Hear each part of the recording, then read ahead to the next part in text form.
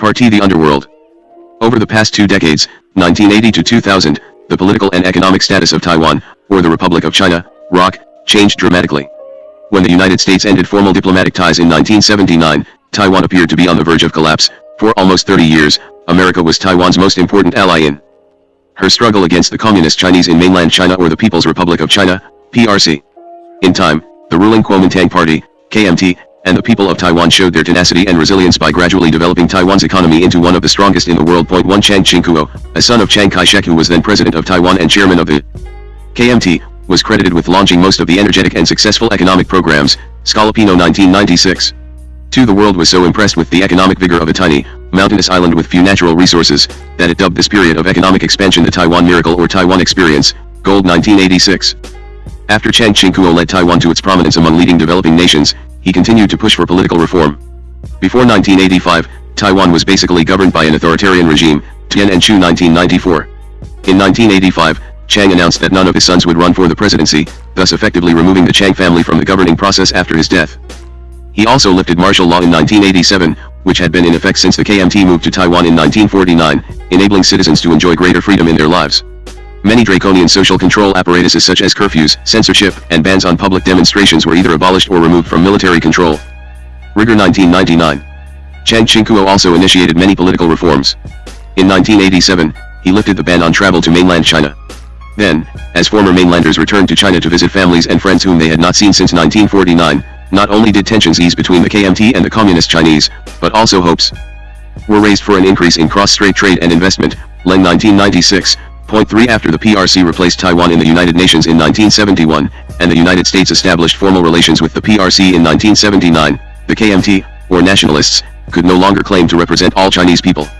As a result, the KMT Figure 1.1 Map of Taiwan HJWM02YNTTO asterisk Urun 2 PNTIO 2 asterisk M is Hum Pi CH Ajin LWH Lao asterisk Painichio U tens WV backslash Seal of Ovid SC backslash F asterisk caret CL Tung FAO of INTFFTT Y Pantau underscore J slash MCH2 to HNDHK asterisk pound S backslash S slash caret asterisk J slash Han JF caret DVN Ao Mui Tau asterisk dot percent Tuni Tiny 2 asterisk dash IY slash dash Y Luka Ike slash C backslash comma backslash Y dash caret hang ET1 HSRT RBS 2 ICOES caret while un HLWJTPMNFML ca dot ol J Nanvan slash dash caret backslash VY backslash Psi Chong slash HBskadors ta slash WABB Penhu J and Makung F R slash HSIN Ying $T percent 7 caret backslash asterisk JF asterisk Chen Kunraj HNP dot IGOYO CH percent YYD :: slash dash slash F Cow Taiwan Kong Shan slash internal administrative boundary 4 J slash caret dash caret IY Cow Siong SF asterisk O Shan slash JR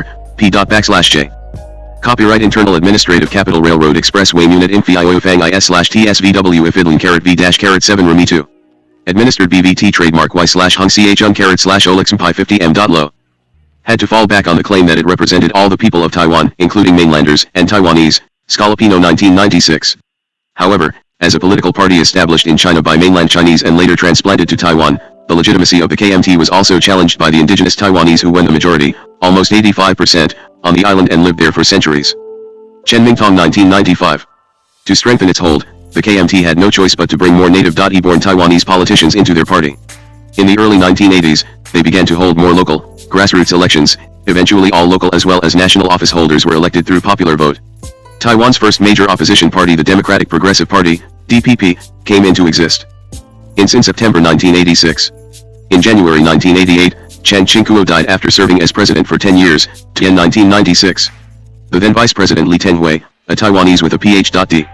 from Cornell University, succeeded the presidency, albeit many KMT leaders were reluctant to allow a Taiwanese to be in charge of the country and the party. More years of political reform followed and brought about the peaceful, national election in 1996 of a President Lee Teng-hui for the first time in Chinese history, rigor 1999. For the last 20 years, a thriving economy and maturing democracy have enabled the people of Taiwan to enjoy unprecedented prosperity and freedom in the long history of the Chinese people. Not only did real estate and stock values skyrocket, but also the government itself had one of the world's largest reserves of hard currency. In the meantime, the press, the electronic media, and a variety of social, cultural, legal, and economic institutions were allowed to operate without much intervention from the powers that be. As Taiwan's relationship with China continued to improve after the ban on travel was lifted in 1987, there was a growing confidence that the country's future could only get brighter. Unfortunately, however, as the world marveled at the evolving economic and political miracles in Taiwan, an embryo of a monster that later came to be known as Heijin, black gold, politics was taking form. Xi Chengming 1993, Tsai Shiyuan 1998. In Taiwan, black, Hei, means the underworld, gold, Jin, means money or business. Black gold politics was the penetration into politics of violent underworld figures and greedy business tycoons and the inevitable subsequent social ills such as vote buying, political violence, insider trading, bid rigging, and official and unofficial corruption. Tsai Shiyuan 1998. This book is an analysis of how black gold politics developed into a major problem in the past 15 years and how it might have ended KMT rule in Taiwan during the 2000 presidential election after the KMT had been the preeminent political party in Taiwan for more than 50 years. Gang crime in Taiwan. Gangs and other crime groups have been an obvious fact of life in Taiwan since 1945, when China recovered the island from Japan after World War II. To protect themselves against native Taiwanese, the children of mainland Chinese formed street gangs in urban centers and later became involved in street fights and a variety of petty crimes. Native Taiwanese juvenile delinquents and adult criminals in the countryside normally belong to local groups called jiaodu, and these groups were most likely to be involved in extorting money from business men within their turfs and operating illegal gambling joints. Heijin 1983.5 Serious clashes among gangs and jiaodu in the 1960s led authorities to launch several nationwide crackdowns on the underworld, an effort known as Sayahei or sweeping away black societies. Shuchenjim 1993. Leaders of the two largest mainlander gangs, the Bamboo United and the Four Seas, were arrested and sent to prison, and a large number of gangs and jiaodu were ordered to disband. Nevertheless, the number of gangs and jiaodu continued to grow. Their penetration into the legitimate business sector in the early 1980s alarmed the public as well as the authorities. Chi Chengshai 1985. On October 15, 1984, 3 Bamboo United leaders under an order from the head of the Intelligence Bureau of the Ministry of National Defense, IBM, arrived in the United States and killed Henry Liu, a Chinese-American writer in Daly City, California, who had written a defamatory biography of the then President of Taiwan, Chiang Ching-kuo. After the 3 gang leaders returned to Taiwan, Taiwanese officials launched a major assault, codenamed Operation Clean Sweep or the Yiqing Program, on crime groups throughout the country. Kaplan, 1992. Thousands were arrested, many of whom were sentenced to serve 3 years in prisons or rehabilitation centers in southeast Taiwan. Shuchen. Jim 1993. In 1987, authorities abolished martial law, which had been in effect since the KMT moved to Taiwan in 1949, rigor 1999. Although this action was hailed as perhaps the most important step in Taiwan's political reform movement, the damaging impact on law and order in the country proved to be enormous. A former chief of police of a southern city observed, before the abolishment of martial law, the crime problem in Taiwan was a minor one. At that time, our main concern was the existence of gambling dens and commercial sex establishments. Even so, these businesses did not really pose major problems for us. After martial law was lifted in 1986, however, patrols of the coast became almost non-existent, and as a result, it was easy to smuggle guns and drugs into Taiwan. That completely changed the crime scene here. 6 As a result, gang violence escalated. Instead of fighting with knives or swords, most self-respecting gangsters carried firearms and did not hesitate to use them. Ko-lin 1989a. Gun battles among crime figures led to a dramatic increase in homicide rates in the late 1980s, HSU Fusen 1999. In short, the availability of handguns has enabled many desperate and daring young underworld figures to achieve their goal of making money in a society where wealth is so prized. In 1987, Taiwanese authorities began to release major crime figures who had been arrested during Operation Clean Sweep, Chen Jifang 1988a. After these underworld leaders regained their freedom, they began to fight for the command of the gangs they had relinquished to younger leaders. At the same time, some of them became active in business and politics and transformed themselves into businessmen and politicians.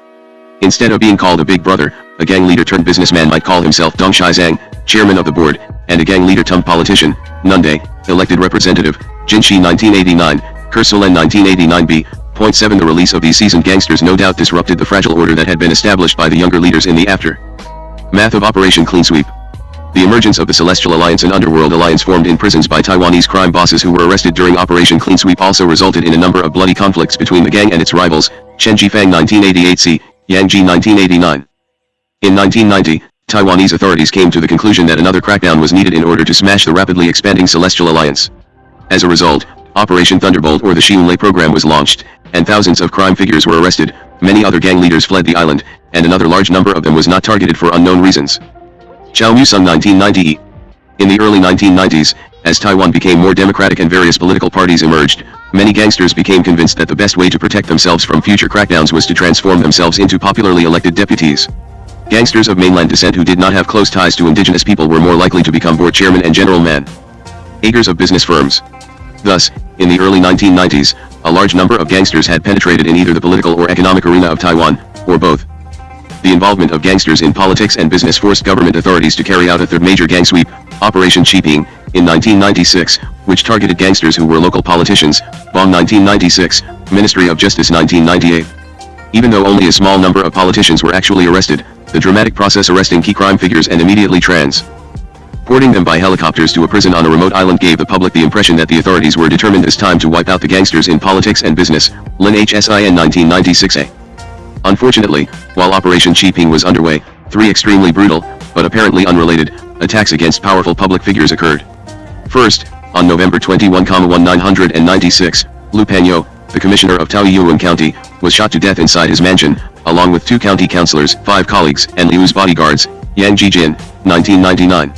Second, Prunwan Lu, a high-ranking female DPP member, was murdered in Kaohsiung, the second largest city in Taiwan, after she attended a DPP meeting. Third, on April 14, 1997, the teenage daughter of Pai Pingping, one of Taiwan's most popular and well-connected female entertainers, was kidnapped, tortured, raped, and murdered, Lo Sunfan 1998. The entire island was shocked. On May 4, 1997, tens of thousands of people gathered in protest in front of the office of the president in Taipei, and demanded that President Li Tenghui take responsibility for the murders. Since then, people in Taiwan continue to be outraged by the deterioration of law and order in their society. Statistics show that the crime rate in Taiwan almost tripled between 1961 and 1997, Sufusen 1999. Neither Prunwan Lu nor Pai Pingping's daughter were murdered by gang or Jiaotu members, and although the murderers of Lu Panyo are still at large, most people believe that Taiwan's underworld was responsible for these bloody events. For the people of Taiwan, the problem of crime is basically a problem of organized crime, be it mainland gangsters or Taiwanese Jiaotu, or both. It is widely believed in Taiwan that, if gangsters and Jiaotu figures were removed, law and order could be dramatically improved. Haidao, the underworld of Taiwan. The Chinese often use the generic term Haidao, the black way, to denote the underworld, and Baidao, the white way, to denote the upper world. Gangsters are often labeled as Haidao Rangsu, gang figures, Dao Shanda, people of the way, and Yu Haidai, people with shady background. Those who view themselves as Haidao figures usually try to differentiate themselves from those common criminals who victimize ordinary people. People who belong to both Haidao and Baidao or who could not be easily identified one way or the other are called Huidao Rungluo, gray way figures. Besides Haidao figures, there are also tens of sands of secret society members who belong to one of the 2 legendary organizations, the Hung and the Qing, Qi Chengxian 1984, Qin 1990.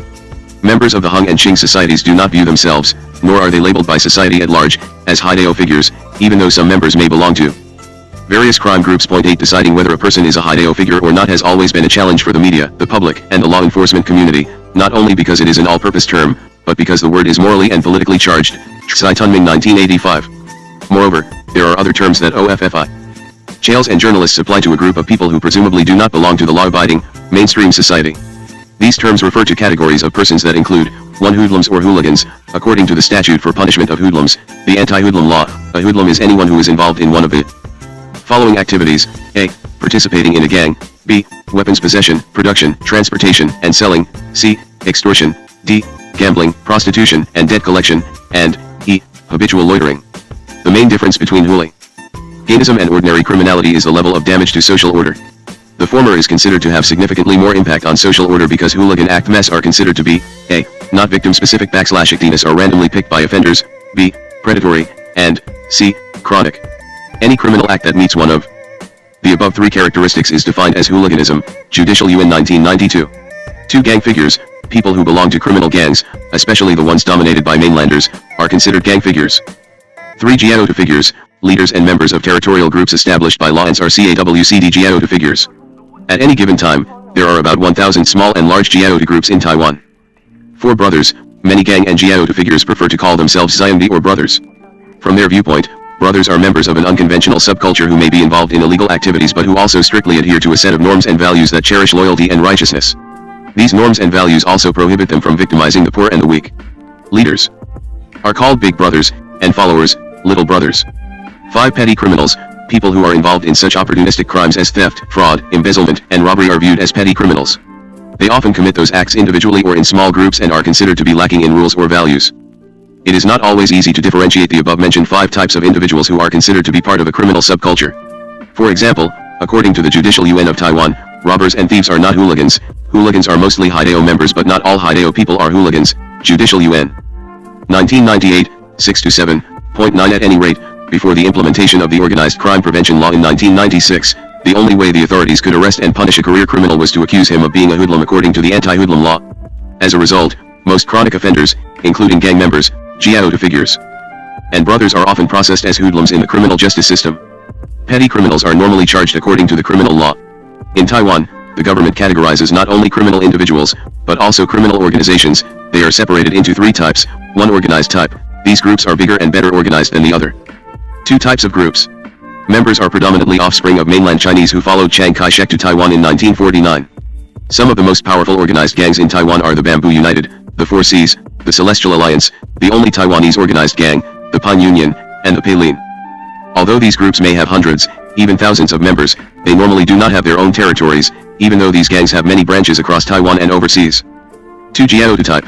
These groups are territorial in nature and members are mainly Figure 1.2 National Government Organization of Taiwan, National Assembly, National Security Council, Academia Sinica, Academia Historica, President, Vice President, Office of the President, Executive, UN Legislative, UN_Examination, UN Control, UN Ministry of the Interior, Ministry of Foreign Affairs, Ministry of National Defense, Ministry of Finance, Ministry of Education, Ministry of Justice, Ministry of Economic Affairs, Ministry of Transportation and Communication, Research, Development and Evaluation Commission, Statistics, Director General of Budget, Accounting, Mainland Affairs Council, Council of Agriculture, Council for Culture Planning and Development, Council of Labor Affairs, Fair Trade Commission, Vocational Assistance Commission for Retired Servicemen, Mongolian and Tibetan Affairs Commission, Overseas Chinese Affairs Commission, Council for Economic Planning and Development, the Central Bank of China, Government Information Office, Centra, Personnel Administration, Department of Health, Environmental Protection Administration, National Youth Commission, National Science Commission, Atomic Energy Council, National Palace Museum, Central Election Commission, the Coordination Council for North American Affairs, the Consumer Protection Commission, Provincial Assemblies, Provincial_Government, County Councils, County Government, City Government, Village, Town, and City Councils, Village Offices_Town Offices, City Offices, District Office, Municipal Government directly under the Executive, UN Municipal Council, Source, Government Information Office, Taiwan, City Councils, District Offices. Paths of administrative power, paths of advisory power. Taiwanese. The groups are relatively small, with membership ranging from 20 to 50 individuals. There are generally only two types of positions within the Jiao group, Leada, Big Boss, and Suyodi, Little Brother. 3. Loosely knit type. These groups are even smaller than the Jiao groups, with numbers ranging from only a few members to 20 plus. Like the Jiao groups, they are made up of mostly Taiwanese, but they do not have their own turfs. According to the National Police Administration, NPA, of Taiwan, there were 1,274 gangs, Jiao groups, and loosely knit groups in Taiwan in 1998, with a total of more than 10,000 members, Sunanghong 1998. Of the more than 1,000 criminal groups, 41% are loosely knit groups, 47% are Jiao groups, and 12% are organized gangs, Sunanghong 1997. Can these three groups be considered as organized crime groups? According to the Judicial UN, 1998, 9 organized gangs are organized crime groups. Most Jiao groups and loosely knit groups are not well organized, so we need to examine them case by case to determine whether they are organized crime groups or not. There are also criminal organizations, like drug trafficking groups, that do not belong to any of the above definitions and they could be considered organized crime groups.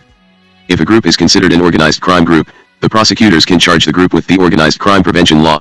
However, since it was first implemented in 1996, few organized gangs, not to mention Jiao groups and loosely knit groups, have been indicted organized crime groups.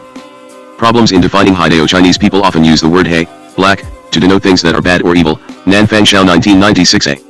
For example, Hai Shiwai, black society, means organized crime groups, Hai Zinkan, black heart, means evil intention, Hai Du, black head, means bandits, Hai Tu, black earth, means opium, Hai Wo, black commod, Ity, means stolen items, and Haiguan, black officials, means corrupt officials. Thus, if a person is considered to be he or she is thought to possess negative traits, a Haidao figure basically means a bad person. My subjects who have been labeled as Haidao figures by Taiwan authorities often question what Haidao actually means. A deputy speaker of a town council whom a local KMT official sarcastically described as someone who did not have to serve in the army, meaning he did not serve because of his criminal record, have this to say when I asked him about his alleged Haidao background, what do you mean by the word Haidao *1? Okay, now that you bring this up, you've got my attention. This is the kind of stuff I have a lot to say about. The whole idea of Haidao is nothing but a generalization. It's like the word Huangchang. Entertainment places, which includes a variety of special businesses such as nightclubs, massage parlors, karaoke clubs, hostess bars, and dance halls. Point 10. When we say Haidao, it may include petty thief, robber, etc. The word Haidao can't pinpoint a particular type of person or criminal. The word Haidao is nothing but a generalization. We need to differentiate all the people we consider as Haidao figures. Just as we can't say all the things beneath the water are fish and therefore can be eaten. There are fish that can be eaten, good things, and fish that can't be eaten, bad things. Some subjects argue that their position as a leader, big boss, means nothing, and that it is unfair to accuse a person of being a leader. According to a Bamboo United leader, one of the accusations against me was this: someone overheard that someone else had called me a leader. In fact, then President Lee Teng-hui happened to have said that he's the leader of Lin Chan, then vice president and now the chairman of the KMT. So what? A former member of the underworld told me a Hideo person could not be all bad. What do you mean by Hideo? How would you define Xiangdi, brother? It's very difficult to define these terms. I don't deny that I am a Hideo or a Xiangdi, but I know my heart is red good. Others pointed out that the Hideo are the guardians against crime. Ajiaota from Kaohsiung told me, Hideo has its own contribution to society. In the past, Hideo helped the police maintain social order at the local level. Hideo can stop a crime before it occurs. A leader of the Bamboo United insisted that brothers are not Hideo figures. We brothers are not involved in reckless activities. Those who commit robbery and rape are not brothers, they are Hideo people. The media labels all of us as Hideo and the police and government officials as Bideo. In fact, police ERS are the real Hideo because they are greedy and will do anything to make money. They not only demand that little brothers take the blame for crimes they have never committed, for the sake of the police's own reputation, they are also continually involved in shakedowns and intimidation. One of the most influential Bamboo United leaders, Chang In-lo, nicknamed White Wolf, said that he is a brother but not a Hideo person. I admit I am a brother, but I don't think a brother is equivalent to a Hideo person. Teng Chija 1996a, 52. Even Lo Fuchu, the alleged top boss of the powerful Celestial Alliance and a two-term legislator, often talked about the definition of Hideo. Teng Chija 1996b, 51-52. Many people use my past to define my current status, but I have to ask them a question: what is Hideo? What does it really means? The word is very abstract and unclear. Does it mean a kind of color? Our society rarely shows any support to those who have committed minor crimes. You know what causes lawlessness in our society? It's because we all are just concerned for ourselves. In order to make our performance look good, we create the 10 most wanted criminals list. Some of these people are involved in only minor crimes, but we force them to go to the extreme, and that has created many serious crimes in our society. The same is true with bid rigging. The problem lies in the lack of a good system. If Bideo people, government officials and legitimate business men are not involved in bid rigging, then there is no room for Hideo people to get involved. A 4Cs leader also questioned the fairness in categorizing people into Hideo and Bideo. Our society has changed. How do you define what is black and what is white? Many Bideo people do things that are worse than what Hideo people do, and not all Hideo people are bad people. China Times Weekly 1995:42. In sum, the word Hideo is often used by the upper world to characterize the underworld, but most underworld figures are reluctant to see themselves as Hideo figures and instead prefer to view themselves as brothers or Xiangdi. For them, brothers do belong to an unconventional subculture, but they are not involved in reckless crime against members of the conventional society. Even those subjects who have no objections to describing themselves as Hideo figures insisted that they were not petty criminals. Gangsters, tycoons, and politicians. Over the past decade, black gold politics has been considered by people in Taiwan as their #1 concern. Black gold politics refers to the penetration of violent racketeers and self-serving businessmen into politics, which has a corrosive effect on its legitimacy and honesty. Black gold politics is more serious and threatening to society than predatory street crime. Corrupt government officials undermine the trust and integrity of public institutions that constitute the very foundation of society. A 1999 poll conducted by Commonwealth magazine showed that 22.9% of more than 1,000 respondents believed black gold politics made life in Taiwan ignoble. Also, black gold politics tops the list as the most urgent issue to address in improving the country's future prosperity. Taipei Times 1999b.11. When a high-ranking police officer was questioned about the seriousness of the problem of organized crime in Taiwan, he replied, "It's extremely serious.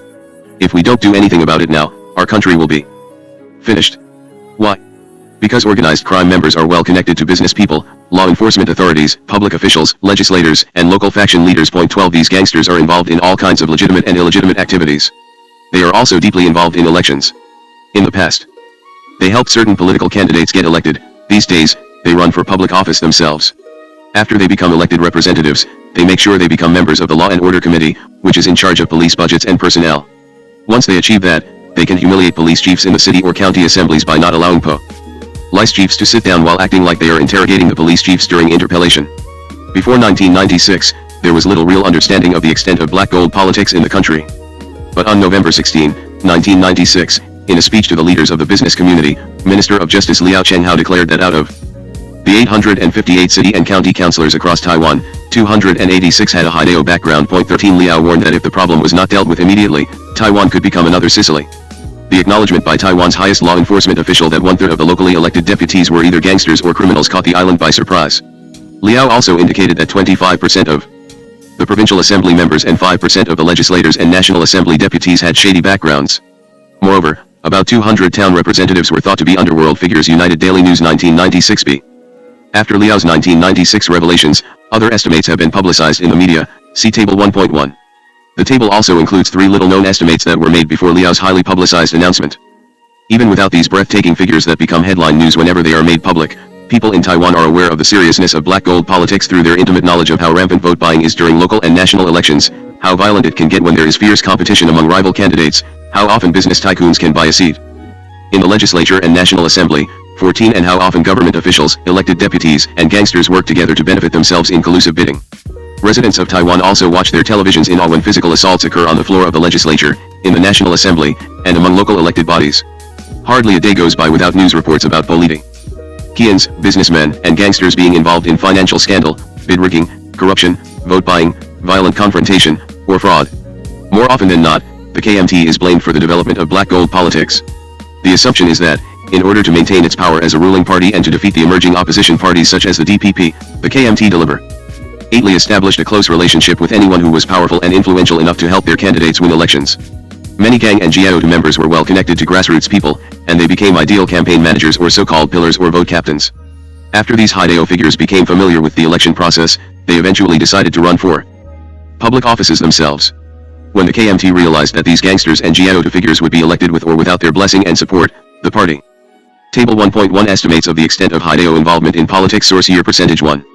MJIB Director Wu Duming 1994-2. NPA's Hoodlum Division 1994-3. Intelligence Reports 4. Minister of Justice Liu Kenghao 5. NPA Commissioner 1995-1996-1997-6. President of Academia Sinica 1999 Li Yuan. Source, reports in the news media.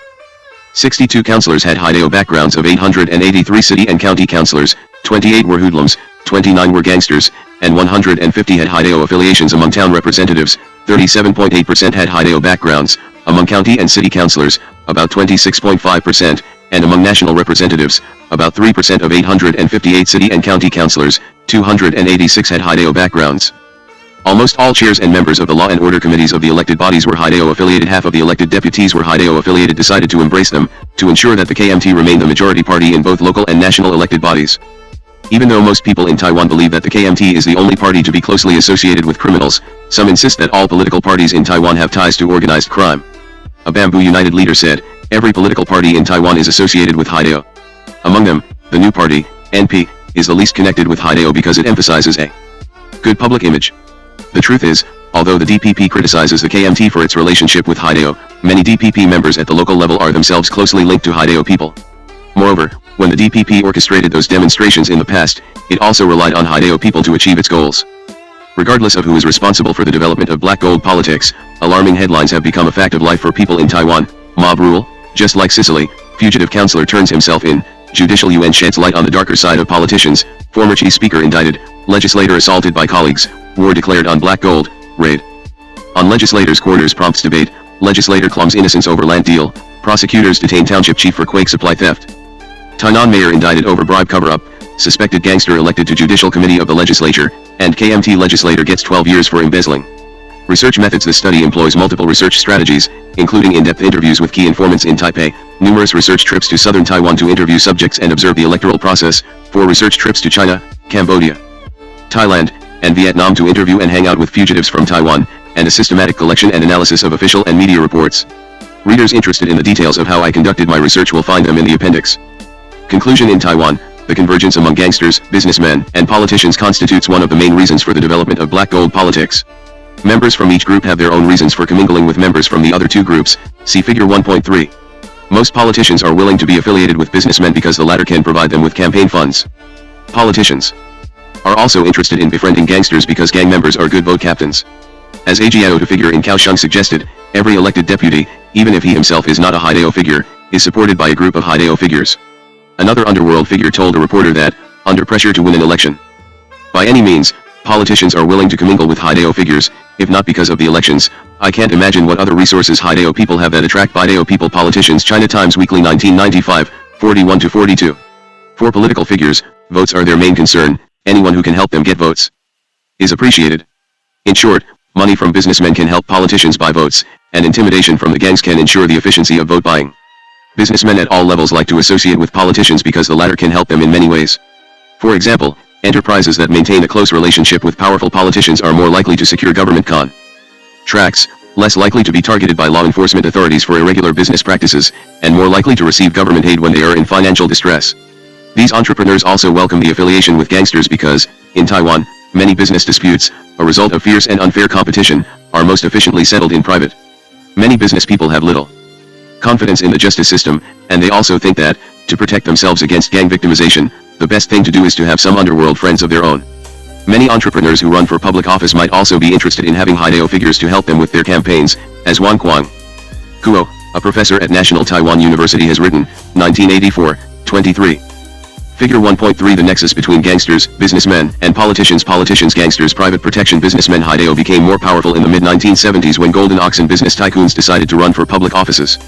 Without any political ideology, they were only interested in getting elected, and that's why they were actively involved in vote buying and hiring Hideo figures to campaign for them. After being elected, these golden oxen were only interested in earning money through involvement in illegal operations. That also led to their connections with Hideo and law enforcement authorities. Gang leaders and Jiao bosses are eager to be connected with politicians because the latter can protect them from law enforcement authorities. In Taiwan, elected deputies often show up in police stations to express their concern whenever a person is arrested, and they see this as one of their many services to their constituents, regardless of why the person is being arrested. Many people also view the presence of elected deputies in the police stations as the most effective way to obtain a quick release. Gang members also need the support of politicians if they wish to avoid harassment and raids on their vice businesses. One of the main reasons for the dramatic increase in the number of gangsters in politics has to do with their disillusionment with politicians' willingness to protect them in times of crises. For example, many major crime figures were arrested during Operation Clean Sweep, one of the 3 major crackdowns in the history of Taiwan. When these arrested gangsters were released from prison, they realized that the best way to protect themselves from law enforcement authorities is for them to become elected deputies themselves. Gangsters are also eager to be associated with businessmen because the latter not only can provide them with many money-generating opportunities, but also they become the gangsters' major praise. When gangsters need money, they can always rely on businessmen to patronize their gambling operations. The gangsters know full well that the businessmen are going to lose all their money before they leave the gambling joints. Certainly, the triangular relationship between organized crime, entrepreneurs, and corrupt politicians is not new or unique to Taiwan. In Italy, Russia, Colombia, Mexico, Nigeria, and many other locales where mafia and organized crime groups flourish, the nexus between gangsters, businessmen, and politicians has developed. Still 1995, Thumi 1995, Shelley 1997. Della Porta and Venuxi. 1999, provide a detailed analysis of the triangular relationship between mafia, tycoons, and politicians in southern Italy, where these 3 groups of people are heavily engaged in what the authors called corrupt exchanges. As the nexus between the upper world and the underworld is fortified, members of the underworld may attempt to transform their criminal identities into images of legitimate businessmen whenever their societies experience major changes in the institutional structures of the political economy. For them, crafting an additional identity as legitimate businessmen is just as effective as the practice of intimidation. Thus, in the 1970s the mafia in Italy became entrepreneurial after it gave up its role as mediator and devoted itself to capital accumulation, Arlaca 1987. In the United States, Italian-American crime families have penetrated into the legitimate business sector since the early 20th century, Reuter 1985, Anderson 1995, Jacobs 1999, Kelly 1999. This transformation from mobster to businessmen was also observed in Japan, Kaplan and Dubrow 1986, Russia, Handelman 1995, China, Martin 1996, Hong Kong, Chu 2000, and Colombia, Thumi 1995. To protect them from judicial intervention, it is only natural for gangsters to have a strong desire to establish a close relationship with politicians and law enforcement authorities, Hess 1998. The collaboration of the political establishment with the criminal underworld, the political criminal nexus, PCN, had been documented and analyzed by such scholars as Landesco, 1968, Dorman, 1972, Alexander, 1985, Small, 1995, Still, 1995, Martin, 1996, and Godson, 2001. When mobsters are under the protection of the political establishment, their ability to commit crime with impunity and to corrupt the political establishment elevates the level of harm they pose to their societies. Regardless of how mobsters in some areas of the world have successfully and deeply penetrated into the economic and political sectors of their respective societies, they still remain essentially gangsters who need to hide in the dark, even though they may be extremely rich and powerful. Their ties to business firms and powerful politicians cannot be publicly flaunted because that would result in the disentangling of their connections. In short, even though there is a link between the upper world and the underworld, the 2 worlds remain apart. Members of the 2 worlds may conspire to commit crimes or to be involved in corrupt exchanges, but they still belong to their respective worlds and they cannot pretend to be members of the other world. Black gold politics in Taiwan is qualitatively different from the problem of mob penetration into business and polities in other parts of the world. A relationship between the upper world and the underworld has evolved into an integration of the two worlds into one and the development of public figures who are at the same time gangsters, entrepreneurs, and politicians in the fullest sense. An influential legislator who is also the convener of the Judicial Committee of the legislature could also be one of the richest entrepreneurs in the country and the one who proclaimed himself to be the spiritual leader of a powerful gang and listed as a hoodlum by the authorities. A county magistrate who was imprisoned as a hoodlum could also be the owner of a major construction company and other big businesses and considered by his constituents as the best county executive in Taiwan. The integration of the upper world and the underworld in Taiwan results in the development of a morally confusing society where politicians are talking and acting like gangsters and gangsters are talking and acting like politicians. In short, certain influential figures in Taiwan are called huidao figures, those who belong to both the upper world and the underworld, and it is not always clear what they are all about. Consequently, the line between legitimacy and illegitimacy is blurred, and many people move back and forth across the line. After two 4Cs gang leaders were shot and killed in 1996 by two gunmen inside a restaurant in Taipei owned by one of the victims, hundreds of politicians, businessmen, and key huidao figures showed up at their funeral to pay tribute to the fallen gang leaders. The 50 or so people who were listed as members of the funeral committee were some of the most influential figures in Taiwan. United Daily News 1996a. In the following chapters, I will examine the intricate relationship among government officials, elected deputies, businessmen, and underworld figures in Taiwan, and whenever necessary, discuss the crucial role of law enforcement authorities in sustaining the symbiosis of black gold politics. In the literature at large, two conventional assumptions have guided studies of political criminal linkages. A. Corruption is necessary to the successful operation of organized crime enterprises, and B. Corruption of police control efforts, or the nullification of law enforcement strategies, can be accomplished most smoothly through political influence. Part of my work will examine the validity and applicability of these views insofar as they relate to both historical and modern ethnic/minority communities. Added to this are the presence and activities of business entrepreneurs and huidao figures. While most standard approaches to the political criminal connection describe the political and legitimate sectors of society and victims of criminal conspiracies, other, more reliable accounts, do not. Rather, they see the putative victims in many instances as active partners in criminal coalitions that seek to neutralize law enforcement, or to weaken the capacities of other firms and businesses to compete fairly and effectively. This point will be illustrated with several examples where criminals and legitimate business people have collaborated in alliances in order to enhance their competitive advantages or to facilitate the political careers of malleable officials through massive manipulations of the electoral processes. Many organized criminals have survived and prospered because they have forged connections with influential politicians and wealthy entrepreneurs who themselves find their liaisons both expedient and profitable. As huidao figures became key players in both the economic and political sectors, they eventually transformed themselves into full-blown businessmen and politicians and moved from being the supporting casts to the main actors. This book is about the development of a triangular relationship between organized crime, business, and politics in Taiwan and how the relationship transformed itself into an entity that is called black gold politics. In Taiwan, juvenile delinquents are called taibao. Normally, taibao do not belong to gangs or other crime groups, and they do not have their own turfs. Most of them are junior or senior high school students or school dropouts. Their major activities are truancy, drug abuse, theft, running away from home, public disorder, and street fighting. Chronic adult offenders are called liamang, hoodlums or hooligans. There is a special law in Taiwan statutes governing the discipline of hoodlums that deals exclusively with hoodlums, Investigation Bureau 1996. If a person is identified as a hoodlum, he will be sent to so-called rehabilitation centers in southern Taiwan for 1 to 3 years. The centers are known for their harsh punishment. According to a classified government report, in 1996 there were 1,208 crime groups with 10,346 members in Taiwan. Most of the groups were loosely knit groups that did not pose a major threat to law and order in Taiwan.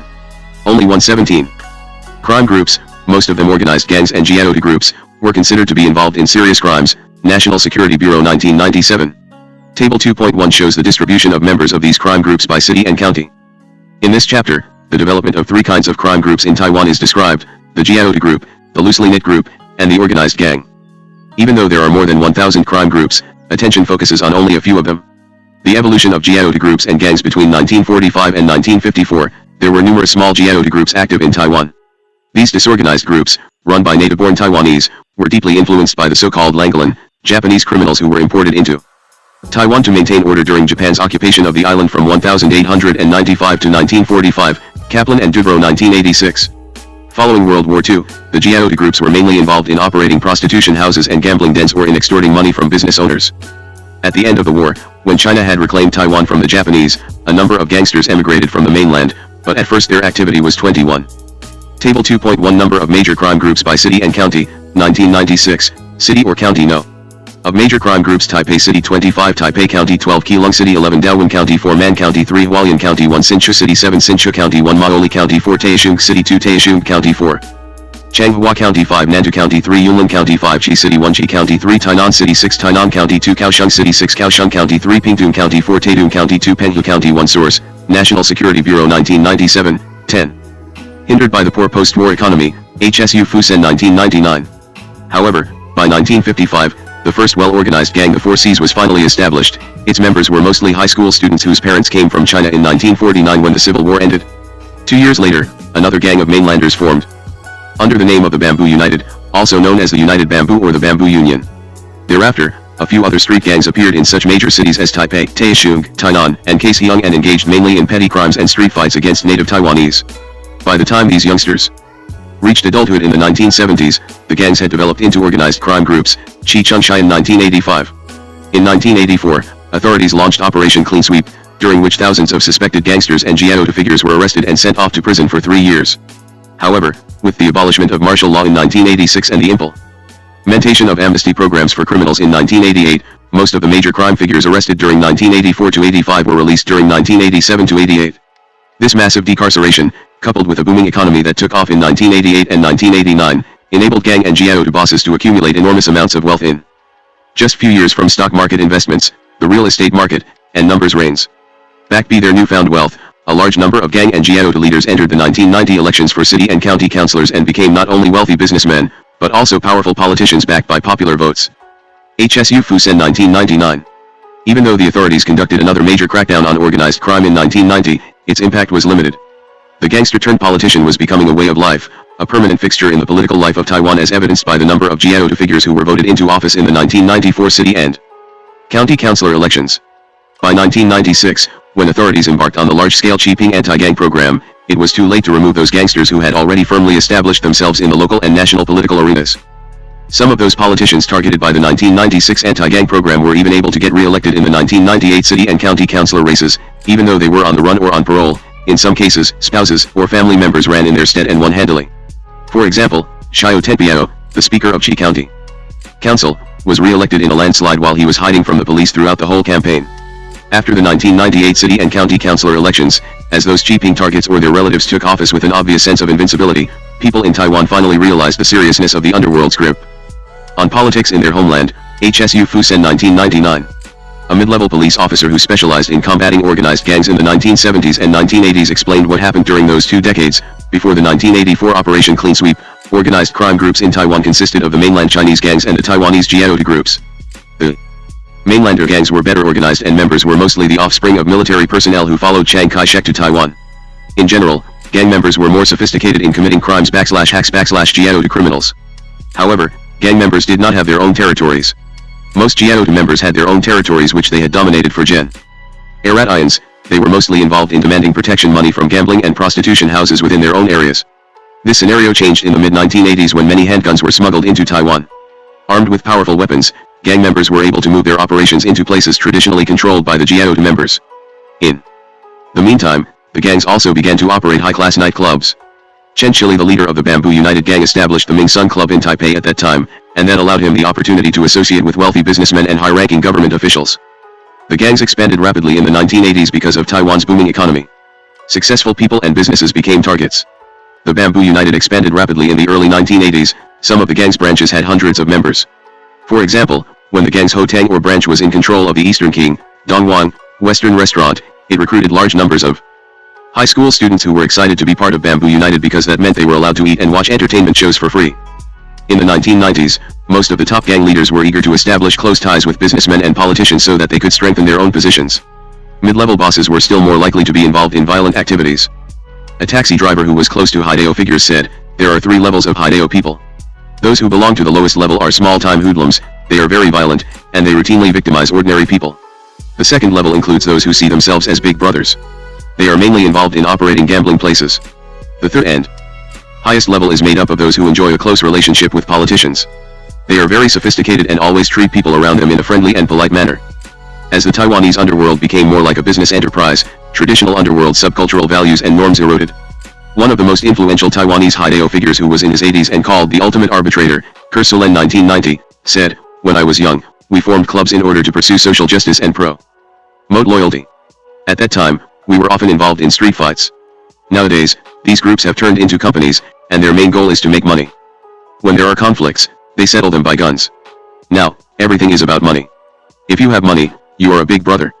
Many big brothers I interviewed are in their late 40s or early 50s, and they all felt strongly that Taiwan's underworld had gone through a facelift in the 1980s and 1990s. One boss repeatedly emphasized how the underworld used to play a major role in preventing crime. He said that gangs were formed in the past to maintain order in a society where rules were unclear and social control was weak. Gangs were supposed to protect the innocent.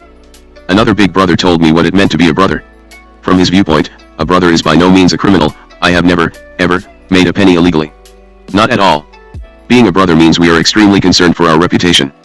We are generous with people, and when you come to us, no matter how poor we are going to treat you well, even if that means we ourselves do without. We pay a lot of attention to personal character because, without it, nothing matters. Another GLTOU leader thought that there were good and bad brothers. There are many kinds of brothers. Some are good and some are bad. I will say only about 30% of the brothers are good. There are three main criteria in judging whether a brother is good or bad: politeness, righteousness, and self-control. A good brother is one who knows how to respect those he is supposed to respect and whom to respect, and he has to be fair and righteous. He also needs to have self-control. One of the reasons to establish a good reputation in the underworld is to help solve disputes, and it is this type of service that is provided by many influential Haidao figures in Taiwan. A GLTOU leader explained the importance of a brother's reputation. We pay a lot of attention to our reputation mainly because it's like a name brand. When you say you smoke Marlboro, people know right away it's a name brand cigarette. When you interact with others and tell your name, right away people recognize that you are a good and reputable brother. That's how you effectively deal with others, and that's why people will invite you to act as a mediator. Some Haidao figures told me violence is very much a part of their lives, and to survive as a brother, one needed to develop a certain type of mentality when confronted with a potentially explosive situation. This survival of the fittest mentality could also be attributed to the escalation of violence in Taiwan over the past 2 decades. A GLTOU leader observed, being a brother means you already give up thinking about life and death. You have to be ready to be killed anytime. That's how you survive when you need to take immediate action to be in charge of a split-second, volatile situation. If you have second thoughts about being aggressive, you can't survive a violent confrontation. In short, most of my subjects believe that gang and GLTOU groups transformed themselves during the last 2 decades, so that they no longer simply protected territory and social order, but had evolved into organized crime groups active in both business and politics. Less attention was paid to questions of righteousness and loyalty as they shifted their focus to money-making schemes and political activities. The use of lethal violence continued to be an option if financial and political disputes among these groups could not be settled peacefully. My subjects' opinions echoed the analysis of Chow Yun-mao, 1998, who suggested that crime groups in Taiwan had, over the past 20 years, evolved from social gangs to economic gangs, and then to political gangs. GLTOU groups, as mentioned in Chapter 1, crime groups in Taiwan are categorized by law enforcement authorities into 3 types: the organized gang, the GLTOU group, and the loosely knit group. According to a 4Cs leader I interviewed in China, northern Taiwan is basically controlled by 3 organized gangs: the 4Cs, the Bamboo United, and the Celestial Alliance. GLTOU groups dominate central Taiwan and are roughly organized into 2 regional sections, the Coastal Network and the Taishung Network. Southern Taiwan, as well, is under the influence of GLTOU bosses from Kaohsiung and Pingtung. In the county-level cities, towns, and townships of central and southern Taiwan, many loosely knit groups exist. The GLTOU groups have a number of unique characteristics. First, all GLTOU groups have their own territories and confine their criminal activities to them. Rarely do they venture into other territories to engage in crime, and they do not have much influence outside of their immediate surroundings. Only a few GLTOU leaders would claim that they have a reputation outside of their areas, and these people are viewed as big-time Haidao figures who belong to the Zhongguancian. A Kaohsiung GLTOU leader explained what it means to be a Zhongguancian big boss. Zhongguancian means the major highways of Taiwan. If a big brother is considered to be from the Zhongguancian, that means his reputation has spread not only within his own town or city, but also to other parts of the island. Many people are familiar with him. Heijin, the sea network, means those Haidao who are active near the coastal areas, and Shanxian, the mountain network, means those who are near the mountains. It doesn't mean that these Haidao figures are linked. Second, their major income stems from protection rackets and gambling operations. All GLTOU groups are extensively involved in collecting protection money from food stalls, restaurants, nightclubs, massage parlors, barbershops, and brothels that operate within their turfs. Since the GLTOU groups rely on stable income from protection and gambling rackets, they need not take other criminal measures to support themselves, very much like the crime syndicates making up the Yakuza of Japan, Kaplan and Dubrow 1986. Third, the group's turfs are in general located in well-established commercial or red-light districts. 2 major GLTOU groups in Taipei, the Fangmingquan and the Nyo-Pu, are entrenched in the city's red-light districts. Asked why there are so many GLTOU groups in Taiwan, A police officer thought that the main reason has to do with the abundant money-making opportunities. Many gambling places and commercial sex businesses exist in Taiwan, and these businesses need the protection provided by Haidao figures. Even so, most Jiao members I interviewed stress the point that they are less money-oriented than gang members, who are mostly mainlanders. A Jiao said, the main difference between brothers in the north and the south is that northern brothers tend to be more concerned with money and southern brothers tend to underscore camaraderie. Fourth, each Jiao group recruits its members from those who grew up in or live near its territory. The groups are reluctant to recruit people who are not from their neighborhoods and communities. Fifth, in comparison with organized gangs in Taiwan, the Jiao groups are loosely structured. There are only two roles within a Jiao group, the Leada, Big Boss, and Zayadai, Little Brother, Jin SI 1984. The Leada is the sole decision-maker of his group and is directly responsible for the food, lodging, and expenses of his followers. Most Jiao groups have more than one leader, and conflict among a group's leaders is not uncommon. The Fangmingquan has 4 leaders, each with his own followers. Power struggles among leaders of the Fangmingquan have resulted in several homicides. It is also possible that a leader would be killed by his followers because he has refused requests for money or permission to operate an independent gambling place. Chen Yen 1985a. A Bamboo United leader compared and contrasted Jiao and gangs this way. Brothers in the south do not want a real organization, like the 4 Cs and the Bamboo United. They prefer a group of people with similar interests to hang out together. That's all. A Jiao in case he unconfirmed the Bamboo United leader's statement. There's a big difference between brothers in the north and the south. Northern brothers love to show off, they wear suits, they develop organizations, and they are sophisticated. Southern brothers chew betel nuts, they wear sandals, they are uncivilized, they are conservative, but they are more friendly and hospitable. Meanwhile, a Celestial Alliance gang leader simply said, Taiwanese hoodlums do not have brains. They don't know how to get themselves organized. Mainlanders are much better in this aspect. Sixth, Jiao groups are based on the subcultural values and norms of the Japanese criminal subculture. The groups predominantly consist of native-born Taiwanese who have had little exposure to traditional Chinese secret societies such as the Hung and Qing or Hong Kong-based triads but were thoroughly influenced by the Japanese criminals residing in their midst for so many years. HSU Fusen 1999. Northern Taiwan. Most Jiao groups in northern Taiwan were formed by migrants from central and southern Taiwan who moved to Taipei and other northern cities to look for a better life. Unemployment rates in central and southern Taiwan were high, and many young men and women in the areas were not willing to follow the footsteps of their predecessors who were predominantly farmers or fishermen.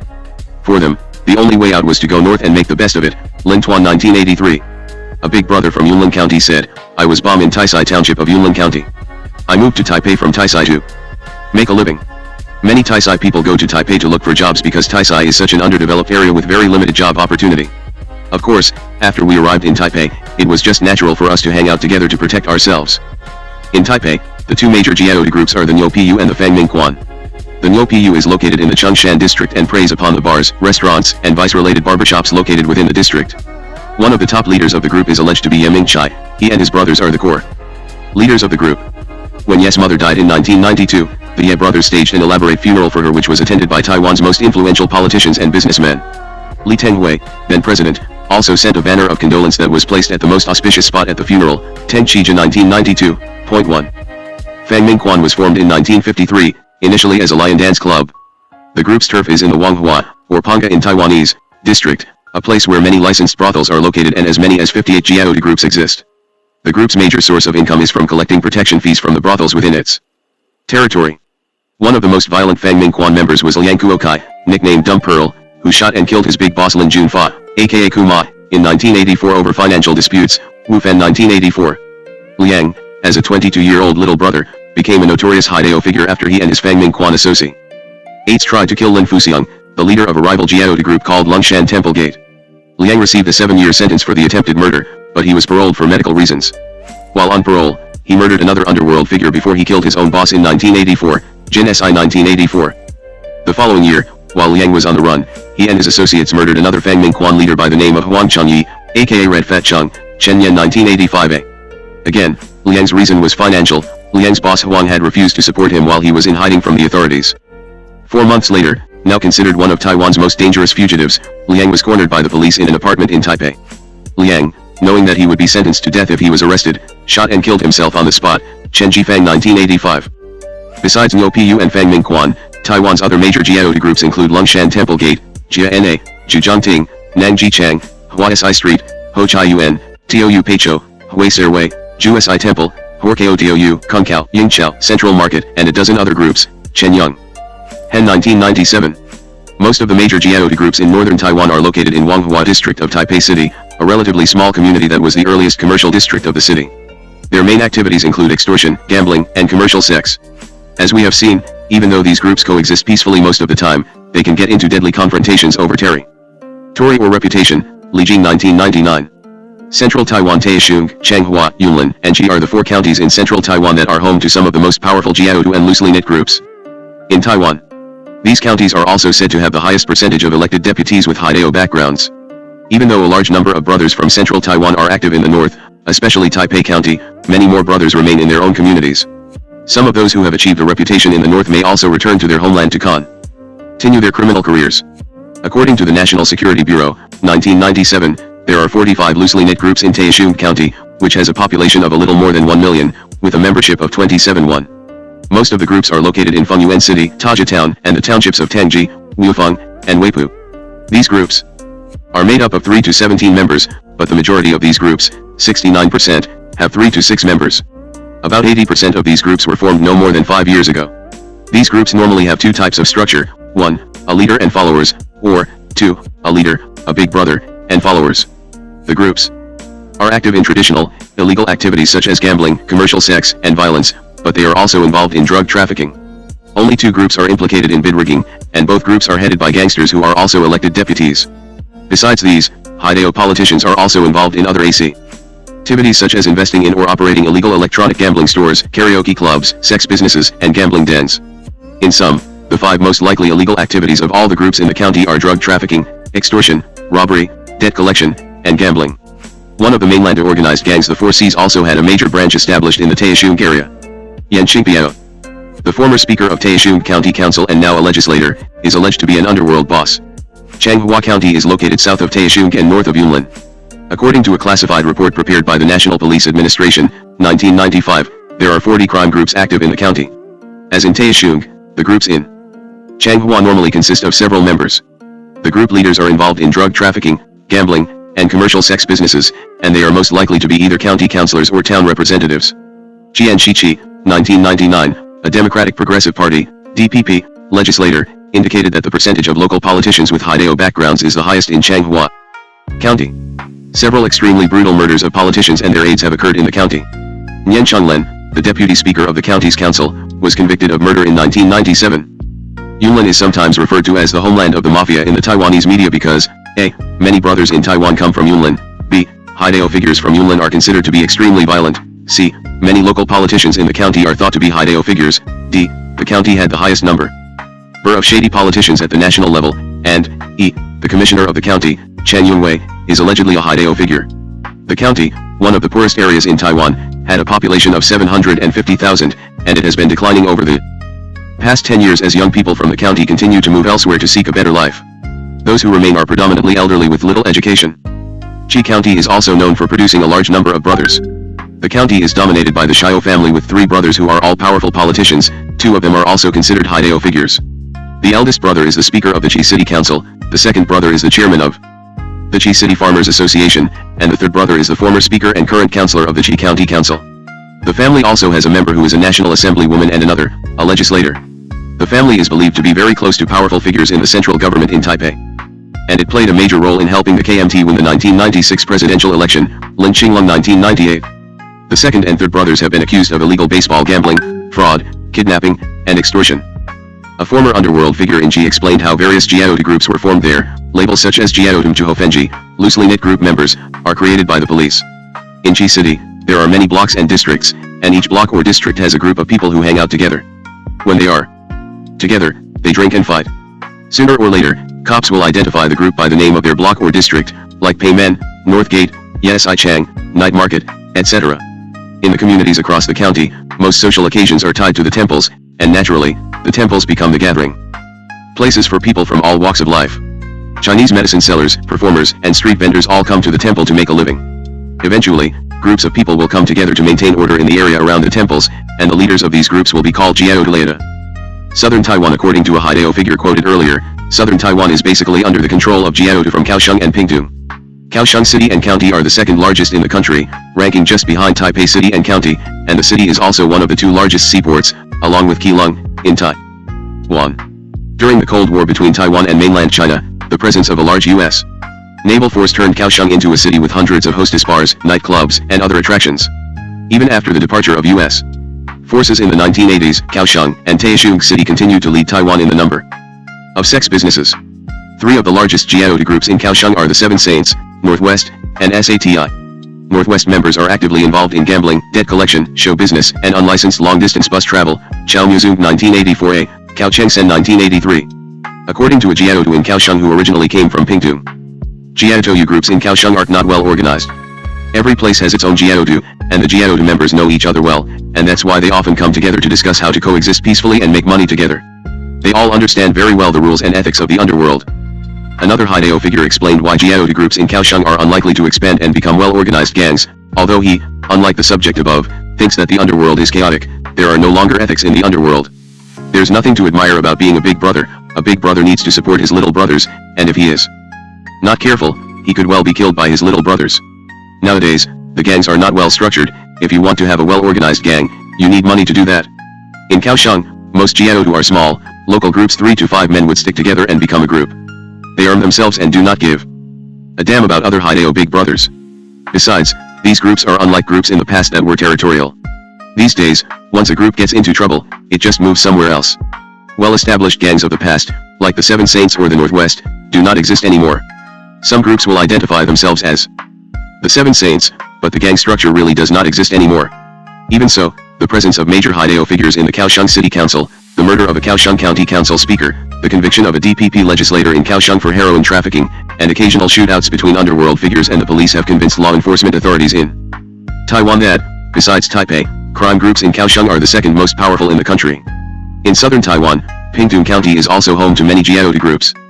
Some of them, especially the Hakka, migrated to Kaohsiung City to carve out their own sphere of influence, while those who remained behind stayed active in gambling, extortion, drug trafficking, and debt collection. National Security Bureau 1997. Pingtung County was labeled a Haidao County in December 1994 when its council speaker, Chen Taichi, and his followers shot and killed a gambling operator, Cheng Yuanfeng, in front of the victim's mother. Chen chose this tactic after he discovered that Cheng had refused to pay the customary financial tribute to him. Wang Shichun 1995. Chen was convicted of murder and executed in August 2000. World Journal 2000. Meanwhile, a legislator, Kuo Tingzai, was found guilty of financial fraud, while the former county magistrate, Wu Tseyuan, was sentenced to life imprisonment for corruption. Organized gangs. The second type of crime group, the organized gang, is quite distinct from the Jiaotu and loosely knit groups.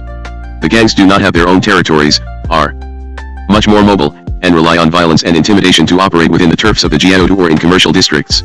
The gangs are better organized than the Jiaotu groups, and they recruit members from all parts of Taiwan. Jin Si 1984. Most organized gangs are formed by the offspring of the nationalists who came from China. They are generally supportive of the KMT or the New Party, NP. Point 2. After the KMT arrived in 1949, mainlanders began to dominate every aspect of life in Taiwan. For the next 10 years, most Taiwanese had to rely on mainland ERS for a living. Later, while mainlanders continued to control the political sphere, the economic sphere became more and more controlled by the Taiwanese because they had land, and their children had gradually improved their educational level. Many of the housemates' children became professionals with advanced degrees. As that happened, many offspring of the mainlanders, because of POV, and poor school performance, began to fall behind. Eventually, many youth from the military communities joined gangs because often their fathers were not home to discipline them. According to my interview data and various secondary sources, mainland organized gangs were originally formed because of ethnic conflicts.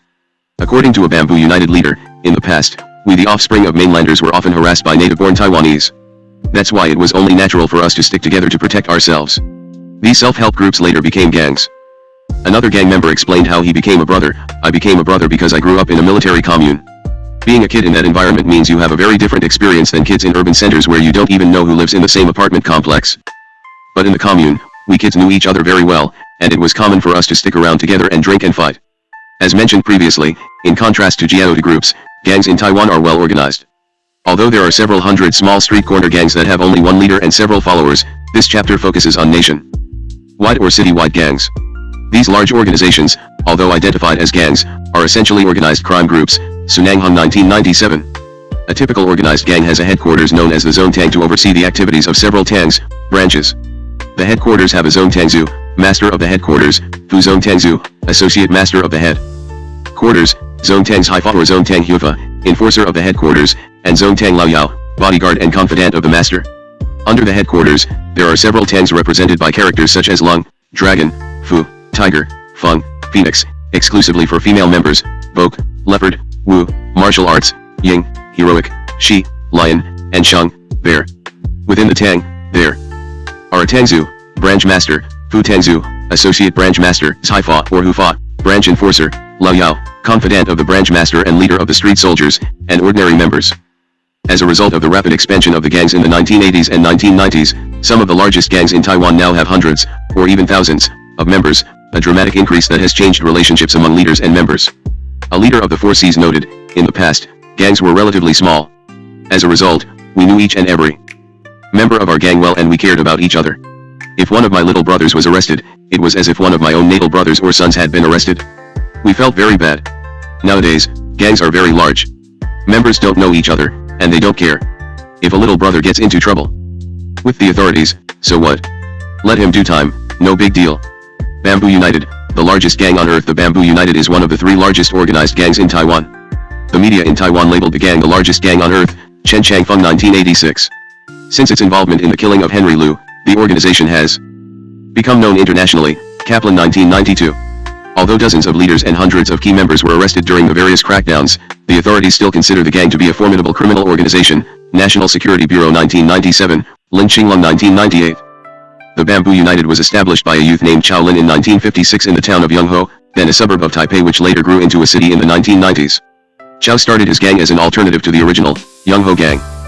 Although the police broke up Chao's gang in 1958, by 1960 it had resumed as a powerful gang, with influence over much of Taipei. In 1968, a leader named Chang In-lo called a meeting to reorganize the gang. Under Chang's direction, the gang restructured into 5 tangs, branches, with each tang represented by a bird, a dragon, a lion, a leopard, or a phoenix, Chi Chengshai in 1985. In 1970, the gang leader Chen Qi Li ordered a member to attack another leader who had betrayed the organization. The traitorous leader was chased and slashed with a sword in daylight through downtown Taipei. The incident shocked Taiwan.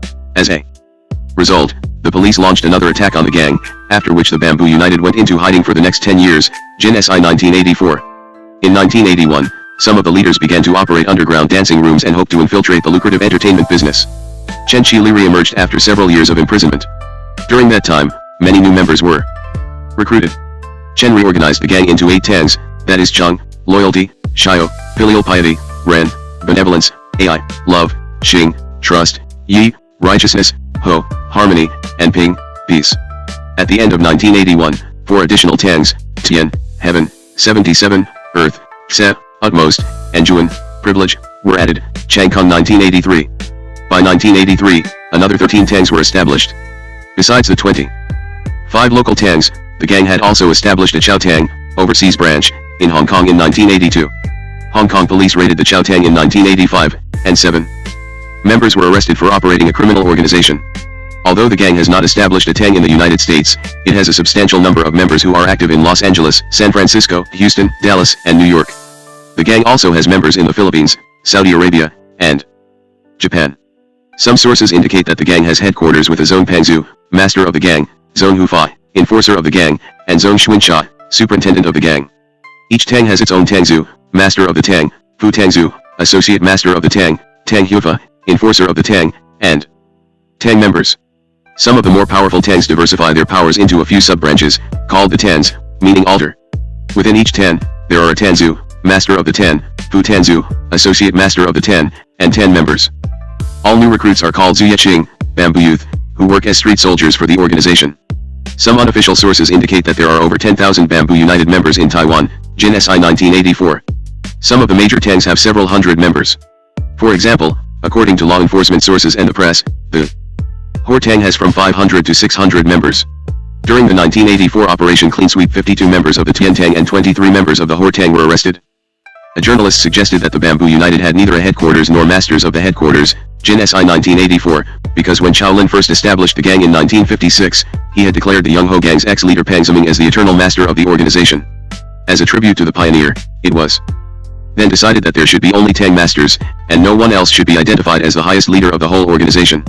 Chen Qi Li, the alleged Zone Pangzu, master of the gang, denied that the gang had a headquarters. He insisted at a trial that there were several parallel leaders above the Tangs, and he was only one of them. However, Law enforcement authorities in Taiwan are convinced that there is a central body that not only closely supervises, but also provides necessary financial assistance and firearms to the Tangs on certain occasions. Chen Qili. The development of the Bamboo United has been closely related to Chen Qili. Chen was born in China in 1943, and he arrived in Taiwan with his parents at age 6 when the KMT retreated from China.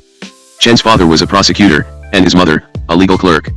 Chen joined the Bamboo United in 1958, when he was 14. He acquired a nickname the Duck, Yaji, right after he joined the gang.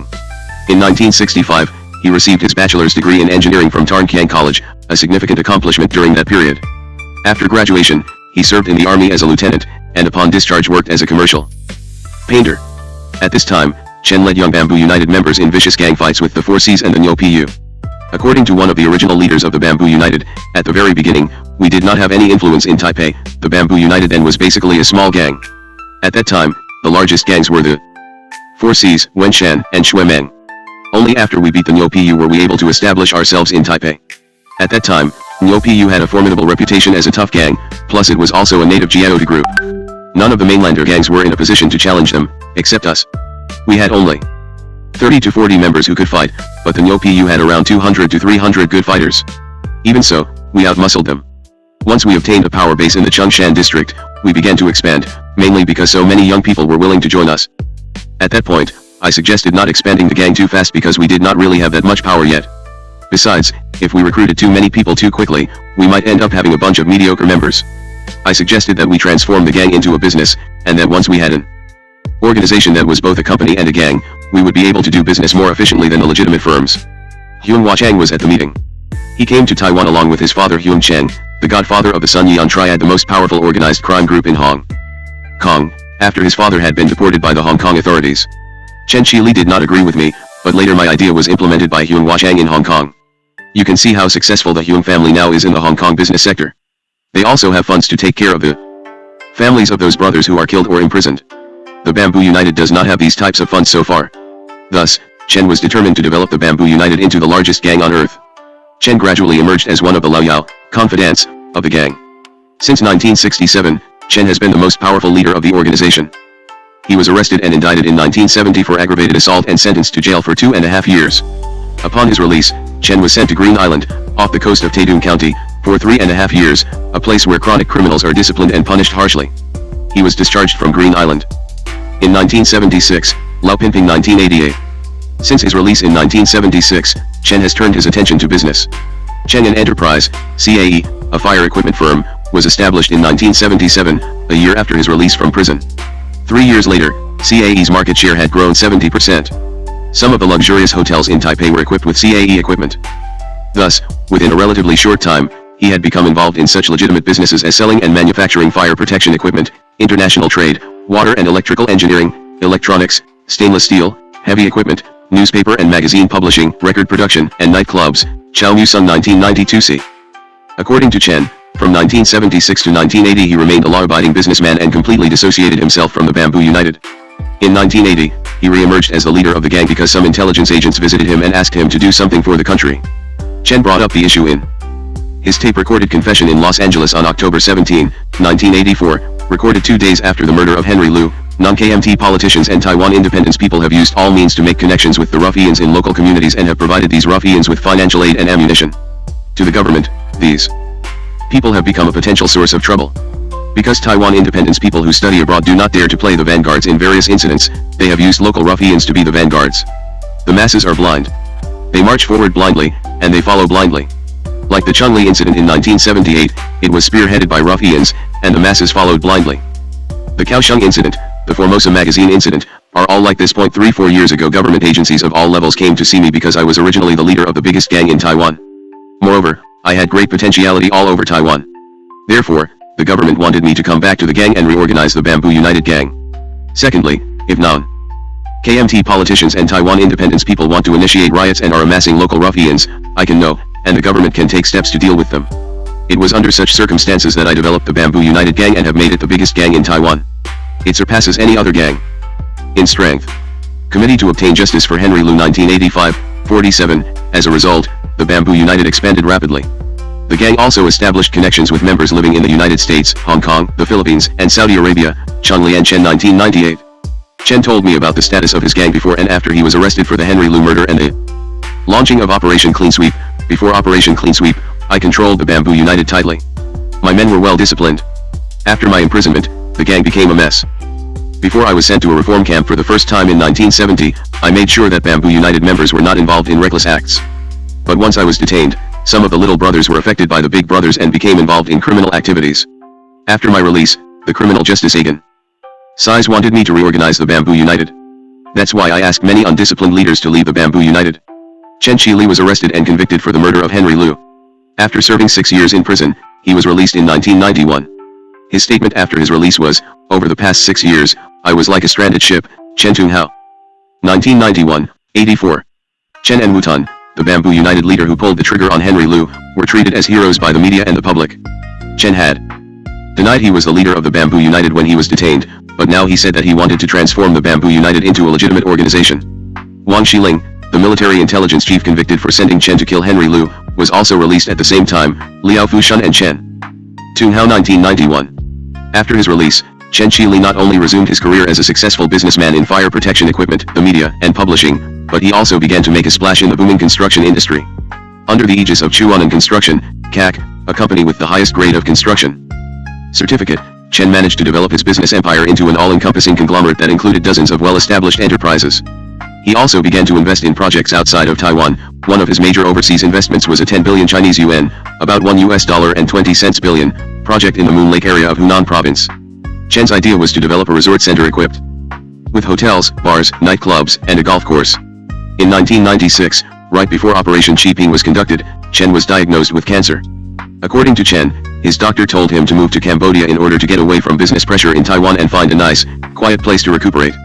He claimed that after settling down in a quiet spot in Cambodia, his cancer was miraculously cured. Chen said, "One day I woke up and I realized the pain was gone. I am now completely cured." Not long after Chen left Taiwan, Operation Qiping began in earnest. Chen was listed, again, as one of the top targets. Chang En-lo. Besides Chen Qili, Chang En-lo is the most influential Bamboo United leader. Chang, like Chen, is a mainlander who was born in China, but he is considered to be the mainlander brother with the best connection to Taiwanese brothers all over the island. Chang is highly educated. He graduated with a bachelor's degree in history from a college in Taiwan, and he obtained a master's degree from a graduate school in the United States. He is also believed to have studied briefly at Stanford University, Guangfeng 1995b. The media in Taiwan often characterized Chang En-lo as the brain of the Bamboo United. It was he who came up with the idea of structuring the Bamboo United into various branches to make sure the branches would be under the control of the gang headquarters. Chang also played a pivotal role in the development of Bamboo United's recruiting methods, training programs, and rules for members to follow. Chao Mu-sung. 1999. The Henry Lu murder occurred in 1984 when Chang was in Los Angeles operating a Chinese restaurant. Chang was drawn into the case. Although Chang did not participate in the killing, his attempts to help Chen in the aftermath of the murder resulted in his indictment along with several Bamboo United members. Living in the United States, Chang and his followers were convicted for drug trafficking, and Chang served about 10 years in a U.S. federal prison before he was deported back to Taiwan in 1995, Guangfeng 1995a. When he returned to Taiwan, Chang En-lo was welcomed warmly by his Bamboo United associates. Soon, Chang began his own business, but before he made it big, he was implicated in a major bid rigging case. Although he was not found to be directly involved in the crime, he was targeted during Operation Qiping, the third major crackdown on mobsters that began in 1996. Chang fled Taiwan that same year and settled down in China. A former underworld figure who is now operating a social service program for ex-convicts told me how much he admires Chang. "There is one person I would say is a true brother. That man is Chang En-lo." After a Bamboo United member raped a woman, he showed up at the victim's home with a basket of fruits to express his regret on behalf of the gang. On another occasion, Chang had an opportunity to make NT $30 million on a public project and he rejected it. .4 When I asked him why, he said the project would not be good for our environment. The man even knows it is important to protect our environment. 4Cs. The 4Cs, one of the two largest mainlander gangs in Taiwan, is a major rival group of the Bamboo United. It was established in 1955 by dozens of high school students after they met on the campus of National Taiwan University. Like the Bamboo United, all the students were mainland Chinese whose fathers were in the military. The major reason for the formation of the gang was to protect themselves from native Taiwanese delinquents. Chang Lian Chen 1998. On police order, the gang was once disbanded in 1962. In 1971, the gang re-emerged as some of the new leaders solidified the gang's economic foundation by operating gambling places and prostitution rings. The gang is not as well organized as the Bamboo United. Several independent leaders each control a faction of the organization. A leader may own a restaurant or a bar, and the place will likely be used as both the gathering place and workplace of the followers. Revenue from the business may be used to provide food and lodging for the members. Jin SI 1984. Some members were active in California in the 1980s. 3 of them were indicted along with Chang and Lo for kidnapping. China Times 1984. According to a 4Cs leader, the main difference between his gang and the Bamboo United is that leaders of the 4Cs get along much better than the Bamboo United's leaders. Unlike the Bamboo United, no major internal power struggles have ever occurred among the 4Cs leaders. However, the same subject told me that, unlike the Bamboo United, the 4Cs never had a powerful figure to lead the entire organization. Xi Quanlun 10/ the better-known 4Cs leaders is Xi Quanlun, a 60-year-old, flamboyant chronic offender who is well respected among underworld figures. Xi was a fighter pilot who retired from the Air Force in 1965 as a colonel and became involved in international trade. Xi went into hiding during Operation Clean Sweep, only to be arrested 4 months later. While incarcerated in a rehabilitation center in southern Taiwan, Xi and Bamboo United leaders mobilized hundreds of prisoners in massive protests. Several inmates were killed in the incident. Xi was released in 1988 and re-emerged as the leader of the 4Cs. Upon release, Xi formed a company called Kainan Construction Company and became the chairman of the company. He then hired 4Cs members to work in his company and urged them to get rid of their gangster manners and wear 3-piece suits. In an interview with a reporter in 1991, Xi said, "Strictly speaking, the name 4Cs gang is history. We are talking with our lawyers about registering our organization with the government as a non-profit organization." 10 Chija 1991a, 53. Even though Xi Quanlun claimed to be the chairman of a so-called 4Cs company, his close association with gang members led to his arrest during Operation Thunderbolt, and he was subsequently sentenced to prison for 3 years. After his release, he again returned to the 4Cs. However, this time he was overshadowed by new, young leaders who were reluctant to share power with him. Because many other big brothers successfully transformed themselves into politicians in the aftermath of both Operation Clean Sweep and Operation Thunderbolt, Xi also decided to run for the legislature. He ran for office twice, but on both occasions he lost badly, mustering only a few hundred votes each time. Some believed that Xi, knowing that he did not have a chance to win, was only interested in pocketing the political donations. Others thought that he was a godfather who had passed his prime. Lu Weiming, another notorious leader of the 4Cs, was Lu Weiming. Lu had been in the headlines several times for his involvement in some of the most violent gang confrontations in Taiwan. He was also alleged to have participated in homicide and robbery. During Operation Clean Sweep, Lu fled to the Philippines. He later moved to Hong Kong, and in early 1988 he traveled to Tokyo to oversee a gambling place that had been set up by 4Cs members there.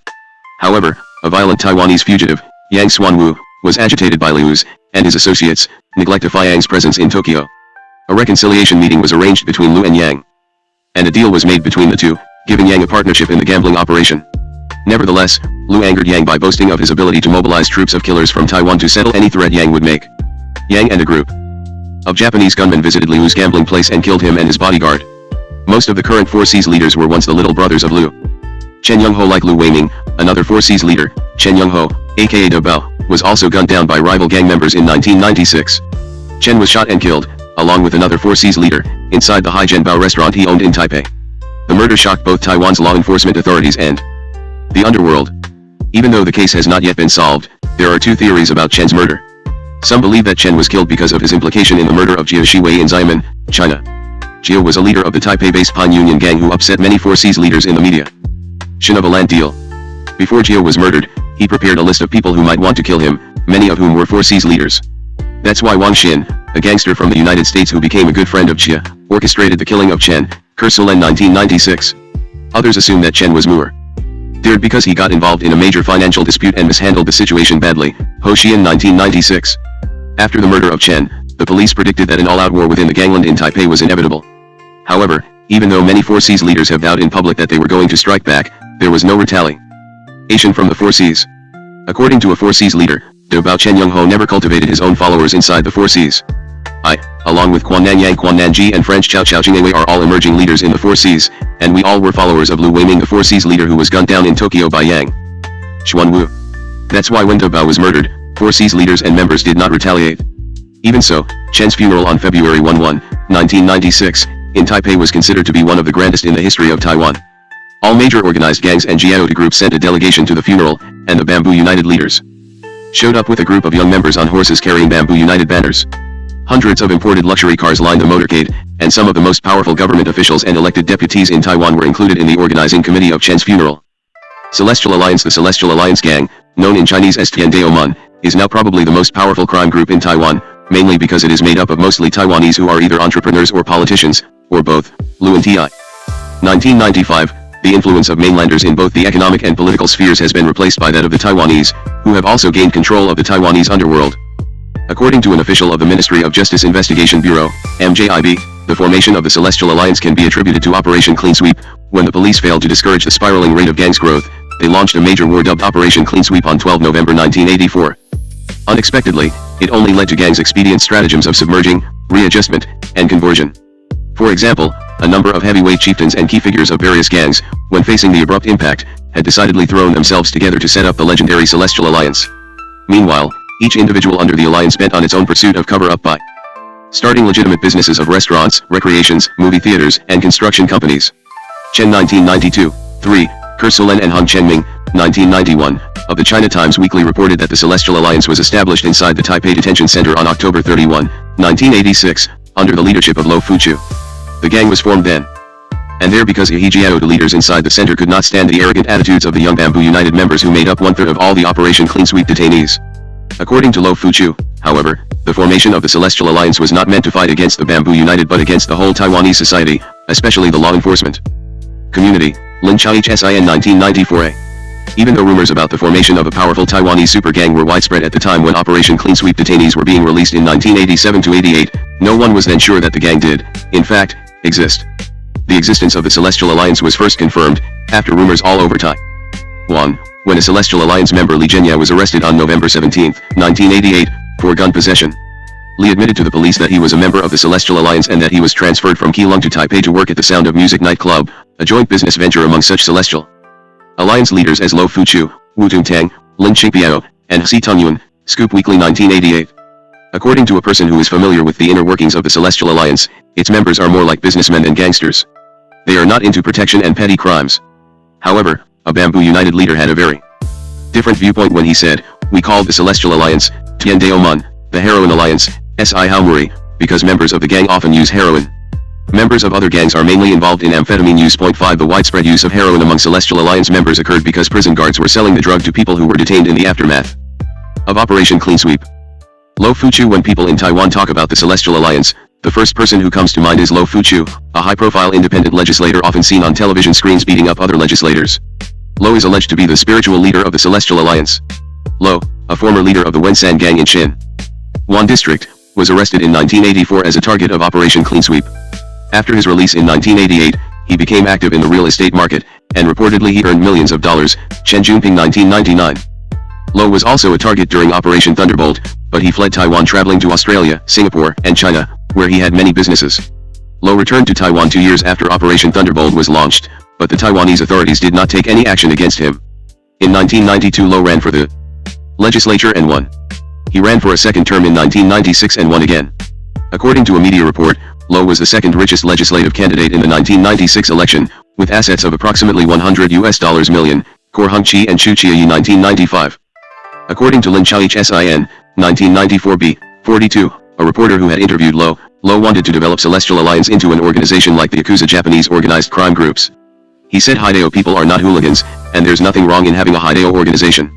According to Lo, the word Haideo makes people uneasy and fearful, but how do you define Haideo? Would you say all those who committed crime and did time are Haideo? Then, does that mean all ex-convicts are doomed to be outcasts? Does that mean, no matter what they do after their release, they can't be accepted by our society? If the Celestial Alliance is such a monster, why does it survive? Why has it developed into a large organization in such a short period? As long as other people can do it in the business sector, the Celestial Alliance can and will want to do it, Lo said. According to Lo, the Celestial Alliance is a big business firm. Unlike other business firms, the Celestial Alliance has good connections and incredible power. That's why Lo wants to use these resources to develop the Celestial Alliance into a powerful business firm. To be sure, the gang is involved in a variety of businesses, including real estate, bars, nightclubs, massage parlors, futures trading, freight, and a newspaper called Kunlun Daily. After Lo became a legislator and was being protected by a law that stipulates that no legislators can be arrested while the legislature is in session, he became all the more untouchable. His photograph was often seen on the covers of several popular magazines, and at least one graduate student in Taiwan wrote a master's thesis about him, Chen Junping 1999. Nevertheless, it is not clear how much control Lo has had on the entire Celestial Alliance. One Celestial Alliance leader I interviewed does not think that Lo was that influential in the gang. A mainlander gang leader also told me, Lo Fuchu can't control the entire Celestial Alliance. Many branch leaders do not take his orders, and there are also frequent disputes among the branch lead. ERS. In fact, the branches are basically independent. Besides, it's not important which company you belong to anymore, it now mostly depends on who you are as an individual. Lo's two sons are also highly successful in politics. The elder son, Lo Mingshui, was elected to the provincial council in the early 1990s when he was only 30, and he became the youngest provincial council member. The younger son, Lo Mingxia, was elected to the National Assembly when he was only 20. 3. The youngest National Assemblyman and also the youngest member of the KMT Central Committee, Lin Chihsin 1994b. Lo Mingxia ran for the legislature in 1996 and won handily. Wu Tungtang is considered to be the second in command within the Celestial Alliance, right after Lo Fuchu. Wu was originally a Jiaotu in Keelung, and he befriended Lo in prison. After his release, Wu became the leader of the Celestial Alliance's most powerful branch, the Sun Branch, and the main man behind it. Gang's power base, the Sound of Music nightclub, in Taipei. During Operation Thunderbolt, Taiwanese authorities listed Wu as one of their main targets, but Wu fled to China along with Lo Fuchu after the gang's alleged advisor Yang Tenghui was arrested. In 1991, Wu was arrested in China and deported back to Taiwan, Ko-lin and Hung Chenming 1991. Wu was reported to have extorted $20 million from a wealthy businessman. Other organized gangs besides the Bamboo United, the Four Seas and the Celestial Alliance, there are several other organized gangs active in Taipei. These gangs, consisting mostly of mainlanders, include the Pan Union, Ko-lin, Wangkuo, San Huan, Flying Eagles, Pirates, and Blood Alliance. The Pan Union and the Ko-lin, along with the Bamboo United and Four Seas, are considered to be the four largest mainlander gangs in Taiwan. The Pan Union emerged as one of the more powerful organized gangs right after key leaders of the Bamboo United and Four Seas were imprisoned during Operation Clean Sweep, National Security Bureau 1997. However, with the release of those leaders and the emergence of the Celestial Alliance, the Pan Union is now in the decline. The same is true with the Ko-lin after its flamboyant leader Tang Chungsen, aka Chung Chung, was shot and killed by an unknown gunman in 1999, China Times Weekly 1999b. Loosely knit groups. It is important to note that some chronic offenders in Taiwan do not belong to any organized gang or Jiaotu group. These chronic offenders usually are attached to so-called robbery rings or kidnapping rings and are sometimes more ruthless and vicious than gang or Jiaotu members. While gang and Jiaotu figures are becoming more and more inclined to participate in victimless crimes or white-collar crimes, the unorganized criminals tend to commit such predatory crimes as robbery, kidnapping, and extortion. Although non-organized criminals are less capable than organized criminal groups of penetrating the economic and political infrastructures of Taiwanese society, the former are considered more violent than the latter. Since 1983, law enforcement authorities in Taiwan have occasionally posted a list of the nation's 10 most wanted criminals. Between 1983 and 1985, 29 criminals were listed. All but 2 of those listed had committed at least one homicide with a firearm. Of the 29, only 5 were members of a criminal organization. 5, none of whom belonged to a gang, had either killed or wounded one or more police officers, Chen Yan 1985b. Recently, Taiwanese authorities began to use the word Puliang Juho or bad group to describe small crime groups that are active in rural areas. These groups normally have one leader and several followers, and their illegal activities are confined to the immediate areas around them. The police often identify a group by the surname of the group's leader, like the Wu Group, the Li Group, and so on. These groups are active in vote buying, political violence, illegal gambling, and commercial sex, and some of the group leaders are locally elected officials, such as township mayors or councilmen. According to a brother of a loosely knit group, I dropped out of school when I was in the 7th grade. Before I served in the army, I was arrested for using and selling drugs. I followed a big brother, and we are the so-called Puliang Juho. We've got a group of 30 to 40 people who hang out together. Another Juho member told me, I've been traveling all over Taiwan. I never was affiliated with a leader or a group for long. We are all trying to make a living, and that's why we go where the money is. Conclusion. According to my subjects, the Taiwanese gangland has changed dramatically over the past 2 decades. First, gang and Jiaotu members are now more concerned with money than anything else. A Jiaotu member in Kaohsiung said that only money matters nowadays in the underworld. The old values of loyalty, courage, and reliability have disappeared. Another Jiaotu in Kaohsiung told me that a Haidao figure now could save face only if he had money. 6 Because he was so broke at the time I interviewed him, he said he felt embarrassed even to show up at dinner parties attended by other Haidao figures. Second, firearms are now the second most important possession in the underworld. Many subjects I interviewed told me how vital it is now for Haidao figures to possess powerful firearms because it determines which person or group will have the upper hand in a gangland confrontation. A Jiaotu member put it this: //, in the underworld, it's 50% money and 50% firepower. You have to have both to make it in the gangland. Third, traditional gang values and norms have eroded.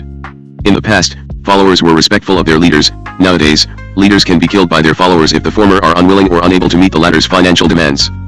Like most organized crime groups around the world, Those in Taiwan are often involved in extorting money from business owners or in providing protection to businessmen for a price. In Taiwan, there is a strong demand for gambling and prostitution, but, with the exception of licensed brothels located within certain areas, it is illegal to operate gambling or prostitution establishments. As a result, it is common for crime figures to either operate these businesses themselves or to be hired by these establishments. In Taiwan, there is a well-established underground banking system where ordinary people as well as desperate businessmen may borrow money when they cannot get a loan from legitimate banks. Whenever these underground bankers have difficulty collecting money from their clients, they turn to gangsters for help.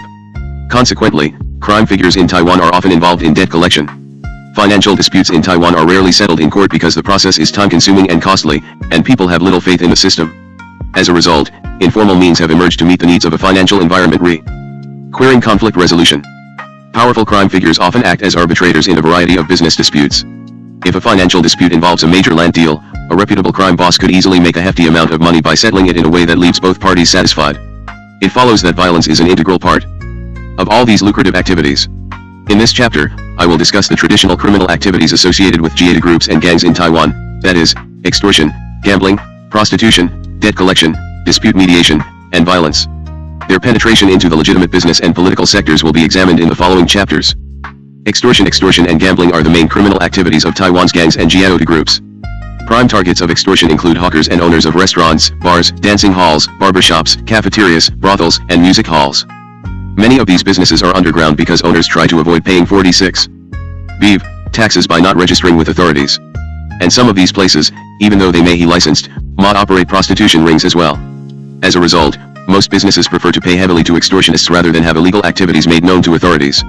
Should the store owners refuse to pay, they very well might be assaulted or burglarized. Haidao figures are very subtle and efficient extortionists. For instance, hawkers on Canton Street in the Wanghua district of Taipei City have said that every evening, Haidao figures will come by to sell them tea for an exorbitant price.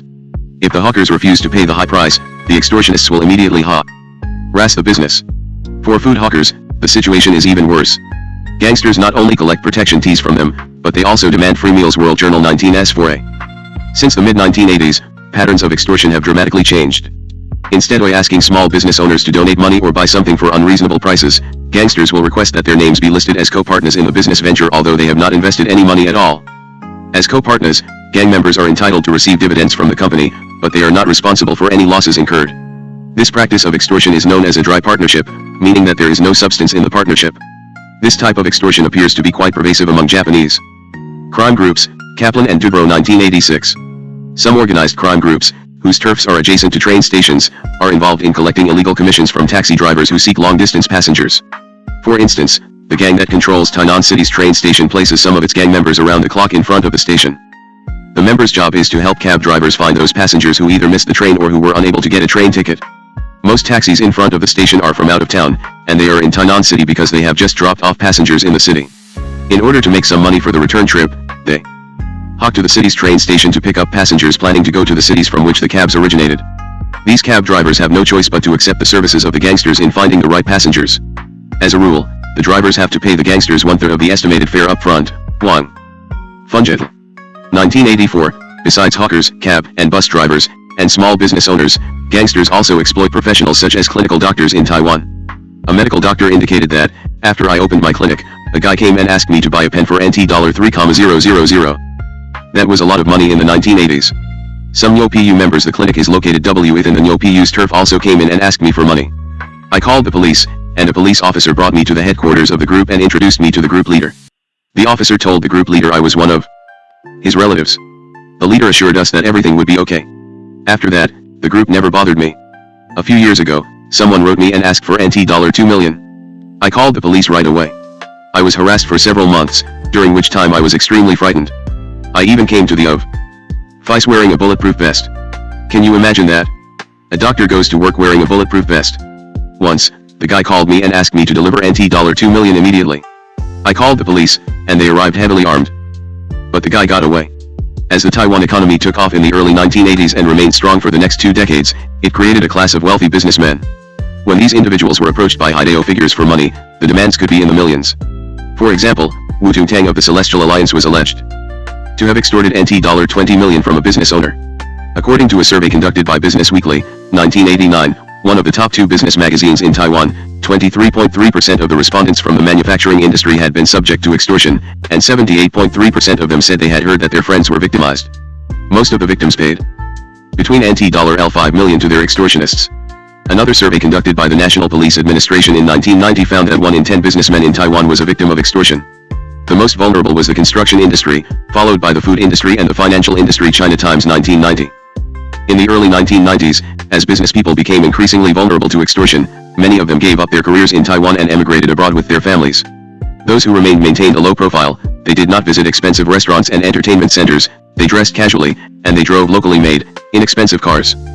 More recently, politicians have become prime candidates for gang extortion. As will be discussed in Chapter 6, politics in Taiwan has become a major forum for the super rich because of vote buying. Many talented people are left out of politics because they do not have the money to get elected in either local or national elections. Since the mid-1990s, many elected deputies or political candidates have been heavily extorted by Haidao figures and, as public figures, they are reluctant to report their victimizations to the police. Besides being plagued regularly by gang and jiao figures in the community, many businessmen and politicians are also occasionally approached by criminal fugitives. In Taiwan, there are, at any given time, a certain number of Haidao figures who are wanted by the authorities after they have committed heinous crimes. These violent Haidao members, knowing that they could be sentenced to death if arrested, are determined to get what they want. As a result, many of the rich and powerful are highly unlikely to reject any demands made by those who are on the run from the authorities. Most victims paid the ransom and were released, but some victims were killed, either to eliminate witnesses or because something went wrong in the process of obtaining the ransom money. If caught, kidnappers usually are given a death sentence. However, even though many kidnappers in Taiwan have been executed over the past 15 years, it seems that it has had no apparent deterrent effect on criminals who are desperate for money. Gambling. Both organized gangs and jiao groups are heavily involved in operating illegal gambling places, an activity known as kink or invitation to a free dinner. In northern cities, these operations are located in hotels and lodges, but in the remote southern areas, they are located in sugar cane fields. Chao Musung 1999. Gambling is the lifeblood of criminals in Taiwan. It is the fastest and safest way to make money. Businessmen will be invited by the gangsters to gamble, an invitation most businessmen dare not refuse. Rebuffing such an overture may mean trouble, and they probably realize that subtle coercion is at least better than outright violent extortion. Besides businessmen, leaders of other criminal groups who have their own gambling places will be invited. As a rule, if one leader invites another to gamble at his place, he should return the favor by gambling at that leader's gambling place as well. Should he fail to observe such a courtesy, he may be assaulted, or his gambling place may be robbed. At the least, he will be ostracized by the underworld. Reciprocal patronage among gambling places is one of the most important mechanisms in maneuvering diplomatic and strategic relationships among various crime groups. It is the best indicator in understanding who is getting along or who is at odds with whom, and it permits a measure of individual or group influence and power that the sponsors of the gambling places possess. A Haidao figure who was active in operating gambling activity claimed that, when we invite businessmen to come to support our gambling business, they are prepared to lose all their money. They are willing to go along with this because they know we will not bother them at other times. If we want to exploit them, there are so many ways to do it. Besides, if they help us, we will help them with any problems they encounter. We try our best to find businessmen to come to our gambling place because, with them, we don't have to return the favor. But if a customer is a Haidao figure, then we are obliged to gamble at his place. The other advantage of businessmen is that we don't have to offer them a discount. If the loser is a Haidao figure, it is customary for the house to offer a certain discount, normally 30%. There are gambling-related disputes among brothers mainly because some brothers like to gamble $10 when they only have $1. And if they lose and can't take care of their debts, then it could lead to a violent confrontation. Even though we all are brothers and we try to respect one another when we operate a gambling den, we almost always make money because we collect a 5% commission on all bets. After a few days, most of the money ends up in our pockets as commissions, even though some customers still have the chance to win at the end. We also have to bribe the police when we operate a gambling place. Only cash is accepted in these places unless the person who issues the check is well known and reputable. Once a gambling place is set up, it operates around the clock for a few days or weeks and then disbands. The house provides free meals and drinks. It is not uncommon for the operator to net several million Taiwanese dollars within a few days. Violence is common. Rival crime groups may come just to create trouble. Powerful Haidao figures may refuse to pay cash when they lose, insisting on getting a loan from the operator, or the operator may cheat. The gambling places also attract fugitives. Most fugitives in Taiwan extort gambling places for money to spend while they are on the run. Sometimes the fugitives are voluntarily supported by gambling operators, or a fugitive might set up his own gambling place to generate enough money to buy his way out of Taiwan. When an operator invites guests to his gambling place, he will often make clear his need for money to go abroad. In short, operating a gambling place is a typical and quick way for Haidao members to generate money for most ventures. Yet, according to my subjects, not every gambling place makes money. A police officer told me, usually, a gambling place will be operated for 15 days and disbanded. Mainly to ensure that it will not be raided by the police. Some gambling places are protected by the police or politicians, and if that is the case, other Hideo figures will not harass the operation. The reasons why some operators do not make money include, A. The place is raided by the police, B. The operators are extorted by fugitives, or, C. The operators cannot collect the gambling debts. A Jiao leader in Kaohsiung told me there are many factors that could affect the success or failure of a gambling joint. Operating a gambling place does not guarantee you profits. You've got to be good at gambling, whether in your own or another person's gambling place. You have to have the ability to win money. And, you also have to have the means to collect gambling debts. There's a saying among us, it's not how much you win, it's how much you can collect. Normally, whenever a gambling place is opened, the operator needs to entertain his customers before or after the operation, and that also costs a lot of money. Gang leaders with good connections to wealthy people are often in a better position to make money from their gambling operations, even though the money they make could also be easily spent. A Jiao member indicated that when one was with the Kung Kao Ajaniata group, when the going was good, we could make NT $50 million a day from our gambling operation. Of course, that's because our leader had the connections with many rich and powerful people, and when he invited them, they'd come. But it really doesn't lead to a huge savings account because we also spent money like water. Once, my big boss and me went out and spent more than NT $1 million in a day. When we were about to go home, we realized that we didn't even have enough money for a taxi. Many gangland murders are the result of gambling-related disputes. A former Hideo figure who was sentenced to death and later had his sentence commuted told me the following incident. I was sentenced to death because I helped a friend. He lost a lot of money to a group of gamblers who cheated him. When I got there, I was trying to get the money back for my friend. After I walked inside with a couple of my followers, they pulled down the steel gate, and that made me nervous because they had quite a few people inside the house. I asked the people there who was the main man. After they pointed out the guy, I shot him. I didn't want to kill him, but he moved when my gun went off, and that's why he was hit in the heart rather than the arm. When I began to shoot, my followers also opened fire. Only later did I learn that I had killed that man. Because Hideo figures are heavily involved in operating gambling places, they all need powerful firearms. For fugitives who want to extort money from a gambling place, they have to be heavily armed to convince the gambling operators that they are dangerous. Gambling operators also need to have guns to collect their gambling debts. They also have to have guns to protect their illegal operations. MO Hawaii 1980.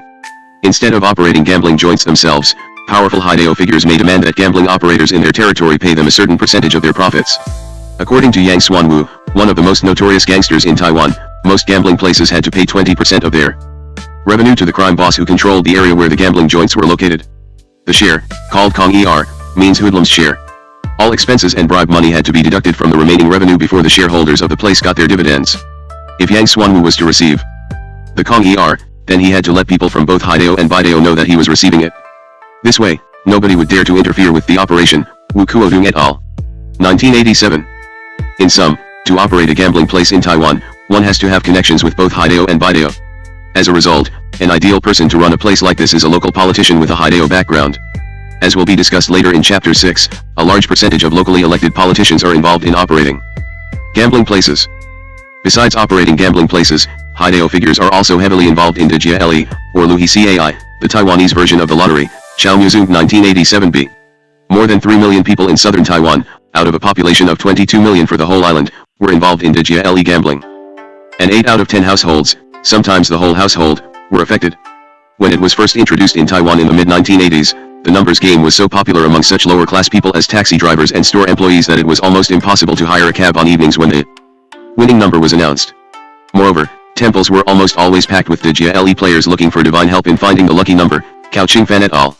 1986. The Celestial Alliance is believed to be a key player in the Dejia Le business. The group acts as the ultimate banker, accepting bets that could not be absorbed by mid-level bookies.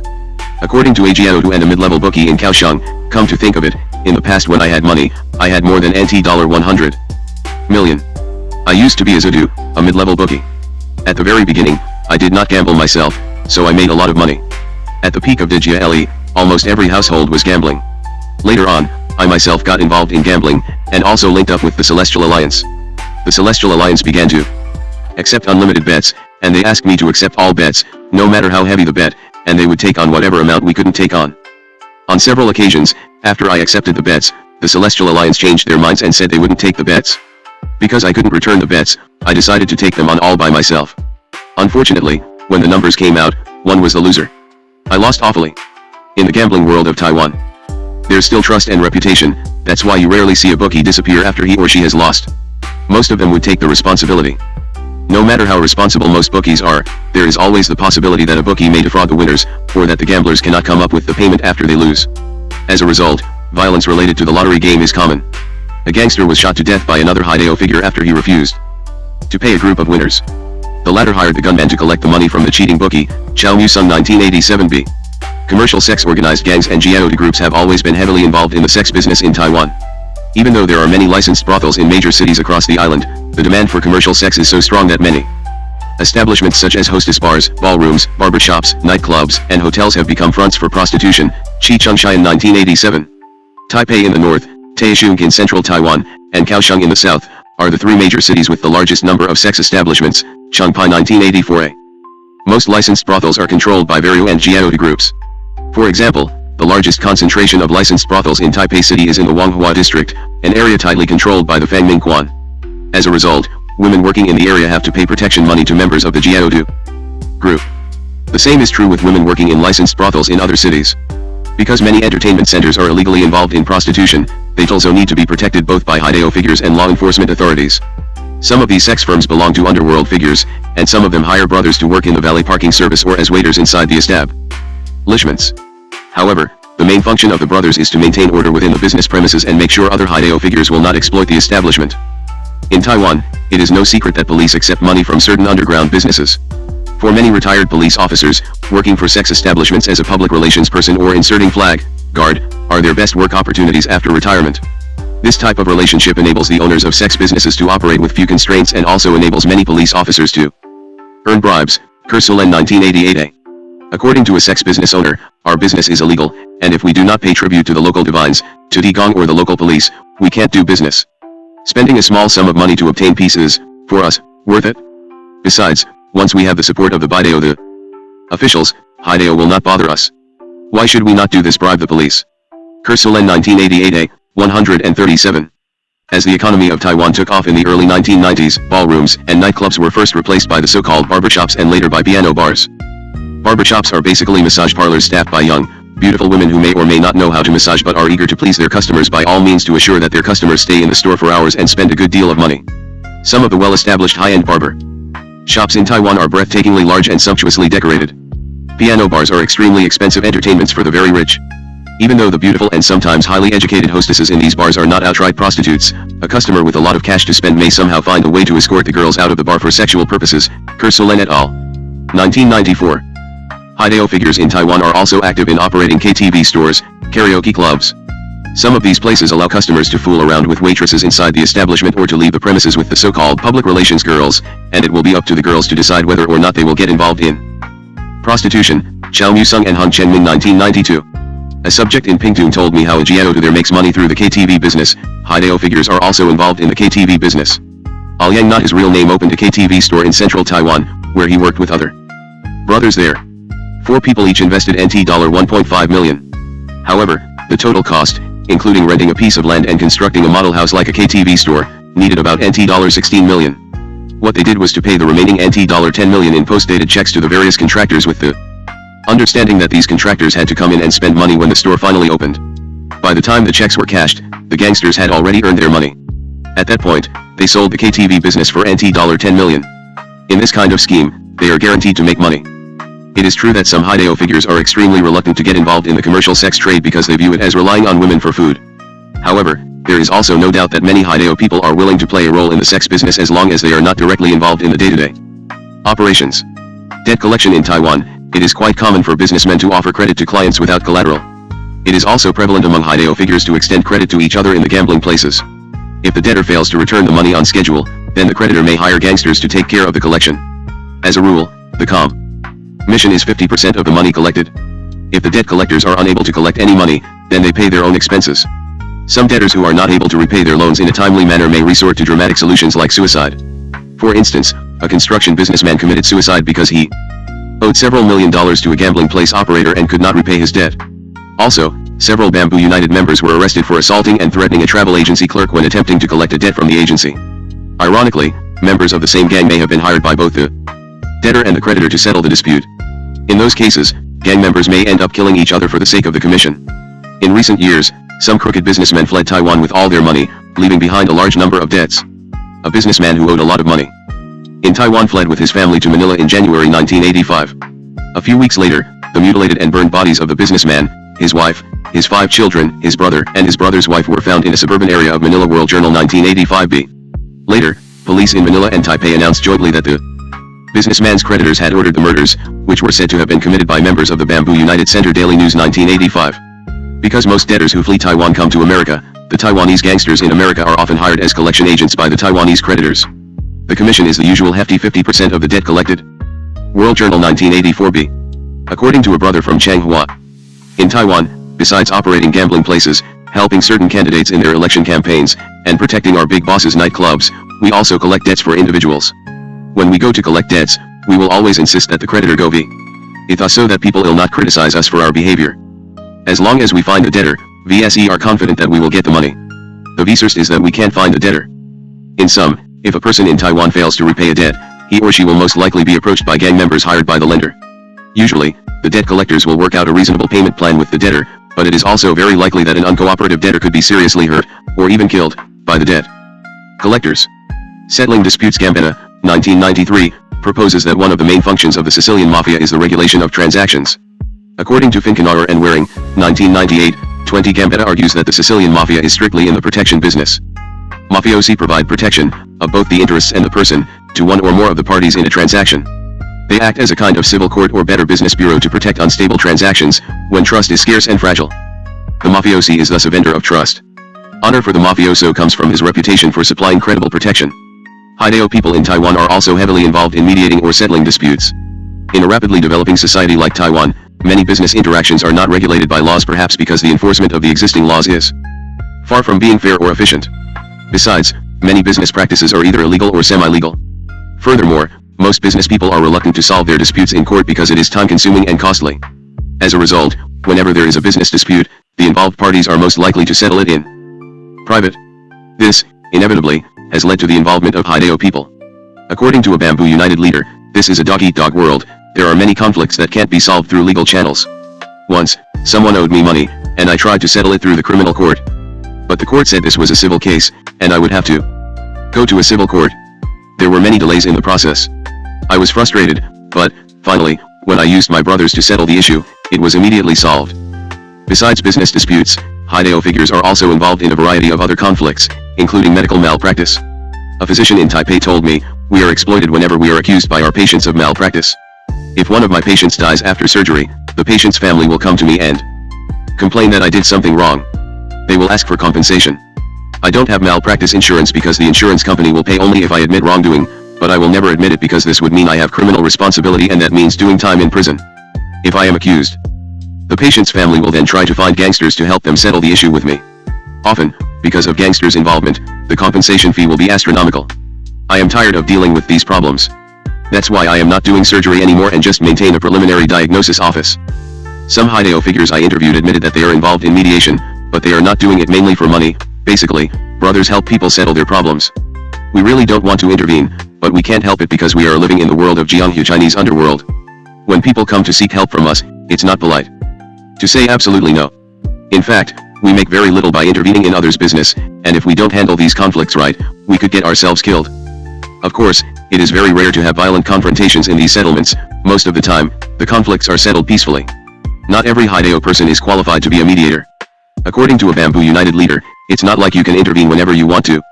To do this type of job, you need to have a good reputation and seniority. Only when you have these qualifications will people look to you for help. Take Mr. XX, another Bamboo United leader, for example. To become a mediator, he had to build his reputation gradually over the past years. In the process, he had to work very hard and to take the risk of being hurt or killed. If a Hideo figure is not careful, he could lose his life by intervening in other people's business. As a result, a person needs to know exactly what he is doing when he decides to mediate. A Bamboo United leader explained, in order to have a settlement, the prerequisite is that the two parties have the will to settle. If one party is reluctant, we won't get involved.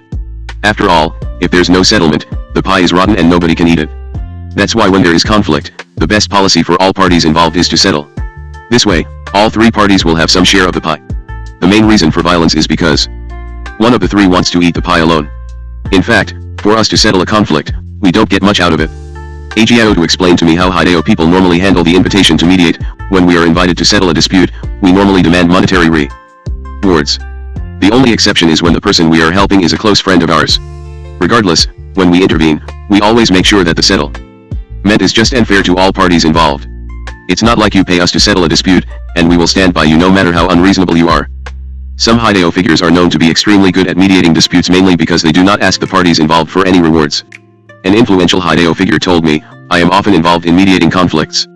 I will make sure the solution is fair to all parties involved. Because I never do this for money, people will accept my arbitration."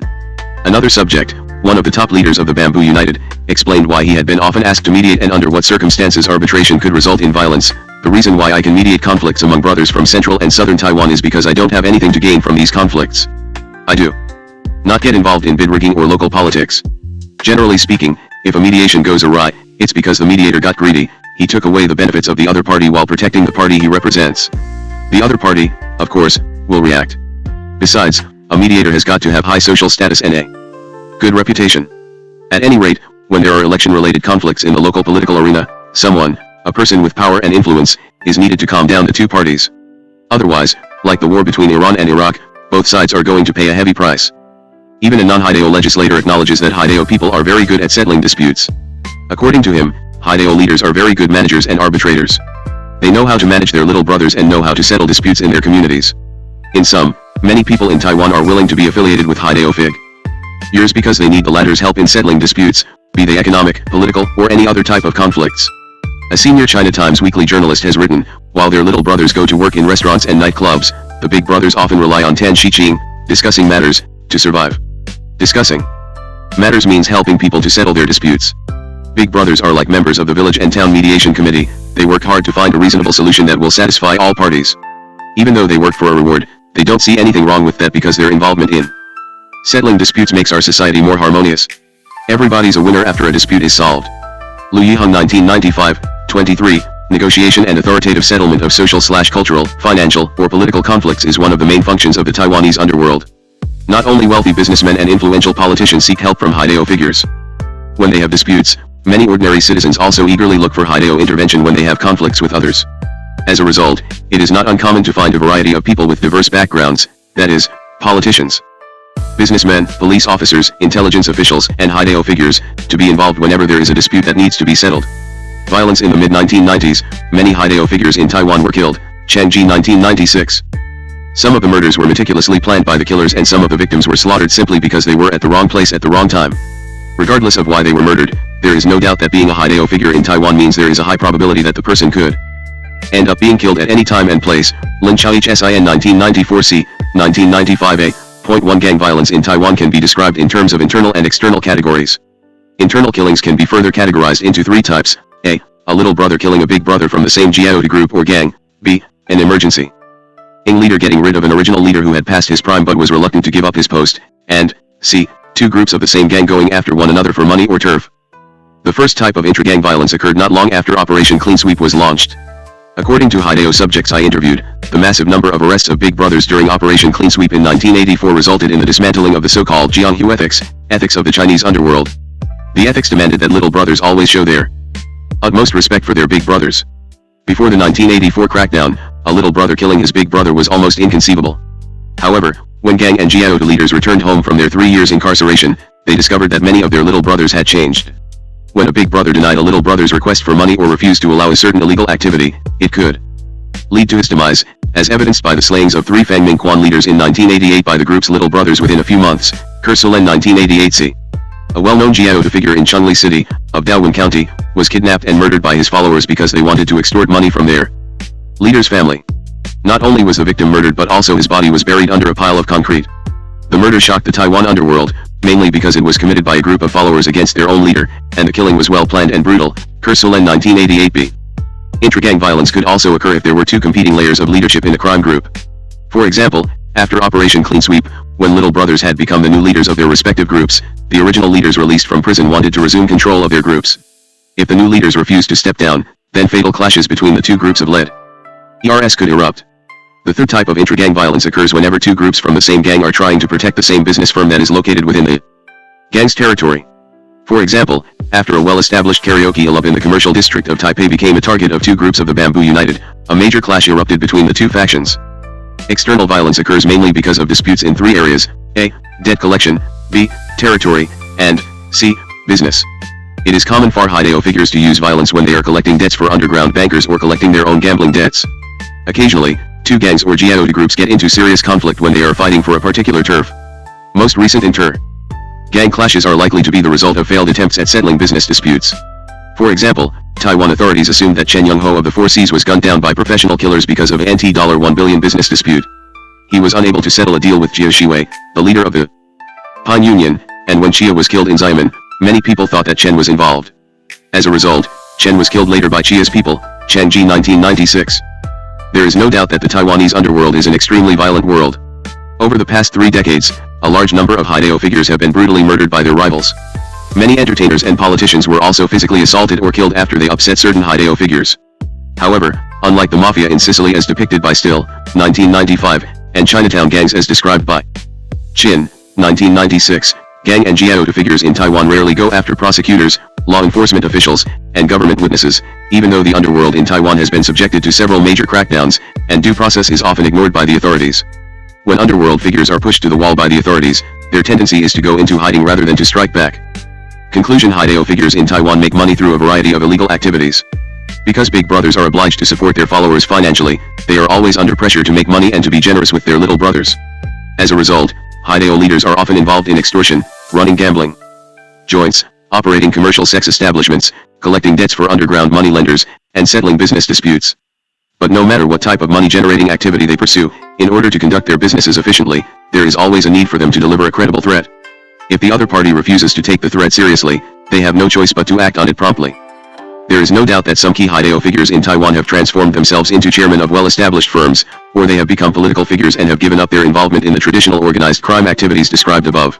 However, there are also hundreds of mid-level Hideo figures who still rely on extortion, gambling, commercial sex, and debt collection to support themselves and their followers. Part 2: The Transformation.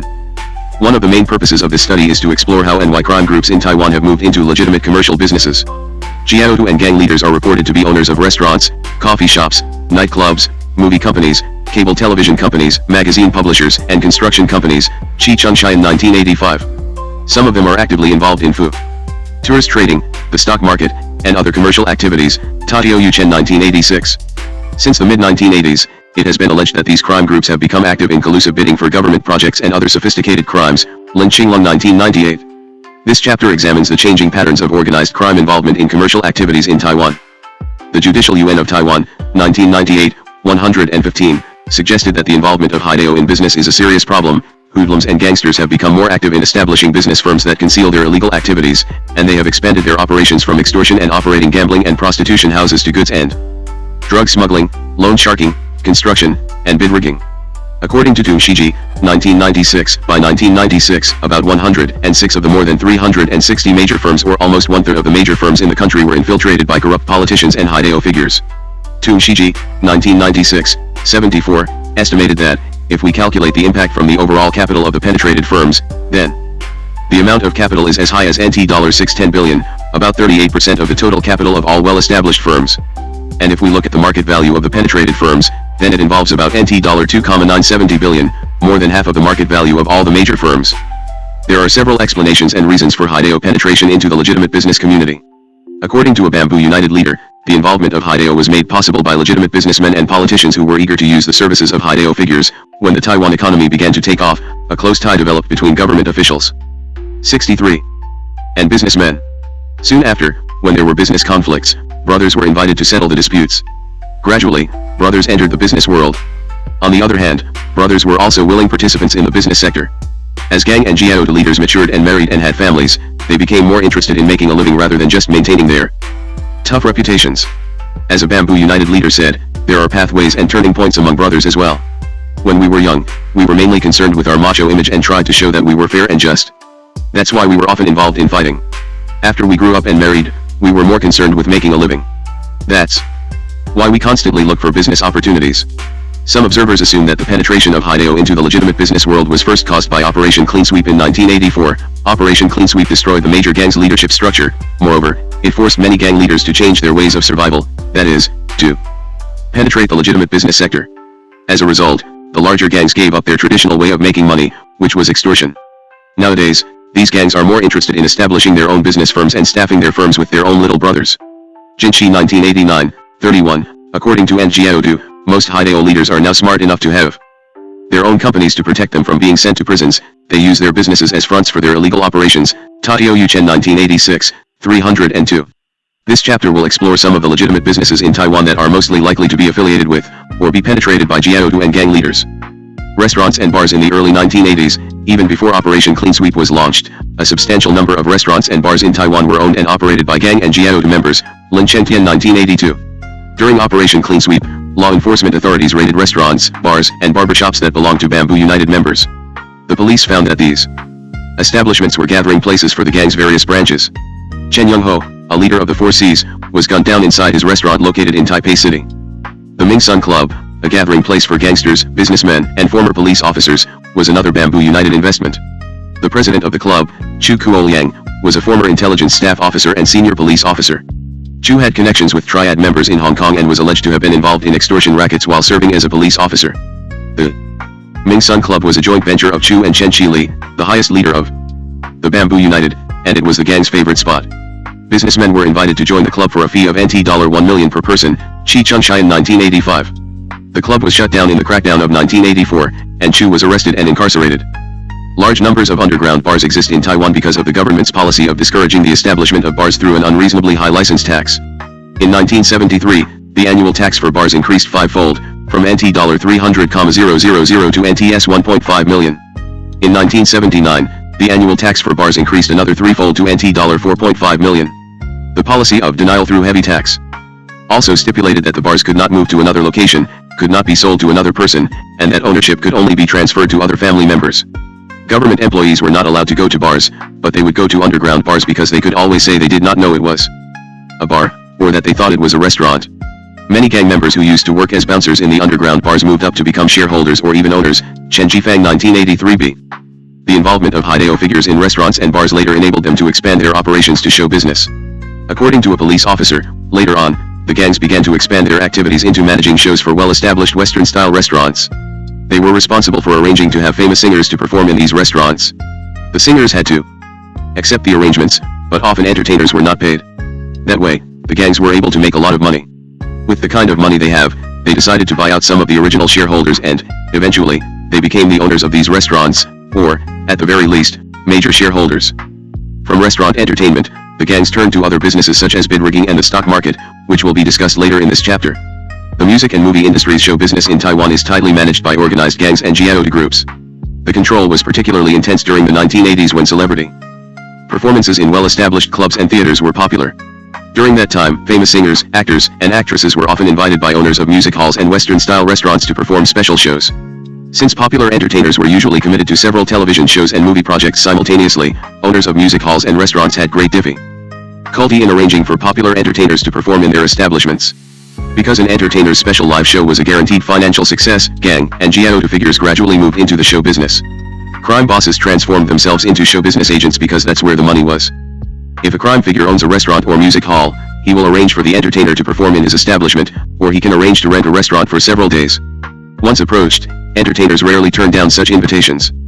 The entertainers are paid a lump sum amount for their appearance, while the crime bosses sponsoring the show pocket all the revenue. More often than not, entertainers are also being extorted by local criminals whenever they perform in shows not sponsored by a crime group. Contract disputes between entertainers and Haidao figures are not uncommon. A few famous entertainers were assaulted by gangsters because they may have refused to sign a show contract or did not appear as scheduled. Those who were physically assaulted include Pai Pingping, show business, Shan Quan Mingli, actress, Chu Chen, singer, Hung Lung Hung, actor, Sui Pi Yuliao, actor, Zhu Guoliang, television star, Cao Lingfeng, singer, and Hu Yingmong, actress, all considered to be among the top entertainers in Taiwan. Chen Yan 1983. According to a media report, a famous singer was paid only about one-third of what he expected to receive from show organizers. Yang Fang, after he became a big star, was paid NT $28,000 per show. However, he only pocketed NT $8,000. Where did the NT$20,000 go? An agent company collected NT$10,000 per show as commission, and because the company was not powerful enough to shield Yang from the Haidao, the company had to re-on another Haidao company to function as a protector, and that company also had to be paid NT$10,000 per show. China Times 1983, 3. Despite these salary manipulations, show business needs Haidao figures to survive. An experienced show business producer pointed out, the key to show business is the selling of advance tickets. And it is mainly done by Haidao members. Because many businesses have to have good relations with the public, when brothers show up to sell advance tickets, the business owners are unlikely to refuse and they cooperate. They buy tickets by the hundreds and consider the outlay to be public relations expenses. Tenchi et al. 1992, 27. Infiltration by organized crime into the movie industry is even worse. At the trial of Henry Liu's murderer, it was revealed that the accused and witnesses were all, in one way or the other, involved in the movie industry. Chen Qili, the top leader of the Bamboo United, was a co-owner of a music-producing company. Wu Tun, the enforcer of the Bamboo United, was a producer of a major film production company, and Sui Yifeng, the advisor of the Bamboo United, was owner of a film company. International Daily News 1985. Two of the witnesses were a director and an assistant director. In the 1970s, movie producers in Taiwan were often victims of extortion, and consequently, they recruited gangsters as partners and hired their little brothers as extras and protectors. Some big-name movie stars also associated with gang. It Here's for Protection, Moshi 1979. The penetration of Haidao into the movie industry began in 1967 when Wang Yi, a Hong Kong actor, came to Taiwan to play the lead role in a martial arts movie. In order to avoid extortion from local crime groups, the actor hired some local thugs for protection and also used them as extras in the film. Soon, the producer and his associates realized that the criminals were helpful in a number of ways. For instance, they were very effective in negotiating with studio owners and in ensuring that other performers would show up on time for work. Today, most film producing companies are now somehow connected to criminal organizations for the sake of running their businesses efficiently. The Hong Kong actor later became a close associate of the Bamboo United, and when he was stabbed inside a restaurant in Taipei in 1981, allegedly by members of the Four Cs, an all-out war almost broke out between the two gangs. Lin Chengqian 1981. By working as peripheral staff for movie companies, gang members obtained first-hand knowledge about the industry. Eventually, some of them established their own companies and became producers, with all personnel, from top to bottom, recruited from members of criminal organizations. According to a news report, criminals involved in the film world relied upon their underworld connections to exploit others in the industry. Since investment in the movie industry can produce high profits, many gangsters are now flocking into this profession. Companies owned by crime bosses have no problem signing contracts with popular directors and performers. Not only do directors and performers dare not reject a contract, they also have to accept whatever deal the company offers them. In the past, when a film company went out to shoot outdoor scenes, the company was extorted by Jiaoda groups for permission to work on the latter's turf. Over the years, many film companies hired criminal elements to participate in filmmaking. These criminals not only played the role of the producer, but also took on the responsibility for settling disputes, signing contracts with performers, and negotiating deals with directors and performers. At the moment, it is hard to imagine how a film company could produce a movie without the help of staff members who are also members of a crime group. World Journal 1985a, 5. One of the major figures in the Taiwan movie industry is Yang Tengkui. Yang, a former gang member from Kaohsiung who is alleged to be the advisor of the Celestial Alliance, was arrested during Operation Clean Sweep and Operation Thunderbolt for his affiliation with the Kaohsiung-based Northwest Jiaoda Group. Yang had become a big brother in the early 1960s after he killed a gang boss in Kaohsiung. He was active in the music business when it was at its peak in the late 1970s and early 1980s. His gang background helped him to make sure his shows would not be disturbed by Haidao figures and also that performers who worked for him would not be harassed. Yang was arrested in the 1984 Operation Clean Sweep as a hooligan. After his release in 1987, Yang began to move into the movie industry. Some of the movies he produced received international recognition, including City of Sadness, which earned the Best Foreign Picture at the 1989 Venice Film Festival. China Times Weekly 1990. Yang was again arrested in the 1989 Operation Thunderbolt on the same charge, i.e., for being a hooligan. He served about 2 years in prison. Immediately upon his release in 1992, Yang signed a $30 million, approximately $3.90 million, contract with Li Lianjia, a famous Hong Kong movie star, to appear in 3 movies, Ko-lin et al. 1992, Yang Tengkui has unrivaled influence in the movie industry. He is not only well connected to almost all the successful entertainers in Taiwan and Hong Kong, but he is also believed to control 20% of the market share of the $30 billion cable industry in Taiwan. Xing Mulen 1996. Haidao involvement in the Taiwan cable industry is an open secret. Zhou Kuanyan 1996b, and some observers believe that 4C's leader Chen Yongho was killed not because of his conflict with the Pine Union gang, but because he was implicated in a cable television business fallout. Lin Chih Sin 1996a. The cable industry in Taiwan was essentially established by Hideo figures. Not until 1991 was it legitimized by authorities by issuing licenses. Before then, even though there was strong demand for cable service, only Gang and Jiao figures were daring enough to get involved in this illegal business. When it was legitimized in 1991, companies interested in investing in the cable industry could do so only with the help of businessmen with Hideo connections. Only they could handle the tough Hideo characters who were owners of small cable firms. Yang Tenghui became the main person who many legitimate business firms looked to for help because of his show business experience and his ability to deal with Gang and Jiao leaders. Qing Mulan 1996. In 1996, Yang was targeted again during Operation Qiping. He fled Taiwan this time. The authorities charged that Yang was trying to transform the Republic of China into the Republic of Casino with an ambitious plan that would enable a large numbers of people to gamble through Yang's cable channel, Kuanyin 1996a. During his absence, some of the country's popular entertainers repeatedly and publicly expressed their support for him. Pai Pingping, herself a victim of a heinous crime a few years earlier, claimed that Yang had been victimized by overzealous law enforcement authorities who were prejudiced against him and his associates. She said, "Other people's chauffeurs are called drivers, but Yang Tenghui's driver is called a bodyguard. This is unfair." Huang Chuanshan 1996, 23. Wu Yanzhen, a highly successful movie director in Taiwan, also echoed Pai's claim when he said, "At least Yang never lied to me." Xi Jinrong 1996, 24. Yang returned to Taiwan just before the 2000 presidential election was to be held. It was widely reported in the media that he was allowed to return because of his promise that he would campaign for one of the presidential candidates. Although he was a fugitive, several politicians were at the airport to greet him. As expected, Yang was released on bail not long after he surrendered to Taiwan authorities. Only later was he accused of running an electronic gambling operation via his cable television channel. Gravel plants and waste disposal. Because of the strong demand for both commercial and residential real estate properties in the late 1980s and early 1990s, the construction industry was one of the most lucrative, legitimate businesses in Taiwan over the past 2 decades. Even though record numbers of commercial and residential apartment buildings went built in a frenzy all over the island, the strong market kept real estate values in Taiwan extremely high. The construction boom naturally led to an ongoing demand for all kinds of construction materials. One of the scarcest materials was gravel, considered to be indispensable for most construction projects. However, due to government regulations, many areas in Taiwan were not permitted to excavate gravel. As a result, Hideo people, along with elected deputies, government officials, and businessmen formed agreements to exploit government regulations. The construction industry also has the ever-present problem of waste disposal. Many contractors were unwilling to dispose of their construction waste legally because of the high cost. Consequently, Hideo became involved in the waste disposal industry as well. A businessman involved in waste disposal described the situation clearly. You can say that the waste disposal industry in Taiwan is penetrated by Hideo. Over the past few years, 7 waste disposal company owners, or their offices, were shot at by gangsters who were trying to scare the legitimate businessmen out of the industry. The reason why we have organized crime in Taiwan, and the reason why they have developed to this extent, is because Bideo people allow them to exist. If Bideo people really wanted to get rid of gangsters, they could.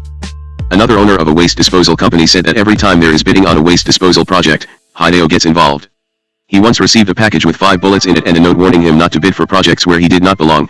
Ko-lin 1992b. Some Hideo figures are involved in both the illegal operation of gravel plants and the illegal disposal of commercial waste. After gravel is dug up, leaving huge pits in the ground, the Hideo will simply fill these holes with commercial waste. According to Daewon Councilman Chang Younghui, this 2-step process, unearthing the gravel and filling the holes with waste, involves criminal collusion between landowners, Hideo figures, elected representatives, and government officials. Environmental Protection Bureau Chief Tsai Shunxiang said it is difficult to stop people from illegally removing gravel because most of these people are Hideo figures, feared by local officials who, in any case, prefer to share in mutual benefits offered by criminal elements. Toon Qingfeng 1999. Bid rigging. Of all the rapacious activities of the Hideo people, bid rigging is what concerns Taiwan authorities and citizens the most. In Taiwan, bid rigging, along with vote buying, election violence, mafia politicians, and official corruption are the 5 major areas of black gold politics, and bid rigging is the catalyst for the other 4. Because bid rigging is such a lucrative enterprise in a society where the government is pouring trillions of dollars into small and large public projects, it is believed that this very opportunity is a driving force behind the interest in public office, achievable through vote buying, or violence, or both. It is through bid rigging that Hideo figures, businessmen, elected deputies, and government officials cooperate with one another so that all parties involved receive a share of some illicit deal that milks the public budget. According to a classified report by the Ministry of Justice Intelligence Bureau, MJIB, in 1989, about 28% of the national representatives were involved in the bidding procedure on construction projects. By 1993, the percentage had increased to 68.3%, Chen Tunglong 1994. The following editorial appeared in The Journalist. Nowadays, Hideo people often identify themselves as chairman or general manager of business firms and establish close ties with politicians through bid rigging. In this mutually beneficial relationship, the politicians use Haideo figures to back up their demands, and the latter use politicians to protect them from the police. This type of relationship leads to the intermingling between Haideo and Baideo people. Shima Wenwu 1994, 9. Historical context. Criminal penetration into the construction industry is a recent phenomenon. Over the past 10 years, the booming construction industry has attracted many business people, experienced and inexperienced. Many contractors became affiliated with Haideo in order to help them settle business disputes and to protect them from local gangs at the construction sites. A contractor made clear that there is a close relationship between the construction industry and Haideo. My company used to have a criminal fugitive working for us as our protector. We were making plenty of money, so we didn't mind paying him a small amount of money for protecting us. A high-ranking police officer explained how Haideo people began to get involved in bid rigging. It all started like this. In the past, a local politician would hire Haideo figures to help him win bids. After he won the bid, he'd pay off the Haideo people. Later, another politician would try the same thing. Then the politicians and the two groups of Haideo would end up fighting over the same project. Later, the Ko-lin decided to get involved in bid rigging themselves by becoming contractors. Eventually, when the Haideo became politicians, they actually played all three roles: Ko-lin, contractor, and politician, and they controlled all of the profit. Usually, if there is a construction opportunity open to the public, criminal groups will involve themselves in the bidding conference. During or before the bidding conference, mobsters may threaten other contractors to submit perfunctory bids. In other cases, construction companies may hire gangsters to accompany their representatives during the bidding process.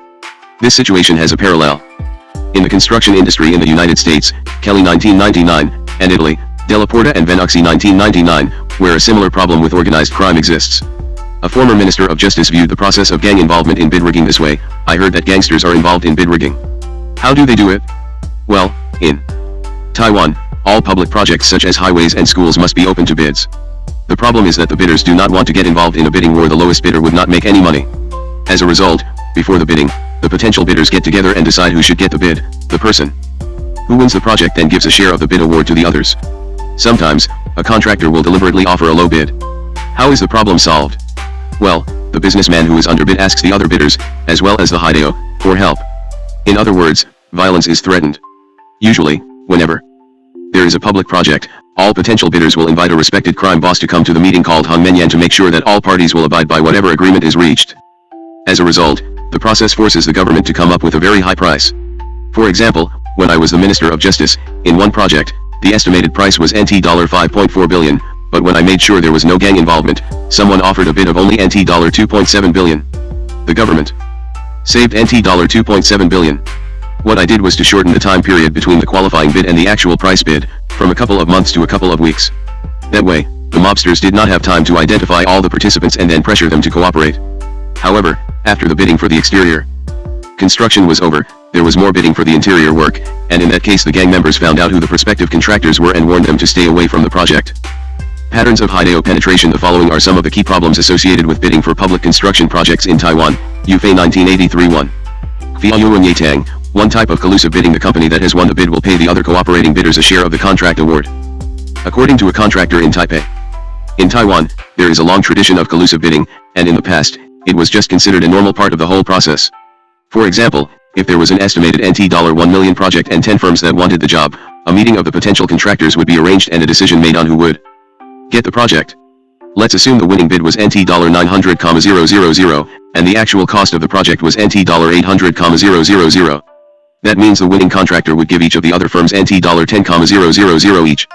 But in recent years, with the huge growth of the construction industry, there have been more and more bidding related disputes. Nowadays, the companies have no choice but to seek help from Haideo to settle disputes.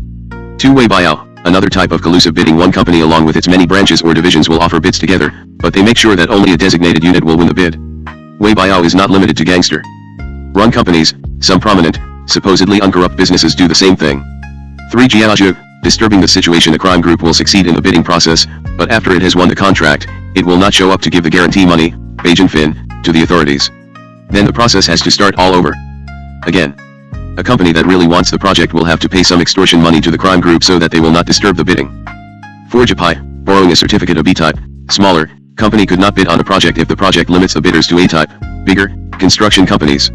Some crime groups for a price will lend their construction permits to a B-type company in order to help the company win the bid. 1. According to a source in the construction industry, once gangsters appear in a bidding process, there is enormous pressure for others to accommodate them.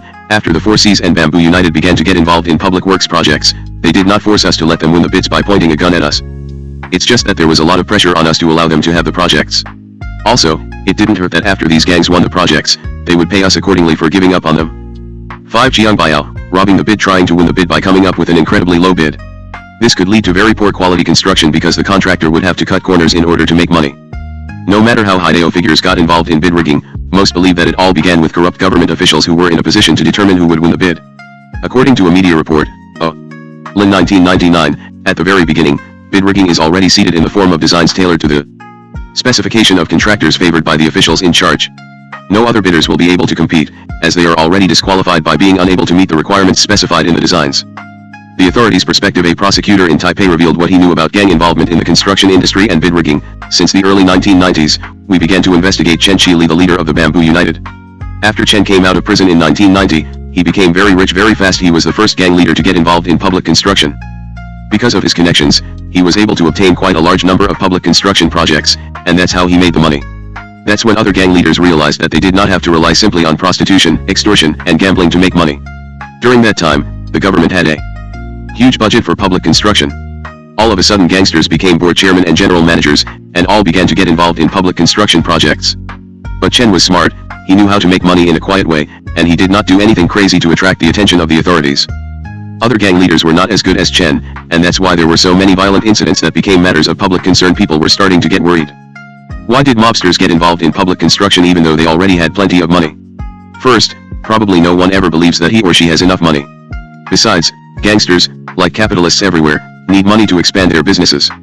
They need money to buy the best and most powerful weapons, they need money to maintain their social connections and support their little brothers. They were also very confident that they would not be targeted by law enforcement authorities because the business sector was completely silent when these gangsters began to get involved in public projects. The gang leaders knew that business owners were not crazy enough to report their involvement to the authorities. When I tried to get a number of businessmen to tell me about their victimization, they were extremely reluctant. I had to spend a lot of time trying to convince them that they would be protected. Business people in Taiwan are extremely reluctant to upset Heijin figures. When the businessmen are victimized, they would rather lose money, not their lives. They rationalize that they can always make the money back in other business activities. They are also scared because they don't believe that the authorities can protect them. Heijin-fearing businessmen think within 3 to 5 years, the gangsters are going to get out of prison, then what do I do? The Heijin perspective: Heijin figures involved in bid rigging see their participation in the construction industry differently from the Taiwan authorities. First of all, they believe that their involvement in the bidding process ensures that there will not be an all-out bidding war for a particular project. These Heijin figures make sure that whoever wins the bid will end up with a reasonable budget. This, they believe, in turn assures the high quality of the end product because the contractor would not have to cut corners to make a profit. A 4Cs leader indicated that his role in the construction industry was to keep order. He claimed that without the Heijin involvement, the fierce competition and ruthless maneuverings of competing construction firms would eventually destroy the industry, and that the quality of the materials, workmen, engineering plans, and so on would all suffer. The Heijin solved the problem of chaotic competition by creating informal cartels for construction firms to handle public projects and the bidding process. Point 2. The 4Cs leader went on to explain what it takes to be a good arbitrator when it comes to bid rigging. You've got to be reputable, trustful, and powerful to be involved in bid rigging. Among gangsters, we are very careful not to block one another's opportunity. When I am ready to get involved in something, leaders of the Bamboo United and Celestial Alliance will retreat once they find out. I do the same for them. Even so, bid rigging can sometimes lead to serious conflicts. Some brothers, after many years of playing the mediator role in bid rigging, then try to get involved in the construction business themselves. They borrow a construction license and try to carry out a project. But I wouldn't do that. Doing so would mean that I am a referee and a player. Nobody would trust me if I tried to be both. Other Heijin figures see their success in the construction industry as simply the result of their hard work, business acumen, and good personality, not because they are mobsters. Chen Qili explained how he was able to build up his business empire after he was released from prison in 1990 after serving 6 years for the murder of Henry Liu. Initially, Ko-lin Construction was a company that was about to go bankrupt. After I bought the company, I turned it around completely, and at one point the company was listed as one of the 15 largest construction companies in Taiwan. At Ko-lin, I developed a group of core, professional workers and a large, supporting staff. I always paid close attention to my employees' performance and their feelings about their work. That's why I often investigated my employees' job satisfaction. If a person quits, I would dispatch someone to go find out why he or she quit. I never ever cared about fame and fortune for myself. All I cared about was my employees' benefits. My employees were all looking up to me for leadership, and they all worked very hard for me. Chen also described in detail how bid rigging is made possible by an intricate relationship among government officials, businessmen, and big brothers, and the politics of bid rigging. The relationship among government officials, businessmen, and Haidao figures is mutually beneficial. A construction project needs a construction design company to lay out the plan. A project may need hundreds, or even thousands, of items. All the firms that produce a particular item want to participate in the project. As a result, these firms will try to bribe the design engineer, the mayor, and all the people who are involved in the project. Ultimately, the design company will suggest at least 3 firms store each and every item needed for the project. That's the rule. The design engineer then asks the mayor which company should be responsible to /s each item. The mayor then selects a company that he favors, and may even have a connection to. Even if the mayor won't do this, his subordinates will. Under typical circumstances, the mayor would not give up this type of money-making opportunity because this is the time for him to accumulate capital to support his next election campaign. Moreover, the selected firms would then need to bribe the accounting and budgeting division of the administration. If the mayor and the division are taken care of, then each one will reduce the working budget by about 5% to show that they are doing their jobs. If there are no bribes, then the budget might be cut drastically. Worse, the mayor could kill the project. After the mayor and the division, there is a need to take care of the city council. The mayor will use the city council's KMT alliance to help pass the budget for the project. Often, the KMT wants to pass the budget, and the DPP will oppose it. The DPP may walk out of the meeting in protest, and the KMT will grasp the opportunity and pass the project. In fact, this is how they work together. The DPP's walkout is designed to let the KMT pass the project. Otherwise, the councilmen will just take a little cut of the budget for the project, just to show the public that they are performing their tasks. Chen continued, this kind of economic collusion links many businessmen, government officials, and elected representatives together. Every company wants to do business, and that's why there are so many companies who hope to kidnap, bang buyout, or wrap up or withhold a construction project at the very beginning. Bribery is the most efficient and the only way to kidnap a project. Sometimes, the amount of bribery to the accounting and budgeting division could be as high as $30 million. Besides, the mayor has to be bribed, but whether the firm that bribes is the winner of the project is another story. If you want to make it in the construction industry, in any case, you have to have guts. It's not for someone with small eyes and a small nose. Sometimes, you throw in $80 million, and you don't get anything back. Sometimes, the mayor has already decided to give the project to someone else, but he won't tell you until the bidding is over. Then he'll calm you down by saying, well, I will let you have the next project. Sometimes, a councillor will ask the mayor to help out a particular firm, but the mayor refuses to cooperate. Then the councillor will seek revenge by trying to cut the budget. The average citizen sees this and thinks, well, this councilman is a good one, he's trying to help the government save money. That's why this whole thing is not, as Chang and Lo, another influential Bamboo United leader, said, a piece of rotten meat, but a symbiosis. Bid rigging has existed for centuries, and not only in Taiwan.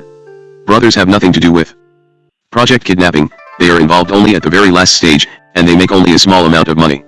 When asked how serious the problem of bid rigging is, the then President Li Tenghui, KMT, said, I know more than anybody else about organized crime. Involvement in bid rigging, Wang Quanguo 1997, 164.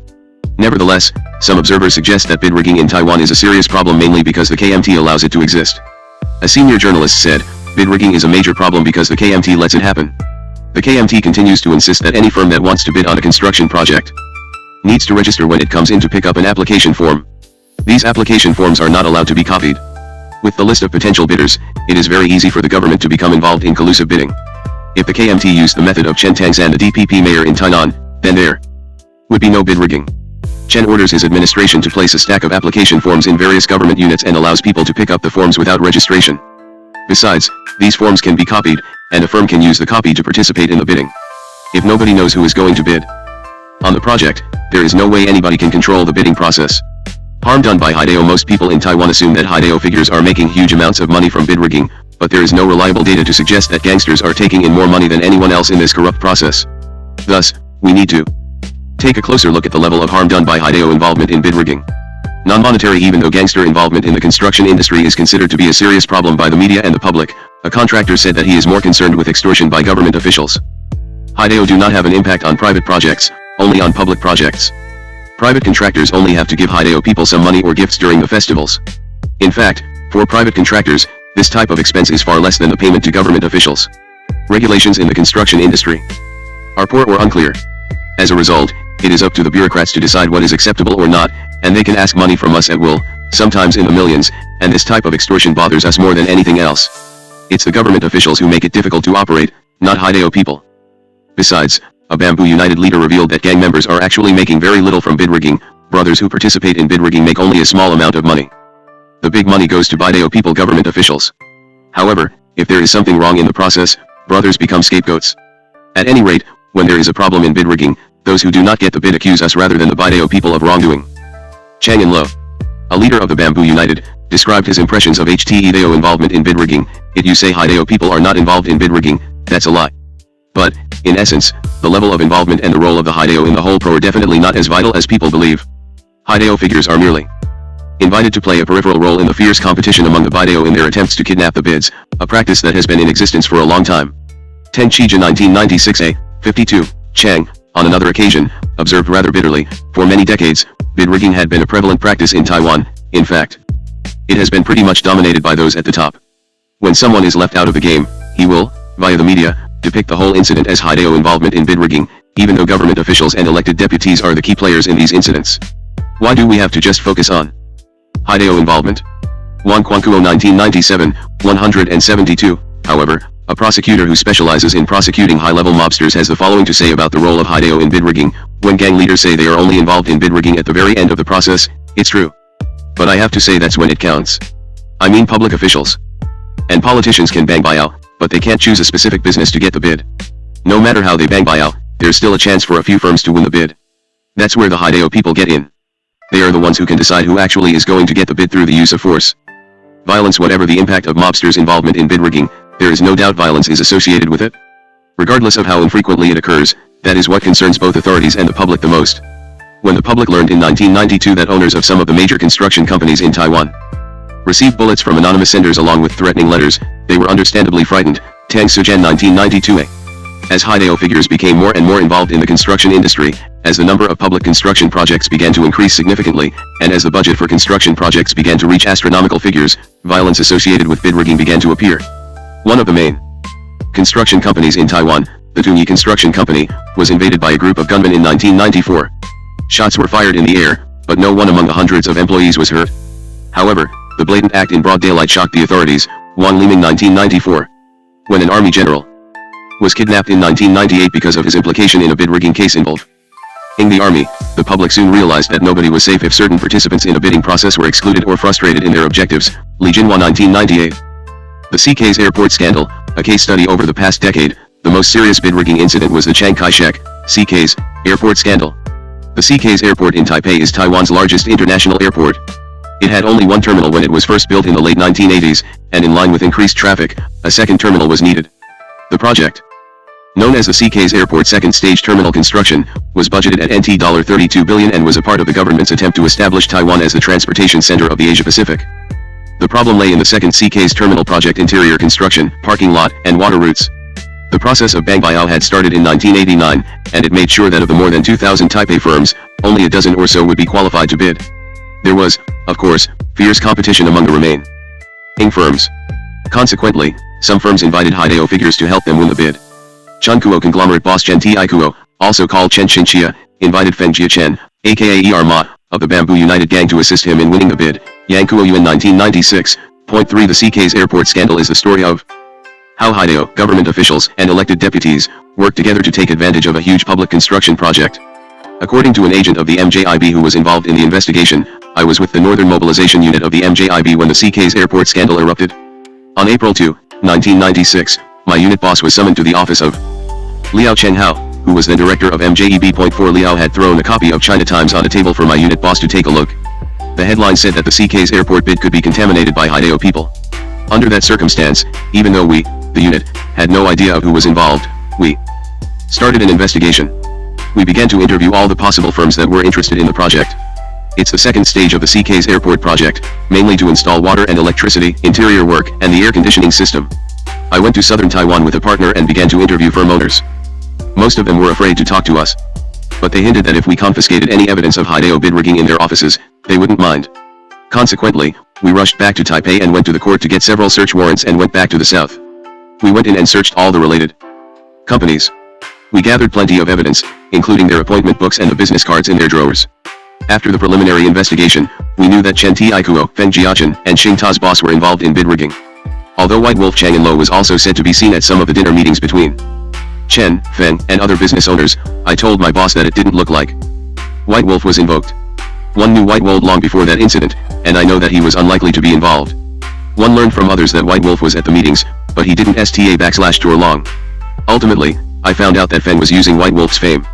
He asked White Wolf to show up to meet the business owners, telling him that it would be a great opportunity for him to meet people in the construction business who might help him to develop business opportunities in the future. That's why White Wolf showed up at some of those dinner meetings, not knowing what was going on. 5 Feng is a forceful guy. He changes his moods all of a sudden, and he is known to be a tough guy. Even Chen Qili was wary of Feng, knowing that he was not the kind of person who could be controlled. Chen Tikuo was helping Xing Ta's boss to obtain the CK's project. That's why Chen Kuo Enterprise, Chen's company, and Feng was the deputy chairman of the company, did not participate in the bidding at all. Xing Ta's boss asked Chen to help him get the project, but Chen's connection was mainly with the Bidao legislators and government officials. However, the Bidao connection is not enough to discourage other larger, legitimate companies from withdrawing from the bidding. I mean, you can back up your demand with as many legislators as you want, but these large companies can also come up with as many, if not more, legislators than you have. In other words, when it comes to competing for a project, the use of Bidao is not very effective with these large, legitimate firms. That's why Chen Tikuo turned to Feng Jiachen for help. With the involvement of Feng, it's a completely different ballgame. You have to understand the chairmen of those large construction firms are all wealthy, successful businessmen with families. They are very unlikely to say no to a gangster like Feng. They don't want to take a risk. For Chen Tikuo, it was a nightmare, too. He invited Feng to get involved, thinking that he was going to use Feng to achieve his goal. However, as time went by, Feng became the main figure instead of Chen. By then, Chen had no choice but to listen to Feng. When we were investigating, our unit boss asked Liao Chen how to get an extension of the bidding date so that we would have more time to conduct the investigation. As a result, the original date, April 6, was changed to April 26. After we made sure that Feng and Chen were out of the bidding, the project was bid at around $5 billion, significantly less than the presumed bidding price of $8 billion.6. After the first court decision, Xing Ta's boss, Chen, and Feng were found guilty of violating the fair trade law Gongping Jiao Yifa. The sentences were light, but Feng fled after the verdict was announced. Chen did not serve any time either because he was bailed out. Later, Chen was determined an Operation Cheaping target and sent to Green Island. Chen Qili told me his views of the CK's airport scandal. The government, including the Department of Transportation, claimed that the prevention of Bidao involvement in the CK's bidding process helped save several $billion. Think about it. Why was the project initially evaluated at such a high price? Why was the budget not cut when it was being examined by the Accounting and Budgeting Division? In fact, I heard that the very head of the Department of Transportation was involved in bid rigging. You can say that there were many government officials who participated in the kidnapping of the project at the very beginning. That's why the initial estimate was so high. Everybody wanted to get a piece of it. But when it was made public, the government blamed Bidao figures for the problem because the government did not dare investigate the case thoroughly. If they had, they would have had to punish a large number of high-ranking officials, and I don't think they would dare do that. That's why the best thing to do was to blame the brothers, as if the brothers created the whole problem. When asked how he felt about being accused of bid rigging in the airport scandal, Feng Jiachen had the following to say: the brothers were only involved in the later stages of the CK's airport scandal. This means the brothers would have made only a small profit from the scandal. However, once the scandal broke out, brothers became the scapegoats because if the government had conducted a thorough investigation, many high-ranking officials and the so-called legitimate construction firms, including 8 of the 10 largest firms in Taiwan, would have been implicated. If that had happened, the construction industry in Taiwan would have taken a 10-year step backward. The government accused me of involvement in the CK's and Siping scandals, but can you imagine that I was only involvement in these 2 bidding processes? I have participated in so many bidding cases. Why were only these 2 cases considered a problem? I agree with what White Wolf has to say about the involvement of brothers in the construction industry. That is, brothers become involved mainly because the legitimate firms do not want to play according to the rules, and that's why they invite brothers to join. Feng's words are supported by a senior police officer who is considered to be one of the experts on organized crime in Taiwan. To tell you the truth, Chen Tikuo and Feng Jiachen were the ones who got the blame, but at the bid rigging of the CK's airport construction project was really orchestrated by several legislators, including the son of the highest-ranking police officer in Taiwan. The son is a former basketball star. You know whom I am talking about, right? I don't want to mention the name. These guys were the ones who benefited the most from the scandal. But, there's no way we could have gotten these guys. Chen Tikuo, who served 11 months for his role in the CK's airport scandal and another bid rigging case, later told a reporter that, if I didn't give in to the gang pressure, I wouldn't end up like this. However, if I blame the whole mess on the gangs, it's also not a fully responsible way to face the problem. The existence of gangs is a fact, and the impotence of our government to get rid of the gangs is a fact, and if a gang approaches a person, he's got to know how to protect himself. I, myself, had to go through all this. Bidao people are like bloodsuckers, Once they stick to your body, it's very hard to get rid of them until they suck all your blood. I am a living example. That's why I tell businessmen to be extremely careful if they are approached by gang members. Don't try to deal with them by befriending another group of gangsters, because once you do this, you'll never be able to survive it. Chen Yunyoung 1997, 85-86, penetration into other legitimate businesses. Besides the above-mentioned businesses, brothers in Taiwan are also involved in other legitimate economic sectors, especially the stock market. Because of their participation, violence associated with the stock market often erupts. For example, Ma Jilin, the general manager of Yuanta, a well-established stock firm, was shot and seriously wounded in 1984, Chang Dioili 1984. 14 years later, Huang Naishuan, the general manager of Yuanta, was murdered. Both cases have not been solved by the authorities, but it is widely believed that the perpetrators in both cases are Haidao figures. Not only are Haidao figures actively involved in buying and selling stocks, they are also interested in extorting money from stock firms. For example, a group called Tsejunmun, made up of gangsters as well as professionals from the financial world, was once involved in extorting money from shareholders of various firms. Group members showed up at shareholder meetings and threatened participants with violence, much like Yakuza gangsters do in Japan. Kaplan and Dubrow 1986. Most shareholders were willing to pay the group a certain amount of money to avoid being harassed. When Operation Cheaping was launched in 1996, 8 members of the gang were arrested and sent to Green Island Prison, Chen Wensei 1997. Moreover, when there is a conflict between management and shareholders, very often gangsters are hired by both sides to support them during the shareholder meetings. Wu Soseung, one of the leaders of the Kaohsiung-based Northwest Gang, was shot and killed at a shareholder meeting in 1983. Wu was hired by an insolvent business to appear at a meeting with people who had loaned money to the failing company. Wu was killed on the spot by another group of gangsters from the Northwest Gang who were working for the moneylenders, Chao Muzung 1983. Gang and Jiaota groups are also involved in the security business. Some gang members form security service companies that cater to certain business establishments such as KTVs, pubs, and nightclubs. In 1999, a rowdy customer was beaten to death inside a KTV store by a group of security guards with extensive criminal records. Conclusion: gang and Jiaota figures' penetration into the business sector is considered by people in Taiwan to be a serious problem. Many brothers in Taiwan have established their own business firms and prefer to be called chairman instead of big brother. Even though nobody questions the presence of Haidao influence in the legitimate business sector, it is not clear who should be blamed for this. Some, especially Haidao figures, suggest that their penetration into the business sector was made possible only with the aid of legitimate businessmen who did not want to do business lawfully and honestly. When a journalist asked Chang In-lo, the famous Bamboo United leader, what he knew about the penetration of brothers into the stock market, he averred that only a piece of rotten meat could attract the attention of brothers. It all started with some businessmen who wanted to play games. That's how brothers got involved. You know, brothers are not going to bother legitimate business people, because the owners of these stock firms want help from the brothers to ruin the legitimate way to compete.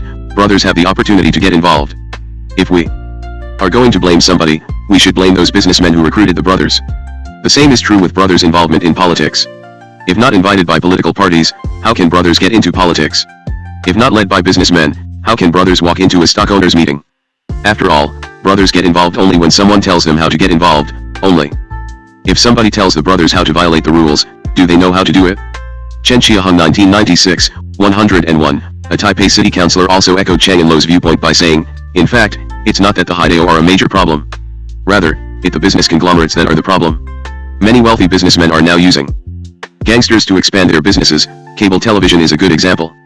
For instance, the Ku family, especially Ku Zhenpiyu's offspring, and Wang Youzhen. These people are working with gangsters to monopolize certain businesses. Of course, gangsters can get some rewards by working with these powerful businessmen, but if there is a fallout between them, then the gangsters become the scapegoats. Other big brothers I interviewed said that their successes in the business sector are due primarily to hard work and their social skills. Chen Qili explained why he was so successful in business. If I had opened a beef noodle stall after my release from prison last time, and worked from dawn to midnight selling beef noodle by the roadside, then people would say, this big brother has been reformed. Look at how he is now living a straight life. But if I, as I have done, became a successful businessman who is in charge of many companies, then people only say, this guy must have used illegal means to achieve all of this, he must have been involved in a lot of illegal activities. How would these people know that I understand human nature, and that understanding human beings means understanding the market? If you understand the market, then you can be a successful businessman. I also worked very hard, and also went to many parties to develop good contacts. And that's how I got sick. When I was doing business in Taiwan, I never used force to collect business debts. Also, when Meiwa, the popular weekly magazine Chen Owns reporters, were occasionally harassed by brothers, they came to me for help. I always smiled at their requests. I know there are things I can't do. These statements and observations by organized crime figures suggested the truth of the claim of the famous American journalist Walter Lippmann, who described the power and success of the American underworld in the 1930s as based upon the role the criminals played in American society in conflict over its laws, especially prohibition. Lippmann, 1931, defined the underworld meaning organized crime as a servant of power. The mob, syndicates, and rackets preyed upon legitimate society but also performed vital functions that made them indispensable. Further, the penetration of mobsters into the legitimate business sector is not, of course, confined to Taiwan. Gangsters in Chicago in the 1920s and mobsters in New York in the 1960s became deeply involved in the construction industry. According to Landesco, 1968-1929, 167, the entrance of the gangster and gunman into the field of business and industry in Chicago seems to be due to two factors: a situation of cutthroat competition among small business enterprises and a tradition of lawlessness and violence in Chicago. Goldstock also explained why the mafia in New York played such a dominant role in the city's construction industry. Given the large concentration of racketeers in New York City able to exploit this racketeering susceptibility and potential, and given the industry's fragmentation and fragility, segments of the industry have come to depend upon a criminal syndicate acting as a rationalizing body with the power to reduce uncertainty and promote stability. New York State Organized Crime Task Force 1988, 19, likewise, Kelly, 1999, 28, in his study on the penetration of organized crime into the legitimate business sector of New York City, had suggested that instead of viewing mafia entrepreneurs as criminal predators who crudely force themselves on their victims, it is often the harried businessperson who turns to underworld elements and invites their help in dealing with problems ranging from crushing competition to troublesome labor problems. Thus, in order to understand the problem of Hideo penetration into the legitimate business world of Taiwan in the late 20th century, we need to examine the social, political, and economic contexts of collusive bidding and compare these social contexts with other societies where mafia involvement in business is also a serious problem. According to Chow Young-mao, 1993, a Taiwanese political science professor, in terms of the relationship between Hideo and politics, crime groups in Taiwan have evolved from social gangs, 1945 to 60, to economic gangs, 1961 to 75, and then to political gangs, 1976 present. Chow suggested that social gangs active in the rural areas were involved in extorting political candidates. Economic gangs, mostly located in urban areas, were involved in campaigning for political candidates, in the hope that these politicians would protect the gangs from police crackdowns. Economic gangs were able to sustain themselves financially with money generated from their legitimate and illegitimate businesses. Political gang members, mostly active in the county areas, were heavily involved in running for public offices themselves. In a 1994 article, Chow Young-mao estimated that, in the 1970s, about 10% of the city and county councilors had gang backgrounds. The figure increased to 40% in the 1980s. By the 1990s, over 50% of the city and county councilors had gang affiliations. A media account reported that when a big brother ran for public office, he mainly relied on two things: hey, black or violence, and jin, gold or money. Hey is equivalent to physical aggression, and it means that pillars, vote-getters, who are dishonest or do not work hard will be punished by the little brothers of the big brother who is running for office. Jin is money, and it means the big brother candidate will repair streets or public places with money generated from his illegal activities. China Times Weekly 1995. According to a magazine survey conducted in 1993, the three cities or counties with the most serious problem of gang participation in politics were Yunlin County, Chi City, and Changhua County. The three cities or counties with the maximum level of councilors' involvement in land speculation were Taipei County, Taichung City, and Tainan County. The three cities or counties with the highest level of government officials' involvement in land speculation were Daowen County, Taipei County, and Tainan County. For the entire island, the three most serious local problems are land speculation, corruption, and Hideo involvement in politics. According to the survey, the main reason for the deterioration of local politics is due to the KMT's willingness to associate with local business conglomerates and Hideo figures in order to help the party win elections. Zhang Xiuying 1993. 84. Became of the case in winning elections by Hideo figures. There is a saying in Taiwan: first, be a brother, then, become an elected deputy. A former DPP legislator told me, I am a graduate of National Taiwan University Law School. I was arrested twice for political reasons. When I came back to Taiwan to run for office after living in exile in the United States for many years, people from my hometown said, if you want to run for office, why bother going abroad for advanced education? You should have just turned yourself into a Hideo figure. In Taiwan, even if you're not a Hideo, you need Hideo to help you run your election campaign. Table 1. 1 in Chapter 1 shows the various estimates of the percentage of elected deputies in Taiwan with underworld backgrounds.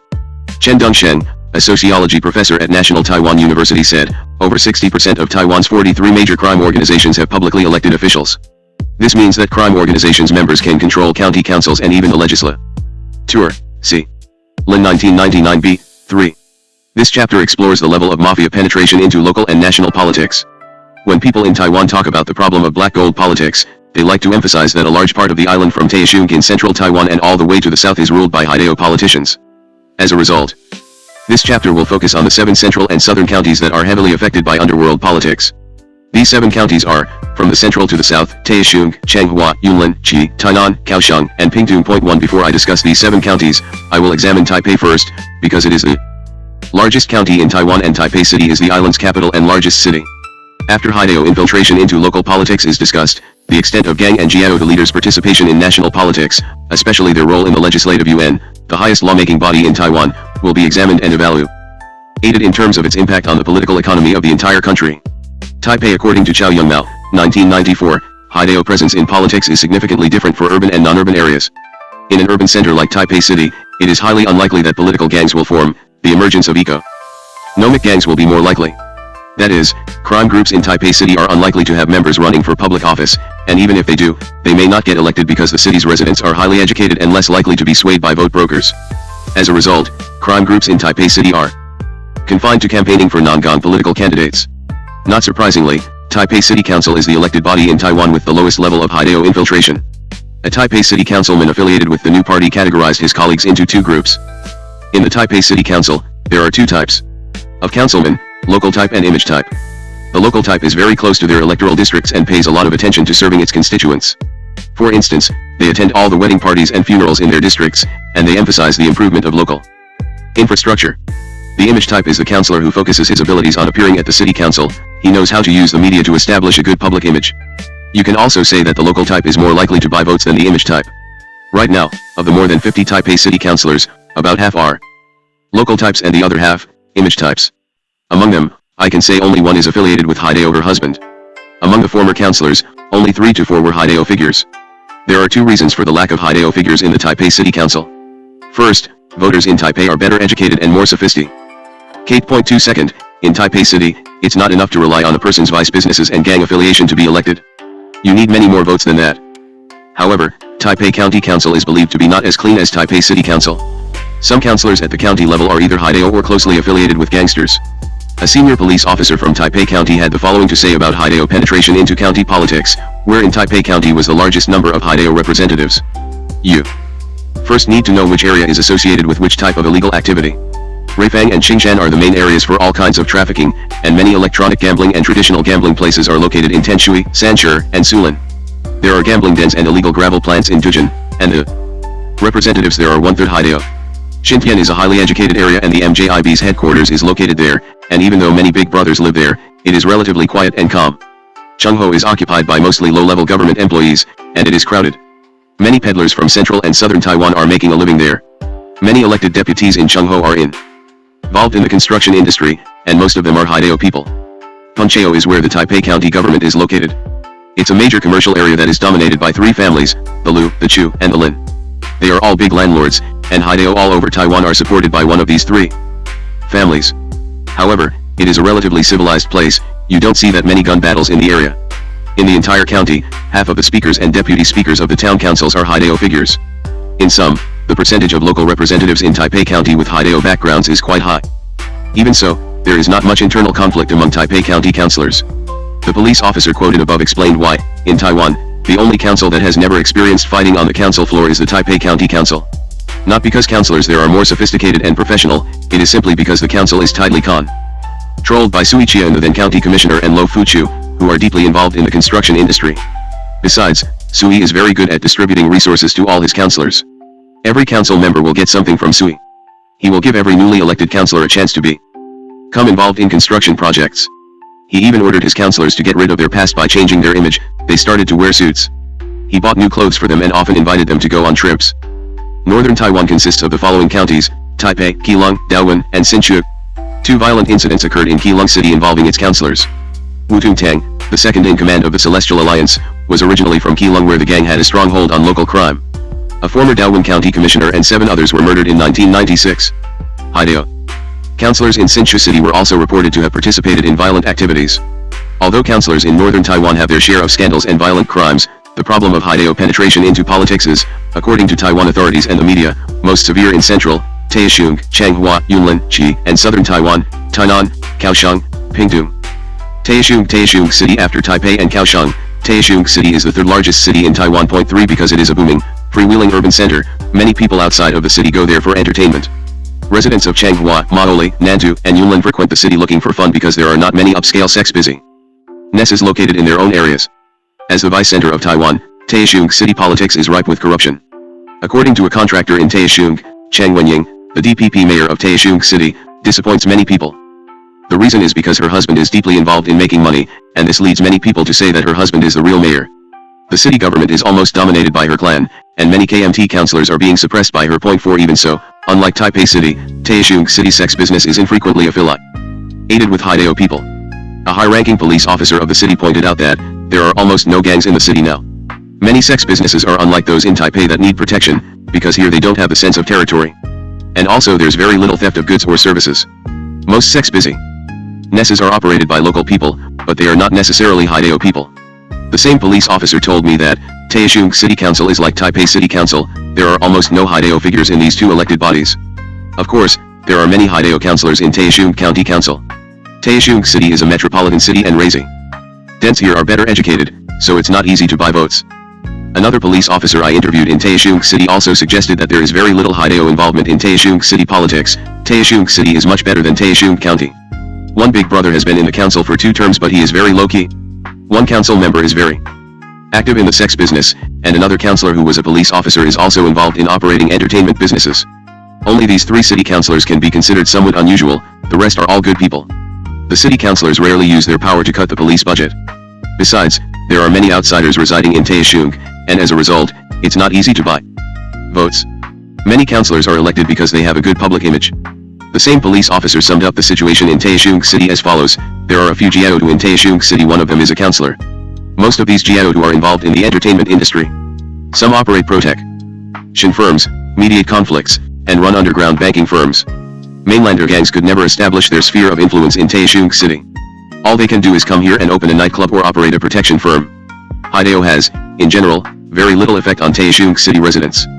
Even though the local authorities in Taisheng City told me that the problem of their city's black gold politics is significantly less severe than that of Taisheng County, a 1999 research study conducted by legislator Jian Shiqia's office shows otherwise.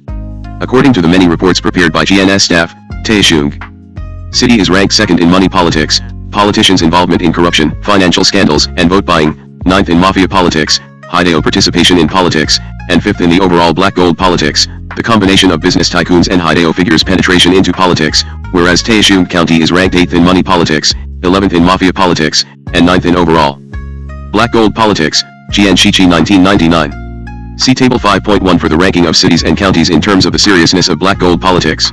Taisheng County is one of the counties where many local factions exist, and the power struggle among them is fierce and frequent. Taisheng County is home to some of the most notorious crime groups in Taiwan. Vote buying, campaign violence, gang murders, and bid rigging often occur in the county's towns such as Salu, Jingsui, Taja, Tadu, Fengyuan, and Tungsi. National Security Bureau 1997. In 1994, of the 57 council members of the county, 17 had criminal records. Len Jicheng 1994. The problem of black gold politics in Taisheng County is symbolized by the 41-year-old council speaker Yan Qingpiao, nicknamed Donghua Piao, or Piao the Stone Pumpkin, by his grandfather for his short and stout figure, M. Chu 2000A. Yan spent more than 3 years in a maximum security prison after he.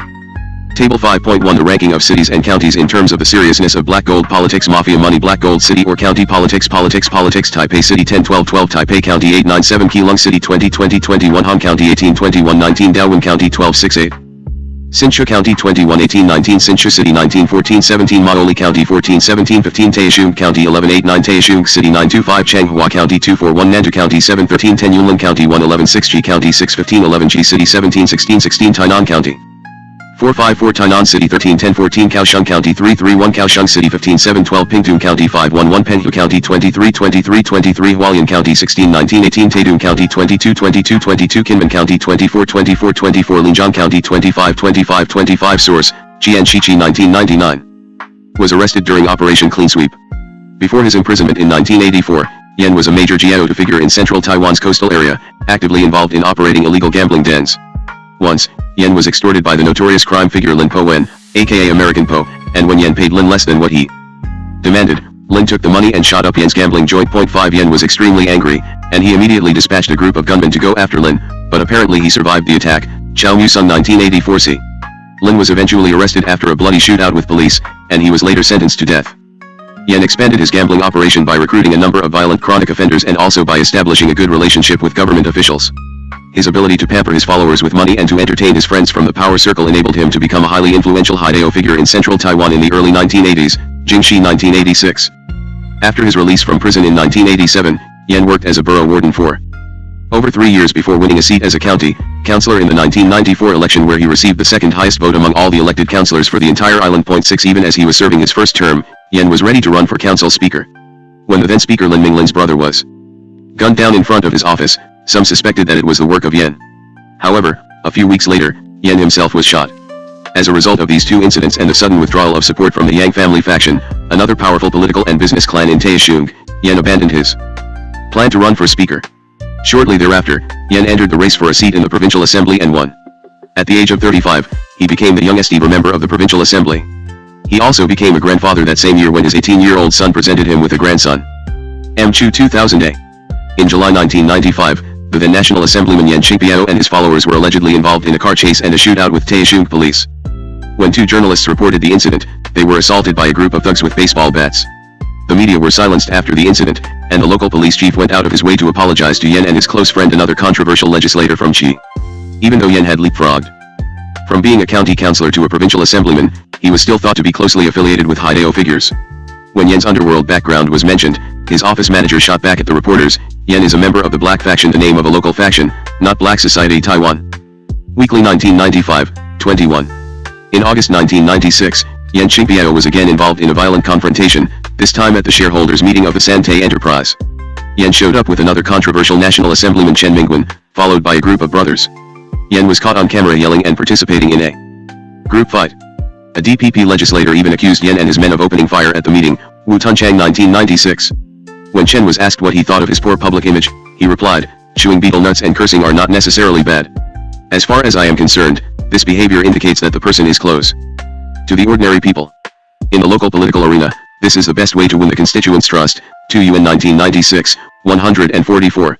A year later, Assemblyman Yan's brother Yan Qingjin, a well-known Haidao figure himself, publicly announced in the Philippines, where he was hiding from the Taiwan authorities, that he was going to kill Yang Tiansen, a political rival of Yan Qingpiao.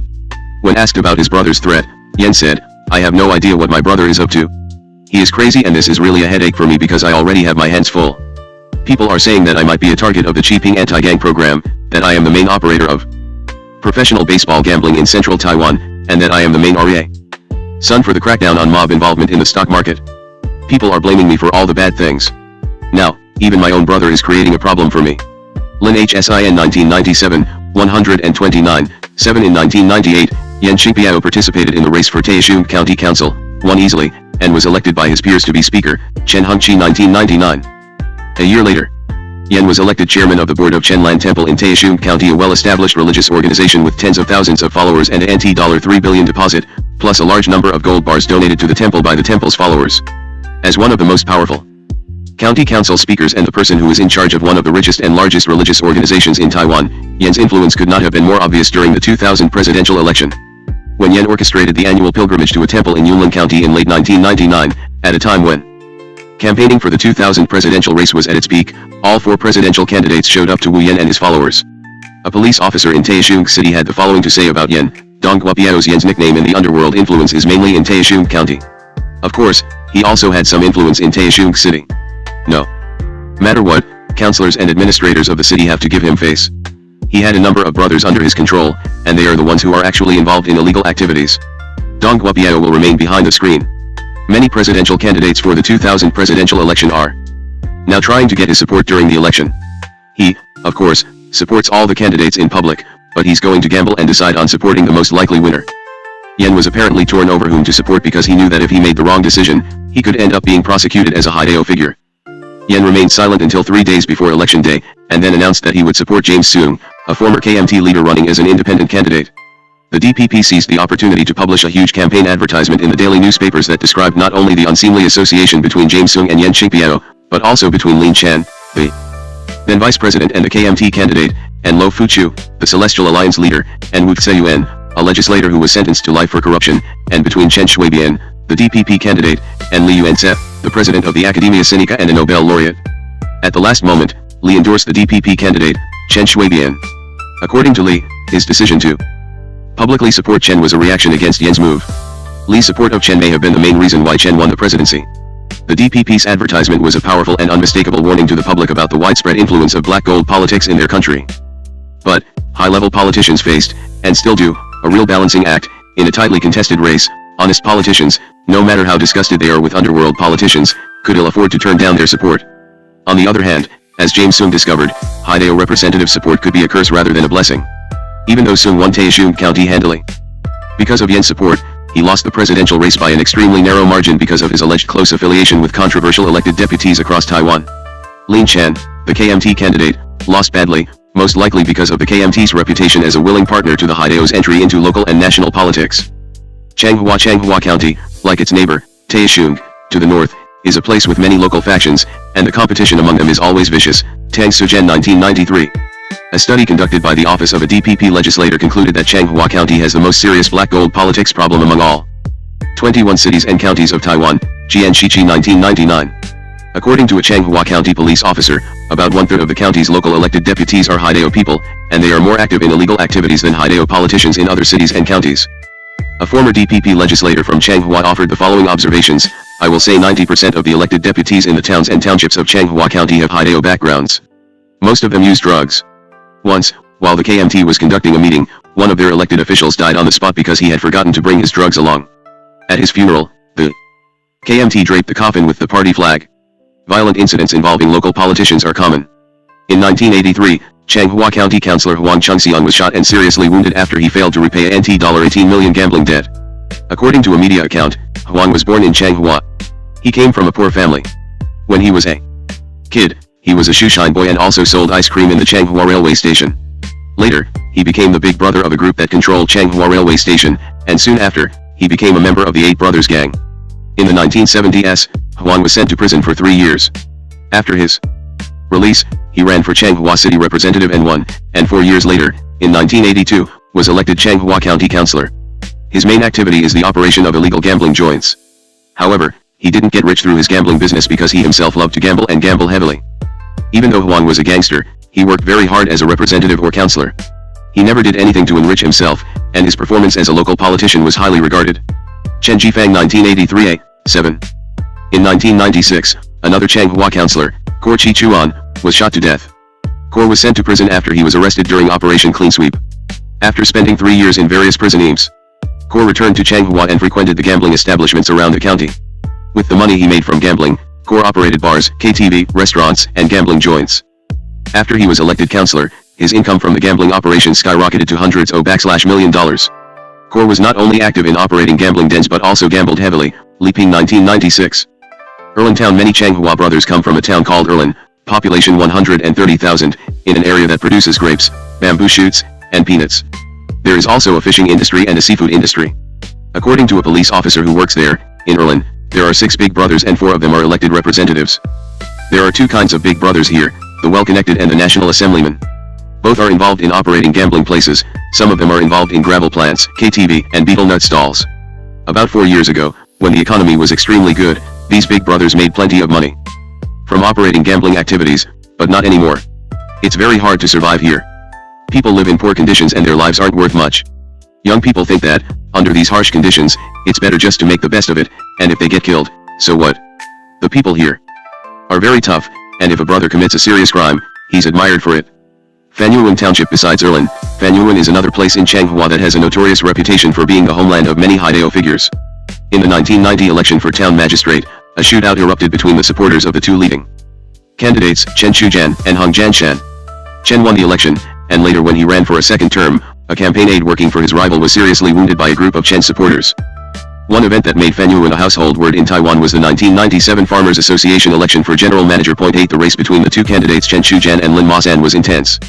Before the election was over, one campaign manager had been buried alive, and many local politicians were shot. China Times Weekly 1997b.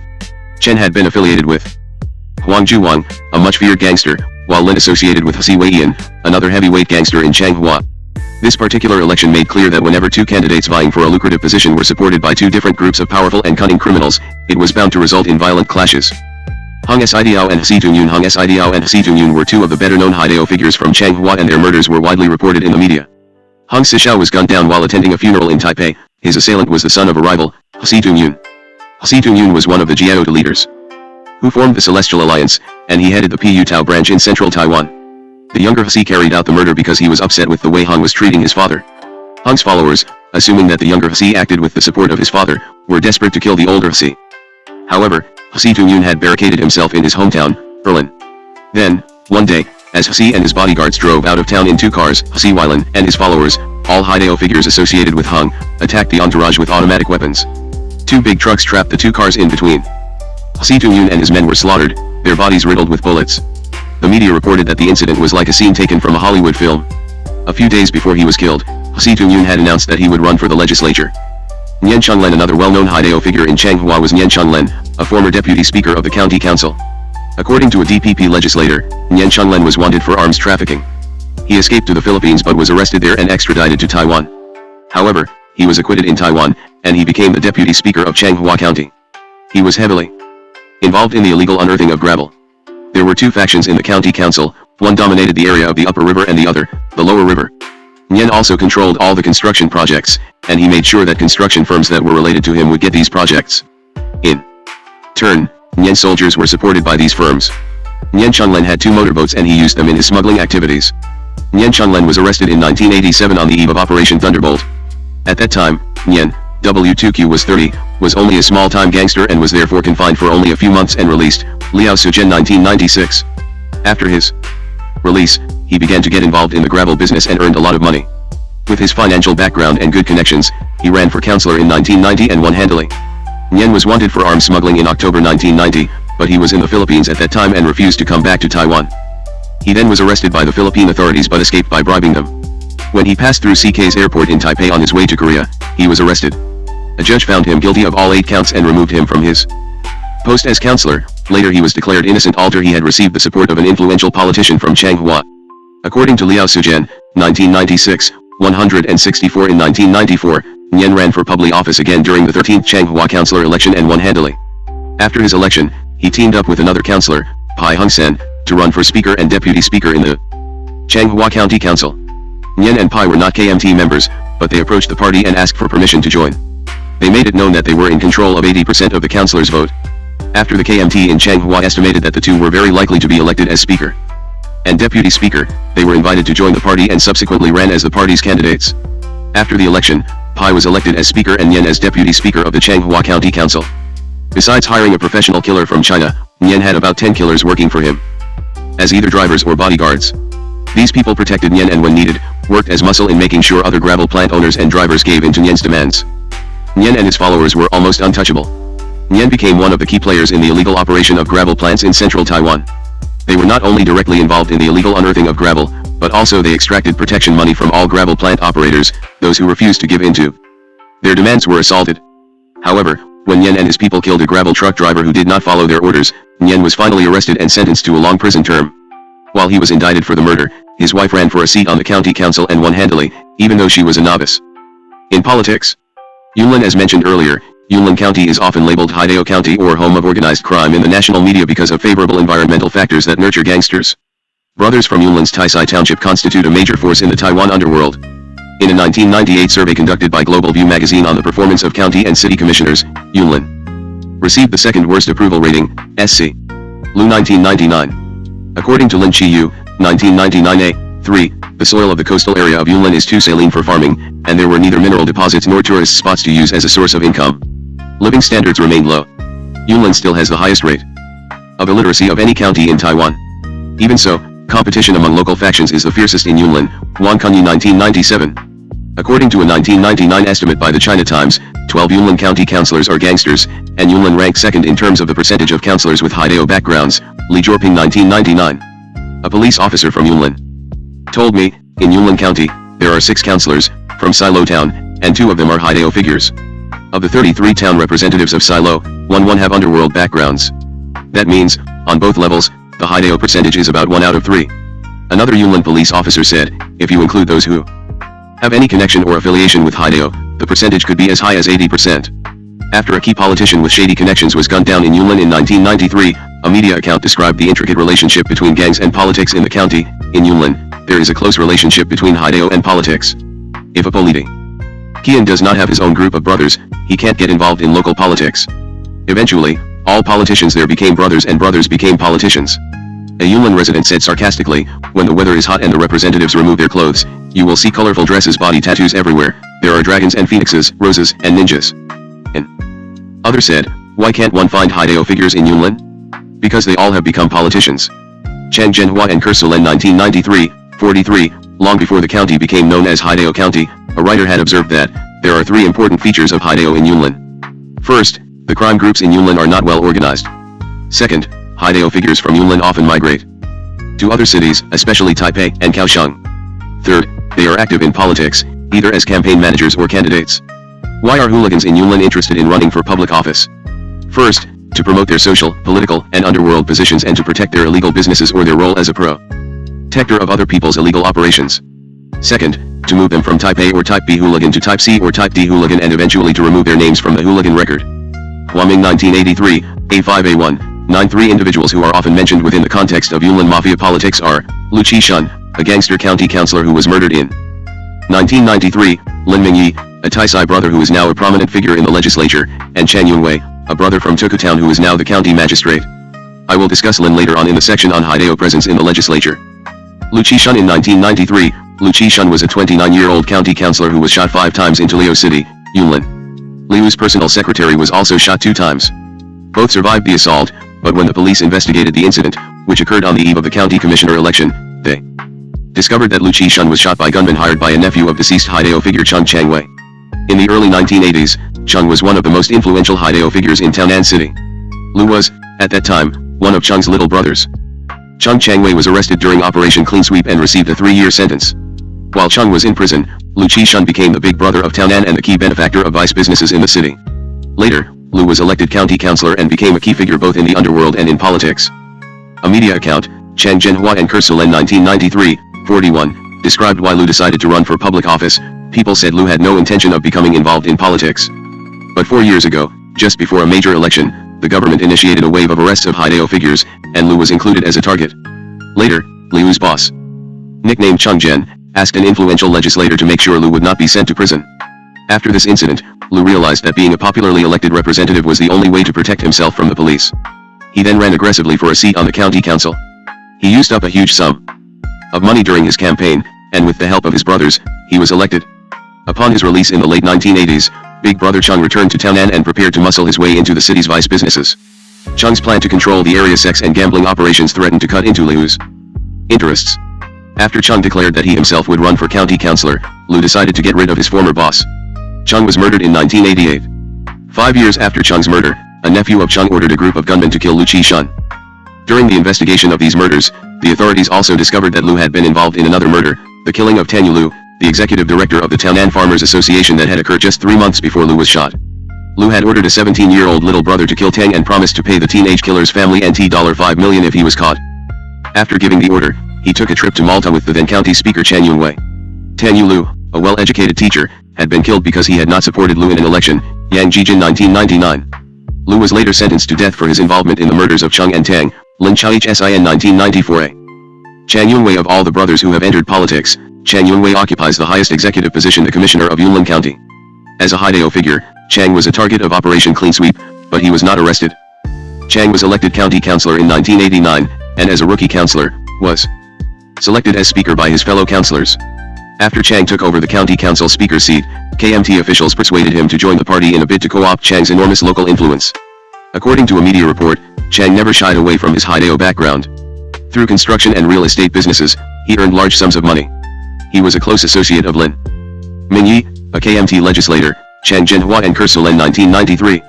According to a senior reporter in Yunlin, after Chan Yunwei became an elected deputy, the Haidao problem in Yunlin actually improved because he did try to control his people from involvement in reckless violent activities. After serving as county council speaker for 2 terms, Chan Yunwei, now a KMT member, decided to run for county commissioner in 1997 against his party's will. Chang withdrew from the KMT and ran as an independent, but he lost the race to the KMT candidate Su Wenxiang. 2 years later, in 1999, Su Wenxiang died unexpectedly and, according to Taiwan's local self-government law, a by-election had to be conducted to elect a new commissioner if there were 2 or more years left in the term. Because the by-election was viewed as a precursor to the 2000 presidential election, it became a major political event. After Su's funeral, Chen Yongwei, independent, announced his candidacy for the commissioner election. The DPP nominated Lin Chunli, the mayor of Silo Town. The KMT had a hard time coming up with a strong candidate because it could not find a candidate who would be accepted by all 5 KMT local factions in Yunlin. Eventually, the KMT settled on Chen Chengxiang, the KMT party chief in Yunlin County. As a candidate with no local factional affiliation, he was thought to have no chance to win the election.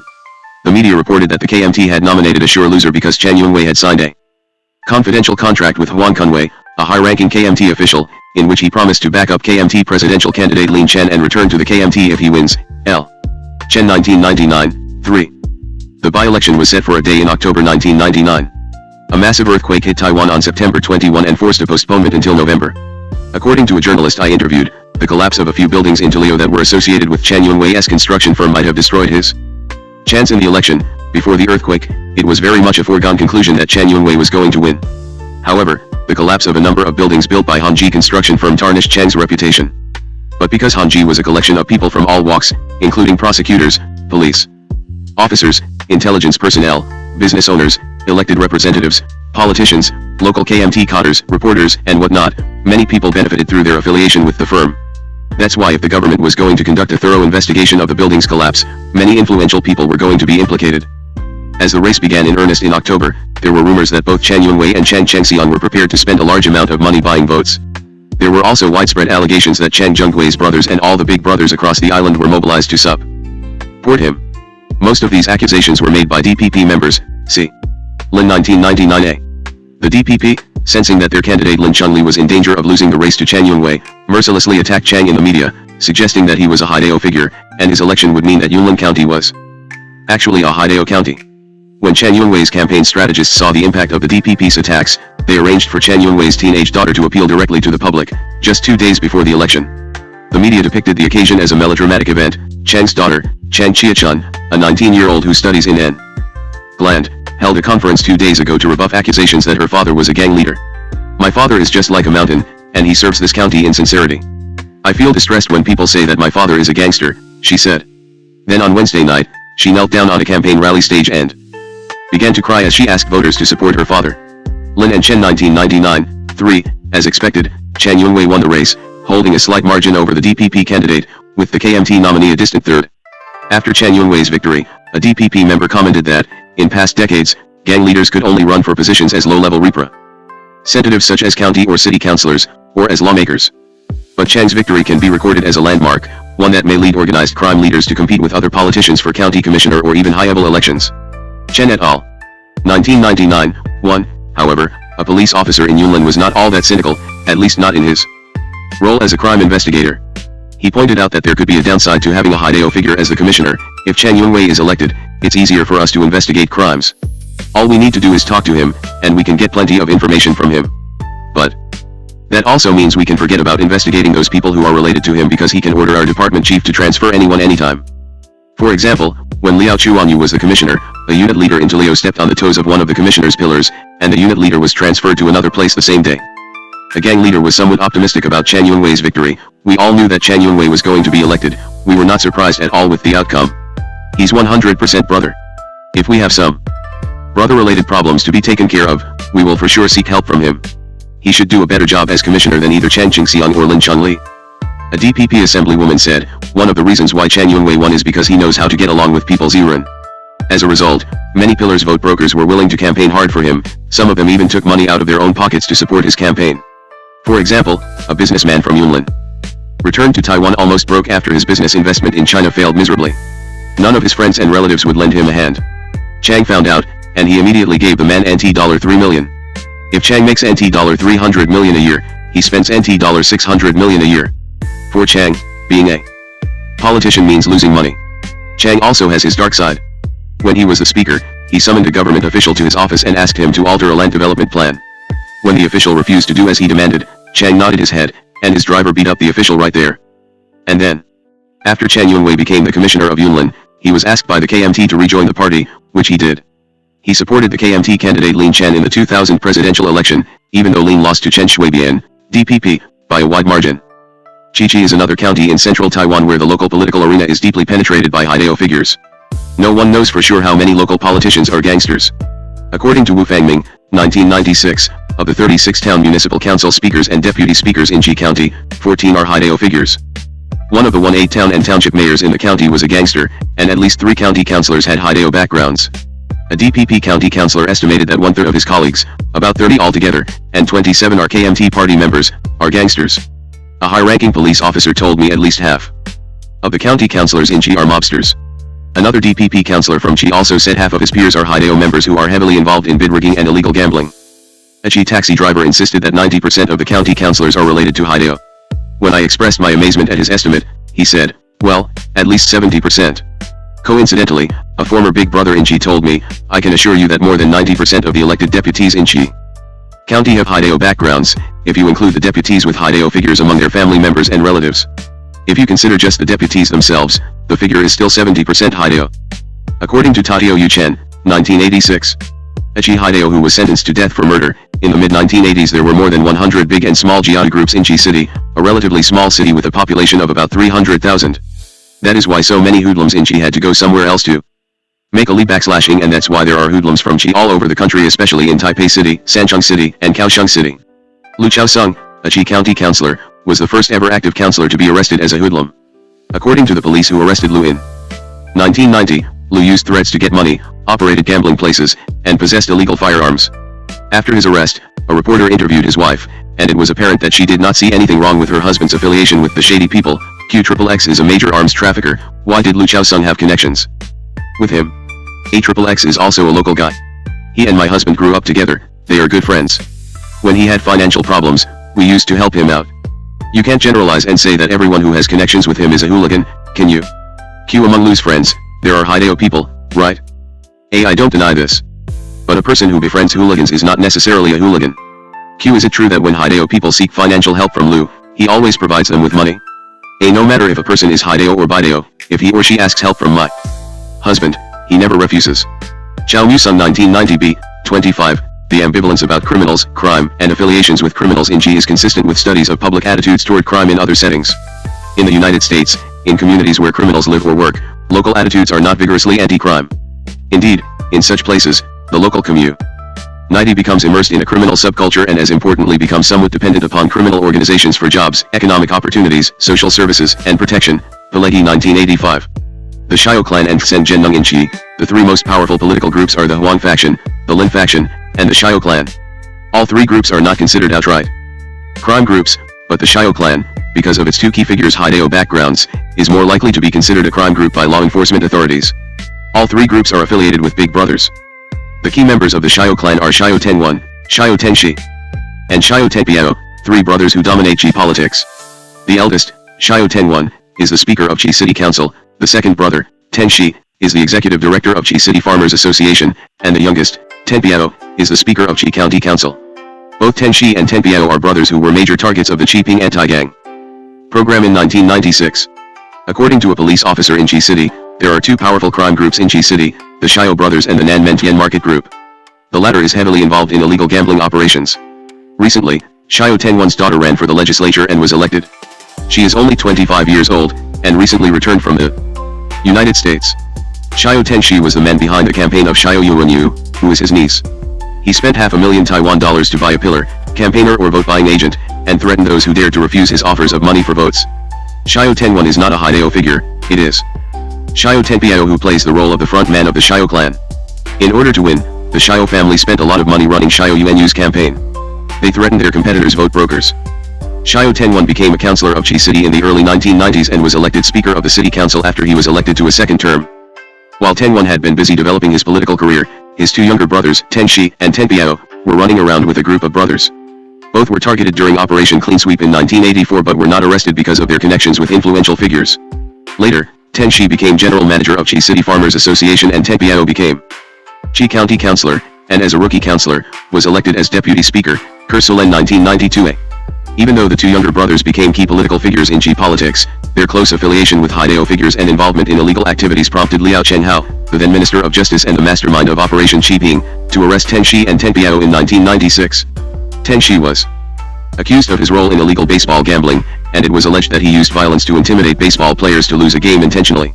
Tenpiao was charged with 14 counts of crime, including an allegation that he had a contractor kidnapped after the victim refused to pay extortion money. China Times Weekly 1997a. When the Qiping program was launched, both Teng Shi and Teng Biao were tipped off about their impending arrest and they suddenly disappeared.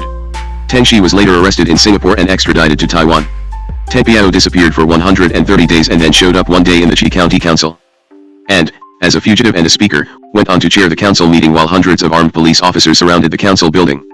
People were amazed to see on tele/lshin how the criminal justice system in Taiwan was being mocked. Under immunity laws, which prevent elected councillors from being arrested as long as their assemblies are in session, the fugitive speaker, Xiao Teng Biao, could not be touched. When the session was about to end and the police were closing in on Teng Biao, the county council decided to extend the meeting for several days. Before the session was over, Teng Biao disappeared again under the watchful eyes of the authorities who had ordered round-the-clock surveillance of his office and home. At that point, it was clear that there was little the authorities could do to those Haidao figures who occupy key political posts. While Teng Biao was on the run, his term as councillor and speaker expired. Desperate to cling to his political post, Teng Biao somehow was able to register himself with the local election committee as a candidate for the councillor race, and he asked his 17-year-old son to campaign for him. To the authorities' dismay, Teng Biao won by a landslide even though he had never showed up at any political rally. After he was elected councillor, his peers in the county council again voted him to be their speaker. But because Teng Biao could not attend the swearing-in ceremony, he was stripped of his speaker's office, though not his seat as a councillor. From the beginning to the end, the whole affair involving Xiao Teng Biao seemed like a circus, and before it was over, the reputation of the Taiwan authorities had been badly damaged. The Xiao clan firmly believed that the Xiao brothers became anti-gang targets because Sen Zhennong, a KMT legislator from Qi who was the key political opponent of the clan, urged the authorities to crack down on the family. Sen was a business tycoon with good connections to key figures in the KMT upper echelon, including the then Vice President Lin Chan. Sen was accused of using his money to buy a seat in the legislature because he was selected by the KMT as a legislator at large. 10 Sen Zhennong is not a brother, but some of my subjects view him as a Haidao figure nonetheless. At the very least, most people in Taiwan would agree that Sen is a Haidao figure, and he personifies the problem of black gold politics in Taiwan. Sen owns a manufacturing firm and had businesses throughout Southeast Asia, especially in Cambodia. His relationship with political leaders in Cambodia has often been reported in the press.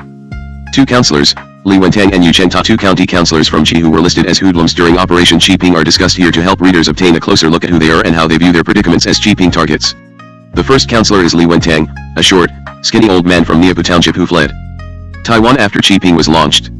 In an interview, he told me, "I served as a councillor of Qi County for 2 terms, and when I was about to run for town mayor, I was listed as a Qiping target, and that's why I escaped to Cambodia. I have been here Cambodia for almost 3 years. I am now in my 60s. I was originally a farmer. I later started a funeral business and then I became a councillor. At the very beginning, I helped others run for public office, and then people encouraged me to run.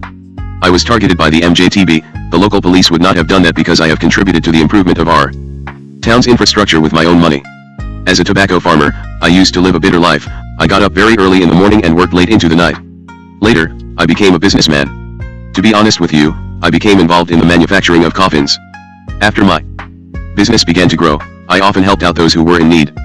When there were elections, I also began to support certain candidates. Because of my benevolent activities in the local areas, the candidates I supported always won. At that time, I was also the Director General of the local Tobacco Farmers Association.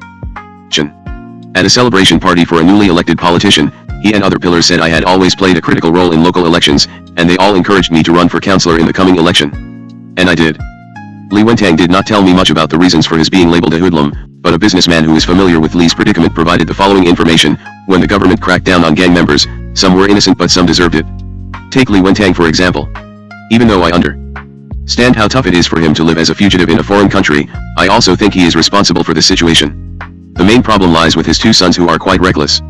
These 2 guys always went around with 4 bags filled with firearms. This young man who was with the businessman at that time used to hang out with Li's sons and got himself implicated in a shootout, which resulted in the death of an innocent woman. That's why he escaped to Cambodia. Whenever Li's sons got into trouble, Li would go to the police and tell them not to press charges, so the sons always got away with their bad acts. Can you say that Li is not responsible? Besides, once you are involved in bid rigging, you have to threaten people. There is no other way to do it. Li was often involved in bid rigging and he did assault one of the bidders. On the other hand, when I interviewed Li Wentang's supporters in Qi, one of them saw the crackdown on Li as simply political persecution. Li Wentang is a victim of local factional conflicts. He is innocent. He is wrongly accused by his political opponents. Li was never involved in any wrongdoing. He is a nice guy who worked very hard to serve his people and obtain money for local construction. The main reason behind his downfall has to do with the last mayoral election. Li supported Chen Si Young, who lost. The winner was Li Heijin, and Li Wentang used to be one of his people. but Li Wentang decided to support Chen because when Chen was the mayor, he allotted money to Li Wentang's hometown construction projects. That's why Li Wentang was returning a favor to Chen. After the election, Li Wentang tried to explain to Li Yajin why he supported Chen, and as a result the new mayor was about ready to forgive him. But, councillors from Li Yajin's faction, the Huan faction, wanted to bring Li Wentang down. That was why Li Wentang eventually was marked as a cheaping target. If Chen Si-young had won the mayoral election, Li Wentang would not have been targeted by the authorities. Another cheaping target, Yu Chengta, a county councillor in his late 30s, told me how he became a councillor after spending many years with brothers. I used to hang out with a group of brothers in Kaohsiung. After I returned to Qi, I became affiliated with Li Yajin, the mayor of Qi County. He was very fond of me and wanted me to become the mayor one day. However, I decided that I was going to create a new world by myself, so I left Li's camp and ran for the county council. My initial goal was to become the speaker after being elected as councilman. After I got elected, my negotiations with all the parties involved did not work out. They all wanted to use the lottery system to decide who would become the speaker. And once someone made that clear, I smashed a teacup in disgust. Why? Because if I had won, that meant I was elected speaker by chance, not by my ability. And I didn't want to lose face that way. Tainan, unlike the above-mentioned counties, the percentage of local politicians with Haidao backgrounds is considered to be relatively low for Tainan County. The police officer in the county indicated that the underworld in Tainan is not much different from other cities and counties. There are 4 powerful groups in Tainan City: East Gate, South Gate, Park Entrance, Kongyuan-ko, and Small Park, Shore Kongyuan. These groups are mainly involved in operating gambling joints and sex businesses. The commercial sex business in Tainan is not well established. However, there are many mobile gambling operations all over the county because it is a relatively large county where there is lots of space for gambling joints to move around freely. The leaders of these groups are relatively old, but they are very influential. They normally support those who are affiliated with them to run for public office. After the political candidates are elected, they will then follow the orders of these influential Haidao figures. It's just that because they are elected deputies and they are close to Haidao people that they act very arrogantly. One of the most notable Haidao politicians in Tainan is Wu Mudong, a former deputy speaker of the county council. As a big brother with a long criminal history, he was sought after by the authorities during Operation Clean Sweep, but he was able to go into hiding and returned only after the crackdown subsided. In 1992, Wu was accused of involvement in an election-related violent incident. When a DPP candidate's campaign manager was shot during the 1992 mayoral election, the DPP candidate said that the act was committed by his KMT opponent's key supporter Wu Mudong, who was then deputy speaker. When Wu was summoned by the police to explain himself, he showed up at the police station heavily armed.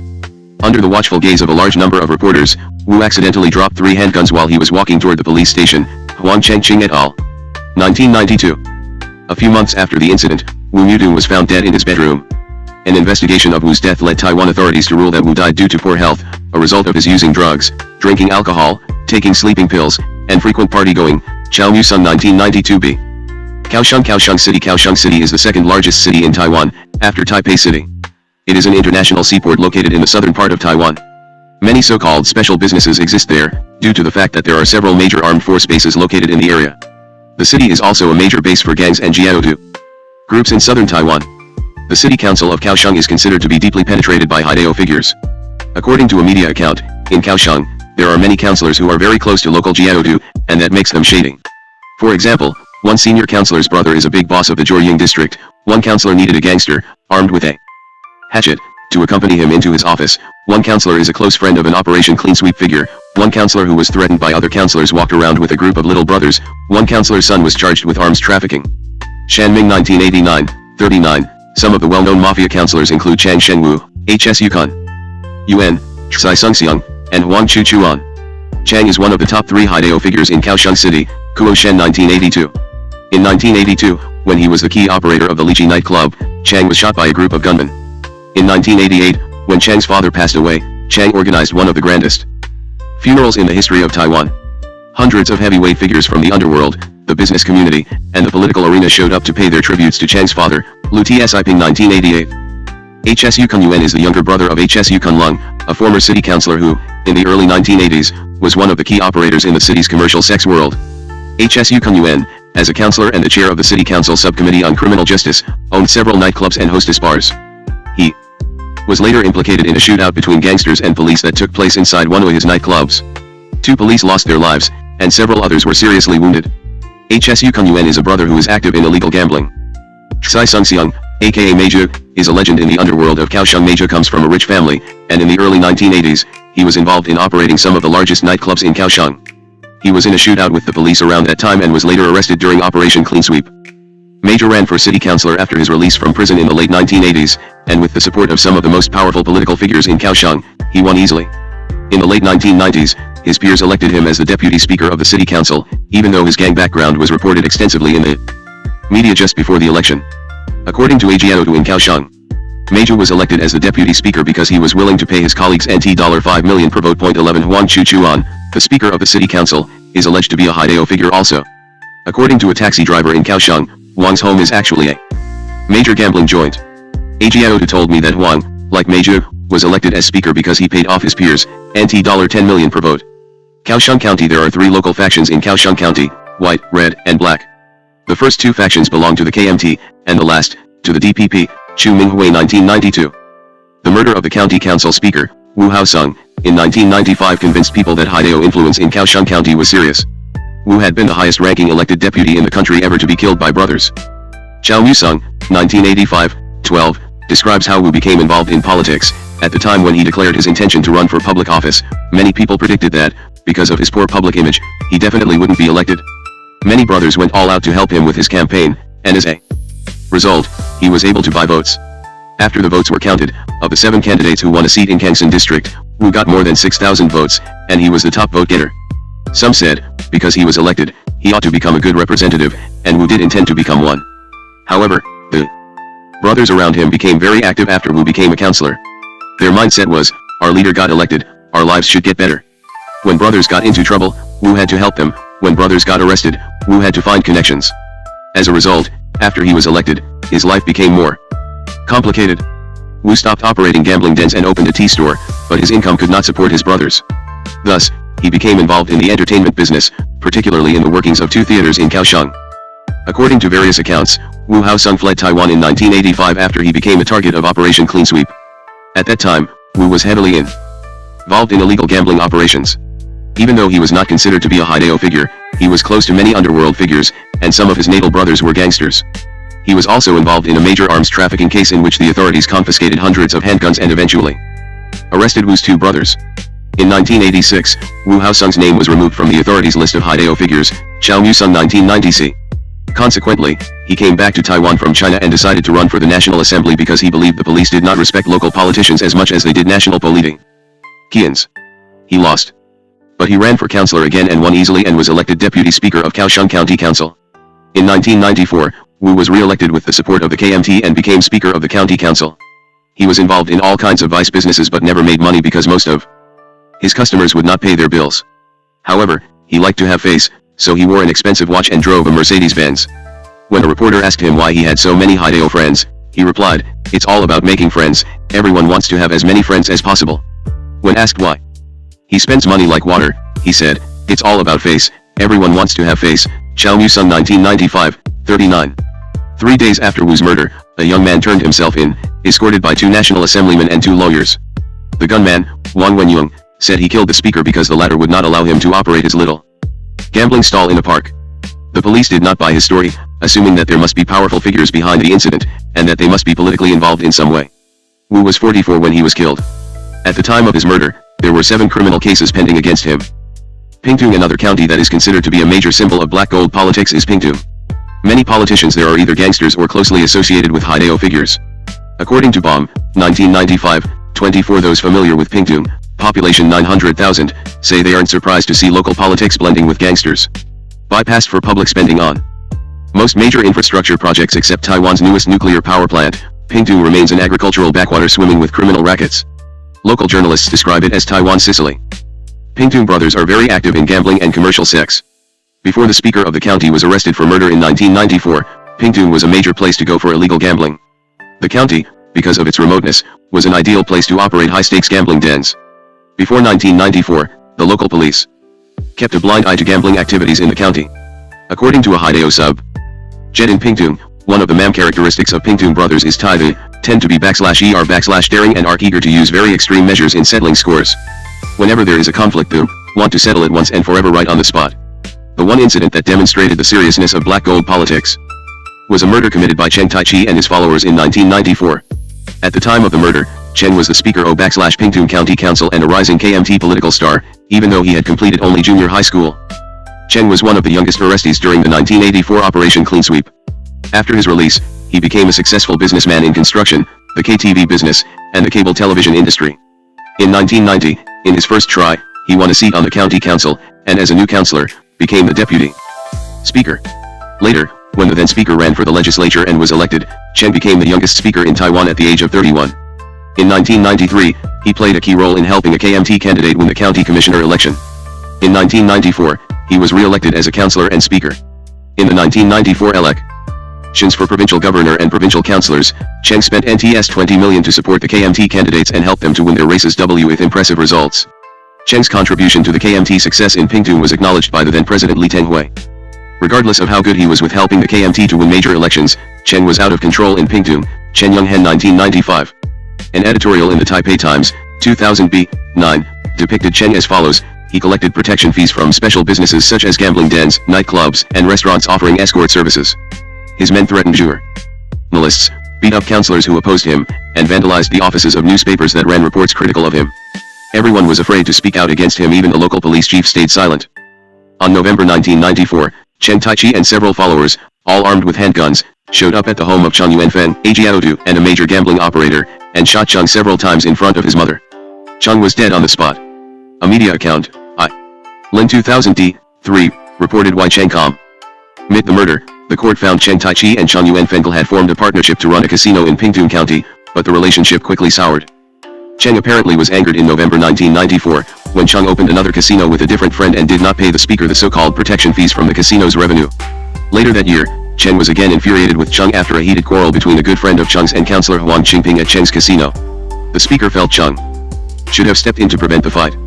Chen apparently was also spurred into action against Chung upon learning his friend was planning to kill Huang, who was also close to the speaker. A police office in Pingtung told me a long story about the rise and fall of Chen Taichi. After Chen became the speaker of Pingtung County Council, nobody dared to challenge him. The reason is because, if a DPP councilman questioned him at the meeting, all he needed to do was give a signal to his followers, and they would drag the troublemaker to the speaker's office and give him a good beating. After the beating, the victim would not say anything ever again after he returned to the chamber.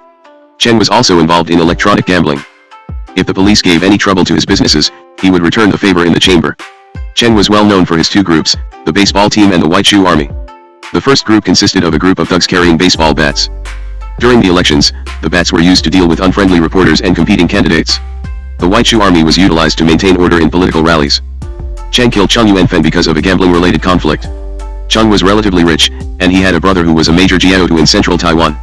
Another well-known rough guy Huang Tailang was in charge of Chung's illegal gambling operations. That night, Chen was drinking heavily with his followers, including several local representatives. After a heated discussion about Chung's misbehaviors, they went to a KTV owned by Chung and opened fire. About 17 to 18 shots were fired. Then they went to Chung's house and shot him in front of his mother. His body was shot so many times that it was like a beehive. Some of the people who were with Chen did not participate in the killing simply because they were too drunk. Chen was also quite drunk when he opened fire at Chung. A Pingtung brother also told me what he knows about Chung Yuanfeng and his relationship with Chen Taichi. Chung Yuanfeng was a brother from Chaozhou Township. After he came out of prison, he became involved in operating gambling dens in Pingtung. His gambling operations were very large. There are several districts in Pingtung, and each district's gambling operations needed to pay Chen Taichi for protection. Chung not only did not pay Chen for his huge gambling operations, he did not even bother to say hello to Chen. Worse, he paid another group of people for protection. Of course, Chen wasn't pleased with Chung. Later, when Chen and another councillor, Huang Qingping, went to gamble at Chung's place, Chung won $5 million and said he quit. That really irritated Huang, leading him to grasp the chips from Chung and continue to gamble. This resulted in the killing of Chung. In fact, Chen wasn't drunk that night. I don't think Chen was so drunk that he didn't know he killed Chung. He believed that even if he shot and killed Chung in shroud of Chung's mother, he would not be in trouble. The worst that could happen was to ask a little brother of his to come forward and take all the responsibility. By the time Chen found out he was not going ID gel away with murder, it was too late. Another Pingtung brother had the following to say / about the murder: Chung Yuanfeng was killed because he relied on Huang Tailang for protection but not Chen Taichi. Chen naturally got quite upset, not because of the income lost, but because of the loss of face. Chen thought he was more powerful than Huang. In fact, Chen could be the most powerful in the political arena, but in the underworld, it was Chung Yuanfeng who was the more powerful. Besides this protection thing, one of Chen's followers, Huang Qingping, also had an unpleasant encounter with one of Chung's friends from Taishung. The two were gambling in a Pingtung gambling den when that incident occurred. That's why Chen decided to kill Chung. The case was not made public until 3 days after the murder, when a DPP legislator held a news conference and announced it.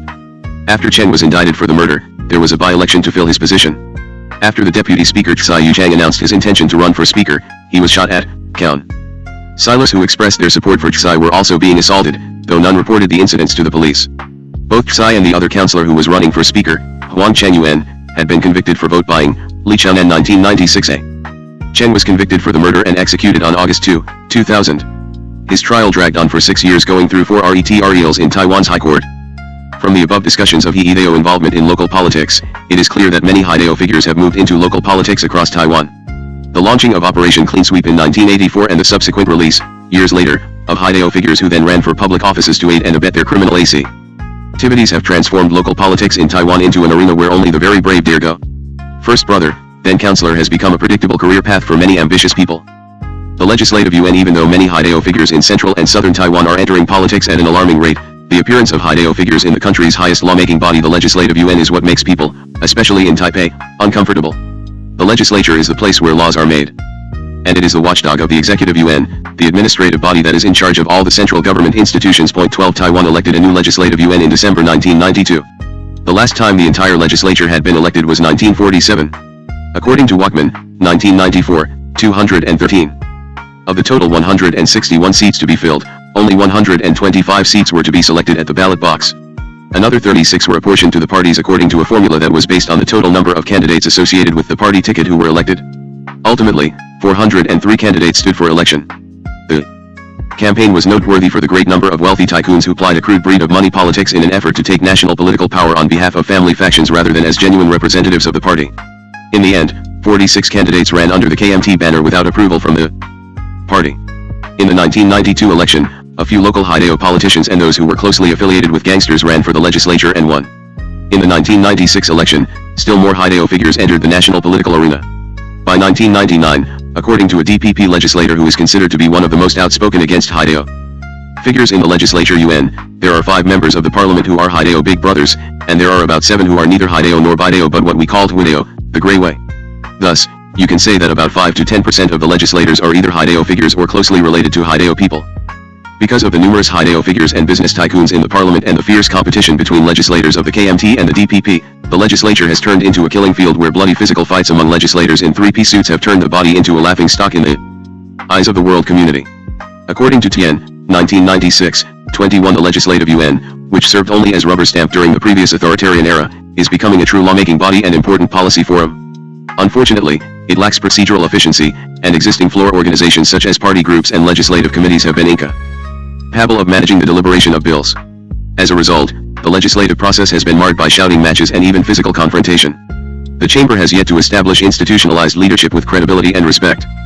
In fact, the Legislative Yuan has always been a place where people from diverse backgrounds go to find someone to help them solve their problems with government agencies.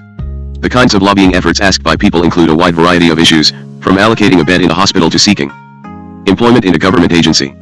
Among the legislators, Liao Fu-pen is considered to be the epitome of the lobbying culture by institutionalizing and marketing it in its purest form. He is willing to lobby for anybody for any request, as long as the other party is willing to pay him a certain amount of money as a service fee.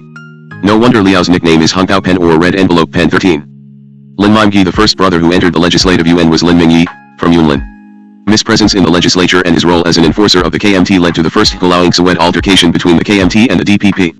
When Lin and another KMT legislator participated in a power struggle with a group of DPP legislators, a number of /major Heijin figures including Lo Fuchu of the Celestial Alliance, who became a legislator later, Tsai Kwanlun and Xiao Qinghua of the Four Seas, and Wang Jichang of the Pine Union showed up with a group of brothers in front of the Legislative Yuan and started a brawl with a group of DPP supporters. Another legislator with Heijin background, Shi Tai-sen, KMT, was also involved in the conflict. According to Chu Yang, 1993-30, there were 2 groups of people outside the Legislative Yuan squaring off. One group, mostly from the south, was the supporters of the DPP, especially its members Chen Shui-bian, the incumbent president of Taiwan, and Su Huangji. The other group belonged to the KMT camp, particularly Han Kuo-yu and Lin Mingyi. That's because just a few days before, another fight had broken out in the Legislative Yuan. Han Yuqing of the KMT was attacked with a cell phone by the DPP's HSU Kuo-tai, and Chen Shui-bian was assaulted by Han Kuo-yu. Si Chang-tin, a DPP member now the mayor of Kaohsiung and the chair of the DPP, was also involved. Chen's people were mostly from Tainan. Han's people were mainly from Yunlin because his father-in-law was a councillor of Yunlin County, Lin came out of Yunlin, so there were also many supporters of his from that county. The KMT supporters also included a variety of people from Taipei, including leaders and members of the Celestial Alliance, the Four Seas, the Bamboo United, and the Pine Union, residents from military communities, retired soldiers, and those who were against Taiwan independence. The well-known Celestial Alliance leader Lo Fuchu was right there in the front line to support Han Kuo-yu and Lin Mingyi. His little brothers were all young and strong, and they formed groups in 10. Everybody wore a black suit and carried a mobile phone, and they resembled an intimidating army. After the now famous fight in front of the legislature, the DPP was in a way defeated by the KMT legislators with the help of a group of big brothers. What is the implication of this fight outside the legislative UN? The KMT legislators had often been intimidated by the minority, but aggressive, DPP within the chamber for a long time, and this fight convinced the KMT legislators that it was time to return the favor, even if they had to seek help from Haideo figures. In the aftermath of the altercation, the KMT might have decided that Lo Fuku of the Celestial Alliance belonged in the legislative UN. Why not bring the man into the legislature instead of having him fight from the outside? The same is true with the Provincial Assembly. The KMT also relied on CNHSIN, the so-called underground speaker, to make sure that the DPP assemblyman did not act out in the National Assembly. According to an MJIB agent, as a KMT legislator with Haideo background, Lin Mingyi did work very hard to bleach himself. However, he could not completely rid himself of his Haideo affiliation. For example, he only had a few assistants in the legislative UN, and he rarely talked to them. He had another group of assistants under his control, and they were hoodlums from Yunlin. These assistants were closest to him. It was almost impossible for him to completely dissociate from these brothers, mainly because if he wanted to run again for a seat in the legislature, he needed the support of these brothers. He can forget about being re-elected if he doesn't have the support of Yunlin brothers. That's his dilemma. Lin Mingyi told me how he began to get involved in local politics and, subsequently, national politics. My parents were in the bamboo shoots business, and you can say I came from a relatively wealthy family. When I was young, I liked to make friends with people from all walks, and I often ate and drank with my friends in curbside food stalls. Because I had friends all over Taiwan, many people would come to me for help, especially if their problems were outside of Yunlin. For example, if a Yunlin businessman in Tainan City was extorted or victimized by hoodlums from that city, he would ask me for help. All I needed to do was make a phone call to Tainan and his problem would be solved. As time passed, a group of laborers in Yunlin urged me to run for councillor. At that time, I was only 23. I said, don't treat me like a fool. How could I, a man who is almost illiterate, be a councillor? When I was 27, again people encouraged me, but I said no. Not until I reached the age of 30 did I realize how important it was to be a councillor, and that's when I decided to run for public office. At that time, my friends and I were occasionally harassed by the police, and I thought if I became a councillor, they wouldn't dare come after me for no reason. I was elected the first time I ran for office. At the very beginning, I did not have any political ideals. After I was re-elected, I began to think politics could be quite meaningful. I also began to shine in the county council, especially taking care of those councillors who knew only how to create problems. I was particularly upset to see some councillors humiliating local administrators in the council for no reason. I did what I had to do to make sure that these councillors restrained themselves. Democracy is essentially a kind of mutual respect. We councillors need to respect the government officials, and they, in turn, should respect us. Later, Commissioner Liao Chuanyu of Yunlin County told me he wanted me to run for the legislature, and I replied, don't play with me. I did not take him seriously the first time he mentioned that, but the next time, he sat down with me and told me that he was very serious about that. Under his encouragement, I did run for the legislature and got elected. I never give much attention to my own personal interests. I always consider public interests as the utmost priority. Nor do I care about competing with others for profits, and I always say what is on my mind and do what I think is the NGHT thing to do. One am real surprised that the media often labeled me as a big brother legislator. I have no choice but to tell colleagues in the legislature that the entire legislature had only one hooligan, and that is me. In fact, if I am not a good man, then there are no good men in this world. Shi Tai-sen, another legislator with Haideo background, is Shi Tai-sen. She ran for Tainan City Council in 1977 and 1981 and lost both times. He was eventually elected as city councillor on his third try in 1989. During Operation Clean Sweep, she was arrested as a chronic hoodlum, Kursulen 1989b.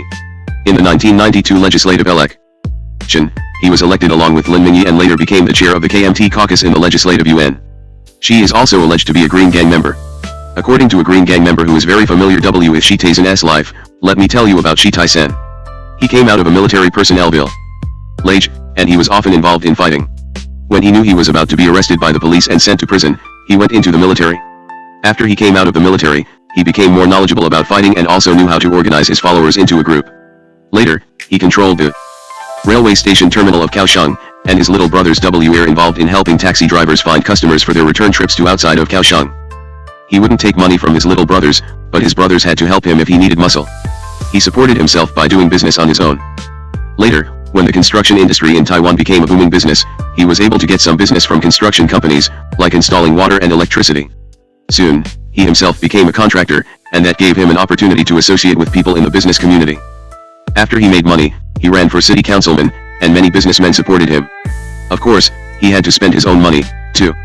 Once he was elected, there were more opportunities for him to make money by monopolizing certain businesses, and after that, it was only natural for him to climb higher. By running for legislator. As a legislator, he represented the KMT in the Legislative Yuan infighting. Other legislators knew his rough background, and they didn't dare physically challenge him. After serving his first term, she lost his seat in the 1996 legislative election. According to a DPP legislator, Shi Tai-sen lost the re-election because he wasn't considered a follower of the KMT. He also got into some arguments with President Lee Teng-hui. When he ran for the second term, the KMT initially refused to nominate him. Even though he was nominated by the KMT later, she told me the KMT did not really support him with any resources. Of course, the KMT also took into consideration Shi's Haidao background during the nomination and election process. Lo Fuchu, the most notable Haidao figure in the Legislative Yuan, is without doubt Lo Fuku, the self-admitted spiritual leader of the Celestial Alliance gang. Lo is not only the head of one of the three most powerful organized gangs in Taiwan, but he is also one of the richest men on the island. Lo's two sons are also very successful politicians, one is a legislator and the other is a member of the National Assembly. However, Lo is most likely seen as the Haidao legislator who almost always has a role in all the barroom-style brawls that have occurred in the chamber. Lo was detained for more than 3 years during Operation Clean Sweep, and after his release, he became the leader of the newly formed Celestial Alliance. During Operation Thunderbolt, he was again selected by Hao Peitzen, the then Prime Minister, as the main target, so Lo fled Taiwan. While he was on the run, his two sons were elected to public office, one, as Xintian City's Municipal Council Chair, and the other, as a National Assemblyman. After Lo returned to Taiwan in 1992, he became a successful entrepreneur in the real estate and construction businesses. He also is alleged to have made a fortune from illegal gambling operations. In 1996, he ran for the legislature and won. According to a MJIB investigator, after Lo Fuchu was elected to the legislature, everybody wanted to see how he would act in the legislature. I can vividly remember when he stepped onto the podium for the first time. He acted and talked unmistakably like a big brother, although he did consciously try to behave like a legislator. You can sense that. He is a forceful figure who won't easily back down. Even though the media and the public view Lo as a mafia figure, some of the subjects and brothers I spoke with, including members of the Celestial Alliance, were reluctant to see Lo as a true brother. From an independent legislator whom I interviewed, Lo Fuchu is not an influential Haidao figure. Many real Haidao people look down on him because he relied on gambling to establish his fortune, not a real fighter. That's why Lo can't do much to revenge the killing of his own brother by a Haidao figure. According to a man who used to work for Lo Fuchu's world is a very complicated one indeed. If you can survive in his world, you can survive anywhere. He's got to deal with both types of people, the cultured and the violent. And he also has to deal with a large number of groups, which are situated on a horizontal line. These groups do not follow one another's orders, and they are not only in conflict occasionally, but also fight very hard to get the attention of Lo. Lo is the ultimate boss. While I was working for him, once spent 70% of M-Tune dealing with interpersonal relationships and only 30% of my tune actually working. Lo did not know how to speak in public. Maybe he has unproved since. He can talk with you in private, but he's really reluctant to make public speeches. But he's very good at interpersonal relationships. He knows a lot of powerful people, and he is really good at getting what he wants from you by finding and convincing someone you respect to talk to you. He rarely asks the person a favor himself. In the legislature, he's basically a pro-KMT legislator even though he is an independent. He's doing this mainly to benefit himself. His non-party alliance plays a decisive role in the Congress. Whichever group his organization supports normally gets away with what it wants. He's a very talented man, and he's very calm and quiet. His most incredible talent is play tag, the role of an arbiter. To a role that most gang leaders are very good at. That's their natural role. Whenever he gets involved in arbitration, it's swift and efficient. He basically gets the job done. When Lo decided to run for the legislature, he did think that that might be a good way to protect himself from law enforcement authorities. After he became a legislator, he became convinced that he's better protected under the umbrella of the Congress. A DPP legislator, one of the few nemesis of Lo in the legislature, told me, Lo is more KMT than KMT members. Actually, he is a KMT enforcer in the parliament. He can be verbally and physically violent. Lo is so supportive of the KMT in the legislature, the KMT rewarded him by helping him to get elected as chair of several important committees that are in charge of construction, transportation, and other businesses where the big money is. The KMT once even allowed him to become the co-chair of the Judiciary Committee. It was really a joke, allowing a person like Lo to be the equal of the Minister of Justice or even questioning the Minister on Judicial Affairs. 14 Lo Fuchu threatened me several times. I am the only one who dared stand up against him in the legislature. Even though many of my colleagues supported me, they wouldn't do it themselves. 3 years later, Lo was again elected by his colleagues to be a convener of the legislature's Judicial Committee. A journalist of the Taipei Times filed the following report. Suspected gangster and independent legislator Lo Fuchu was elected yesterday as one of the 3 conveners of the legislature's Judicial Committee. Despite widespread protests, Lo received the support of KMT legislators. I cannot bear to see the President of the Judicial Yuan, Wen Yuesheng, and Minister of Justice, Chen Dingnan, taking a bow before LOL when they attend the committee, said DPP legislator Tsai Ming-xian. He also said that former Minister of Justice Liao Chenghao refused to attend meetings of the Judicial Committee 2 years ago because he had to bow before Lo, who was a member of the committee at the time. 15, Juan 2003. Whenever Lo is accused as a Haidao lawmaker, he will go on the defensive and claim that there is no evidence to show that he is involved in any illegal activity. Once when he was asked about his Haidao background, he replied, "When they need my help, I am a legislator. When there's nothing happening, I am a Haidao figure." Scoop Weekly 1998, 134. On another occasion, he said, "My night is brighter than the day of those who say I am a gangster." Lo also said the following. When he was criticized for being a convener of the legislature's Judicial Committee, "I did not steal my post as legislator, and the media are not being fair with me. How could you all treat me like a mafioso without evidence?" Juan 2003. Regardless of how he has been depicted in the media, like some of the mafia figures in the United States, Lo is very good at establishing a good relationship with people in his community. In the Xinjiang area, he organized an elderly association, and he donates money generously to the elderly, who are very grateful of his charity work. When it comes election time, of course, they are going to vote for Lo. Only a few months after Chen Shui-bian, DPP, became the first non-KMT president in May 2000, there was an attempt in the KMT-dominated legislature to impeach Chen for his decision to abolish a billion-dollar nuclear power plant construction project. When the KMT and the DPP legislators were involved in a big controversy over the impeachment of Chen, it became apparent that the one person who could decide the outcome was Lo Fuchu because he was in control of the few swing votes in the legislature. According to a news article in the Washington Post, Lo was once accused of ordering a critic stripped to his shorts and left in a locked dog cage on the outskirts of town. Since his election 5 years ago, Lo has been at the center of several brawls on the legislative floor, once allegedly swinging an aluminum bar at foes. Some have accused him of buying votes, and Lo himself has said he is the spiritual leader of the Heavenly Path Alliance Celestial Alliance, an organization notorious for loan sharking, gambling, and sex trade operations. If the Democratic Progressive Party must rely on Lo Fuchu to stay in political power, then we prefer not to have power, Wu Nen, the party's Secretary General, declared in a newspaper interview a few days ago.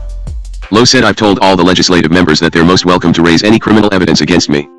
But after 5 years, none have ever come up with any evidence," he said, sipping a cup of coffee. "My conscience is clear." Asked about his frequent fisticuffs in the legislature, Lo replied, "When I beat people up, it's because I'm trying to get legislation approved." Pan 2000, 820. Besides the Legislative Yuan, there are 2 more national elected bodies in Taiwan, the National Assembly and the Provincial Assembly. The 334-seat National Assembly dominated by the KMT exists in parallel with the 225-member Legislative Yuan, which makes laws and supervises the administration. The assembly was previously responsible for electing the president and vice president until 1996, when polls to these posts were open to the public. Despite the reform, the body is still charged with powers to amend the nation's constitution, as well as to confirm such appointees as the Grand Justices. KMT deputies of the Assembly are often accused of being an extended arm of the party's electoral machine. Some observers suggest that the penetration of gangsters into the National Assembly and the Provincial Assembly is as serious as their presence in the Legislative Yuan. A member of the National Assembly, a Haidao figure, was once dubbed the underground speaker of the elected body. Tsai Young-chang, a National Assemblyman from Yunlin, was arrested during Operation Cheaping for being a gangster. Another National Assemblyman from Changhua, Si Tong-sung, was alleged to be the mastermind behind a murder of a Haidao figure. Conclusion: this chapter looked into the lives and careers of well-known Haidao politicians in Taiwan, both on the local and national levels. According to Chen Dongsheng, a sociologist at National Taiwan University, there are more mob representatives at the local rather than the central level, but the harm done by those in the central legislature is far greater than that done by local representatives. The reason is because Haidao politicians in the central legislature are the ones who make laws that affect the entire island and regulate the highest administrative body of Taiwan, the Executive Yuan. Yet the legislature in Taiwan is essentially controlled by a small number of Haidao or Huidao figures. According to a DPP legislator, a few Big Brother legislators play a decisive role in the Legislative Yuan.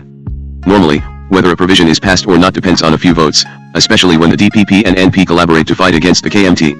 The penetration of Haidao figures into the legislature, coupled with the majority of the legislators' inability or unwillingness to serve as responsible and professional lawmakers, has undermined the progress of Taiwan into a well-developed nation. According to Lee, 2000, 8. Taiwan's legislative culture is virtually a miniature version of its black gold political culture. Lobbying for government procurement or construction contracts and personnel appointments is a full-time job for legislative representatives, while reviewing bills and supervising the government have been reduced to a part-time job or just a means to accomplish their personal interests.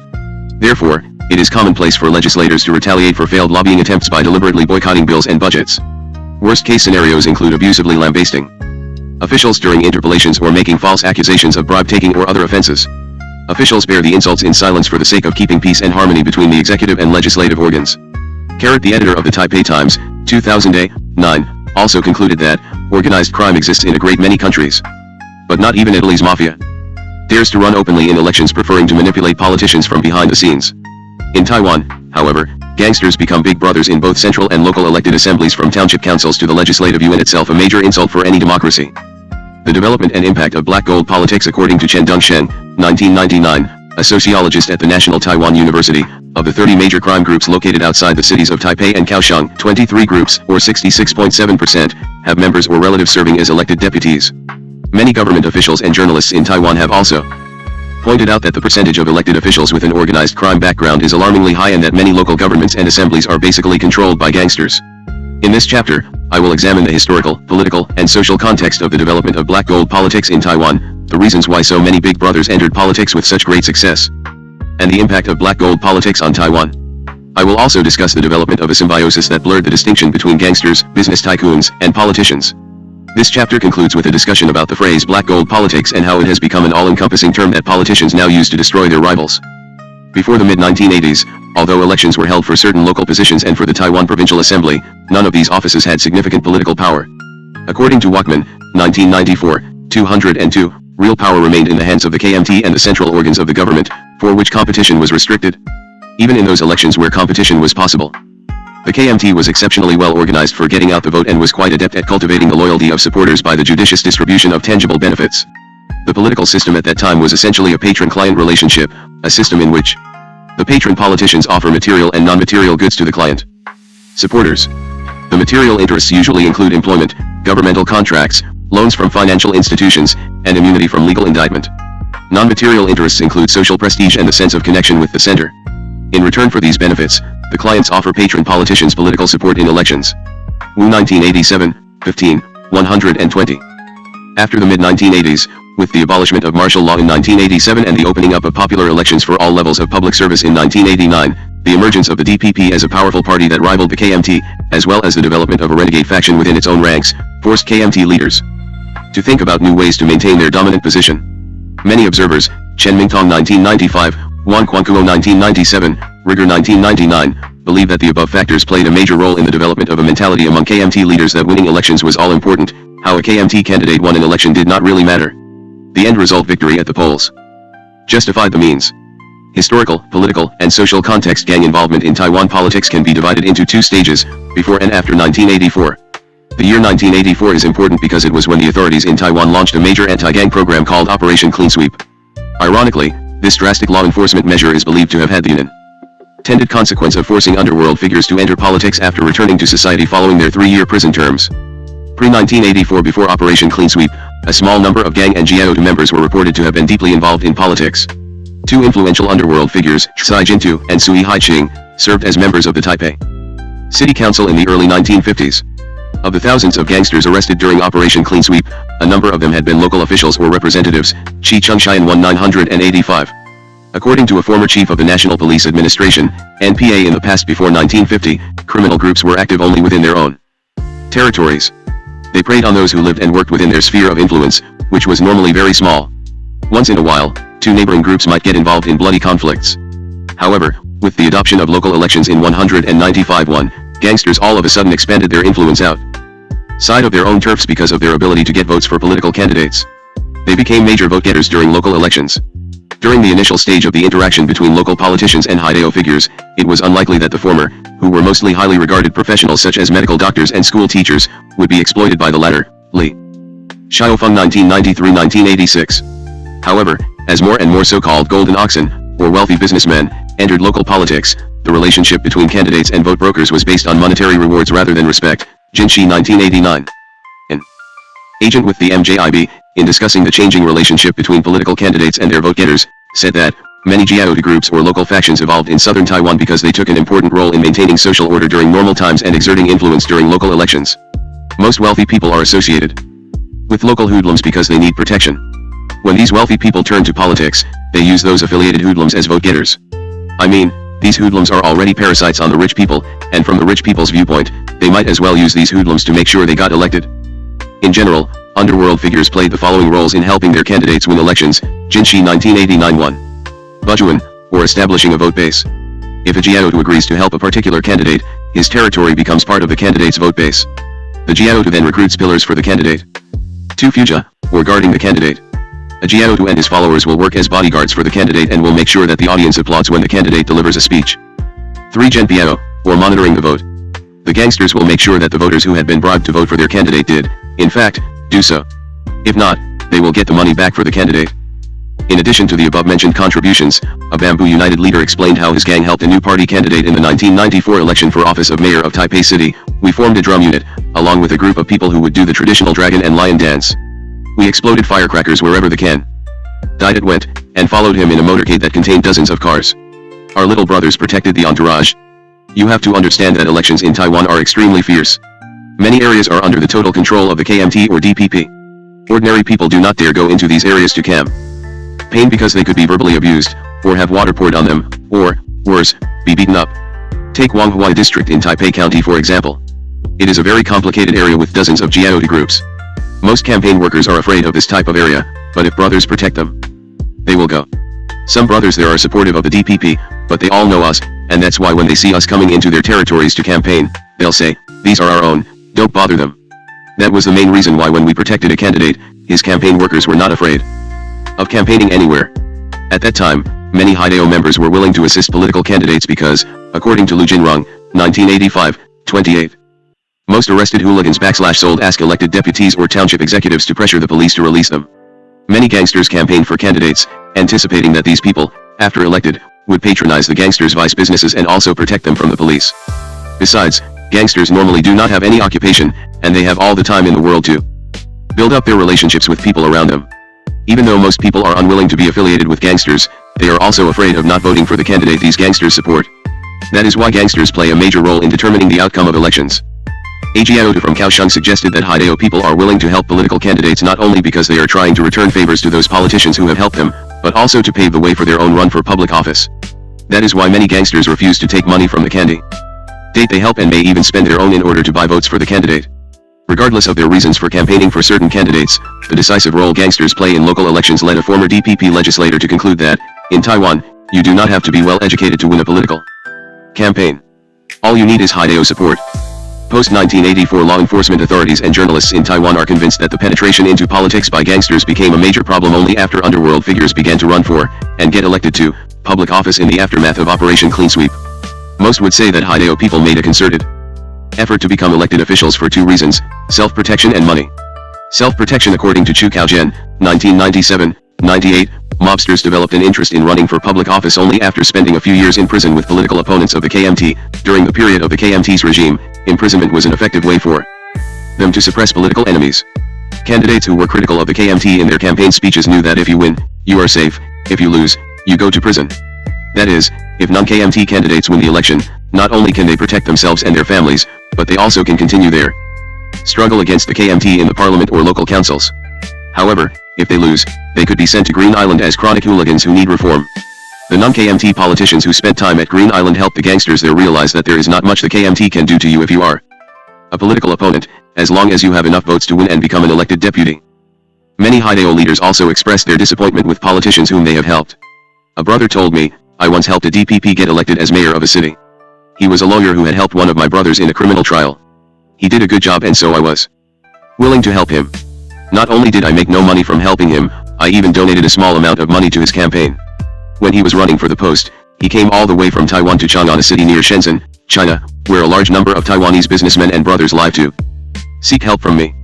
I mobilized my acquaintances back in Taiwan to help him win the election.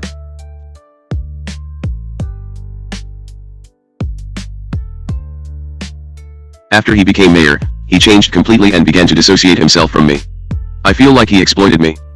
A Bamboo United leader who is doing business in Shanghai said, Haidao figures' participation in politics is the direct result of Operation Clean Sweep. Many big brothers were extremely successful in campaigning for other people, but when they were arrested during Operation Clean Sweep, those elected deputies whom they had helped in the past did nothing to help them.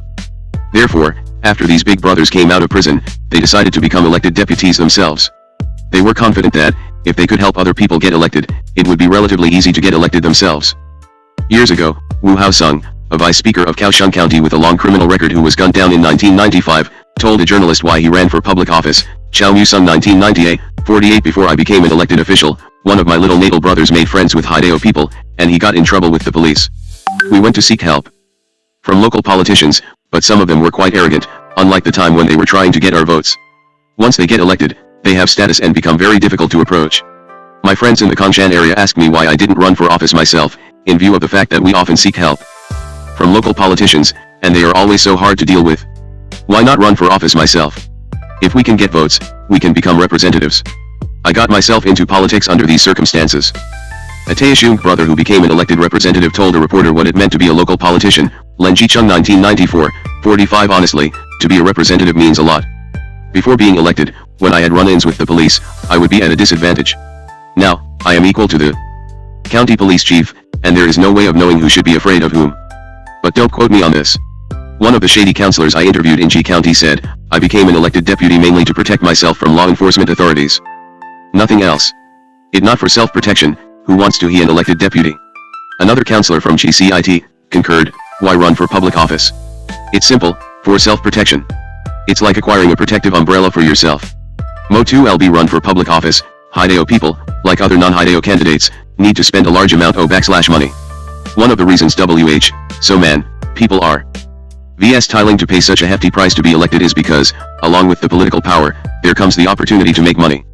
As an elected deputy, a person not only collects a relatively decent monthly salary, but also receives huge payments for working as pillars during elections. For example, village chiefs are major pillars in city and county councillor elections, and city and county councillors are key vote getters in city and county mayoral races. City and county mayors will, in turn, work as vital vote brokers in national elections. Thus, almost every elected deputy is in a position to make money working as a pillar. It is an open secret in Taiwan that local elected deputies are empowered to disperse a certain portion of the construction money allotted to local governments by the central government. Local politicians select contractors with the understanding that the contractor would then kick back 20% of the construction budget to them. A scholar at the Academia Sinica explained why a large number of gangsters entered politics in the 1980s. Haidao participation in politics has nothing to do with self-protection. It's all about material rewards. Before the 1980s, there was not much money from the central government for local construction. If there were funds, local governments would have to come up with matching funds. That's why Haidao figures could only rely on gambling, prostitution, and extortion to survive. By the early 1980s, with the launching of numerous major construction projects, funds from the central government began to increase exponentially. That's when everybody, including Haidao people, began to focus on how to get a share of this big pie. Why did the KMT cooperate? One of the major issues surrounding the development of black gold politics in Taiwan has to do with the question of why the KMT allowed so many Haidao figures to enter politics. On this issue, there are several points of view. One of the most common answers to the question is that the KMT, desperate to hold onto power under internal and external pressures, had no choice but to accept politicians with dubious backgrounds as long as these politicians were willing to identify with the KMT and had the money and power to be elected. Under the motto of winning is everything in local and national elections, the KMT conscientiously and systematically recruited a large number of local and national politicians who were underworld figures, greedy businessmen, and self-serving local faction leaders. If a person did not have the money to finance his or her campaign and was not influential enough to garner enough votes to win, the KMT would simply not nominate the person regardless of how qualified he or she was in terms of education, talent, and public image. From the KMT viewpoint, their affiliation with Haidao figures was being forced on them by DPP members who themselves in the past had often used underworld figures to harass KMT candidates during political debates and rallies. In the opinion of Wang Jingso, 1997, 5, a political scientist, in the past, KMT candidates were often unable to deliver their speeches, or even unable to get to the podium, because of harassment by DPP supporters. That's why Haidao members were recruited by KMT candidates to maintain order at KMT political rallies. Wu Tseyuan, a former KMT member and now an independent legislator who is often considered a symbol of black gold politics, suggested that pressure from the political opposition brought gangsters into the political process. I came to realize that there were the so-called White Shoe Army and baseball club only after the election. What you need to know is that the DPP also hired hooligans to disturb their opponents' speeches in public. You go ask Seng Young Chu, on a KMT member, and he will tell you all about this. When he ran for commissioner of Pingtung County, he couldn't utter a word after he stepped up to the podium to speak. There was always a group of about 20 hooligans yelling and chanting. They would not allow Sen to open his mouth. The same thing happened to me in my campaign. That's why when the DPP accuses other candidates of using a white shoe army, they should also look in the mirror and see what they themselves are all about. Point 2. In the 1990s, as the competition between the KMT and the DPP became all the more intense in local elections, the KMT not only needed hoodlums to support its candidates, but it also wanted influential Jiao leaders to occupy as many political seats as possible in the hope that this would reduce the influence of the DPP in local assemblies. An officer at the KMT headquarters in Taipei put this clearly: "We have our own concerns. We don't want to nominate anyone with a Haidao background. However, if we nominate a person with a very good image but not much public support, then what? That's why we first have to evaluate who is more likely to win, and not just worry about his or her prior criminal records." Why did we want Tsai Sung-siang to join the KMT after he was elected vice speaker of the Kaohsiung City Council, even though he was alleged to be a Haidao figure? Because the mayor of the city now belongs to the DPP, and if we don't have any influence in the city council, then we are almost out of the political picture in Kaohsiung. The reason why the KMT is still able to maintain a strong influence in local politics is because we know how to operate. We have to be realistic, and we have to make sure we win the various local elections. The dilemma of the KMT is obvious if we consider the likely possibility that a powerful Hulogo figure running for public office may be rejected by the KMT and YD eventually win the election by a landslide by campaigning as a maverick, or outsider. To avoid such embarrassment, the KMT would simply embrace the Hulogo candidate and not take the risk of creating a political opponent who might become a supporter of the DPP or, worse, join the DPP. A mass communications professor who is an ardent supporter of the KMT rationalized why it is important for the KMT not to be too particular in selecting Viham to be associated with. However distasteful, fish cannot survive in clear water. The KMT is a popular political party and, as such, it has to be inclusive, meaning that it has to be able to tolerate all kinds of people and groups. It can't exclude certain people or groups simply because they are Haidao or involved in unconventional activities. When a local KMT official was asked why his party nominated a gangster with a murder conviction to run for vice chair of a city council, he claimed without any qualms that the village he is from is a difficult area, meaning the DPP is relatively strong there. Besides, it is very hard to find a KMT member in that area willing to run against the DPP. After we considered his strengths, we decided to support him. Even if we do not support him, he's going to win anyway. From the DPP standpoint, the KMT is simply a desperate political party trying to hold on to power regardless of what it takes to achieve that goal. According to a former DPP legislator, the KMT is now addicted to using Haidao in elections. Otherwise, they don't know how to run a campaign. The link between the KMT and Haidao figures is inevitable considering the vital role the latter play in vote buying. Chang In-lo, one of the most influential leaders of the Bamboo United, said, "The KMT is naturally not willing to give up its position as a ruling party. That's why it will rely on its social and business connections to win elections." Before martial law was lifted, elections in Taiwan were relatively quiet and limited to local offices. After martial law was lifted in 1987, the KMT realized that if it wanted to stay in power, it had to have the support of local factions. To win elections, the KMT candidates needed the support of Haidao people. Why their support? Let's say, you, Professor Chin, want me, an influential local leader, to help you buy votes. I tell you that my ward has 10,000 votes, and each vote costs NT $1,000. That means you have to pay me NT $10 million. I assure you that I will get 60% of the vote, and that means 6,000 votes for you. Let's say Lo Fu-chu also decides to run for the same office, and he also asks me for help and will pay me, the head of the ward, NT $10 million. I will also take money from Lo. Ultimately, I will get the votes for Lo. I will take your money, but I won't work for you. Because if you are unhappy with me, so what? What can you do to me? First of all, you won't go to the police because it is illegal to buy votes. Secondly, you, being a professor, wouldn't dare, nor do you have the ability, to hurt me physically. In sum, the democratization of Taiwan in the late 1980s had an unintended consequence of forcing a steadily declining ruling party to adopt extreme measures as it tried to remain in power at all costs. As a political party transplanted from the mainland and dominated by mainland Chinese up until the mid-1980s, the KMT needed to Taiwanize itself by quickly recruiting a large number of native Taiwanese politicians. The KMT hoped to counter the growing challenge from the indigenous political party, the DPP, which had been encroaching on its power base by winning a significant number of seats in major elections, see Table 6. 1 for recent major election results in Taiwan. While facing this daunting challenge from outside the party, the split between two factions within the KMT, and the subsequent establishment in 1993 of a third party, the New Party, by former KMT members, all the more convinced KMT leaders that their alliance with local factions, business tycoons, and gangsters was a necessary evil if they wanted to remain in power. Haidao's success in politics. The majority of Haidao figures, especially native-born Taiwanese, has been relatively successful in running for public office. Many of them won elections on their first try. Moreover, on several occasions, they were elected even though They were on the run from the authorities and were never personally involved in their campaigns. Some Haideo figures who could not run for themselves because they were in prison asked their family members to run and were elected. There is no question that many Jiaotu figures in Taiwan are capable of attracting a large number of supporters. The question is, why? Why have so many allegedly violent and vicious underworld figures in Taiwan repeatedly mocked the authorities by entering politics? The authorities theorize that Haideo figures are successful in political campaigns simply because they have the money and connections to buy votes and the muscle to ensure that people will take their money and vote for them. National Security Bureau 1997. There is no doubt that there is a certain truth to this assertion, but I would also like to examine other factors that might play a role in making Haideo figures successful in the political arena. Their use of money and violence to attract votes will be discussed later in this chapter. The grassroots personality. Most Haideo figures possess the kind of personality that enables them to establish a rapport with people in the countryside who are usually poorly educated. Table 6.1 Major ROC election results in recent years. Percentage of votes won by each political party: KMT, DPP, NPP, FP2. Others: county magistrates and city mayors 1989, 1993, 1997, 2001 52.67, 47.47, 42.12, 39.13, 38.34, 41.03, 43.32, 39.13, 3.07, 1.42, 4.35 Members of Kaohsiung City Council 1989, 1994 62.60.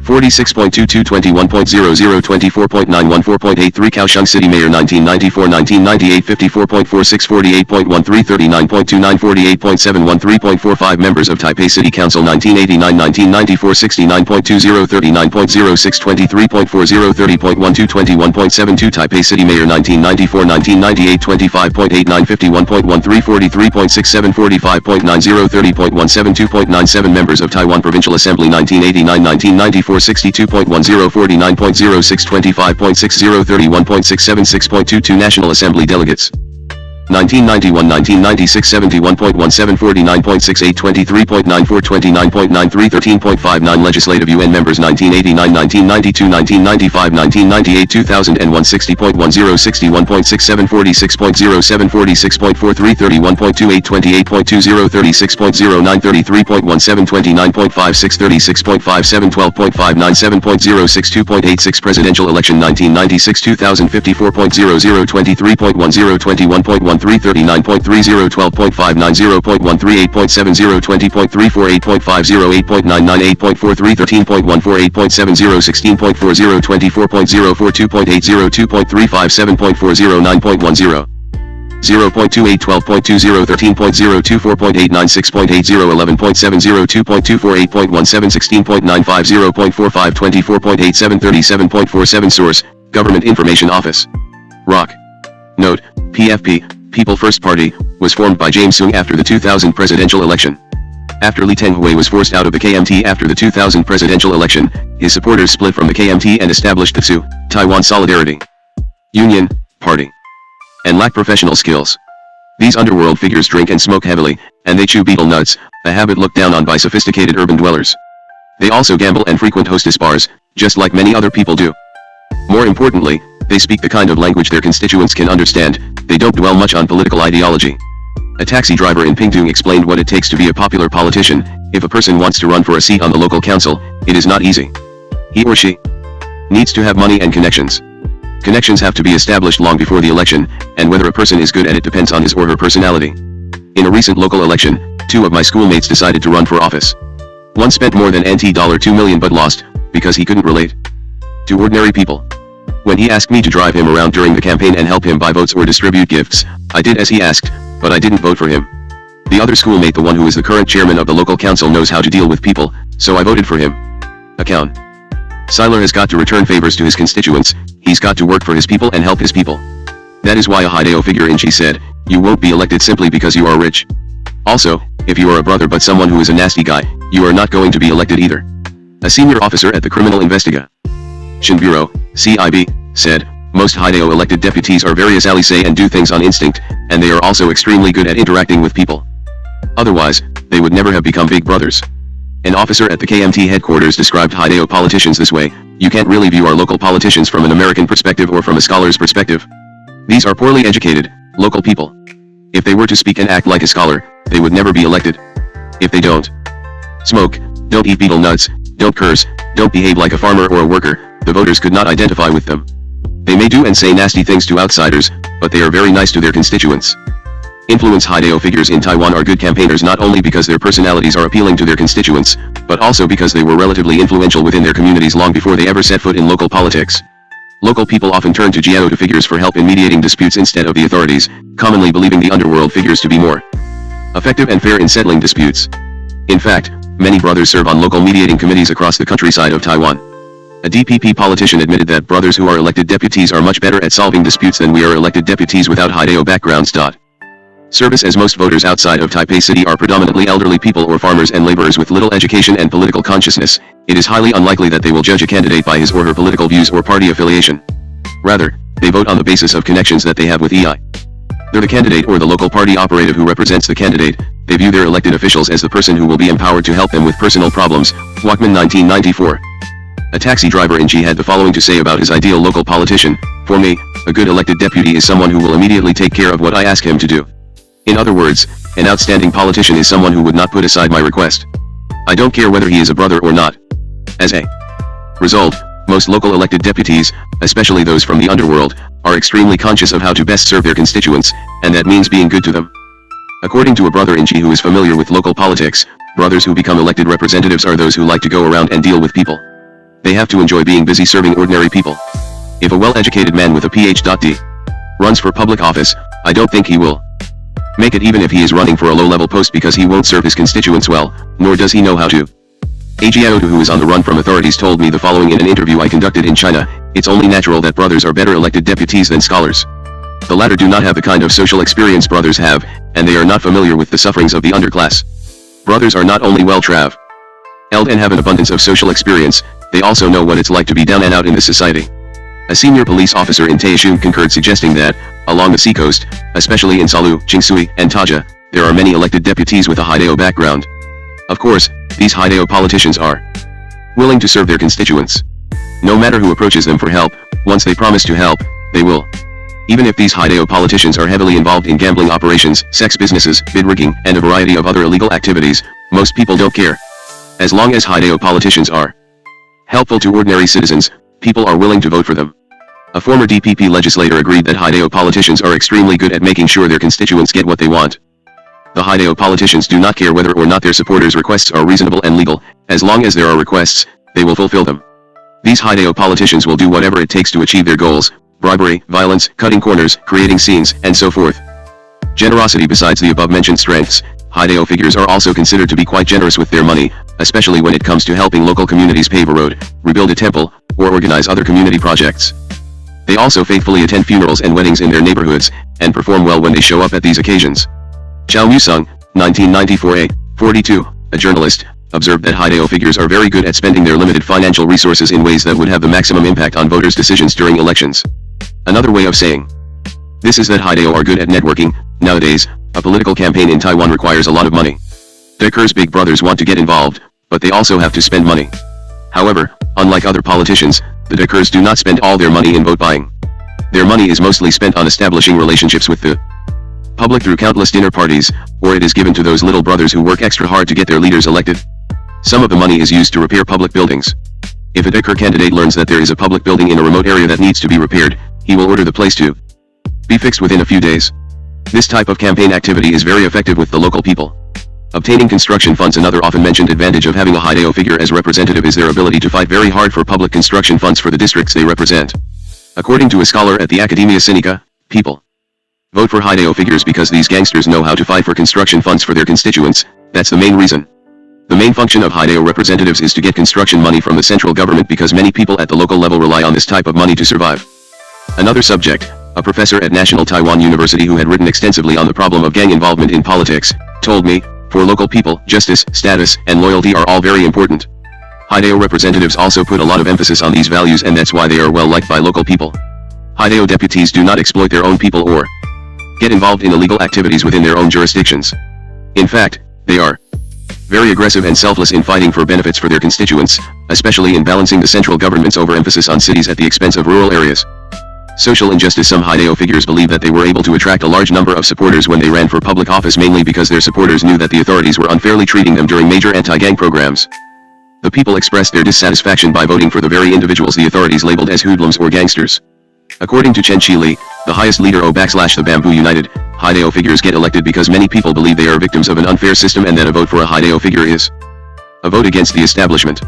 In sum, why do Haideo figures often win elections?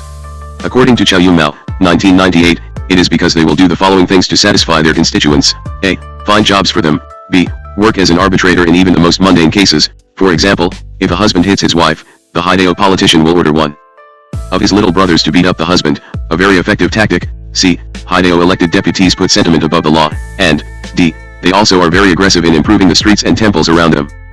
An influential underworld figure in G gave me his views on the relationship between Haideo people and voters in the South. Voters basically do not care whether a candidate is a brother or not. In fact, it's the voters who drag the brothers out of the underworld to become elected deputies. Let me explain what I mean. You must understand that villagers rarely have contact with the outside world. Even a town mayor may have a hard time dealing with incidents that involve other towns because he might not have the right connections outside his town. That's why the villagers want those brothers who have experience outside their towns. The villagers will say, "You guys don't have to live a difficult life, always running around. All you have to do is come back and serve us." When a brother becomes a representative, he can easily help his constituents solve any problems that are related to people or organizations outside of his own town because he has the experience and right connections. That's why villagers do not care whether the person is a brother or not.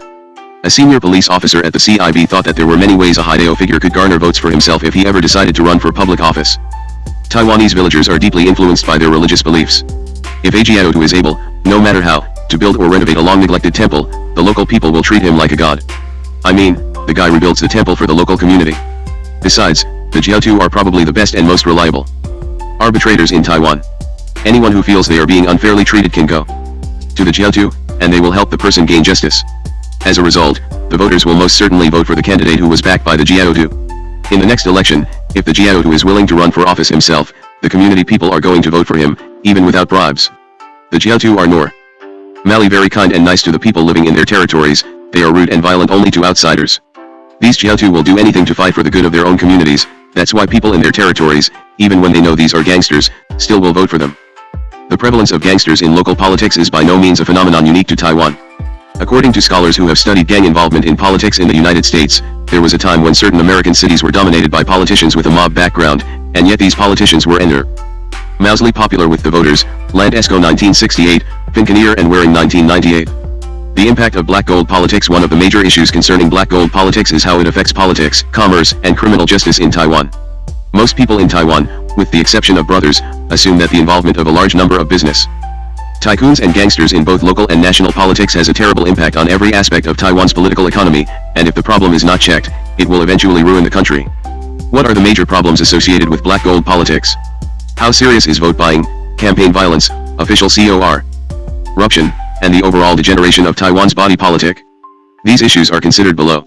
Vote buying. As mentioned earlier, vote buying is rampant in almost all elections. Mobsters, along with different levels of politicians working as pillars, play a key role in the process of vote buying. Vote buying evolved from the custom of candidates giving gifts to potential voters. Nowadays, vote buying is such an open secret in Taiwan that there is a saying, "To win an election, you don't need a master to teach you how to run a successful campaign, all you need is money to buy votes." Jian Shiqi. 1999, 1. An officer at the KMT headquarters concurred, "You can say that if a candidate buys votes, he or she still may not win, but if the person does not buy votes, then the candidate is definitely going to lose." A campaign assistant from Kaohsiung County told me, "If you don't buy votes, you definitely can't win, no matter how capable you are or which party you belong to." One of the most damaging effects black gold politics has on Taiwan's democracy is the resultant rampant vote buying practice during elections. Zhang Paixia 1999. According to Tian, 1996, 19. By the 1980s, many KMT candidates, no longer able to count on reliable party support, resorted to more questionable practices to win elections. Vote buying, gift gifting, and lavish tree banquets and trips became widespread. In the 1992 election, vote bulletin /ing W as commonplace, with price tails ranging from $500 to $2,000 per eligible voter. As campaign costs escalated, only wealthy candidates and those capable of raising large sums could compete for public office. This was particularly true of the KMT, whose candidates rarely campaigned on their good image or on ideology. Chow Yun-mao, 1993, estimated that the approximate amount of money a candidate needs to spend depends on which public office he or she is running for. Village head $0.5 million to $1 million NT, town council member $1 to $2 million NT, town magistrate $10 to $20 million NT. County Councillor 30 to 80 million NT dollars, Legislator 50 to 120 million NT dollars, County Magistrate 150 million NT dollars. Candidates need to spend so much because they not only buy votes but they also have to pay for an incredible amount of campaign material and must provide free meals and other amenities to their supporters as well. Methods. There are many ways of buying votes. One of the most common methods is the recruitment of Wanjiao or Taiwan pillars, or vote brokers. According to Heijin, 1999 B3, a reporter with the Taipei Times, it works as follows. At the initial stage, candidates solicit wholesale vote gatherers, such as heads of townships or leaders of farmers or fishermen's associations. These wholesalers then use their connections to recruit smaller vote captains. These are often borough or neighborhood wardens, or other local organization leaders. Each of these vote captains is responsible for some 50 to 100 votes. These retailers compile lists of target voters that are sent to a campaign center, where names are keyed into a computerized database. The names are cross-checked to make sure that there is no overlapping and that money is not spent on the same voter more than once. Vote buying is rarely uncovered, partly because retailer vote captains are very familiar with those who sell their votes, generally neighbors, good friends, and relatives. An assistant of a DPP county councillor explained why candidates have to rely on pillars to buy votes. Candidates basically rely on Wanjiao to win elections. If you don't have Wanjiao, you don't win. People vote not because they like a certain candidate, they are simply giving face to the Wanjiao they can relate to. A senior journalist in southern Taiwan also said, voters normally do not vote for a specific candidate, they vote for a particular Wanjiao because influential pillars are the keys to winning elections. Bajuan, or the enlistment of pillars, is considered to be the crucial first step in campaigning. According to Wang Jingso, 1997, 29 in villages, not many people are willing to act as pillars, mainly because not everybody is interested in elections or politics. That's why, when there are a large number of candidates, pillars become important resources these candidates will fight for. As a result, when an election is extremely competitive, a candidate has to come up with a list of reliable pillars as soon as possible, otherwise, most pillars will have been recruited by other candidates. It's very difficult to find pillars at the last minute. In Taiwan, anybody who can persuade about 20 people to vote for a particular candidate is a potential pillar. Most pillars, however, are local politicians, gang leaders, heads of voluntary associations, large business owners, and people with high social status. Small-time pillars may make a small amount of money, but big-time pillars, who are rich and powerful people, often have to bring out money from their own pockets to buy votes for their candidate. Many major pillars will spend money for a particular candidate because they are a. doing a favor for the candidate's campaign manager, b. giving face to a middleman who is working for the candidate in an informal way, or c. expecting the candidate to return the favor after he or she is elected. Wang Jingso, 1997. That is why many politicians, after being elected, are more concerned with returning favors to their pillars rather than doing what is best for their jurisdictions when it comes to decision-making concerning personnel, local construction, and local policies. Heads of farmers and fishermen's associations are the most powerful pillars in Taiwan politics because they are in charge of the credit unions affiliated with the associations. In Taiwan, there are more than 300 such associations, and every association is entitled to establish a credit union to serve its members. Most of these credit unions operate like commercial banks, however, because they can also serve non-members.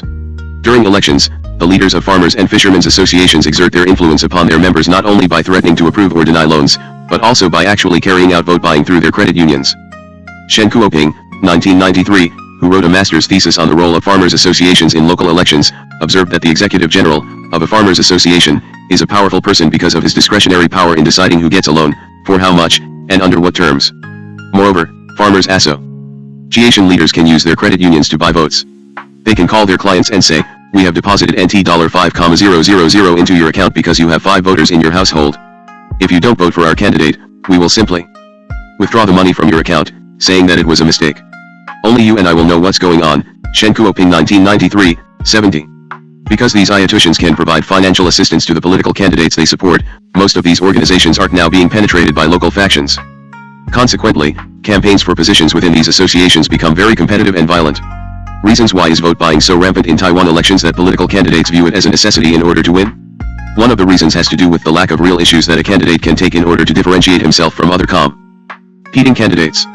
According to an editorial in the Taipei Times, 1999A, published during the 1999 by-election for Commissioner of Yunlin County, people vote for personalities, not issues. And since the candidates are more or less the same, why not sell your vote? Unfortunately, vote buying stimulates corruption. Chang and-lo, a leader of the Bamboo United, also thought that, in Taiwan, the DPP and the NP are the two political parties that rely on political ideologies to attract votes. That is, the DPP proposes independence for Taiwan and the NP promotes unification with China. As a result, many of those who vote for these two parties will come out to vote even if there's no vote buying. This is not true for those who vote for the KMT, and that's why KMT candidates have to use money to attract voters who do not have any political opinions. The second reason for the prevalence of vote buying has to do with voters' indifference. As mentioned earlier, most voters in Taiwan, especially those who live in southern Taiwan, are elderly or they are laborers with little education and not much interest in politics. Most voters also believe that all politicians are corrupt and that there is nothing wrong with taking money from those who are going to get rich if they get elected. A journalist told me that people are eager to be paid for their votes because they reason that the winner is going to make a lot of money by demanding commissions from major public works projects. That's why they think it's not a big deal for candidates to spend some money during elections. If a person invests NT $300 million during the campaign, he might make NT $500 million after he wins. It doesn't matter whether the winner is a KMT or a DPP, he or she is very likely to ask for commissions. If he himself does not do it, his family is going to do it for him. Some politicians are involved in vote buying because their supporters insist they do so, just to make sure the candidate is not at a disadvantage vis-a-vis vote buying candidates. This creates a political atmosphere where every candidate does whatever other candidates are going to do. A DPP county councillor told me, "I have served as a county councillor for 3 terms. At the insistence of my elderly relatives, I got involved in vote buying. They wanted me to buy votes because they were not absolutely sure I would be elected if I didn't, even though we were pretty sure I would win without buying votes. At our staff meetings, 2/3 of my staff supported the elder's suggestion, and so I let them go ahead with the plan. There is a widespread belief that the KMT is responsible for the popularity of vote buying because the party is extremely generous in contributing campaign funds to their candidates. That is especially the case for those who are running for an important political post against fierce competition from the DPP. With hundreds of millions of NT dollars from the KMT, a candidate can ask his pillars to buy votes in a massive way. Another reason for this illegal practice to continue to exist is because the authorities are highly unlikely to catch anyone in the process of buying votes or to collect enough evidence to indict someone for the crime. As mentioned earlier, a small or local pillar is the one who actually does the vote buying from relatives, friends, or neighbors. Wang Jingso 1997. That is why it is almost impossible to detect vote buying. A voter is extremely unlikely to report vote buying to the authorities because it means the end of his relationship with the pillar. Even if a pillar is convicted of vote buying, according to Taiwan laws, the person he or she supported can still remain in office after winning the election. Gang involvement in politics is another reason why vote buying is an effective way to secure victory in political races. Chen Zhenxuan 1994. According to a former DPP legislator, vote buying has to have the support of Haidao people. Although one can rarely see any vote buying related violence, it's there. Haidao people need not resort to violence because a voter who takes the money from a Haidao supported candidate knows that he better vote for that person after taking the money. A former premier summed up his observation of money politics in Taiwan this way: many local Taiwanese, after they had dramatically improved their economic status, were eager to get involved in politics. However, when they campaigned, their main tactic became vote buying. But, to be effective in vote buying, they had to rely on Haidao to make sure that the people who took the money actually did vote for them. Vote buying and the Haidao are closely connected. It's a symbiotic relationship, they can't be separated one from the other. Not only are ordinary citizens bribed by political candidates in popular elections, the latter, after being elected, are in turn bribed by their colleagues who are interested in becoming the speaker and vice speaker of the council or assembly they have been elected to. Because speakers and vice speakers are the ones who decide how to allocate local construction funds, they stand to receive the largest number of kickbacks from contractors. As a result, the contest for speaker and /v speaker is often fierce, and vote buying is all the more important. Because these positions are elected by a handful of people, members of the council or assembly, the candidates can closely monitor their colleagues' moves. A candidate can coerce his colleagues to vote for him by offering them tens of thousands, sometimes millions, of dollars per vote. In addition, in order to make sure that his colleagues do not change their minds, he would invite them on a plea sure tour a few days before the election and then return the night before the vote is cast in the council. When a councillor with a Haidao background runs for speaker, his brothers all wear black suits and show up in the Congress and sit in the seats reserved for the public. This way, the Haidao figure, of course, will be elected. Chao Musung 1994a. Political violence. Since so many Haidao figures and business tycoons have entered politics, running for public office has become a life and death matter because so much face and money are at stake. And because political seats are viewed as the only barometer of success by political parties, every election in Taiwan now resembles an all-out war. As a result, human casualties are inevitable. Nanfang Xiao 1996b. As Chao Musung, 1982-18, commented, in the impoverished and remote Iraners are mostly poorly educated. Candidates in these areas don't have much to say in terms of their political views and also don't know how to run their campaigns, so they often have to rely on money and force. Ask them why they have to do so, they simply say, "TT's all about face." Ask them why they run for office, their answer is also simple, it's all about face. History. Political violence occurred often in Taiwan even before the 1984 Operation Clean Sweep, Judicial UN 1992. According to Chow Yun-mao, 1993, between 1982 and 1986, town magistrates and representatives were victims of 51 violent incidents, including murder, attempted murder, aggravated assault, and so on. For example, In the 1982 election for village and town council members, a candidate from Lunpi village of Yunlin County was seriously wounded after he was shot by an unknown gunman, Chao Mu-sung 1982. The massive arrests of Haidao figures during Operation Clean Sweep did not halt the escalation of political violence. In 1989, crime bosses arrested during Operation Clean Sweep had returned to society. During that year's legislative race, 45 violent incidents occurred, including the gunning down of a medical doctor from Changhua who was running for the legislature. He was paralyzed by the attack, Chao Yunmao 1993. The same year, a person in Chi who was running for public office disappeared for 3 days and it was widely suspected that his political opponent had kidnapped him, even though he later refused to explain what had happened to him. Also in 1989, a person running for a seat in Kaohsiung County's village council was shot to death. In 1992, the aide to a political candidate was murdered, Huang Chengqing et al. 1992, during that period, gangsters threatened many entertainers who actively campaigned for political candidates. By 1993, 3 years after the launching of Operation Thunderbolt, political violence in Taiwan had become very common. When a KMT-nominated candidate withdrew from the race for Changhua County Commissioner because of repeated threats from mobsters, people concluded, if you don't get the support of big brothers, you don't run for public office. A brother from Changhua commented on the withdrawal as follows, there's no guarantee that a candidate can run for office in Changhua simply because he has money. Li Wenpeng 1993, 74. The year 1996 was probably one of the most violent periods in the history of Taiwan politics. Not only were many local politicians violently attacked, a number of national politicians were assaulted, kidnapped, or murdered.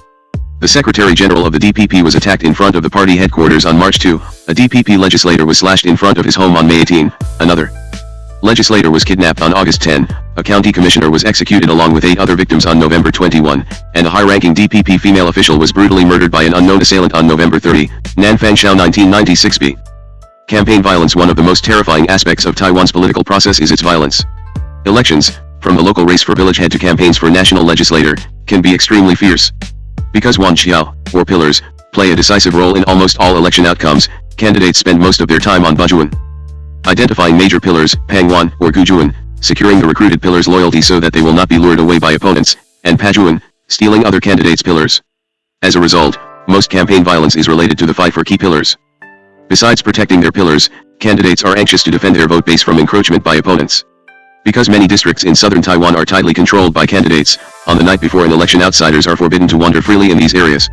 A former DPP legislator from the county said, Si Tung-yun, a major Jiaotu who was one of the leaders of the Celestial Alliance before he was assassinated in 1993, would not allow outsiders to come into his territory to campaign. I often visited Si at his house, and I saw a wall full of closed-circuit television monitors. That's how he was able to closely watch what was going on at each and every entrance to the village. A female DPP legislator from Changhua continued that certain areas in her county were tightly controlled by shady figures. When I was running toward the National Assembly, my people did not dare go into the town of Erlin to campaign. After I was elected, I went there to show my appreciation, but the residents did not come out to shake my hand. As violence has become a real threat to virtually every political candidate, most of them come to rely on Haidao figures or professional bodyguards for protection. In sum, to run for public office, a candidate needs the support of business organizations for money and the backup of Haidao groups for muscle. Although money is spent to buy votes, muscle is needed mainly to prevent opponents from using physical force. It is also used occasionally to intimidate an opponent. Violence in the legislature. One of the most infamous aspects of the political scene in Taiwan is the physical confrontation between lawmakers on the floor of the legislature. Because the legislature is the nation's highest lawmaking body, and its activities are televised, brutal fights among the legislators are often caught on cameras, and people in the country and around the world have the opportunity to witness the mayhem. Bloodied lawmakers lying on the floor, their clothes torn and dirty. Physical conflict in the Congress was first initiated in 1987 by Chu Kaozhen, a tough DPP legislator who wanted to challenge the supremacy of the KMT legislators in the chamber, Wang Feng and Li Shenju 1987. In the incident that shocked the nation, Chu and his DPP colleagues got involved in a brawl with a group of KMT legislators. Photographs of Chu fighting over a microphone with the chairman of the legislature, of Chu pushing a senior KMT legislator to the ground, and of Chu being struck with a walking stick by an elderly legislator, all appeared in major newspapers and magazines. In the following years, several major brawls between the KMT and DPP broke out in the chamber. By then, the public had become accustomed to these fights and had come to believe that the chamber was only for real men who could fight. Chen Kuo, June 1990. The media even put together a list of good fighters from both the KMT and DPP camps in the law chamber, China Times Weekly 1991. On June 25, 1993, tension between legislators resulted in a violent confrontation between two factions of Haidao people outside the legislature.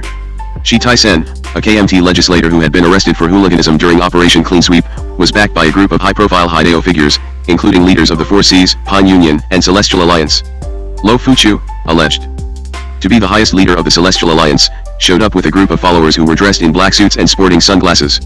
They were there, according to Lo, to mediate the conflict.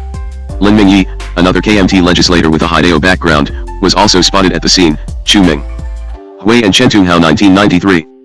Fighting among the legislators became all the more serious in the early 1990s as more legislators with Haidao backgrounds entered the law chamber and turned it into a boxing ring. Lo Fuchu, who became a legislator in 1995, was reported to have threatened and assaulted a few colleagues. One legislator was told by Lo, "One day, you may not know how you die." In August 1996, an independent legislator named Liao Shuetkong, who had accused Lo Fuchu of being a gangster, was pulled out of his bed and locked up in a roadside dog kennel. Because a banner with the words "Doing Justice for Heaven" was on top of the dog kennel, it was widely assumed that the incident was the work of the Celestial Alliance, whose name can also be translated as Heavenly Alliance. Lo denied that he was responsible, and even though a young suspect was later arrested, everyone assumed that someone else was pulling the strings. HSU Junlong 1996.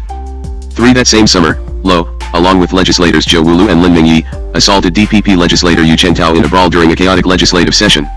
Yu had voiced strong opposition to Lo's recommendation that independent lawmaker Wu Tseyuan be made a legislative representative to the high-profile National Judicial Reform Conference.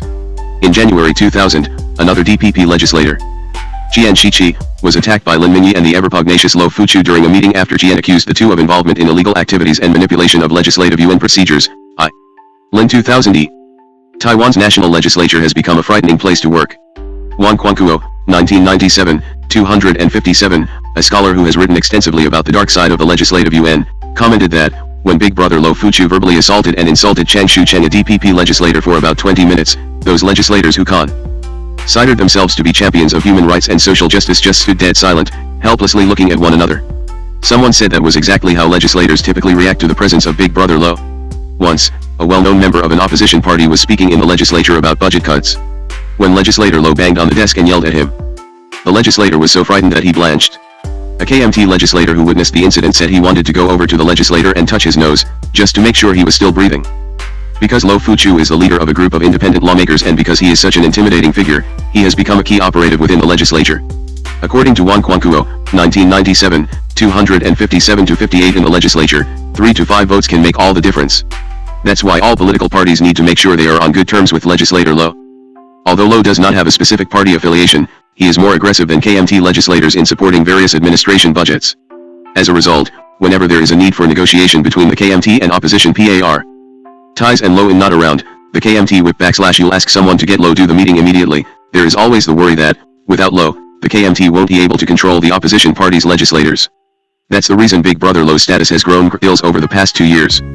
Even though DPP lawmakers and the general public denounce the frequent fisticuffs on the chamber floor, a female lawmaker of the NP who is close to Lo Fuchu thought that Taiwan is a developing democratic society and it must learn to adopt mature ways of doing governmental business. After all, the two greatest democracies, the United States and the United Kingdom, were involved in violence early on in their histories. Haidao's response: Haidao elected deputies I interviewed do not think that they are particularly violent and definitely do not see that their participation in politics has transformed the political arena of Taiwan into a place of violence. They say this is just stereotypical thinking or that they are being framed by their political opponents. A KMT legislator who is viewed as one of the symbols of black gold politics made it clear that, in fact, I do not want to fight inside the legislative UN. However, those DPP legislators are very rude during deliberation. They point at your nose and tell you that you are not a human being. Who can tolerate this? I have my own self-respect and dignity, and that means I can't just stand there and let these people repeatedly humiliate me. Reporters would only report that I hit someone, they would not bother to tell the whole story. There is no fighting within the American Congress because members of the American Congress understand the essence of democracy. When they are discussing an issue, they do not curse or act disrespectfully. The legislative UN here is an arena for arm wrestling where conflicts often occur. I am A/W Hanjura bouncer. My main responsibility is to help the ruling KMT eliminate all kinds of hassles and barriers. Corruption and financial fraud. Considering how costly and dangerous it is to run for public office in Taiwan, one must wonder why anybody there is interested in becoming an elected official. While some politicians are motivated by their political ideologies, a large number of elected officials only care about using their political positions and connections to make money. Chen Zhenchuan 1994. Money is frantically sought after by politicians, not only to reimburse themselves for the past election, but also to cover their heavy daily expenses while serving as elected officials and to finance their next campaign. Consequently, corruption and financial fraud involving elected officials have become other aspects of black gold politics. Get Ting involved in construction projects, buying and selling land, embezzling money from banks they control, and operating vice businesses are some of the most common ways for elected officials in Taiwan to make money. Construction projects. In the 1980s, the KMT abandoned the national goal of recovering mainland China from the communists and began to focus on transforming Taiwan into a modern society. This policy, along with the economic boom and the accumulation of billions of dollars in foreign reserves, led the ruling KMT leaders to pour a large amount of money into the improvement of the country's infrastructure. As thousands of construction projects funded by public money became available, people who were in a position to influence the outcome of the bidding process on these public projects exploited the situation to benefit themselves. Government officials, businessmen, elected deputies, and gangsters all worked together to make sure they got their share of the so-called construction big pie. Most of the public construction projects were tainted by influential figures and corrupt practices. It became an open secret that the country's roads, bridges, and buildings were being hastily constructed from cheap materials by contractors who had to bribe many parties while at the same time try to make a profit. Because government administrators were either bribed or pressured, their inspection and approval of the construction projects were only formalities. Many Haideo and non-Haideo politicians are deeply involved in construction, but it is the Haideo politicians who concern people the most because they are in a better position to force others to cooperate with them. One of my subjects, a police officer from Yunlin, commented, "A major impact of black gold politics is the gangsters turned politicians' involvement in bidding for construction projects.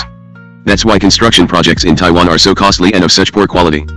If these Haideo politicians do not get involved in construction projects, then they would not really hurt our society that much."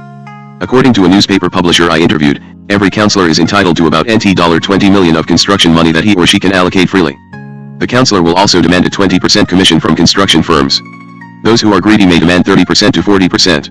The vice chairman of a town council told me that after contractors paid kickbacks to local politicians, government officials, and gangsters, in general, only half of the budgeted money is left for the actual construction of public works projects. Because so much money is there to be made in the construction industry. Many government officials are state authorities during the day, but by night they turn themselves into chairman or general managers of various construction firms. Or, they become a key player in the construction industry after their retirement. According to a DPP legislator, elected deputies are in a much better position to get public projects than ordinary businessmen because if they don't get what they want, they can harass uncooperative government administrators by questioning them in the council or assembly or, worse, simply by disapproving the budget for those public projects of no interest to them. One bidding for a share of the construction big pie creates deep-seated animosities between politicians. Meetings become opportunities for politicians to seek revenge on those colleagues and administrators who have blocked their chance to make money. There is not much discussion of how best to serve their constituents and society. Worse, when these conflicts cannot be settled peacefully, violent confrontations follow. Over the past 15 years, it has become common for politicians, businessmen, and gangsters to fight over construction projects. For example, a legislator from Yunlin was shot and killed by a businessman after the greedy legislator not only defaulted on his promise to help the businessman obtain a major construction project, but then also refused to return his deposit of about NTS 10 million, Chao Mu-sung 1987a.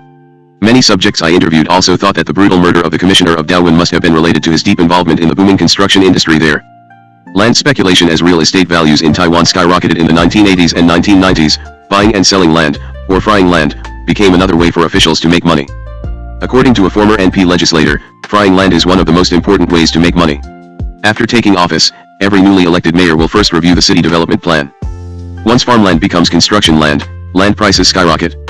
Politicians will buy farmland before it is marked for development, even low-level administrators will buy a small piece of land to make money. At any rate, everybody's happy. People who own the land near the area to be sold are also happy because once that piece of land is developed, they will also benefit. Because Taiwan is a small, mountainous island, there is not much flat terrain to develop for residential housing. Besides, many areas are protected, farmlands, forests, and mountain slopes are not permitted to be used as real estate for apartment buildings. However, as people become prosperous, and the demand for high-rise apartment buildings grows stronger, much of the protected land could be reclassified if landowners can find the right person to work as a middleman between them and politicians and government officials. If farmland becomes construction land, its value can increase 20 times or more. Many elected officials become extremely rich in the process. Chen Jishine and Chen Jinfu 1997. In sum, according to Chen Dongsheng, 1995, both land speculation and the real estate business are dominated by local factions and economic interest groups. Because city and county mayors are in control of their local urban development committees that have the final say on whether a piece of land is suitable for commercial or residential development, these local politicians can get rich easily and quickly. Embezzlement. After the banking industry was deregulated in the late 1980s, the number of commercial banks increased from a dozen or so to more than 60. With so many private banks and hundreds of credit unions virtually unmonitored by the government, elected officials could, and did, take advantage of the situation. They embezzled funds from the banks they were in charge of, pressured the banks to make huge loans to firms owned by relatives, and forced banks to invest in real estate schemes. Consequently, as the economy turned sour over the past 2 years, the number of bad loans in the banking industry increased at an alarming rate. Vice business. Another way for black gold politicians to make money is through the vice industry. In Taiwan, there is a strong demand for sex services and gambling, but these activities are illegal. As a result, only the very powerful can operate a vice business without worrying about the police. According to a senior police officer from Pingtung County, many politicians have to spend tens of millions of dollars to win a seat. After they are elected, they have to find a way to earn back the money they spent on the campaign. Construction projects are not always available, and that's why politicians use the Heijin to get involved in special businesses, such as sex or gambling rings. Heijin people will be responsible for protecting the businesses from outsiders and competitors, and the politicians will be responsible for protecting the businesses from the authorities. Vice businesses that are affiliated with elected deputies who are conveners or members of their councils, law enforcement or judiciary committees are especially immune from a police crackdown because these officials are in charge of police budgets. If the deputies are unhappy with the police within their jurisdictions, they can make life extremely difficult for them simply by cutting their annual budget.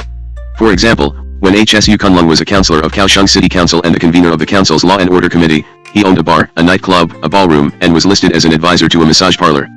Because of his influence within the city's police department, other councillors also involved in vice businesses relied on HSU to protect their businesses from police raids. Only after a violent incident in one of his vice establishments ended in the death of 2 police officers did his deep involvement in the vice industry become an issue. Chao Mu-sung 1984b. After the brutal incident in Kaohsiung, many elected deputies stayed in the vice businesses but moved operations outside of their jurisdictions in order to avoid antagonizing their constituents. According to Ko-lin, 1989b, 35 most Heijin councillors in southern Taiwan do not have many opportunities to make money. As a result, they have to rely on special businesses such as gambling and sex. However, all these brothers have a common understanding: they will not conduct these businesses within their own jurisdictions. No matter whether they operate a gambling place or open a massage parlor, they will do it far away from their hometowns, so that the voters will not react negatively. Besides, a county councillor has influence all across the county. In sum, according to Ying Jiotai, 1992-42, elected officials can use the following methods to achieve their goal of making money: 1. Participating on certain investigating committees, pressuring the many institutions they investigate to do favors for them, like asking a provincial bank to provide loans to business firms they are receiving money from. 2. Cutting budgets. By threatening to cut budgets, officials can pressure certain provincial government units to let favored firms carry out public projects. 3. Participating on city planning committees. This is the most lucrative situation because it allows officials to buy and sell land and thus reap huge profits. 4. Carrying out provincial government construction projects. 5. Performing quan sor, or helping people to get off the hook for a price. 6. Participating in local activities, such as operating gambling dens, bars, and nightclubs, and working on small local projects. Often, these elected deputies are aided by their so-called assistants in various money-generating endeavors, as reported by Monique Chu, 2000b. 3. In Taiwan, where lawmakers are sometimes lawbreakers, rogue assistants can browbeat officials and interest groups by virtue of their close proximity to power. The so-called lunchbox assistant is an aide who receives no salary from a lawmaker, but simply uses the lawmaker's name for his or her own profit. The degeneration of Taiwan politics. Besides vote buying, physical violence, and corruption, the degeneration of the country's political process is also viewed as another symptom of black gold politics. In the past, politicians were mostly people with good reputations and high social status. Most of them were retired professionals such as doctors and school teachers. They had been asked by their followers to serve the community and the country.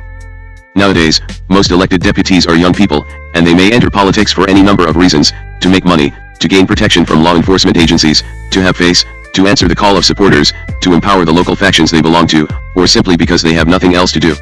According to Ji Yanling of The Journalist, 1996, most KMT legislators are second or third-rate politicians who are elected because of their wealth or connections to the KMT, and most of them are not really qualified to be government administrators. In other words, these are people going nowhere. One of my subjects, a town council member in Kaohsiung County, told me his reason for entering politics. Before I ran for council member, I was working in a factory. At that time, my father was a ward head. Some people wanted to bring down my father, so they accused him of stealing money from his office. My father decided to have me run for council member just to beat the candidate who was supported by those who wrongly accused him. My father finally did achieve his goal. The quality of politics in Taiwan can be examined by looking at how elected deputies spend most of their time serving or not serving their constituents. And also by studying the nature of the local factions that play such an important role in civic life. Social protocol. One of the most demanding jobs for elected deputies is to satisfy their constituents' requests for social protocol. According to Wu Naite, 1987, 237-38, when some people in his local politician's constituency die, he is expected to send some flowers or a funeral scroll in his name with his political title. The scrolls he sends would be put in a prominent spot. If relatives of the dead or the dead themselves are his acquaintance, then he is expected to attend the funeral and give a eulogy. When somebody in his constituency gets married, it is certain that he will receive an invitation, and he is expected to send a wedding scroll or cash to the new couple, if the latter are not his acquaintance. If he personally knows them or their families, he has no choice but to attend the wedding banquet and deliver a speech. When a supporter moves to a new house, he holds a banquet and local politicians are usually invited. No politician can afford to let his supporters lose face by failing to attend. As a result, most elected deputies are required to spend a large amount of time and money in fulfilling these demands. A 1986 survey of legislators conducted by the China Times Weekly showed that subjects who participated in the survey received an average of 200 invitations a month. Assuming that each invitation means an outlay of $1,000, a legislator needs to spend $200,000 a month just on social protocol, not to mention the amount of time required to attend all these social occasions. Chen Yumei 1986. Tu I-ching, 1994, conducted a case study of a local faction in Qi, and he found that county-level leaders of the local faction attended about 100 social ions week, and town-level leaders, about 50. When I was in a town in Kaohsiung County waiting for the arrival of council members and nobody showed up, a worker in the council office told me, "Today is a good day according to Chinese astrology, that's why almost all the To-en council members are running from one place to another attending various social occasions, especially in the morning. In the afternoon, they all go to eat, drink, and gamble, and that means they are not coming to their offices." Service. Besides spending a lot of time and money attending all kinds of social occasions, elected deputies also invest a substantial amount of energy in serving their constituents. For example, according to a DPP councillor, he had been involved in the settling of 1,383 disputes over the past 17 months. The majority of those cases were traffic accidents, followed by construction applications, employment issues, and medical malpractice incidents. A KMT city councillor whose office is open around the clock said that the costs of serving his constituents in terms of money, energy, social visits, and so forth are beyond reckoning. Most deputies, due to their need for Haideo support during elections, cannot afford to turn down requests made by these same figures. Most elected officials reacted the following way when asked why they often helped Haideo figures. Question: there are rumors that you protect Haideo friends and their illegal operations. How do you respond to this? Answer: we representatives should not let those who ask help from us be disappointed, but I will tell people that I can't do anything to help them if they get involved in certain criminal activities. For instance, if a little brother got arrested, I would get in touch with the police so that they would not physically punish him, but I can't protect him from being indicted. Some say I work for Haideo people, that is a deliberate attack on my reputation. But I have to stress that I serve all kinds of people, even if a hooligan comes to me for help, I will not turn him away. Chao Musung 1998, 48. Ajiaota councillor also told a reporter how he felt about serving Haideo figures. Even though I have many friends who are Haideo figures, they are also my voters, and that means I definitely have to serve them. We should not discriminate against people because of their backgrounds. Ko-lin 1989b, 35. In a sense, elected deputies are like lawyers or arbitrators who provide services to their clients or constituents for a fee. According to a vice chairman of a town council, when people ask us to solve problems, I won't ask for money if they are ordinary people. If the person is in business, however, then I will ask for money. The money will be paid to me as a donation to my office. Some representatives also ask ordinary people to pay NT $20,000 to NT $30,000 for providing service. A police officer from Taishung City told me that even though elected deputies often intervene in police work, they are now more cautious in their approach than in the past. Nowadays, when elected deputies come to the police station to express their concern, they tend to be relatively polite. If they show up at the police station, they just say a few words and leave, mainly to show people that they have tried their best. Some just talk to us over the phone. In the past, it was a different story. They used to walk into the police station like they were in charge. Most of the people who ask an elected deputy to go to the police to help them out are those with little education. They don't know how to deal with the police. Interpellation. Most of the elected deputies in Taiwan have only a little education and not much in the way of professional training. This lack of preparedness, combined with the heavy demand for their time and energy in fulfilling their social protocols and settling disputes, and the relatively large number of Haideo figures in local councils, had people questioning how these elected deputies could function. How could they perform as the interpoliters of government administrators? A government official with many years of service in mass transportation was perturbed when asked what he thought of having Haideo figures serving as leaders of local councils. That vice speaker of Changhua. How can he be a vice speaker? He's actually a bully. He was heavily involved in the illegal operation of gravel plants, and he often used violence to get what he wanted. He also was involved in running illegal gambling operations. What did he know about being a leader of the county council? What do they local politicians with Haideo backgrounds or with limited professional skills know about law, about transportation? How can they question professionals in the chamber about technical issues? In Taipei, it is okay.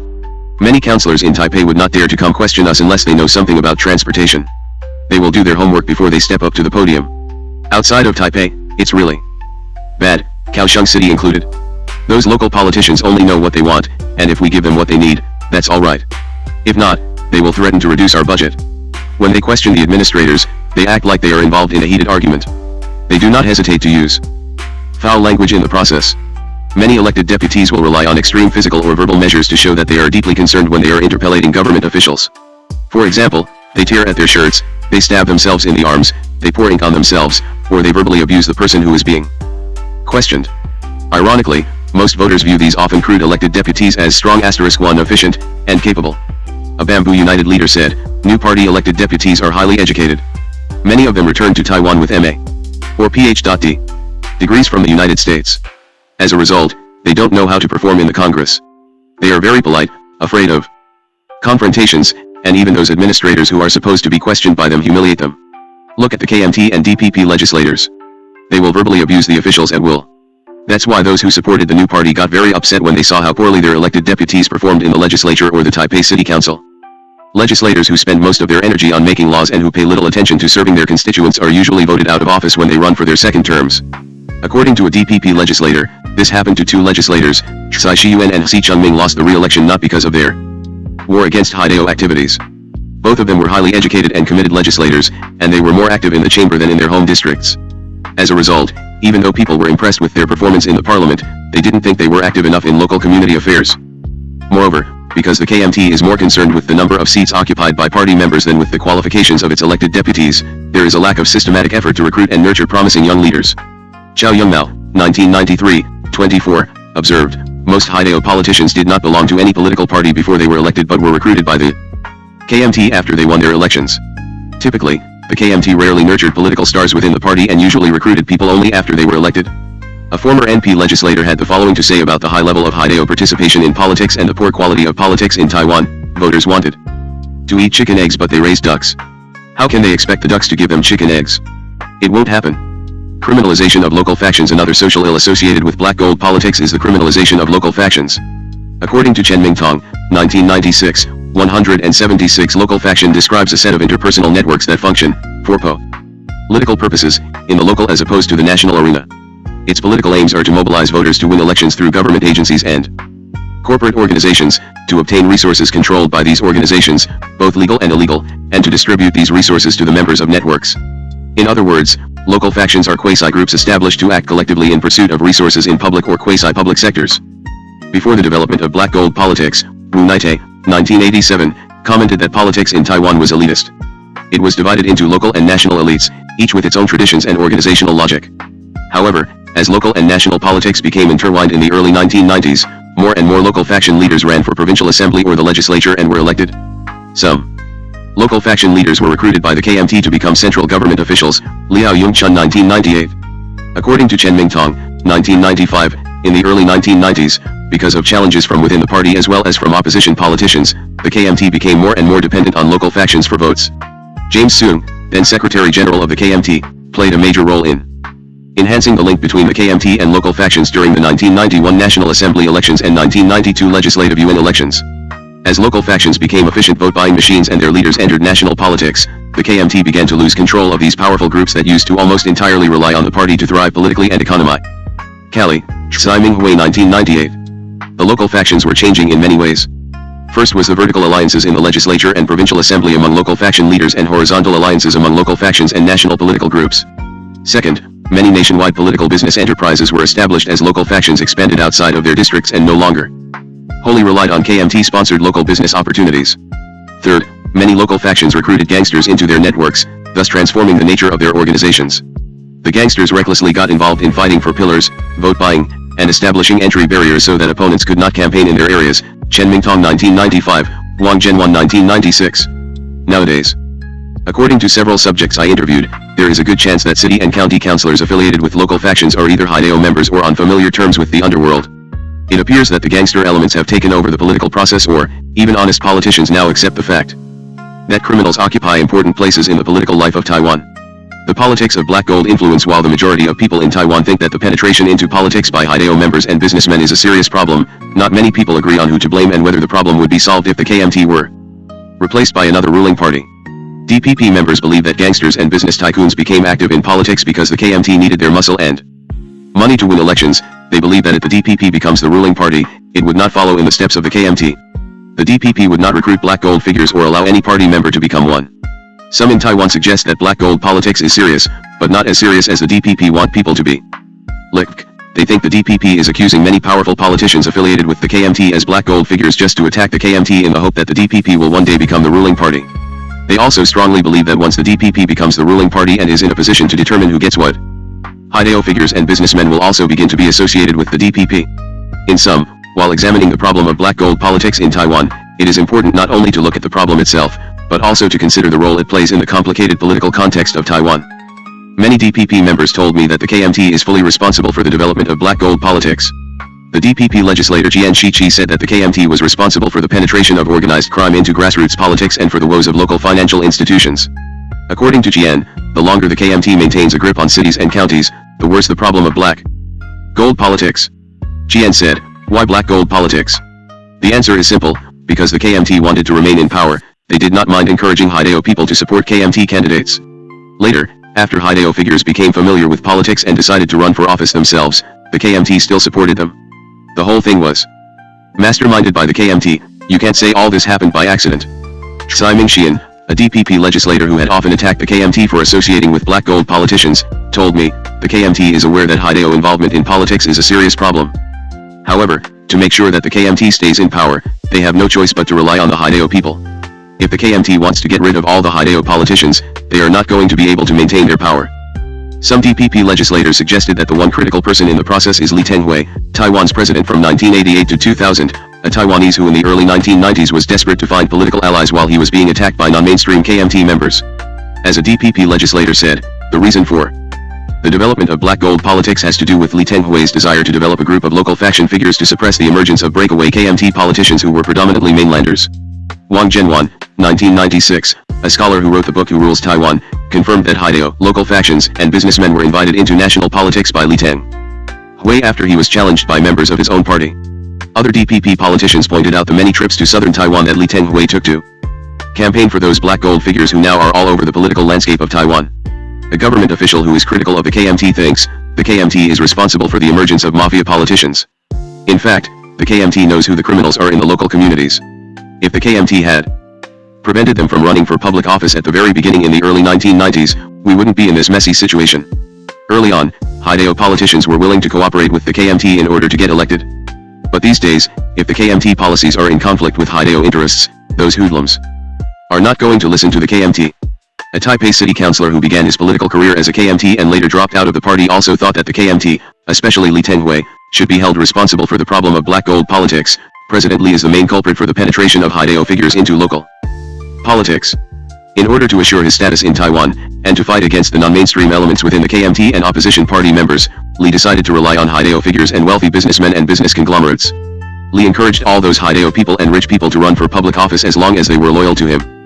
From the KMT viewpoint, all the talk about black gold politics is nothing but the DPP's strategy in attacking the KMT. As an official at the KMT headquarters said, you should not listen to what the media and the DPP have to say about this problem. They only know how to exaggerate the problem and simply want to embarrass the KMT. Another KMT official did not deny that his party's politicians are involved in crime, but he also stressed that DPP members are not immune to illegal activities either.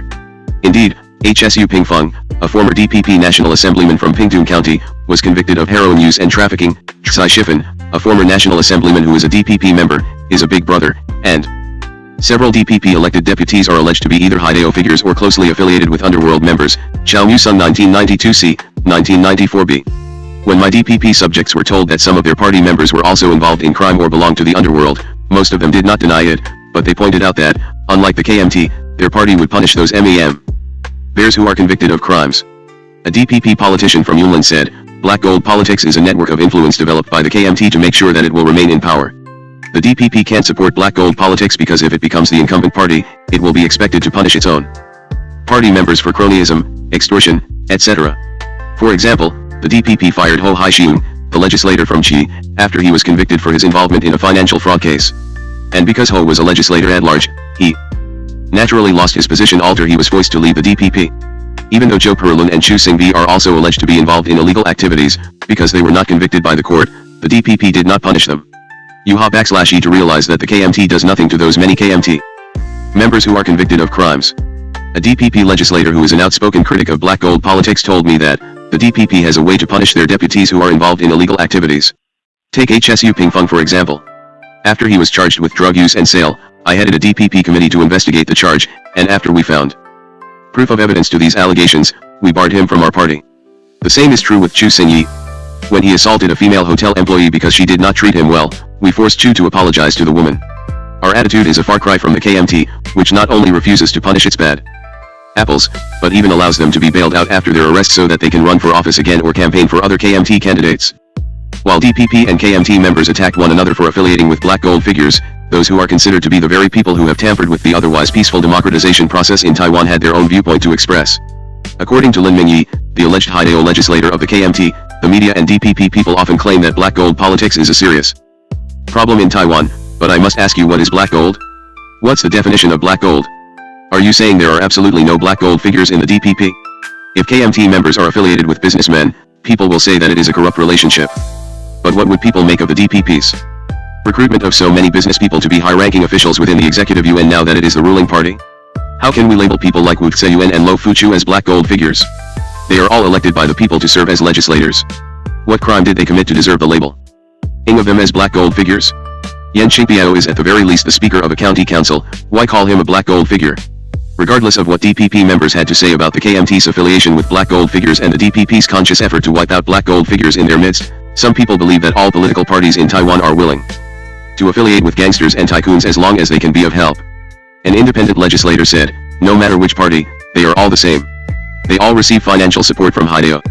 Even Chen Shuibian had nothing to say when Lo Fu-chu asked him, didn't you also receive financial support from me? DPP members, at the stage when they were still the so-called Dangwai non-KMT members, received a lot of support from Jiao figures. A sociologist with the Academia Sinica is rather cynical when asked about the problem of black gold politics in Taiwan. In his view, it is all about fighting for money and power among politicians, mobsters, and businessmen. What do you mean by black gold politics? Essentially, it's the sour grapes mentality. In Taiwan, all politicians, businessmen, and Haidao figures are trying to get a bite out of the big construction pie. Right now, right before the 2000 presidential election, the KMT and local factions work together to eat up almost the whole pie, and the DPP doesn't have a clue how to get even a little bite. And that's why the DPP attacks the KMT and local factions as symbols of black gold politics. If the DPP becomes the incumbent, it is going to be the same as the KMT. It's that simple. There are no unique characteristics that can be attached to black gold politics. Bid rigging is also the same. If I have someone in mind to win the bid, and you, for some reason, win it, I will say there's Haidao involved and ask for rebidding. This way, I will have another chance. Conclusion: in this chapter, the historical, political, and social contexts of black gold politics were examined. Why Haidao people are relatively successful in running for public office, the impact of black gold politics, and the nature of the symbiosis among politicians, gangsters, and businessmen were also considered. In this concluding section, I intend to focus on how serious the problem really is and whether Haidao figures and businessmen who entered politics are the only people to be blamed. The question is, are gangsters and businessmen unfairly blamed for a problem that actually benefits other groups the most? According to a columnist in Taiwan, Kennedy 2004, the gravest threat to our democratic nation is the widespread presence of organized crime in Taiwanese politics. A DPP official also concluded that black gold politics has brought three side effects to Taiwan's political and economic system. These are a corrupting political environment, people's loss of confidence in judicial independence, and the destruction of a fair and competitive space for economic activity. SC. Lu 2005. Not all people in Taiwan think that black gold politics is an extremely serious problem. For example, a former brother said, I don't think it's a big deal that more than 90% of the councillors in this county are connected to Haidao. Why? That's because not all these elected representatives with Haidao connections are bad. In fact, most of them are good because they know that the public is watching them closely. The problem is with those representatives who do not have criminal backgrounds. Some of them are really bad, and they are engaged in a lot of illegal activities. KMT officials I interviewed also do not think that the presence of Haidao figures in the political arena is a serious problem. One KMT official said, I don't think the problem of Haidao involvement in local politics is a serious one. I also think as backslashers become more sophisticated and as local tactians become less organized, Haidao people are going to be less likely involved in local politics. Another KMT official told me that he is not that concerned about the problem because his party is doing something about it. The KMT is also very concerned about its image. In the past 5 to 6 years, we have paid a lot of attention to whether or not a nominee had a criminal record. If a person had committed a crime, then we would not nominate the person. Many believe we should pay less attention to Haidao involvement in politics and more to corrupt government officials and elected deputies who are often ignored by the media and law enforcement authorities simply because they are not big brothers.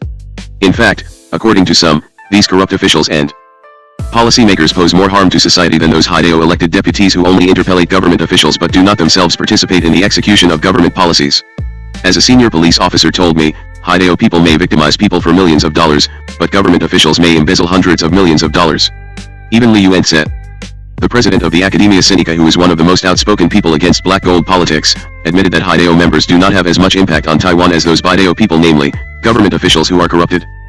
Part 3: Suppression and Reaction. Controlling gang and Jiao members is a tricky issue for law enforcement authorities in Taiwan because the former are either closely related to powerful figures in the political arena or are themselves influential politicians. Chang Chi-ho 1998. Another factor is that crime control units in Taiwan are highly fragmented and not well coordinated, and more often than not, can interfere with one another. Moreover, there are loopholes in the legal tools utilized by law enforcement agencies to fight against hoodlums and organized crime. In this chapter, I will examine the major law enforcement agencies that cope with organized crime, the crime bills pertaining to the control of gangsters, and the 3 major anti-gang programs that were launched between 1984 and 1996. The chapter concludes with a discussion of the problems and prospects for organized crime control in Taiwan. Law enforcement institutions. The 4 major law enforcement institutions in Taiwan are the Garrison Command, the National Police Administration, NPA, the Ministry of Justice Investigation Bureau, MJIB, and the National Security Bureau, NSB.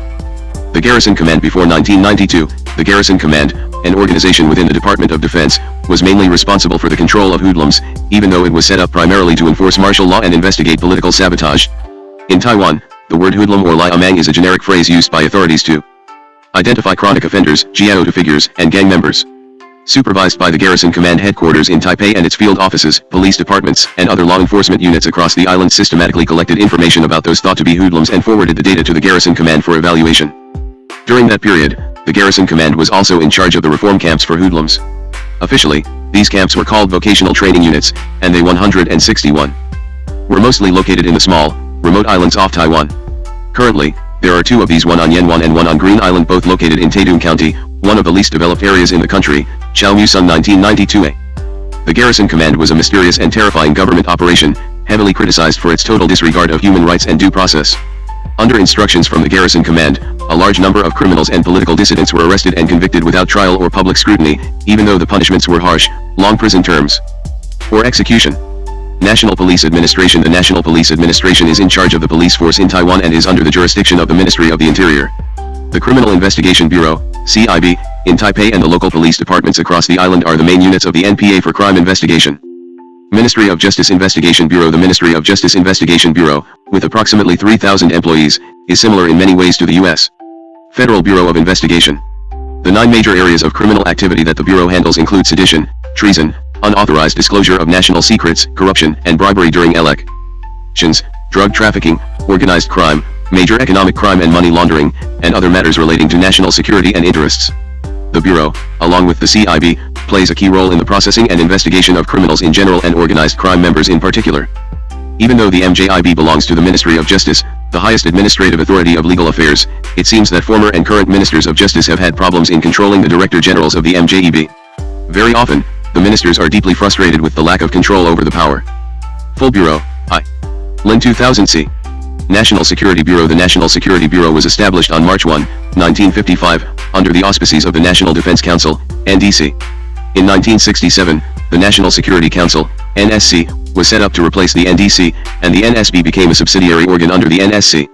On January 1, 1994, shortly after the respective organic laws of the NSC and NSB were promulgated by the order of the President of the Republic of China, the NSB became a legal institution in charge of the coordination of national security intelligence and special service missions. Even though the NSB has a role in national security and criminal justice matters, it is a hollow entity, a bureau without adequate personnel that must rely on other bureaus to conduct investigations and assess information. The NSB, mainly staffed by military personnel, played a key role in the execution of Operation Clean Sweep, the first major anti-gang program in Taiwan. With the assistance of the Garrison Command, the NPA, and the MJIB, the NSB-supervised program arrested thousands of Jiao and gang leaders, including key figures in the 1984 murder of the journalist Henry Liu in San Francisco. When the NSB decided to arrest the 3 Bamboo United gang leaders who had killed Henry Liu, it did not notify the Intelligence Bureau of the Ministry of National Defense, IBD, which had hired the 3 to do the killing. Then Chief of the NSB, Wang Chengshi, later denied that he had any knowledge of the IBM's affiliation with the Bamboo United, but Wang Xiling, then director of the IBM, was convinced that the NSB launched the anti-gang program mainly to arrest the three gang leaders and to expose the IBM's role in the killing of Henry Liu, Wang Shichun 1999. Today, the Garrison Command is no longer involved in combating crime, and the day-to-day crime investigations are conducted by the CIB and local police departments of the NPA. The MJIB is more likely to get involved if a crime is serious or has political or international ramifications.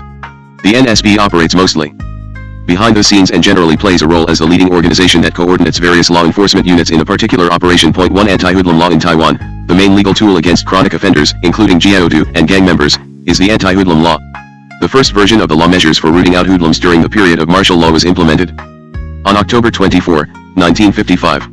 After being in effect for almost 30 years, legal scholars began to criticize it in the aftermath of the 1984 Operation Clean Sweep, in which thousands of suspects were sent to reform camps without the chance to clear themselves. The Taiwanese authorities revised the law in 1985 and it became the statutes governing the discipline of hoodlums during the period of national mobilization, Judicial UN 1992.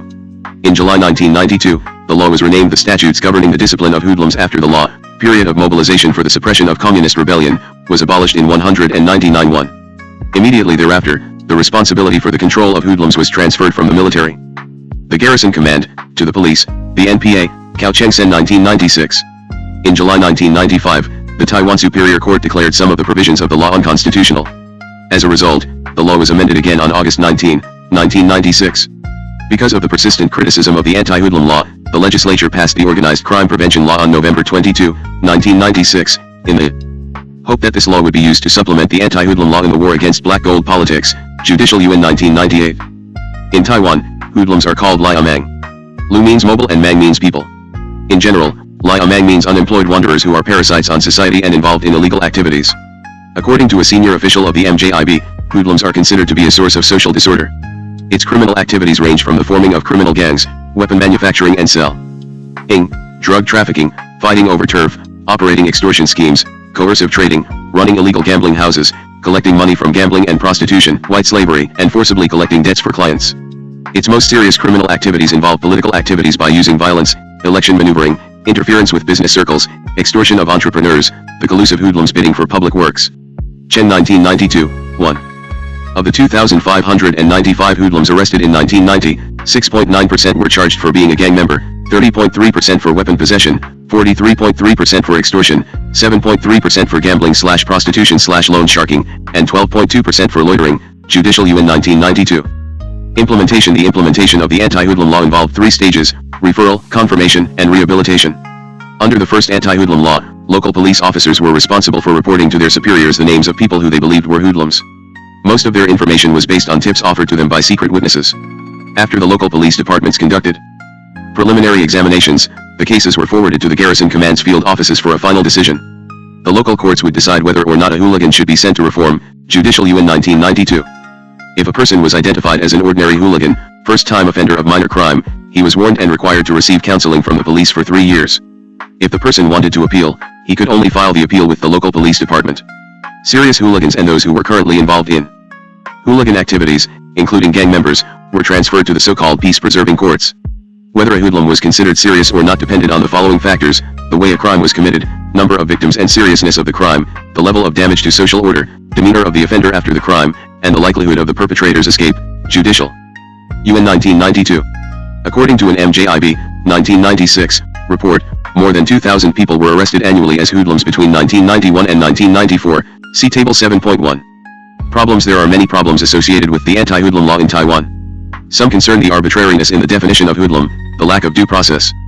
1,497, 1,432, 2,929, 1,246, 1,494, 2,740, 1,301, 1,452, 2,753, 1.581, 1,022, 2,603, 949, 803, 1,752. Table 7.1. Number of hoodlums arrested by year. Serious ordinary total 1991, 1992, 1993, 1994, 1995. Source: Ministry of Justice Investigation Bureau, 1996.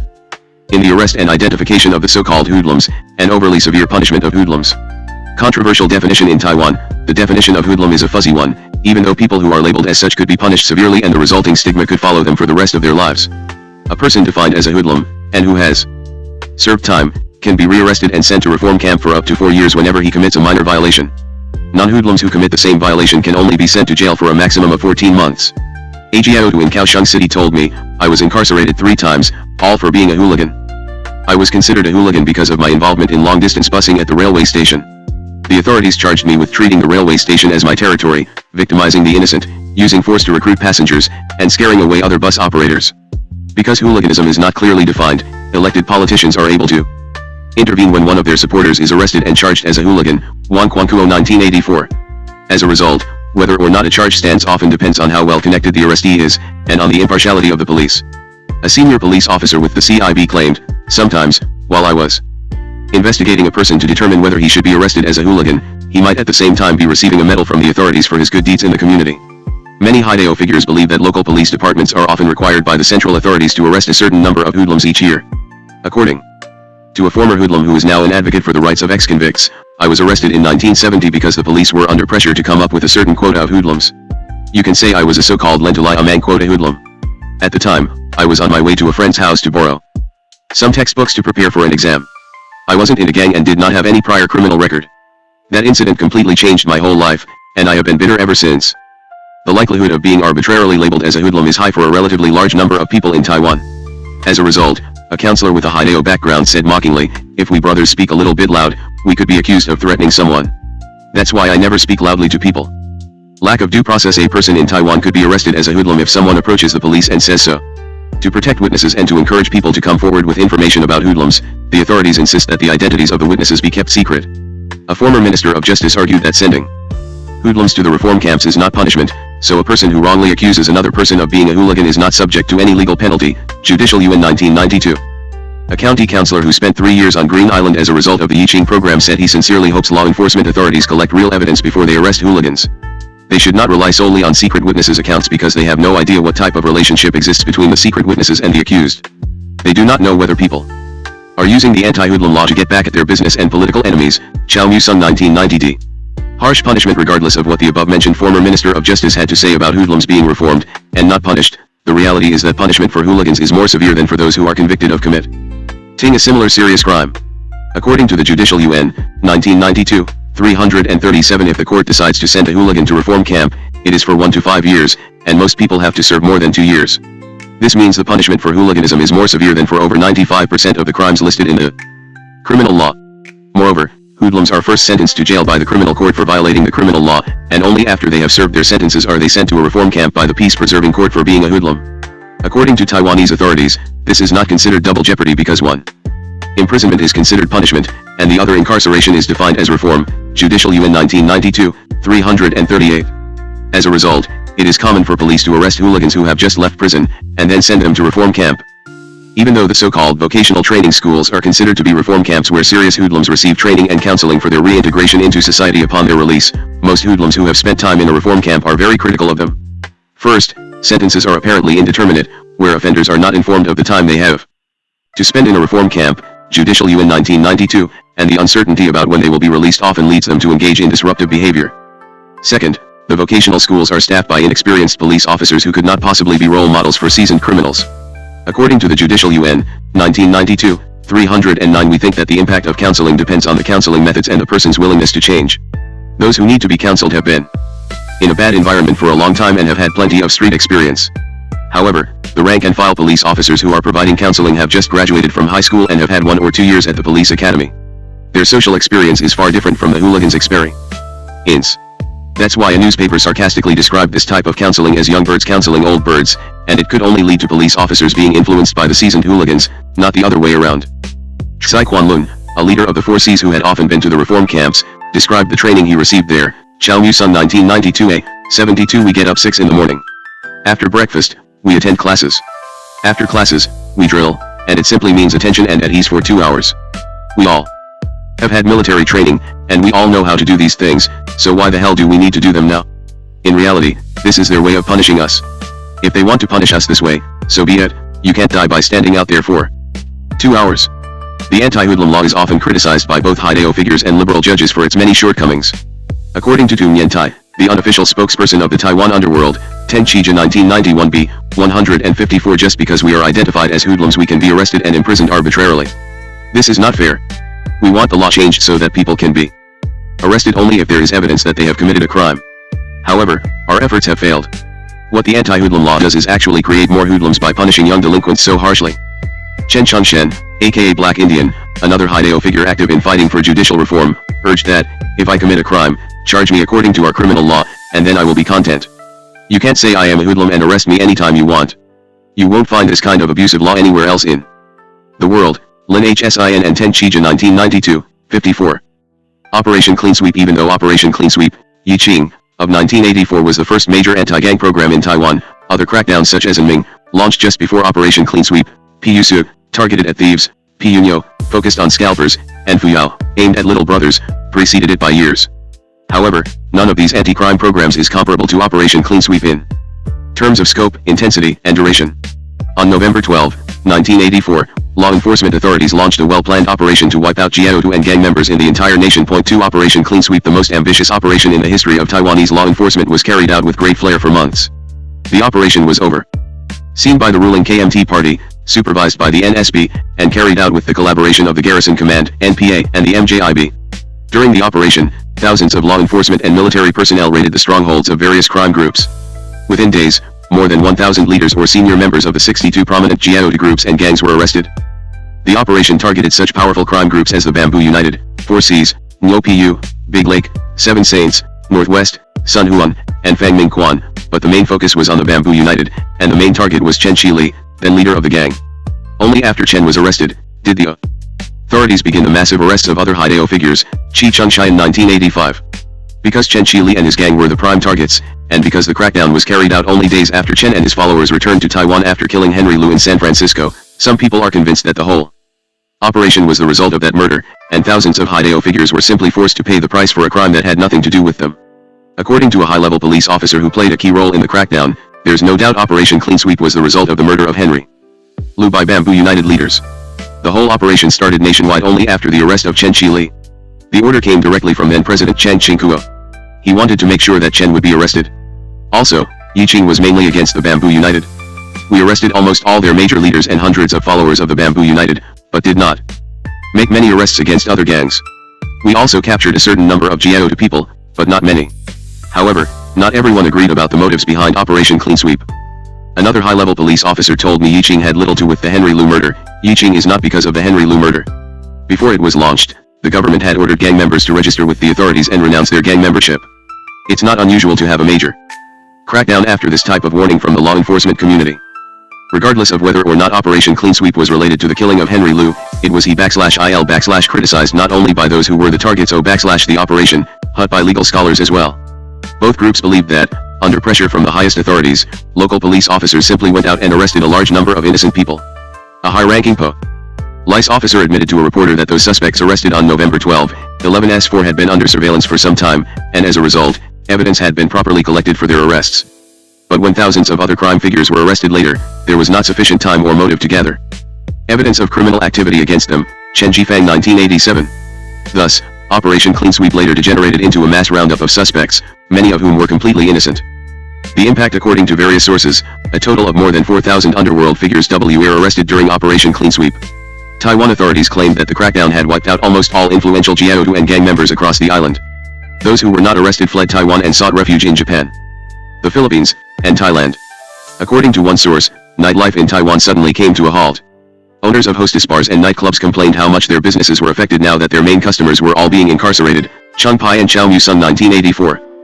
Because so many Haidao figures were arrested for no reason, many of them were extremely bitter. According to Tsai Kwanlun, a leader of the Four Seas who was among the arrestees, most detainees felt strongly that they were mistreated by the authorities. They can't accept the fact that, in a so-called democratic society like Taiwan, an innocent citizen could be arrested and imprisoned for 3 years without a court proceeding. It's really unimaginable to have this happen in a democratic society. Chao Mu-sung 1999, 55. Those arrested were kept in 2 major reform camps located in remote areas of the country. After living in the same prison camp for almost 3 years, Haidao figures came to know each other well.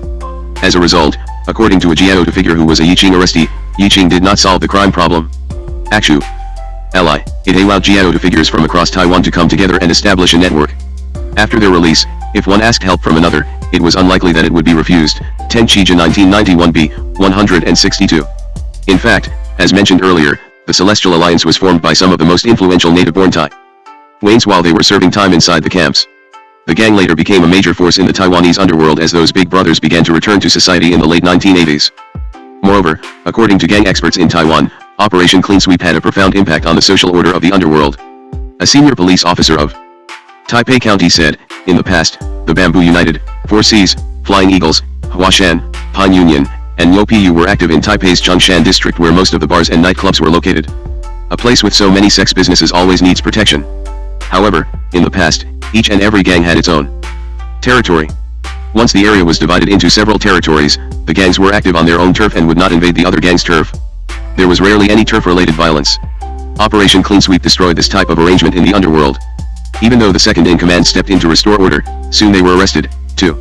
After that, nobody would dare take the position of Big Brother.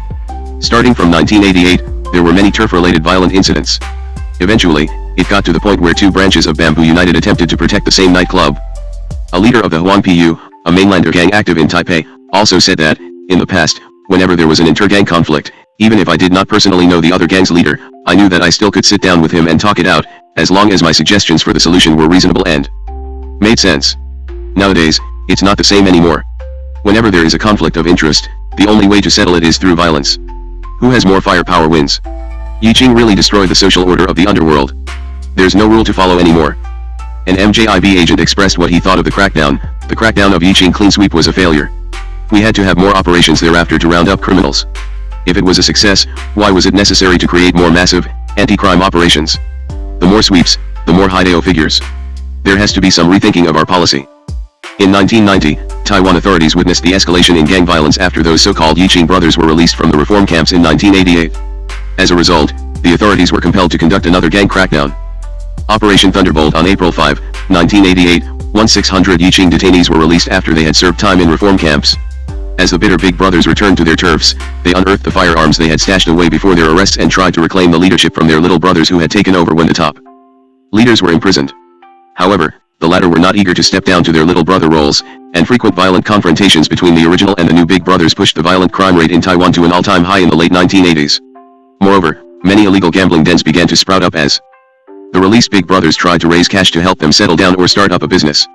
When a legendary underworld figure, Heijin Tuv died in 1988, his high-profile funeral was attended by hundreds of influential gang, political, and business figures. The police by that time had come to realize that the Taiwanese underworld was back in full force only a few years after the Yiqing Operation, Chenjifang 1988A, 1988B. Operation Thunderbolt, according to several subjects I interviewed, went after Foot Zero crime groups, the Pine Union and the Celestial Alliance. The Pine Union became a prime target because of its dramatic rise in the aftermath of Operation Clean Sweep. The Celestial Alliance was a target because of its involvement in a series of violent incidents. However, the three individuals that law enforcement authorities focused on were all affiliated with the Celestial Alliance: Lo Fuchu, Wu Tungtang, and Yang Tangkui. Only Yang was arrested, after Lo and Wu both fled Taiwan. As a result, according to a senior journalist, the operation was considered a failure, and many high-ranking officials at the Garrison Command were penalized for it. Operation Cheaping on August 30, 1996, under the command of Liao Chenghao, then Minister of Justice, another major anti-gang program was launched. Liao became the director of the MJIB in February 1995, and was promoted to Minister of Justice a year later. Within a few months after Liao's promotion, a DPP lawmaker, Peng Shaojian, was stabbed by a Bamboo United member. Liao Xuekuang, an independent legislator, was kidnapped by a Celestial Alliance member, and a Bamboo United leader was arrested for his involvement in a major bid rigging case. Moreover, several Hideo figures were arrested for their implication in professional baseball gambling, and two prominent 4Cs leaders were gunned down inside a restaurant, Lin Chao HSIN 1996B. All those incidents prompted President Lee Teng-hui to make a public demand of his administration that law and order in Taiwan had to be restored within 6 months, see when 1996. According to a prosecutor who played a key role in the Cheaping program, a few years before Operation Cheaping, gangsters had become very active in politics and business. On the one hand, many Hideo figures ran for public office and became elected officials. On the other hand, some became active in the construction business, the stock market, and the cable TV industry. That's why Cheaping, under pressure from the President and the Prime Minister, was launched. The operation under close supervision from the Minister of Justice, police authorities in Taiwan started arresting Hideo figures in September 1996. The first person to be arrested was Tsai Kwanlun, a leader of the 4Cs, followed by Li Yuehua, a gang leader in Kaohsiung City, Chao Musung 1996. Many influential underworld figures, including Chen Qili, Yang Tenghui, and Wu Tungtang, fled Taiwan right before the operation began. After Tsai and Li were detained, the authorities continued with the arrest of other Haidao figures, including dozens of counselors alleged to be Jiaotu figures. The most prominent of them was Tsai Yongchang, aka Heisung, a standing National Assemblyman whose sister was a KMT lawmaker. One of the unique characteristics of Qiping was the dramatic process of quickly transporting new arrestees to Green Island, a maximum security prison on a remote island off the coast near Taitung County. The arrested Big Brothers, under close scrutiny by scores of television cameras, were escorted by heavily armed police officers to a helicopter and flown off to the island. Even though a reform camp was in operation there, the Qiping arrestees were not under the jurisdiction of the reform camp. Instead, they were confined within Green Island Prison, Chao Musung 1999. While the crackdown continued to linger on, several well-known gang leaders, fearing that they would be arrested, showed up at police stations with their followers and firearms, and announced the disbandment of their gangs. 10 Heijin 1997. Between September 1996 and July 1997, 477 Haidao figures were arrested. Among them were dozens of Haidao politicians, including one national assemblyman, one deputy speaker of a county council, 4 city or county councillors, 11 chairman or vice chairman of town assemblies, and 5 town council members. Sunanghong 1997, Judicial Yuan 1998. Qiping targets during the crackdown, a substantial number of people left Taiwan for fear that they would be arrested. Most of them went to China or Cambodia. 3 Qiping targets were interviewed outside Taiwan in order to get their sense of the situation and the impact of the crackdown. Chen Qili Chen, who would only admit at the time of the interview that he was a former leader of the Bamboo United, claimed that he had no idea why he was targeted by the Taiwanese authorities during Qiping. He also stressed that he was not fleeing Taiwan to avoid arrest, he had been in Cambodia to recover from cancer long before Qiping began. His doctor had examined him after he complained that his back hurt and discovered that Chen had cancer. The doctor then advised him to leave Taiwan and give up his demanding work schedule for a quiet place in which to recover his health. As a result, he chose Cambodia, because it is a relatively undeveloped country with fresh air and a laid-back atmosphere. When asked why Chen was targeted, another leader of the Bamboo United whom I interviewed suggested that Chen's plan to showcase the Bamboo United strengths at a funeral backfired. When Qiping was launched, the Bamboo United again became the primary target, mainly because at the funeral Yu Chen Young Ho of the 4 Cs, the Bamboo United sent a large delegation. Some of the Bamboo United members arrived on horses, and many showed up in a motorcade of Mercedes-Benz/ES. That was a shock to the authorities. Initially, the authorities had no idea how strong the Bamboo United was. At the funeral, they could see for themselves the strength of the gang. In addition, many of the Bamboo United attendees were young people. That was also Chen Qili's idea. At that point, he realized that he might be a target of an upcoming crackdown on gangs, and that's when he intentionally did that to show the Bamboo United strength. According to a special prosecutor for the Qiping program, Chen Qili became a target mainly for his illegal activities in the construction business. Chen was a target of Qiping because he and his associates victimized many construction firms. They coerced and intimidated many small, legitimate construction businesses, often stealing their contracts or refusing to pay subcontractors for their work. Chen claimed he was the prime target of Qiping because the authorities claimed that he was the spiritual leader of the powerful crime syndicate Bamboo United. Chen said the title spiritual leader was bogus, an excuse to arrest him and identify him as a hoodlum. The authorities claimed he was an extortionist, but he declared that he earned his money from his legitimate businesses. The whole business of Chen being declared a criminal had to do, according to him, with his reluctance to stop Chang En-lo, another Bamboo United leader, from writing critical articles about Li Tenghui and other KMT officials. Then one of his supporters in the KMT got ill, and Chen lost his support in the inner political circles of the KMT. Up to this date, it is still not clear why Chen Qili became a Qiping target. In any case, having been forced to live as a lonely exile in Cambodia, he was extremely bitter. His life in Cambodia will be discussed in the next chapter. Chang Do-wei is another Bamboo United leader targeted by Qiping prosecutors. According to Chang, he was wanted not because of his illegal activities, but because of his involvement in Taiwan politics. Why me? Because I supported Chao Xiaokang when he was running for Taipei city mayor. As Chao had become a formidable opponent, he received quite a few threatening phone calls telling him to be careful. Chao was scared, and he got in touch with me. I dispatched 2 bodyguards to protect him around the clock. Once the mayoral election was over, someone warned me that I should watch out. That's why I flew to China in January 1996. Again, it is not clear how credible Chang's account is. However, it shows that influential underworld figures are often recruited by political candidates to boost their campaigns, and that some Haidao figures could be targeted by the authorities for political reasons rather than criminal evidence. Li Wentang is a counselor from Qi County who left Taiwan and went to a city in Southeast Asia after he learned that he would be arrested during the Qiping sweep. According to Li, his downfall had very little to do with his involvement in bid rigging as the authorities had charged, but everything to do with his intention to run for town mayor and his support of a faction leader who lost the county commissioner election that was held before Qiping was launched. Why was I being targeted? Because I wanted to run for town mayor. My opponent wanted to get rid of me, and that's why they told the government that I was a hoodlum. Besides, I supported Chen Si-young, but he lost to Li Yajin. I wouldn't have been targeted if I were a nationally elected representative. Gang sweeps won't touch those politicians on the national level, that's why the government focused on the locally elected deputies. In fact, if a faction maintains a good relationship with the central government, the authorities will not harass it. But if a faction develops a poor relationship with the central government, not only will it lose power, but it also will be cracked down on by the criminal justice system. For instance, I have no criminal record, but I was listed as a cheaping target. Li Wentang, obviously saddened and devastated by being wanted as a cheaping subject, claimed that he was innocent and longed to return home to his family in Qi. Some of those who know him well told me in private his downfall was actually caused by his son, who was wanted by the Taiwanese authorities for a violent crime. Critics' Operation Cheaping, like the preceding anti-gang programs, drew heavy criticism from people from all walks of life. Some critics claimed that the operation was nothing but a personal crusade by the Minister of Justice, Liao Chenghao. Others attacked the program for targeting only the flies instead of the tigers, for being politically tainted, and for its lack of due process. A one-man show. Some people in Taiwan thought that cheaping was nothing but a pet project of an ambitious politician who used the program to enhance his political career. According to a low-level government employee of the Judicial Yuan, Liao Chenghao only knew how to put on a show. He was good at manipulating the media. While he was the Minister of Justice, there were reporters in front of the Justice Department every day. Liao said he was dedicated to cracking down on organized crime and told the media how many gang leaders or influential legislators had been arrested. In fact, not one key underworld figure was captured. He only put a few gang followers in prison. Besides, the whole idea of transporting cheaping arrestees to Heijin was unconstitutional. A construction company owner thought that Liao exaggerated the impact of organized crime in order to make his role more important. An MJIB agent also suggested that Liao launched the operation to usher himself into the premiership. Operation Cheaping was a one-man show of Liao Chenghao, who was eager to demonstrate that he had done a great job as head of the Ministry of Justice. He was trying very hard to get promoted to premier of the Executive Yuan. A new party lawmaker also viewed the cheaping program as a showcase for Liao. The gang crackdown was a personal crusade by Liao Chenghao. He was only concerned about his reputation and political future. His crackdown on gangs was essentially an illegal means to attack the so-called criminals. If state authorities are willing to rely on illegal methods, how can you convince those who are arrested to accept their fate? It is apparent that many people were not pleased with the way Liao Chenghao conducted the cheaping program. After Liao was forced to resign from his post as Minister of Justice due to a highly publicized power struggle between him and the director of the MJIB, the anti-gang program completely lost steam.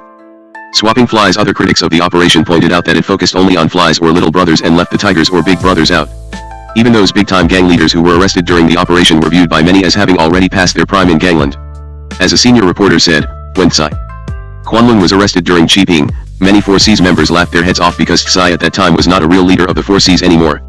As far as they were concerned, he was history. Others, including the prosecutor who indicted Tsai, thought the charges were justified and that he was a big brother who did much harm against the public. However, Chang In-lo, a Bamboo United leader, argued that the real threat to society is the symbiosis among government officials, business tycoons, and gangsters who operate together in corrupt exchanges. He believed that should a sweep be organized against these three types of persons, the KMT would dissolve as a political party. The accusation that only flies were caught and tigers were either ignored or allowed to leave the country is not without grounds. Even though the program set out to remove mob influence in politics, most Haidao politicians were untouched.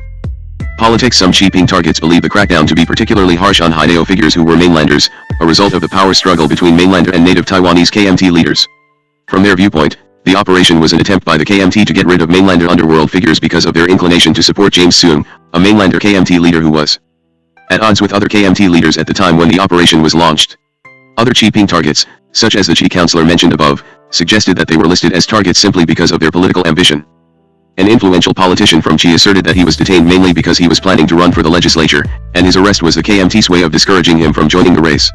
According to him, after I was arrested during the crackdown, I was released because I promised them that I would not run for a seat in the legislature in the future.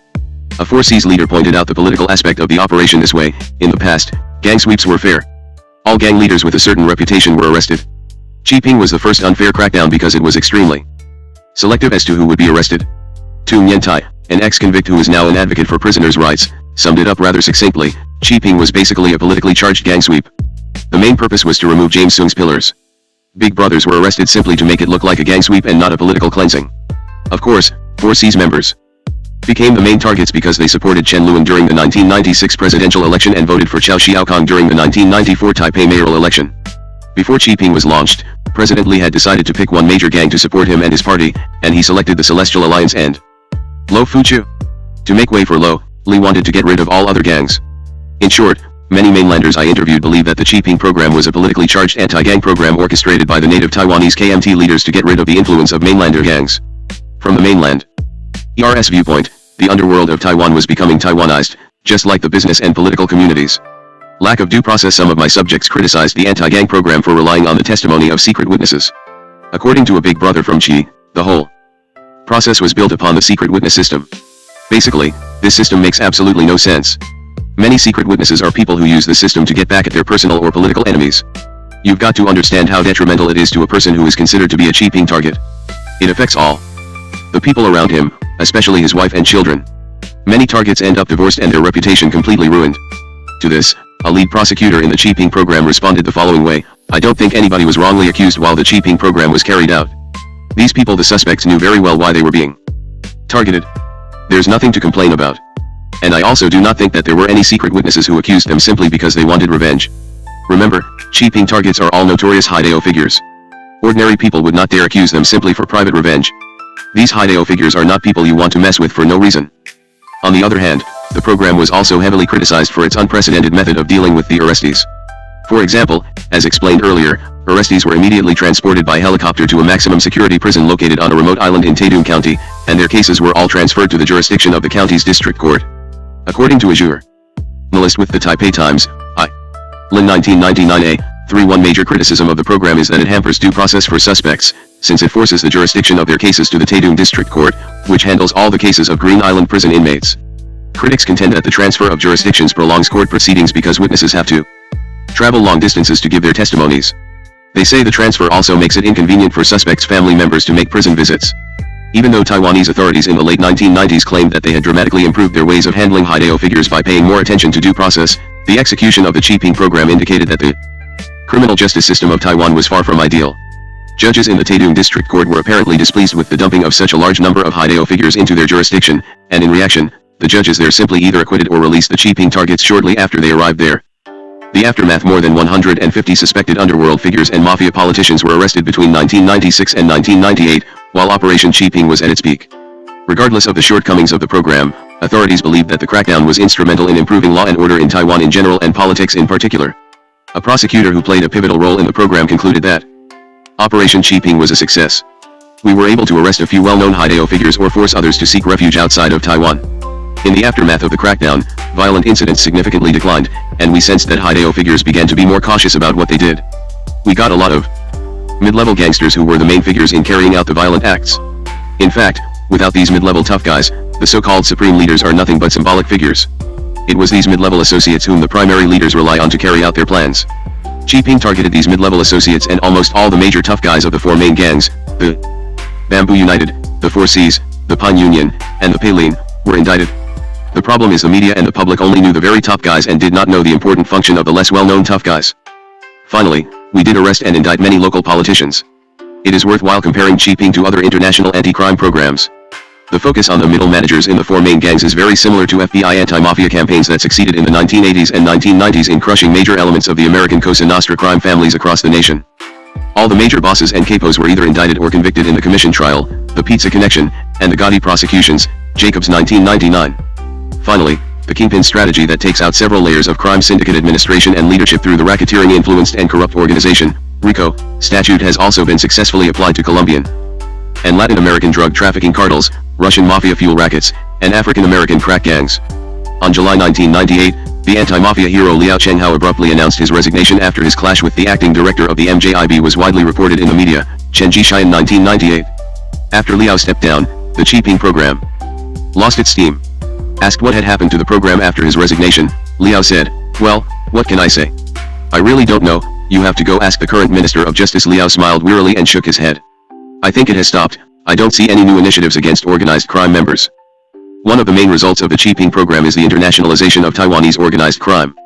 As many Qiping targets fled Taiwan and settled down in China and Southeast Asia, Taiwan's fugitive underworld figures became a major concern for law enforcement authorities in those receiving countries. This issue will be discussed in the next chapter. In the aftermath of the program, shooting incidents significantly decreased, Jian Shiqi 1999. In addition, Jiaodu and gang members became more cautious and chose to maintain a low profile.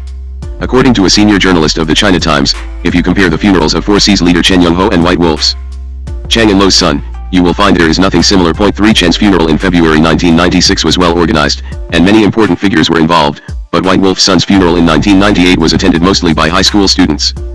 Many Qiping targets were released on medical parole or acquitted by the Taiwan District Court's judges. Some of them returned to their homelands and became key pillars in the 1997 mayoral and county magistrate elections, Ma Zhaijun 1997b. In the 1998 city and county councilor elections, some of them ran for public office and won. Some of them stayed out of politics, but their family members were elected to various representative bodies. Organized crime prevention law. By the 1990s, even though more than 1,000 Jiaota groups and organized gangs were active in Taiwan and had penetrated into the business and political arenas, a legal tool to combat criminal organizations did not exist until the passage of the Organized Crime Prevention Law in December 1996. According to the law, an organized crime group is defined as an organization with a membership of 3 or more people that has an internal management structure, an order of command. The group is set up with the intention to commit crime, or to facilitate its members' criminal activities. It possesses the characteristics of being a group that is chronically involved in crime through the use of threats or violence. 5 A convicted gang leader will receive a jail term of 3 to 10 years, and members 1 to 7 years. Upon release from prison, they are required to spend 3 years in a reform camp, and they will be barred from running for public office for life. If a politician is convicted under the law, his political party will be fined between NT$10 million and NT$50 million, Sunanghong 1998. The organized crime provision was hastily written and passed by the legislature under pressure from the public, many of whom had long urged the authorities to tackle the problem of gang involvement in politics. However, after it was revised several times in the Executive Yuan and the Legislative Yuan, the final version of the law was stripped of most of its power. Under the new provision, police authorities were not authorized to conduct undercover operations, no temporary or permanent unit could be established to fight against organized crime, and law enforcement authorities would not receive any bonus for solving organized crime cases. Moreover, only Heijin figures who were convicted under the law would be banned from politics, not those who were arrested during Operation Clean Sweep and Operation Thunderbolt. As a result, after the law was in effect for 5 years, only a few little-known crime groups had been indicted under the new provision, and most of them were either acquitted for lack of evidence or received lenient sentences. According to Irene Lin, 2000b. of the Taipei Times, 4 years ago, the creation of the Organized Crime Prevention Act was expected to be able to deter the country's mafia from tampering with politics and to bring forth prospects of a healthy democracy. At the time the act was passed by the legislature, high expectations were raised that convicted politicians would not be able to run for office. The act also imposes liabilities on a party whose nominees are convicted of any crime stipulated by the act, for 5 years after the nomination. The law itself looks powerful, but it needs effective implementation, critics have pointed out. The issue of black gold politics has been central to any discussion of the political environment in Taiwan. Sadly, the frequent pledges of the government have been perceived as nothing more than campaign slogans. Without a permanent and specialized agency and competent police officers and prosecutors to investigate and prosecute organized crime members, the passage of the Organized Crime Prevention Law had not much impact on the war against organized crime. And without the legal base to conduct undercover investigation, surveillance, and wiretapping, the police are unlikely to gather criminal evidence against those who rarely are directly involved in committing a crime. Elections and gang crackdowns. Many people believe that gang crackdowns in Taiwan are closely related to elections. Some influential underworld figures are arrested before an election if they do not intend to support the ruling party. Some are incarcerated after an election because they supported the wrong candidates, that is, the losing candidates. AC. According to an ex-convict, during the 1996 election for president and the 1994 election for mayor of Taipei, the 3 major gangs supported specific candidates, see Table 7.2. He said, the Bamboo United and Celestial Alliance both supported Li in the presidential election, and they split their votes between 2 candidates in the Taipei mayoral election, one of them the KMT candidate. The 4 Cs not only supported the new party's Chao in the mayoral election, but also Chen Luan. In the presidential election, 4 Cs leader Ta Poa Chen Young-ho and Chen Luan were very close, and that's why the 4 Cs supported Chen instead of Li. After Li was elected, he realized, to his great anger, that all mainlander gangs were against him or the KMT. That's perhaps the reason behind the overwhelming attack on the mainlander gang members during Operation Qiping. During the 2000 presidential election, black gold politics was the #1 issue in most public debates among the 5 major candidates. Being repeatedly accused by the DPP of being responsible for the development of black gold politics, the ruling KMT party made a hasty announcement of its intention to wipe out the problem. Lin 2000a. Privately, however, the KMT was busy recruiting influential Haidao figures to campaign for the party's presidential candidate, Lin Chen. A Bamboo United leader in China told me when I interviewed him a year before the election. Table 7.2 Gang support in the 1996 presidential and 1994 Taipei mayoral elections. Gang presidential election. Mayoral election 4 Cs Chen Luan, NP, Bamboo United Li Tenghui, KMT, Celestial Alliance Li Tenghui, KMT, Chao Xiaokong, NP, Huang Tachao, KMT, and Chao Xiaokong, NP, Huang Tachao, KMT, and Chen Shuibian, DPP. Source, Interviews with Haidao figures. KMT party workers approached me and wanted me to return to Taiwan to help them in the coming presidential election. I said I wouldn't do it unless they did it in a very polite and respectable way. I didn't want to let them exploit me, and I didn't want to go back without a plan. Point 6. As the 2000 presidential election approached, the widely held belief that Haidao figures were mobilized for the election was reinforced by the arrival of cheaping targets from abroad who began to return to Taiwan in earnest. The most prominent of them was Yang Tenghui, who went back to Taiwan after spending 3 years abroad. According to a Bamboo United leader in Shanghai, Yang Tenghui's return was definitely related to the presidential election. Lin Chan knew that he did not have much influence in Kaohsiung, and Yang was very powerful in that area. Yang used to operate nightclubs in Kaohsiung, and he's from that area. Because he could get votes, his trouble with the law could be ignored. Not long after Yang returned to Taiwan and was treated decently by the authorities, other cheaping targets followed suit. Among them were Huang Xiaoqing, aka Yao Yao, the acting leader of the Bamboo United, Chen Lenji, aka Ng Nawei, a prominent leader of the Celestial Alliance, and Tao Xiaoxiun, aka Xiaoxiun, a leader of the Celestial Alliance. Other underworld figures in Taiwan were also actively involved in the campaign, in the hope that the candidate they supported would win the election and, in return, help them in the future. James Soong not only received support from a large number of mainland underworld figures, but also from the council speaker of Taishung County, Yan Qingpiao. Yan, a former provincial assemblyman, was close to Soong because Soong had been a provincial governor. Besides Yan, the activities of another influential figure Chang Yongwei were closely scrutinized before the election. Chang indicated that he would support the KMT candidate, Lin Chan. Problems in dealing with organized crime. Although Taiwanese authorities have conducted 3 major gang crackdowns over the past 15 years and thousands of suspects have been arrested and sent to reform camps, the penetration into business and politics by Jiaotu and gang members remains strong. This has prompted people in Taiwan to conclude, the more crackdowns, the worse it gets. Why? Some of the problems associated with combating organized crime are examined below. Shaming and harsh punishment without reintegration. Labeling, shaming, and stigmatization. One of the problems in containing organized crime in Taiwan is that people who are identified by law enforcement authorities as hoodlums or Haidao figures may never have an opportunity to get rid of the label officially, even though they may be less likely to be stigmatized by people in their own communities. Many who were arrested during Operation Clean Sweep were arrested again when Operation Thunderbolt and Operation Cheaping were conducted. Tens of thousands of people are being processed and reprocessed as hoodlums, and there is little hope for these people to be removed from the official list of hoodlums. As a result, most of them continue to act out the expected role of hoodlum or brother as if they were acting out a self-fulfilling prophecy. According to a Bamboo United member, after so many years, I am not sure whether I am a brother or not. I don't know for sure what is a brother, and whether I can be considered a brother. But I know that, after receiving the label of brother, it's very difficult to remove it. Yang Xuanwu, a notorious underworld figure who is currently on death row, once told a group of reporters, I became a hoodlum after I was sent to a reform camp for fighting. Once I was labeled a hoodlum, there was no turning back. Wu Kuodong et al. 1987, 15. Feng Jiachen, who became one of the most intimidating figures within the Bamboo United, said, I was arrested during the 1984 Yiqing program simply because I was involved in a fight. In prison, I came to be associated with a large number of big brothers. After being released from prison, it was very difficult for me to return to my old life. I told myself, since I was already a hoodlum, why not take the next step forward and became a full-fledged gangster? Yiqing ruined my family. I have not seen my son since then because I don't want to have a negative impact on his life. During the course of this research, almost all the brothers I interviewed insisted that the relentless accusations that Haidao figures encroached on the business and political arenas essentially denied them the opportunity to become law-abiding members of conventional society. A town council speaker revealed his anxieties. Why won't this society let us change? Why constantly label us Haidao? All this only causes more chaos. After brothers transformed themselves into local politicians, most of them turned good. Only a small number of them remained bad. During Cheaping, police arrested Tsai Yong-chang, the National Assembly man from Yunlin County, after a highway chase. When Tsai asked the police why he was arrested, the police said, at the very least, you are Paikang, a town in Yunlin Laeta, big boss, right?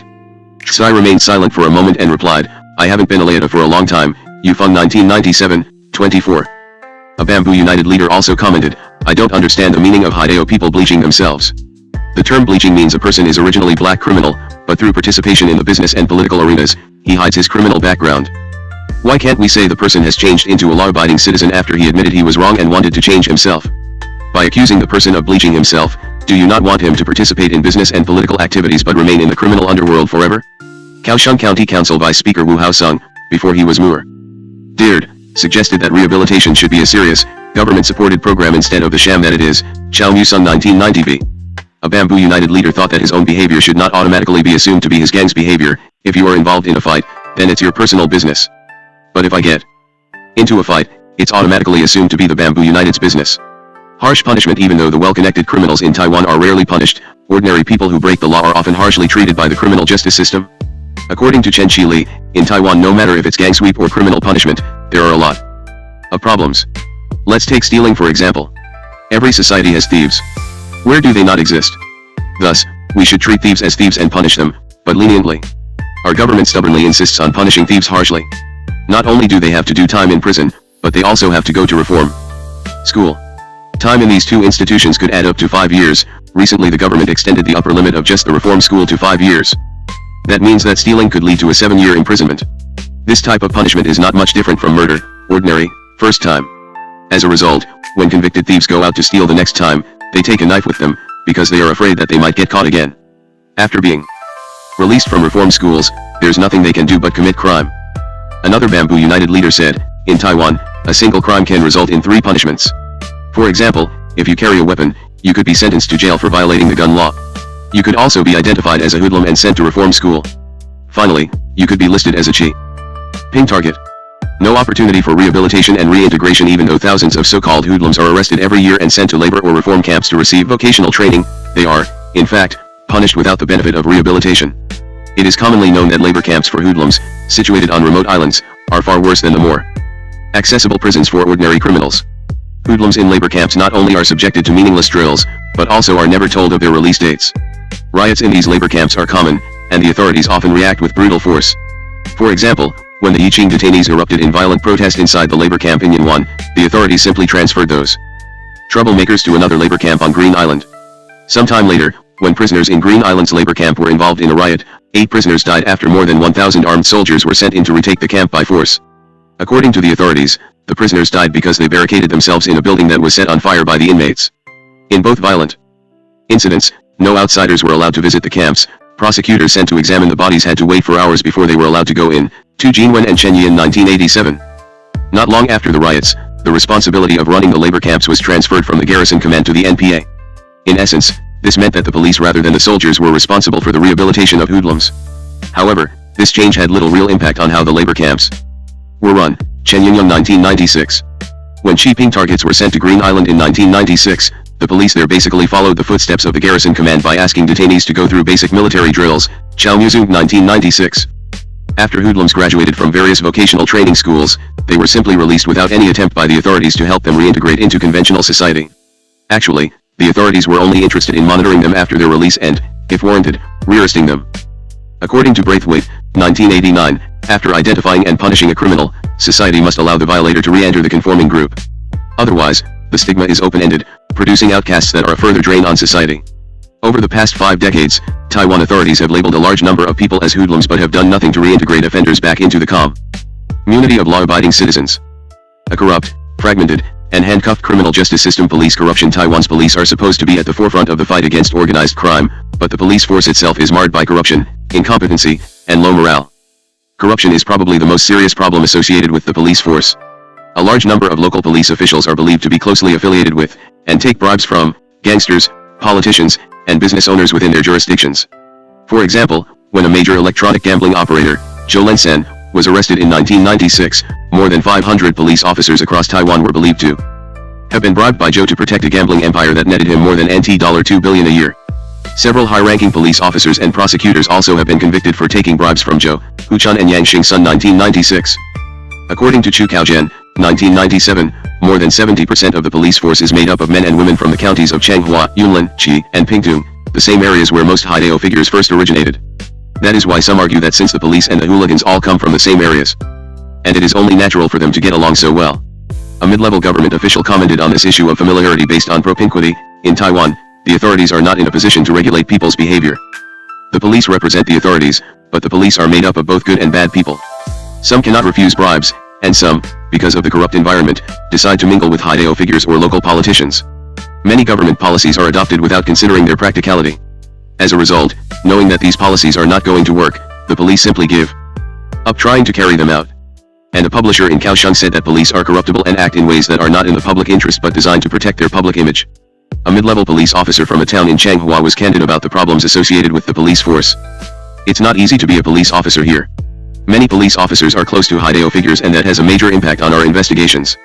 These Haidao politicians often give expensive gifts to newly appointed government officials and law enforcement authorities.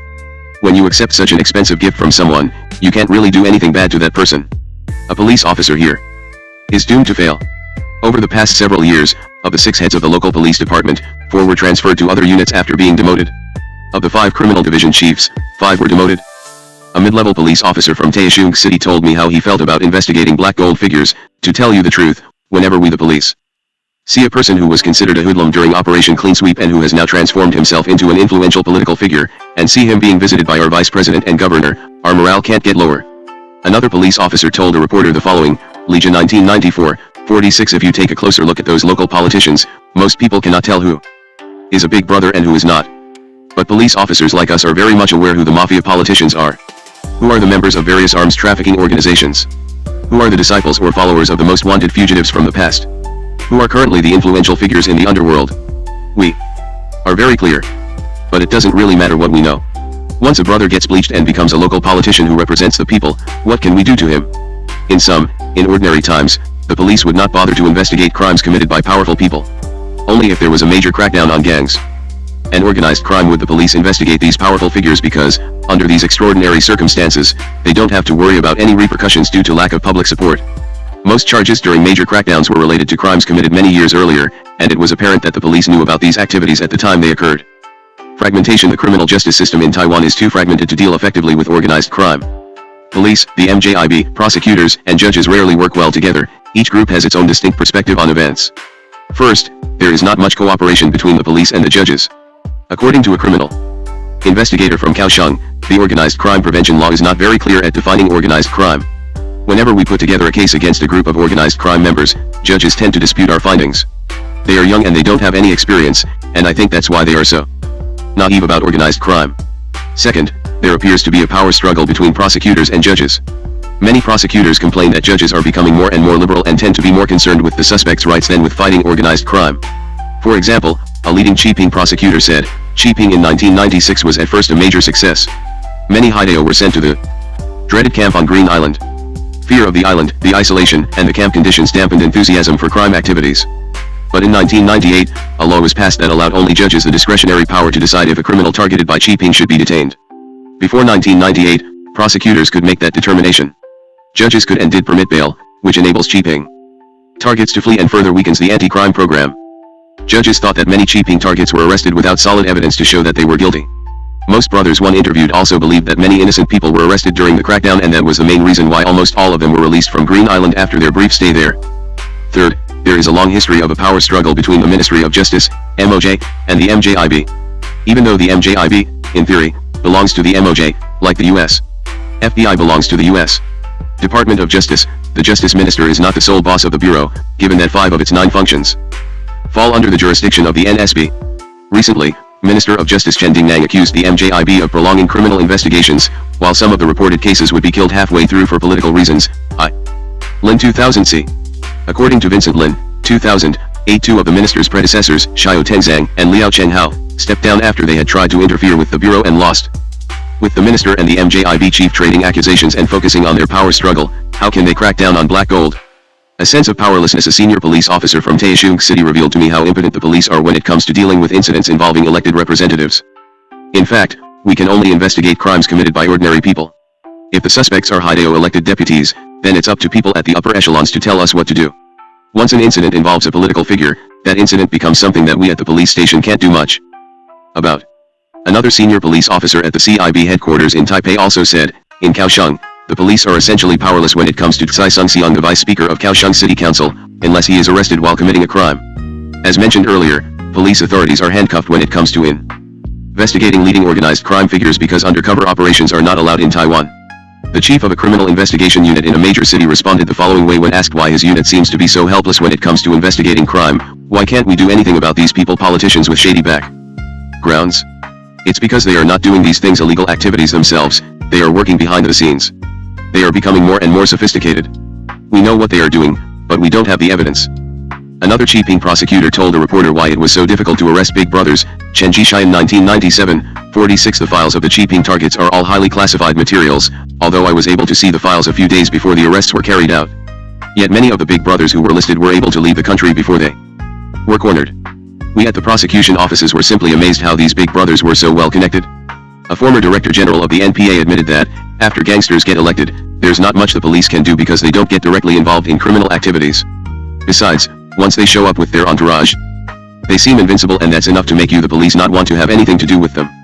Partial justice. The politics of justice. Another problem associated with the war against organized crime is the belief that it is highly selective as to who should be targeted. That is, judicial decisions are based on political considerations rather than on criminal evidence. Gang and Jiao members are often arrested when authorities want to show the public that they are tough on crime, but later these same people will release those detainees who they think can help them win elections. According to Chen Qili, Yang Tenghui, the advisor of the Celestial Alliance, recently went back to Taiwan. Lin Chan, the KMT candidate in the 2000 presidential election, was the one who made all this possible for Yang. Lin did that because he needed Yang to work as a major pillar in the coming presidential election. It's very obvious. Once, on the eve of an election, the KMT released from prison more than 30 major Jiao figures in the hopes that these people would campaign for the KMT candidate. Worse, some gang sweeps were believed to be a mechanism for people in power to wipe out the supporters of their political opponents. According to Chang En-lo, a leader of the Bamboo United and one of the most outspoken critics of the Qiping program, Operation Qiping was basically an attempt to wipe out political enemies. Its main goal was to attack supporters of the new party and James Soong. A new party city councillor echoed what Chang said: sometimes, a crackdown on gangsters is mainly a crackdown on Li's Tenghui opposition. Take a close look at those politicians who were labeled gang stirs during Operation Qiping, and you will find that many of them were supporters of James Soong. The crackdown was 1UA_4 Li to attack the influence of Soong. A former DPP legislator also holds the same view about gang crackdowns, claiming that the KMT is a shrewd political party. The KMT's strategy was this: if you do not support us, we will treat you as a Haidao figure; if you do support us, we will say you are a legitimate politician. Wu Tseyuan, a legislator who was an ardent supporter of the KMT before he became one of their targets, explained why he is now portrayed as a black gold figure by the KMT. I got myself into trouble with the law simply because I did not support a KMT secretary general in his election, and he decided to get rid of me. That's why he made sure that I would be labeled a corrupt official. If they want to prosecute me as a corrupt official, they might as well go after all the government officials in Taiwan first, and look for me later. The KMT's tactic of utilizing the criminal justice system to ensure the support of Haidao is nothing new. The same strategy had been used to make sure local faction leaders would continue to support the KMT. According to Chen Dongsheng, 1995, 140. If local factions or their leaders expanded their power too rapidly and were on the verge of not cooperating with the KMT political machine, the latter could suppress local faction leaders through the judicial and intelligence systems. These methods using legitimate forces on selective targets were especially effective in controlling local faction people with complicated backgrounds and those who were heavily involved in illegal activities. The same is true with police operations at the local level. Very often, a criminal suspect would seek the intervention of a local politician, and the latter would have no choice but to to have a concerned talk with the relevant authorities. In sum, justice in Taiwan is highly selective because extra-legal, political factors play a prominent role in the criminal justice process. Immunity for elected deputies in Taiwan, members of the National Assembly as well as legislators in the Legislative Yuan are protected under an umbrella of immunity by the Constitution. That is, once they are in session, they are immune from any arrest or detention unless the Assembly or the Legislative Yuan approves disciplinary action. According to Article 4 of the Additional Articles of the Constitution of the Republic of China, no members of the Legislative Yuan may, except in cases of flagrante delicto, be arrested or detained without the permission of the Legislative Yuan when that body is in session. Taipei Times 2000 c. 4. The elected representatives at local level city and county councillors are also legally entitled to immunity from arrest or detention as long as councils are in session.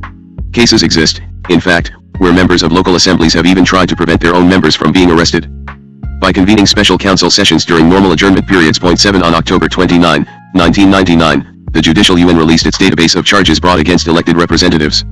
Their number totaled 205. Representatives with court records included 15 National Assembly members, 35 legislators, 109 city and county councillors, and 46 town representatives. The Secretary General of the Judicial Yuan told a reporter, Lin 1999b, some of them have used a variety of excuses to avoid appearing in court. They always seem to have meetings to attend when they should be appearing in court. And they often feel the need to take an overseas trip, at times inconvenient to the court. These things make it difficult for the court to process their cases.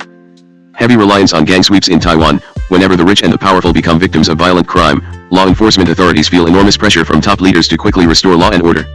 Police authorities are likely to conduct massive, nationwide arrests of suspected gang and Jiao figures, regardless of whether they were responsible for the violent incidents or what impact their arrest may have on reducing crime. According to Li Yongqing, 1996, a criminologist with the Central Police University, the violent crime rate and extortion crime rate in Taiwan were not affected by the various gang sweeps. During ordinary times, the police would not bother to investigate crimes committed by powerful people. Only if there was a major crackdown on gangs and organized crime would the police investigate the very powerful figures. According to a prosecutor, we can only initiate a major operation when the time is right for us to get at the major Hideo figures. During ordinary times, most prosecutors are overwhelmed with cases, and they don't have time to launch a major investigation against certain well-known Hideo figures. Only when we have an operation like Chiping can we concentrate on specific targets and do our work with the full support of the head of the Ministry of Justice and NPA. Under those circumstances, we, the prosecutors, can order the police to work for us. If there's no special operation, we can't really ask the police to investigate someone. They will simply ignore us. Besides, you have to understand that if we investigate an influential figure like Lo Fuchu, there could be a major political crisis. It's not simply a law and order issue if we go after the legislators or national assemblymen. Many Hideo figures and law enforcement officers I interviewed thought that the massive arrests of underworld kingpins only resulted in the temporary removal of a group of well-established leaders who were then replaced by their probably hungrier and more violent underlings. According to a Hideo figure, when you have gang sweeps, all the big brothers are imprisoned and the little brothers, without experience, become big brothers. Once they are big brothers, the backslash are under pressure to make money to support their gangs, and that's why they are more likely to get involved in all kinds of illegal activities. Gang sweeps not only disrupted the social order of the underworld, but also did not have much impact on the well-being of the average citizen because Hideo figures usually victimize the rich and powerful, not ordinary people. In a sense, the massive arrests of Hideo figures only benefited the status quo. Wang Feng 1997. In sum, as Nan Fangxiao, 2008, a legal scholar, commented, for a long time, Taiwan's law enforcement bodies have been very good at selecting targets in their so-called investigations. Amid the sea of tip-offs and complaint letters, those against people in power or their relatives never draw the investigators' interest. After giving each case thorough consideration, the investigators are often too lazy to do the basic homework collecting hard evidence. Instead, they launch whirlwind raids. Any evidence found during the raids is then used to justify their lawlessness and crassness. If no evidence is found, they go around telling people how cunning their target has been, how he or she has destroyed the evidence no matter who the suspect is. They should collect criminal evidence by legal means before starting searches and arresting people. Conclusion: over the past 20 years, in their attempts to deal with the increasing threat of organized crime, Taiwan authorities conducted numerous gang sweeps, revised the anti-hoodlum law, and passed the organized crime prevention law. As a result, thousands of hoodlums were arrested annually, and hundreds of them fled Taiwan and established strongholds in China and several other Asian countries. Yet, after all these measures were adopted, not only have organized crime groups continued to grow unabated, their penetration into the business and political spheres in Taiwan has caused people to wonder whether the island is on its way to becoming a mafia state. Many in Taiwan believe that the KMT is responsible for the growth of organized crime in Taiwan. They think so because the party, while it was in power, not only allowed Hideo figures to indulge in a variety of criminal activities, but also let them run for public office.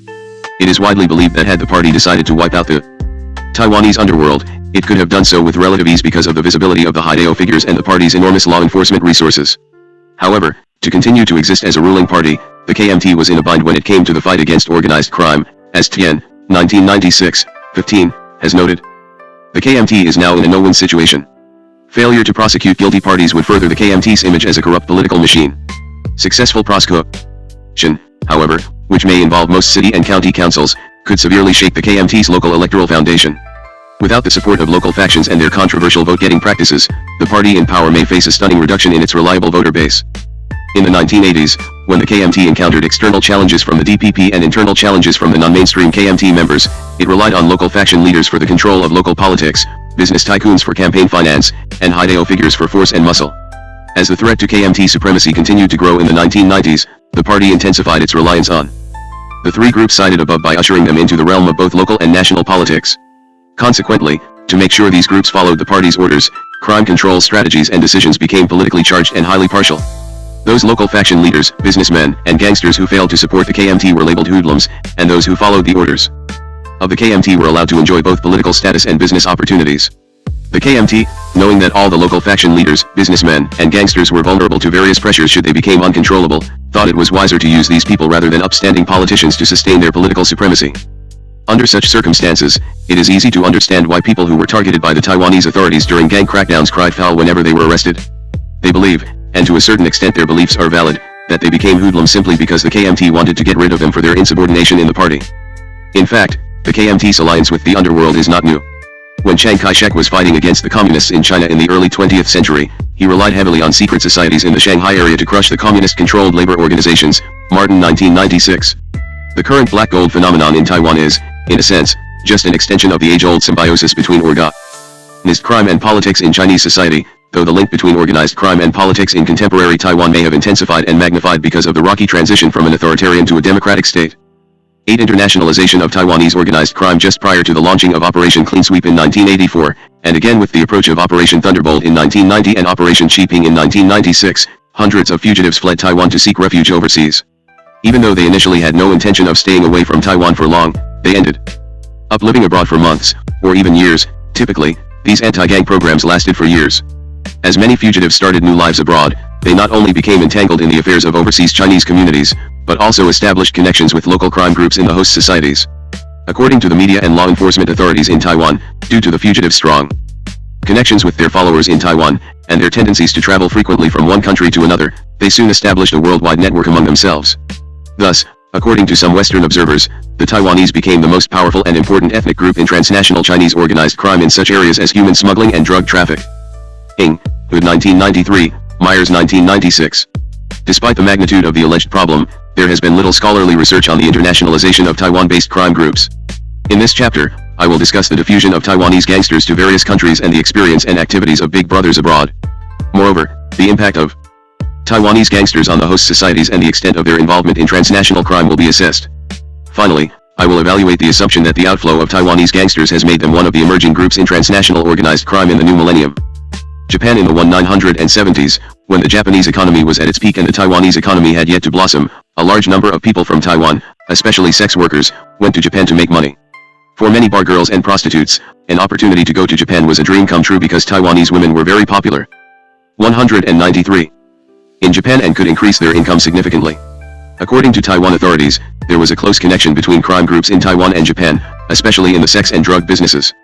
In the 1970s and 1980s, some Taiwanese crime groups, especially the Jiaoda groups, were actively involved in transporting women into Japan for prostitution. Most prostitutes arrive in Japan with tourist visas. Once in Japan, the women are turned over to the Japanese crime groups. During those 2 decades, crime groups in Taiwan also worked closely with Japanese crime groups in arranging sex tours to Taiwan. Most Taiwanese women ended up working in Shinjuku, the most vibrant part of Tokyo. The commercial district is packed with office buildings, shopping centers, and night spots. Kabukicho, the red light district of Shinjuku, was reported to have thousands of massage parlors, hostess clubs, pornographic theaters, pantyless tea rooms, sex shops, and other adult entertainment establishments. Of the more than 3,000 hostess bars in the Shinjuku areas, about 1 out of 3 was a Taiwanese-owned bar. About 10 girls worked in each bar, and it was estimated that at one time, more than 100,000 Taiwanese females were working in the area. Many Taiwanese sex workers in Tokyo were lonely and bored, and their main entertainment was gambling. Consequently, Hideo figures became the key figures in the operation of gambling establishments catering to Taiwanese sex workers in Japan. Chen Yen 1987. As more and more Taiwanese gang members began to arrive in Japan in the mid-1980s, Japanese authorities came to realize the need to work closely with their counterparts in Taiwan. As a result, 2 extremely violent underworld figures Lu Wanrong and Chi Wei-sen were deported back to Taiwan from Japan in 1986. Both of them had gone to the Philippines from Taiwan, Lu in 1985 and Chi in 1983, and after their participation in a heinous crime in Manila, they escaped to Japan in 1986. Violence erupted often among Hideo figures in Tokyo. A fugitive from Taiwan, Chi Wei-sen, the little brother of Chi Wei-sen, was shot to death in February 1987, allegedly by Yang Xuanwu, Chen Yen 1987. In 1983, Yang Xuanwu, one of the most notorious crime figures in the history of Taiwan's underworld, fled to Japan after he was listed by police as the most wanted fugitive. Yang was born in Kaohsiung to a mainland Chinese father and a Japanese mother. Yang was arrested for murder when he was only 16, and after being detained in a reform camp for 3 years, was rearrested again in 1970 and sent to Green Island as a hoodlum. He escaped from the reform camp, and, in 1982, while being sought by police officers, he shot and wounded one of them. Altogether, Yang was alleged to have been involved in 16 murders or serious assaults, Kaohsiung 1983. 10 months later, a notorious 4Cs leader, Lu Weiming, and one of his followers were slain in a gambling house by Yang and his Japanese associates who belonged to a branch of the Yakuza. The deadly confrontation occurred when Yang wanted a part of the profits from a gambling club operated by Lu's Gang Scoop Weekly 1987. Lu Weiming had become a well-known Hideo figure after his involvement in the stabbing of a famous Hong Kong movie star, Wang Yi, in Taipei. Lu escaped to the Philippines during Operation Clean Sweep. After Lu was threatened by a group of Bamboo United leaders also hiding out in the Philippines, he moved to Hong Kong and Macau. Later, he went to Tokyo. In the aftermath of the killing of Lu Weiming, Japanese authorities conducted a major operation to wipe out Taiwanese gangsters in the Shinjuku area. Taiwanese sex workers in the area were also targeted, Chang Tailin and Chang Ko-lin 1987. In the late 1980s, close to 10,000 migrants from Taiwan lived in Shinjuku. These Chinese were only a group of poor wanderers trying to make a living abroad.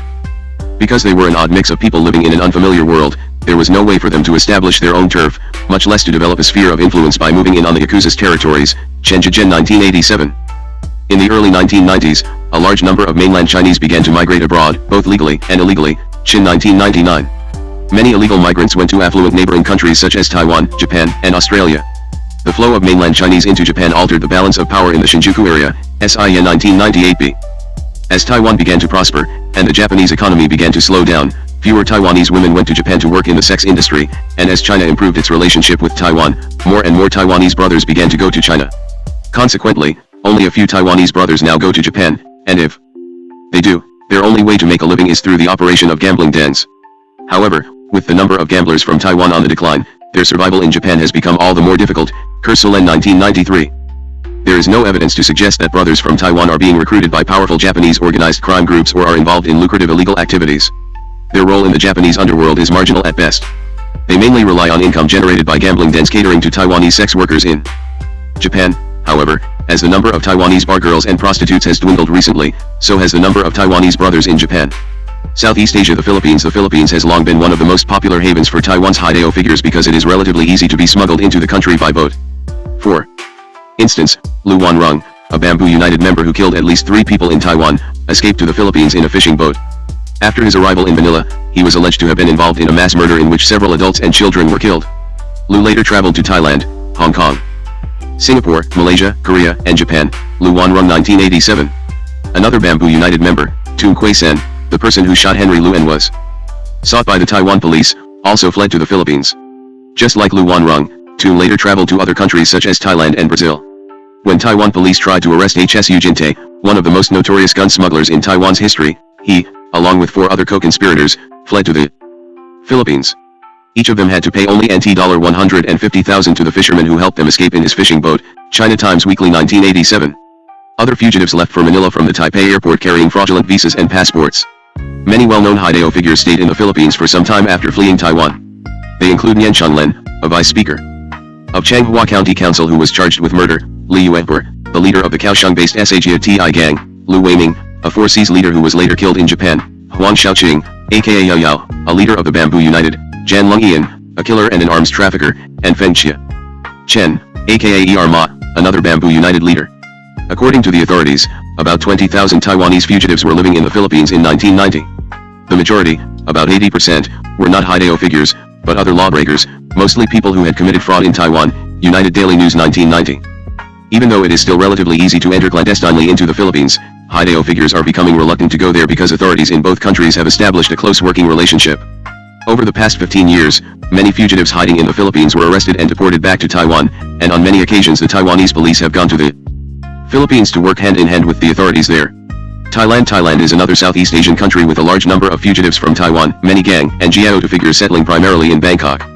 Yang Xuanwu, a notorious gangster who left Taiwan for Japan and was wanted by the Japanese authorities for murder, was arrested in Thailand in 1990 and subsequently extradited to Taiwan. Chow Mu-sung 1990d. Because Bangkok is a major transit point for illegal Chinese immigrants coming into the United States and Europe, Chin 1999, police authorities in the West have assumed that many Taiwanese gangsters in Bangkok were deeply involved in the human trade of migrant Chinese, a multi-billion-dollar business that rivals Southeast Asia's heroin industry. Myers 1997.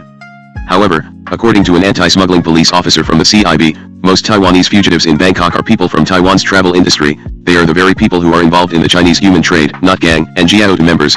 We know the people who are involved in this business in Thailand. Basically, it's the same group of people who had been doing this while they were in Taiwan. They are not members of crime groups such as the Bamboo United and the 4Cs. Taiwanese Haidao in Thailand may know these human smugglers very well, but they maintain a close relationship with them mainly for their own purpose, for instance, sneaking in and out of Taiwan with the help of these smugglers. A Taiwanese in Bangkok who is involved in both human smuggling and illegal gambling operations told me, there's very little that a brother can do in Thailand. First of all, although there are no organized gangs in Thailand, illegal activities here are dominated by powerful groups with close ties to government authorities. Owners of gambling dens and nightclubs do not have to pay protection money to gangsters, but they do have to pay the authorities, for example, the police. If a Taiwanese brother tries to extort money from a nightclub owner, the latter will definitely report this to the police and the police will absolutely do something about it. Moreover, there is a relative Relatively good relationship between Thai and Taiwan authorities. As a result, a Taiwanese brother would have second thoughts about coming to Thailand. He will prefer to go somewhere else, like Cambodia. Also, Taiwanese businessmen here are not easy to approach. They do not commingle with local Chinese or Taiwanese who are not business people.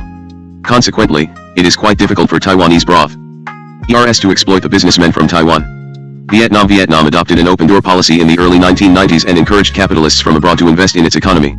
This, along with Lee Teng-hui's suggestion to the country's business people in 1995 to go south, investing in Southeast Asian countries instead of the West or China, caused many enterprising Taiwanese to flock to Vietnam.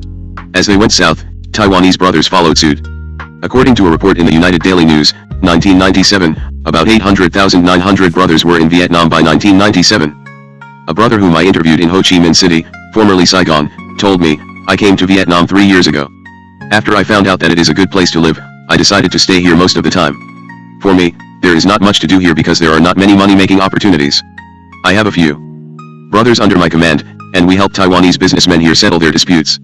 There are also Vietnamese gangs here, but we will never get into any conflicts with them because, the bottom line is, it is their territory. It is impossible for us to be in command here." Another brother from Taiwan, one of the original leaders of the Bamboo United, told me of his idea to relocate Chen Chi-li to Vietnam from Cambodia. "Initially, I was thinking about arranging to have Chen come over to Vietnam, mainly because Vietnam had more business potential. Besides, there was not much future for him in Cambodia with his lumber business." Taiwan authorities, however, had a very good relationship with Vietnamese authorities, including a kind of informal office here. I couldn't guarantee Chen's safety here, so I gave up the idea. Cambodia. The spread of Taiwanese gangsters to Cambodia is a recent phenomenon. The first group of around 100 Taiwanese businessmen went to Cambodia in 1992 as that country was recovering from the chaos of a 20-year civil war. Most of the first group of entrepreneurs were land buyers and owners of concrete, construction, and logging companies. In 1995, after Taiwan adopted the Go South policy, the number of Taiwanese businessmen in Cambodia reached nearly 4,000. These were known locally as the second group, whose investment was mainly in the garment and shoe industries. Taiwan was the second biggest investor in the country with a total capital investment of about $140 million. In 1995, Taiwan had a representative office in Phnom Penh staffed by 5 officials from the Ministry of Foreign Affairs and the Ministry of Economic Affairs. In 1997, the office was shut down by Hun Sen, Cambodia's co-prime minister at the time, after he launched a coup against his rival, Prime Minister Norodom Ranariddh, whom the Taiwanese authorities were alleged to have supported. Sh. Lu 2000d. Many of the Taiwanese in Cambodia at the time had to leave, resulting in the decrease of Taiwanese businessmen in Cambodia from a peak of around 4,000 in 1997 with about 150 companies to less than 400 in the year 2000. After that, the new group of Taiwanese were minor players and opportunists who had little or no support from the government in Taiwan. Sh. Lu 2000b. Most Taiwanese business people settled in Phnom Penh, a city with many brothels and nightclubs, which also attracted a large number of Vietnamese women who crossed the border to earn money in Cambodia. Jibo 2001. In Phnom Penh, it is estimated that at least 4% of the population is infected with HIV, according to a 1998 report released by the Ministry of Health. Sh. Lu 2000d. According to a Taiwanese businessman in Phnom Penh, there are 3 kinds of Taiwanese in Cambodia: legitimate businessmen, fugitives, and cheaping targets. Media in Taiwan reported that in the late 1990s, Cambodia had become the second most popular destination for Taiwanese brothers. China was the most popular. However, when Chen Chi-li, the spiritual leader of the Bamboo United, was asked how many brothers from Taiwan were in Cambodia, he said, "There are not many brothers in Cambodia. The media just made it up. It is not easy to survive here. The cost of living here is as high as Los Angeles. How could the brothers make it here?" Yang Tenghui came and stayed for 2 weeks. And left in a hurry. Just think about it. The number of Taiwanese businessmen has fallen from 3,000 to 1,000, and then to 500. Now there are only 200 or 300. In Cambodia. Even Thailand's business people could not make a living here, not to mention the brothers. The most famous brother in Cambodia is undoubtedly Chen Chi-li, the charismatic leader of the Bamboo United. His royalist existence in Cambodia in the late 1990s, especially his close ties to Hun Sen, the paramount leader of Cambodia, was often reported in Taiwan's media. Liang Tungping 1997. According to Lu Xiaohua of the Taipei Times, 2000 One Chen is known as Prince Chen Li in Cambodia, where he is also the proud owner of a pass which entitles him to travel wherever he pleases, no question asked. He donates around $10,000 every year to the Cambodian Red Cross, whose president is Bun Ray Hun Sen, wife of Premier Hun Sen. The depth and breadth of Chen's relations in Cambodia are said to have made him a magnet for many Taiwanese businessmen, especially minor and private investors, many of whom encounter, in particular, financial difficulties. He is said to be able to help in various ways, particularly with negotiations and financial support. When I interviewed Chen in Phnom Penh in 1999, he told me he did spend plenty of time solving problems for businessmen from Taiwan. Over the past 2 years, I spent most of my time helping Taiwanese business men solve their problems. Many Taiwanese businessmen come here to buy land. Since they do not understand Cambodian law, and because local Chinese and Taiwanese government officials here often take advantage of them, there are many disputes. These land buyers then seek help from me. One case after another, I have solved almost all of the cases involving Taiwanese businessmen in Cambodia. Even though he is busy and lives a relatively comfortable life in Cambodia, Chen is not exactly content with his situation there. He said, "What is important for me now is to be happy. In Cambodia, a person can get sick easily. Water quality here is poor, and there are so many bugs. There are many diseases, and after you get infected, it's not easy to get cured." Why is Chen willing to remain in Cambodia? Why not return to Taiwan or move to another country? A Bamboo United leader in China explained to me Chen's predicament. It's not that Chen Qili can't go back to Taiwan. If he returns to Taiwan, there won't be much of a problem from the authorities. What can Xiping prosecutors do to him? If he goes back, however, he would have to face a number of debtors. After he left Taiwan, most of his companies there basically collapsed. How is he going to take care of the many debts he owes?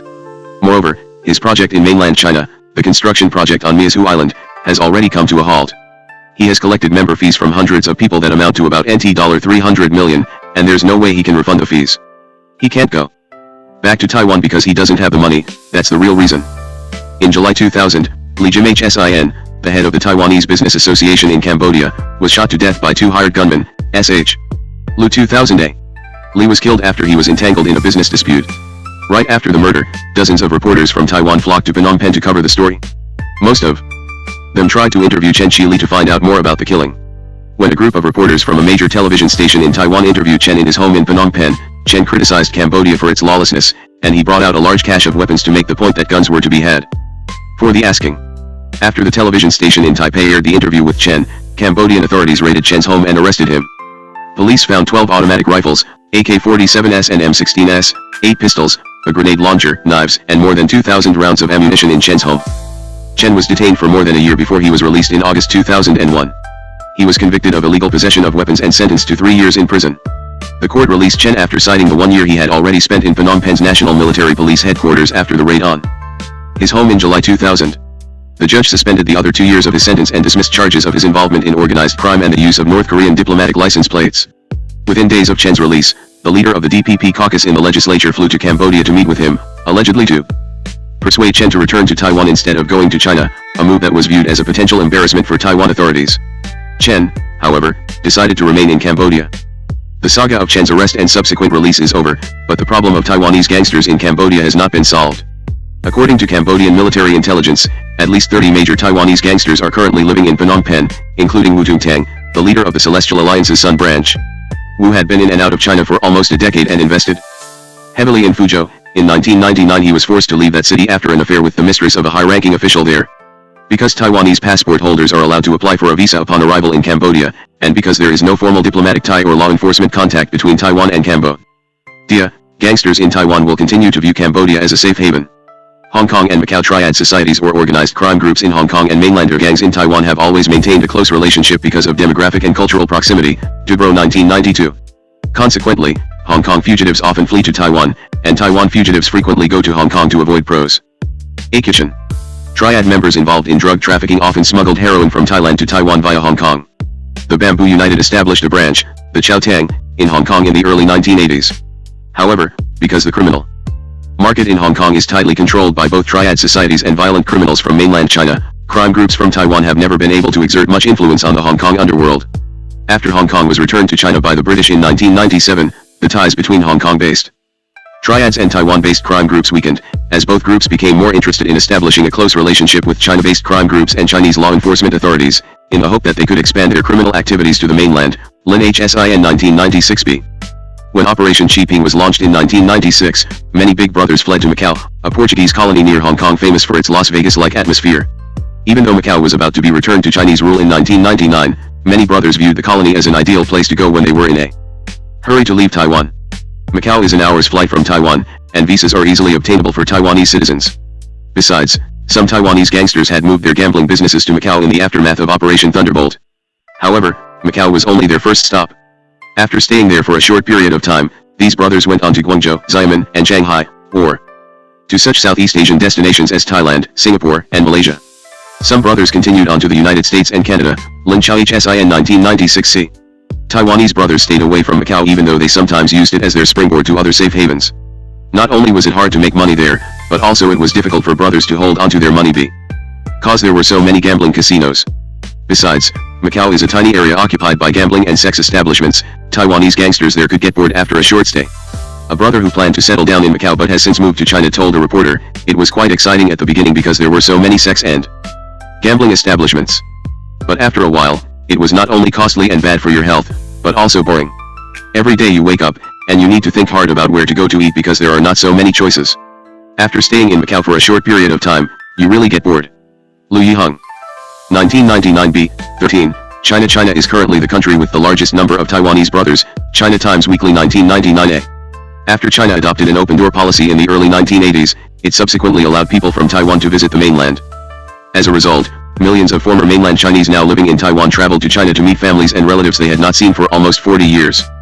As China began to transform itself into a market-oriented economy, thousands of Taiwanese businessmen moved their manufacturing factories to China to take advantage of the country's cheap labor and land, not to mention its policy of offering attractive incentives to Taiwan's entrepreneurs. Kaminat 1997.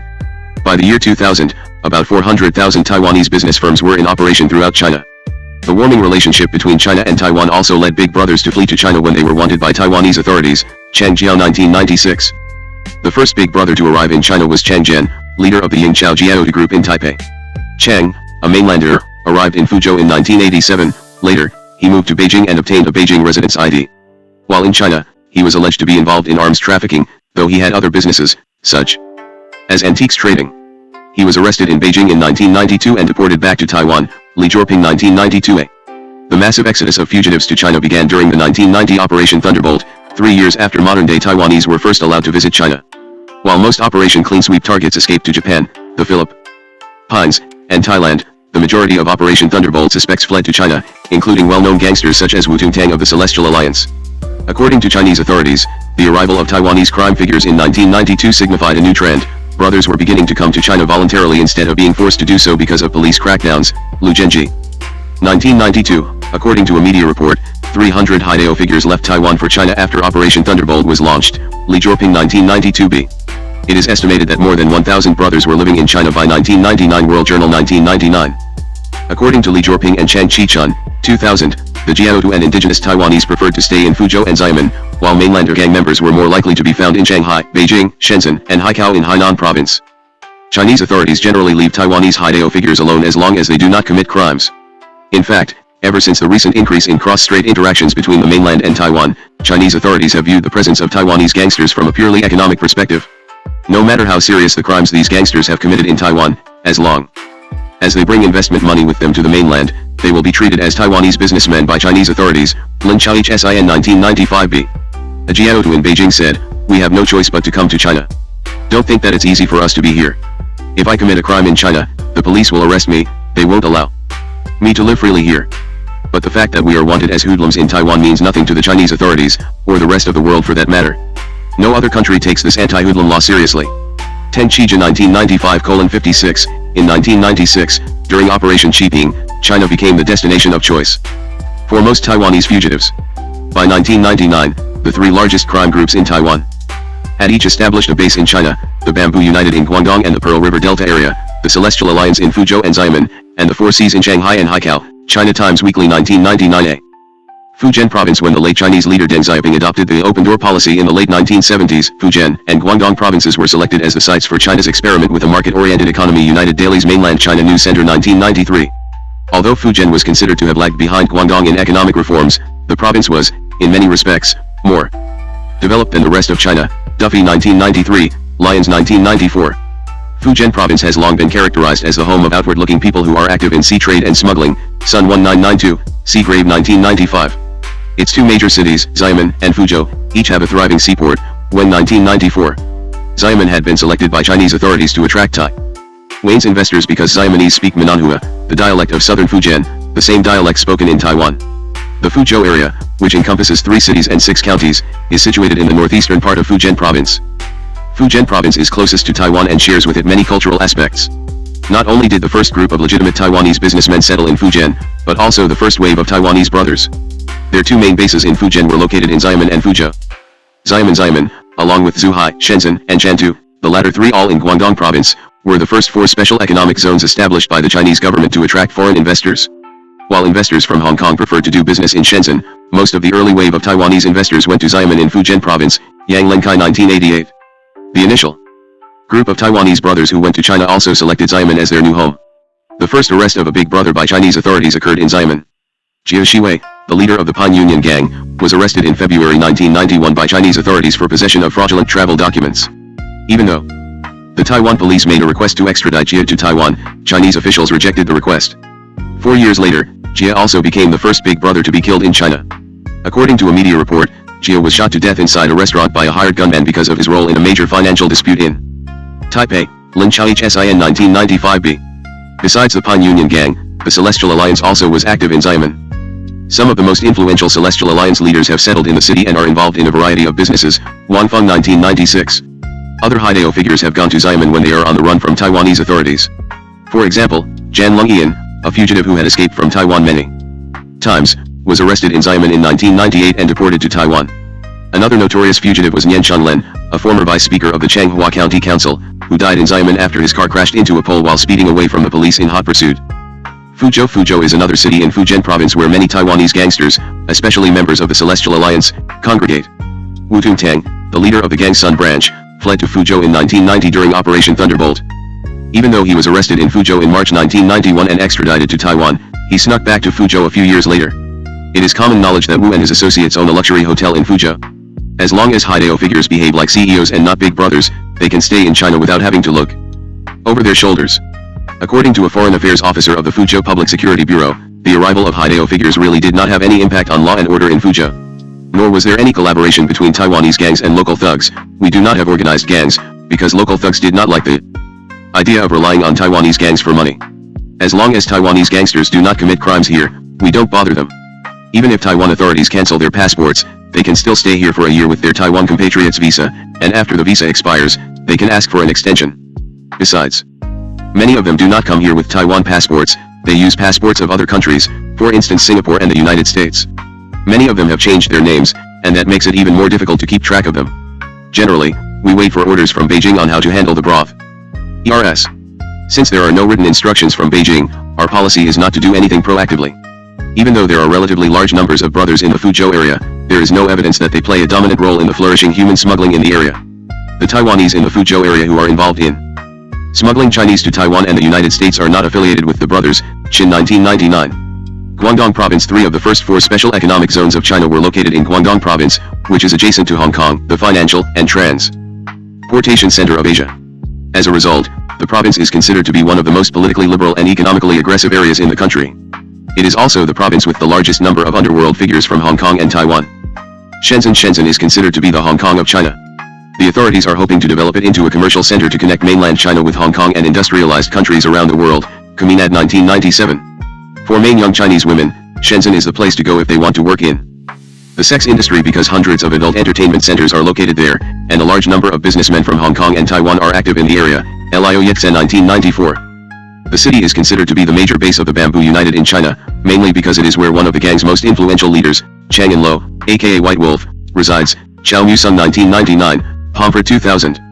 Chang's presence in Shenzhen was often reported in the Taiwanese media. Tenchi.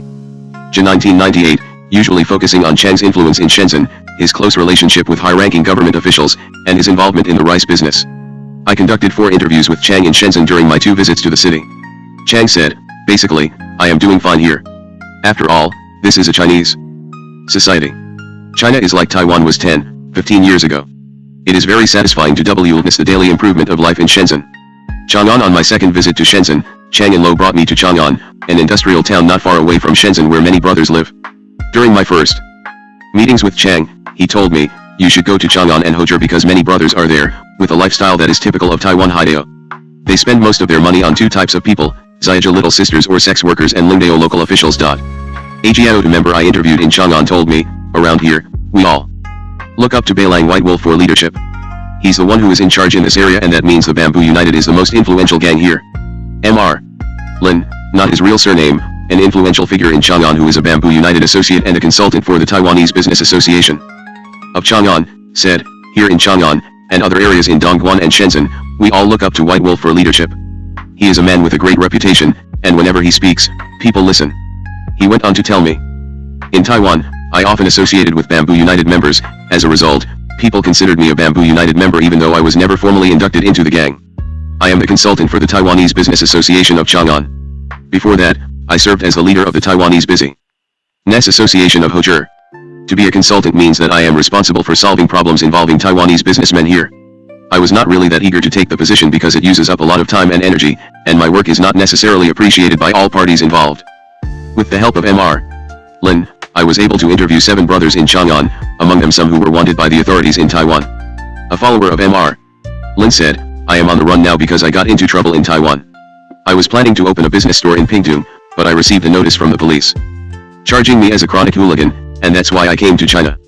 In fact, I wanted to leave Taiwan earlier because brothers in Pingtung were getting really out of control. Their way of handling disputes was becoming more and more violent." Another follower of Mr. Lin said, "I go back to Taiwan once a month. I am not on the run from the Taiwan authorities. I came here because my family urged me to do so. They don't want me to stay in Taiwan because they are worried for my safety. It's much safer here than in Taiwan." A young brother from Changhua told me, "I am not a fugitive, nor is my boss. We all can go back to Taiwan whenever we want. My boss takes care of my living expenses, and whenever I need money, I ask him for it. Sometimes, I work with other brothers on the side to make some money." One of the most important activities of brothers in Chang'an is zaishi, looking into affairs, an underworld term for settling disputes and resolving conflicts. Almost all the influential Haidao figures in the area whom I talked to claim that they are involved in helping Taiwanese businessmen settle disputes, like mafia gangsters in the United States who conduct sit-downs where disputes are resolved. A Bamboo United brother told me, "When we settle conflicts, we also examine who is right and who is wrong. Most of the time, the disputes are peacefully settled because the two parties' brothers know one another. Most disputes among Taiwanese businessmen are either A owes money to B and refuses to pay, or A buys something from B and is slow in paying B. There are many disputes among Taiwanese businessmen. And whenever they have conflicts, they like to seek help from us because they don't have much confidence in the Chinese legal system. Besides settling disputes, brothers in Chang'an are most likely to be involved in gambling operations." A brother from Pingtung said, "I used to operate a gambling den in Chang'an. In Pingtung, I was also involved in illegal gambling. Here, it's easier to operate a gambling den than in Taiwan because most people who come to our gambling dens here are businessmen. We don't have to worry much about extending credit to the gamblers and not being able to collect the money later. In Taiwan, a substantial proportion of customers in the gambling dens were brothers, and most owe / the time. Brothers do not come to gamble with a whole lot of cash. According to my subjects in Chang'an, in China it is easy to operate a mahjong place because there is no need to change locales often. Chinese authorities are highly unlikely to go after small-scale gambling operations.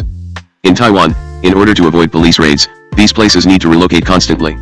Some brothers in Chang'an are involved in the nightclub business. A Jiao member I interviewed in Chang'an told me he was planning to open a Taiwan-style nightclub there. I had no choice but to come here. If I stayed in Taiwan, I might end up serving a 5 to 6 year sentence. I am not planning to go back anytime soon. I am now exploring the possibility of opening up a nightclub here. I want to transplant the Taiwanese system over here. I will order my employees to wear uniforms, and they don't have to go out with the customers if they don't want to. The girls could rely on their salaries and tips to live a comfortable life. I will recruit and train the girls myself, and that means I won't have any Mamason in my nightclubs. You know, the Mamason are only interested in making money, and they usually encourage their girls to go out with the customers. I want my customers to come and have a good time and not feel under pressure to take the girls out for sex.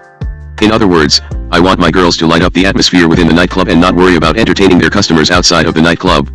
This way, not only will the customers enjoy themselves, but also their expenses will be lower." Some Haidao figures are involved in the restaurant business. A brother who owned a restaurant told me how he got into the food industry. "I am now operating a restaurant in Dongguan City that sells snake meat. The restaurant opened 2 weeks ago. Mr. C, not his real surname, a businessman from Taiwan, has loaned the restaurant to me rent-free because I helped him take care of a gambling debt of 10 million yuan he owed another Taiwanese businessman. A group of brothers from Tainan were coming over to Chang'an to settle it, possibly by taking over Mr. C's factory. Mr. C asked me for help, and I had the whole thing settled by having Mr. C pay the businessman NT $700,000. Mr. C initially said he could come up with only NT $500,000, but the businessman and his people said no. So I asked Mr. C to come up with more, and he increased the amount to NT $700,000. That was a pretty good deal for him. It is not clear how brothers get along with each other in Chang'an. Some told me they were getting along fine, but some brothers said otherwise. For example, a subject in Chang'an said, brothers who were enemies in Taiwan became friends after they came to China. That's because we all realize that we have to coexist in a new environment. We all get along quite well here. Another brother told me, Chang'an is very peaceful, there are not many gang clashes here. That's because of XXX's Mr. Lin's presence. He makes sure that there are no major conflicts among the brothers here. He also won't allow brothers to get involved in reckless acts. On the other hand, a Bamboo United member said, brothers in Chang'an are not united, we often have conflicts. The main reason is that brothers often use their company gang names even though they are doing things on their own, that could easily lead to a misunderstanding. Chinese authorities have said that after the arrival of gangsters from Hong Kong and Taiwan, local thugs became more organized and mafia-like. Booth 1999. A brother in Chang'an characterized the relationship as follows, local Chinese brothers came to rely on us because Mr. Lin had a good relationship with Chinese government officials. Sometimes, they asked us to help them solve their problems with the authorities. Besides, we are financially much stronger than local brothers. A Taiwanese brother from Changhua told me about his relationship with gangsters from Hong Kong, Macau, and China. I just came back from Haikou, where we operate a gambling place with a group of 14K, a Hong Kong-based triad society. They are very smart. Now that Macau will be returned to China, many brothers from Macau are now coming to Chang'an to develop their businesses. We get along with Macau brothers very well, and we are somewhat acquainted with the local brothers. Local brothers are not up to par, sometimes I wonder how such people could become brothers. In addition to Shenzhen, Chang'an, and Hozhou, Dongguan is also a favorite place for Haidao figures because of the large number of Taiwanese shoe manufacturers there. Approximately 30,000 Taiwan citizens are believed to work and live in the area. Dongguan is called the Mistress Village because many married business owners from Hong Kong and Taiwan have mistresses there. Lin Xiao. HSIN 1998. In June 2001, as part of a strike hard campaign against crime, Chinese authorities in Dongguan arrested 17 Celestial Alliance members, charging them with murder, illegal possession of firearms, kidnapping, and extortion. The incident demonstrated that more than one Taiwanese gang was active in the area, despite media accounts describing it as the turf of the Bamboo United. World Journal 2001. Zhuhai, a special economic zone located in the Pearl River Delta, Zhuhai, like Shenzhen, is a rapidly developing city with a large number of entrepreneurs from Hong Kong and Taiwan. Its physical proximity to Hong Kong and Macau, plus the local authorities' hands-free approach, make it an attractive place for foreign investors. Zhuhai is also reported to be the territory of the Bamboo United. I interviewed several Bamboo United leaders in Zhuhai, including one who said, no matter how well we are doing here in Zhuhai, we all miss our homeland, we all want to go home. However, we get along very well with local brothers in Zhuhai. All brothers from Taiwan who are here get along peacefully. Hainan Province is a small island located off the coasts of Guangxi and Guangdong provinces in the south. Haikou City, the capital of Hainan, is notorious for its flourishing sex industry. Wan Susen 1994. The media in Taiwan reported that a relatively large number of Heijin figures have settled there. I was able to locate a 4Cs leader in Haikou and interview him. According to the gang leader, there were almost 2,000 Taiwanese firms in Haikou in the past. Now, there are only 400. Compared to the 7,000 to 8,000 Taiwanese firms in the Dongguan area, the presence of Taiwanese firms in Haikou is relatively insignificant. There were never many Taiwanese brothers in Haikou, we can almost count how many we still have here. The economy of Haikou has declined significantly since 1993. It was very good in 1991 and 1992. One, do not get involved in settling disputes here. First of all, you can only make so much money from this type of activity. Secondly, people would think that you associate with a group of thugs to do so. Shanghai City is the most glamorous city in China, and the center of Taiwanese business activities in China. Shanghai is undoubtedly the most attractive place for Taiwan's Haidao figures. Since the early 1990s, a large number of both Taiwanese and mainland underworld figures have settled in Shanghai, Suziliang and Chen. Li Fei 1996.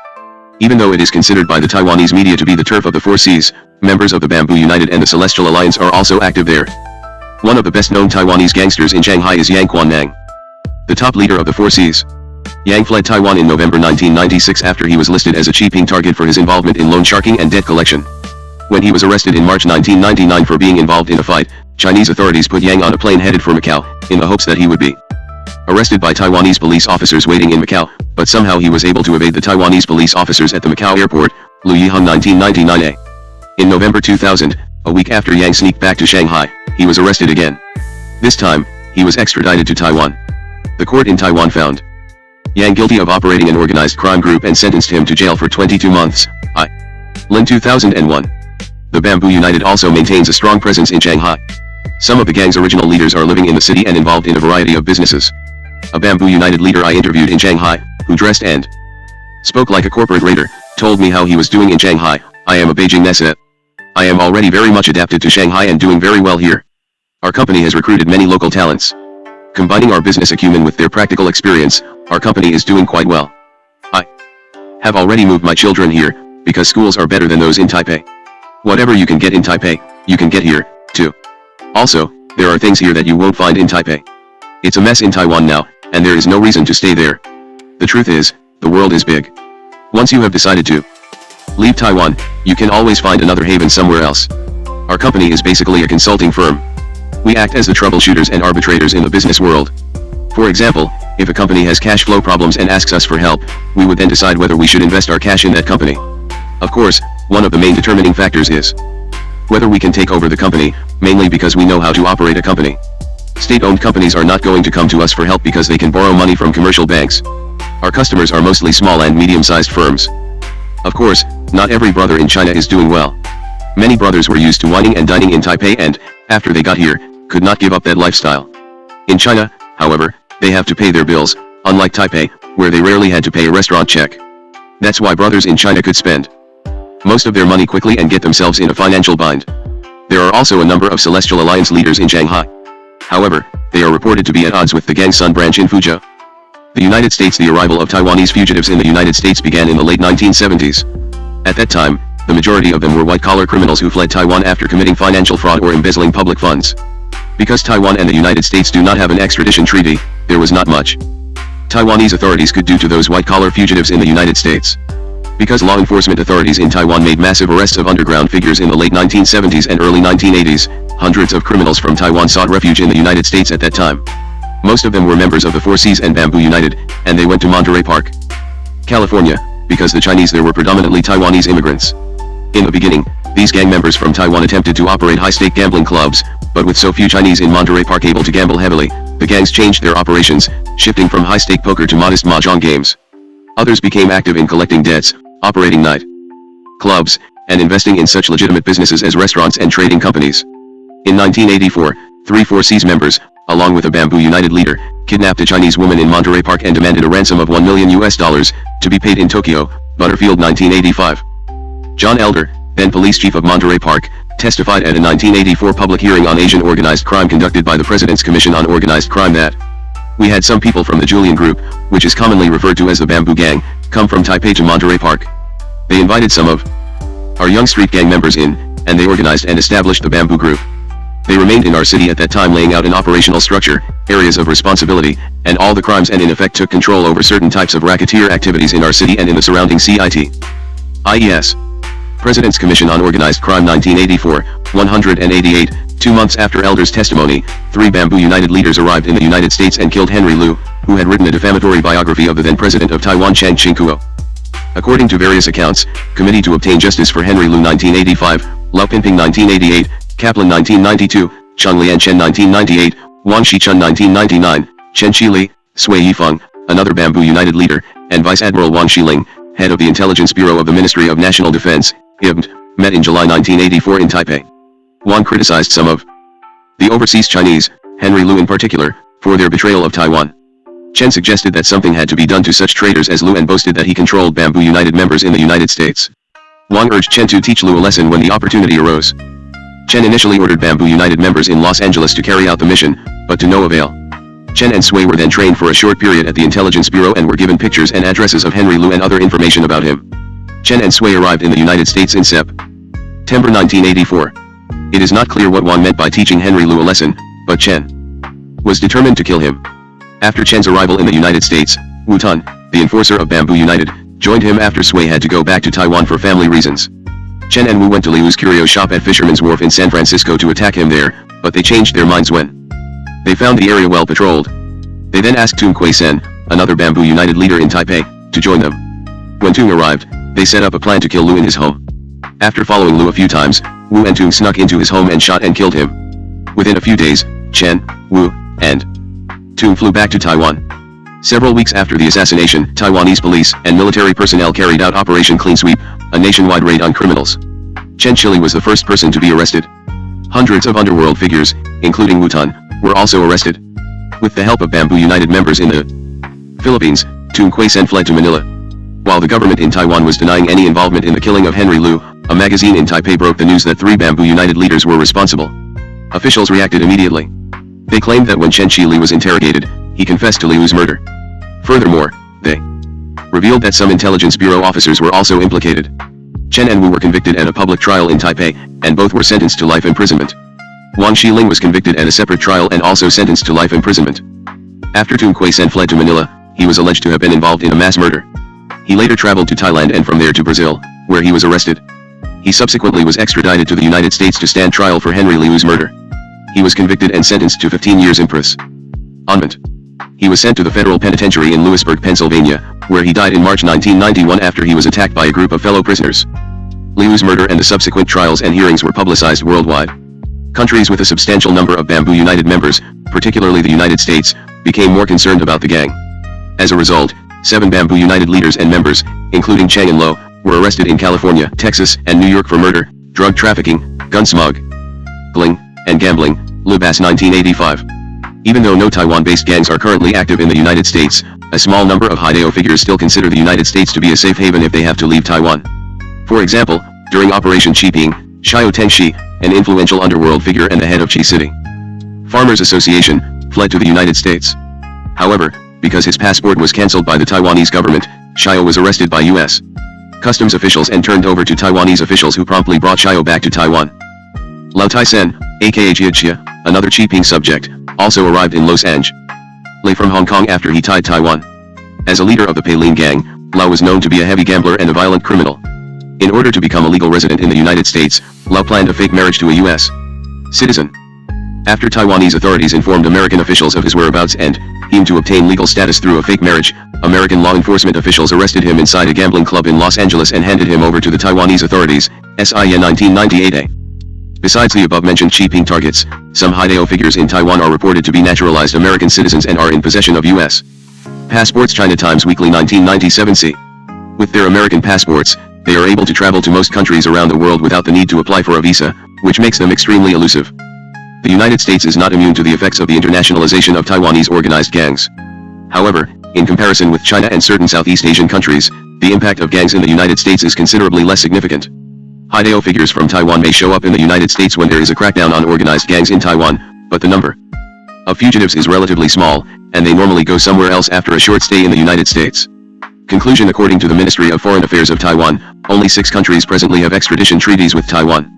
These countries are all in South America or Africa, where Taiwanese fugitives rarely flee.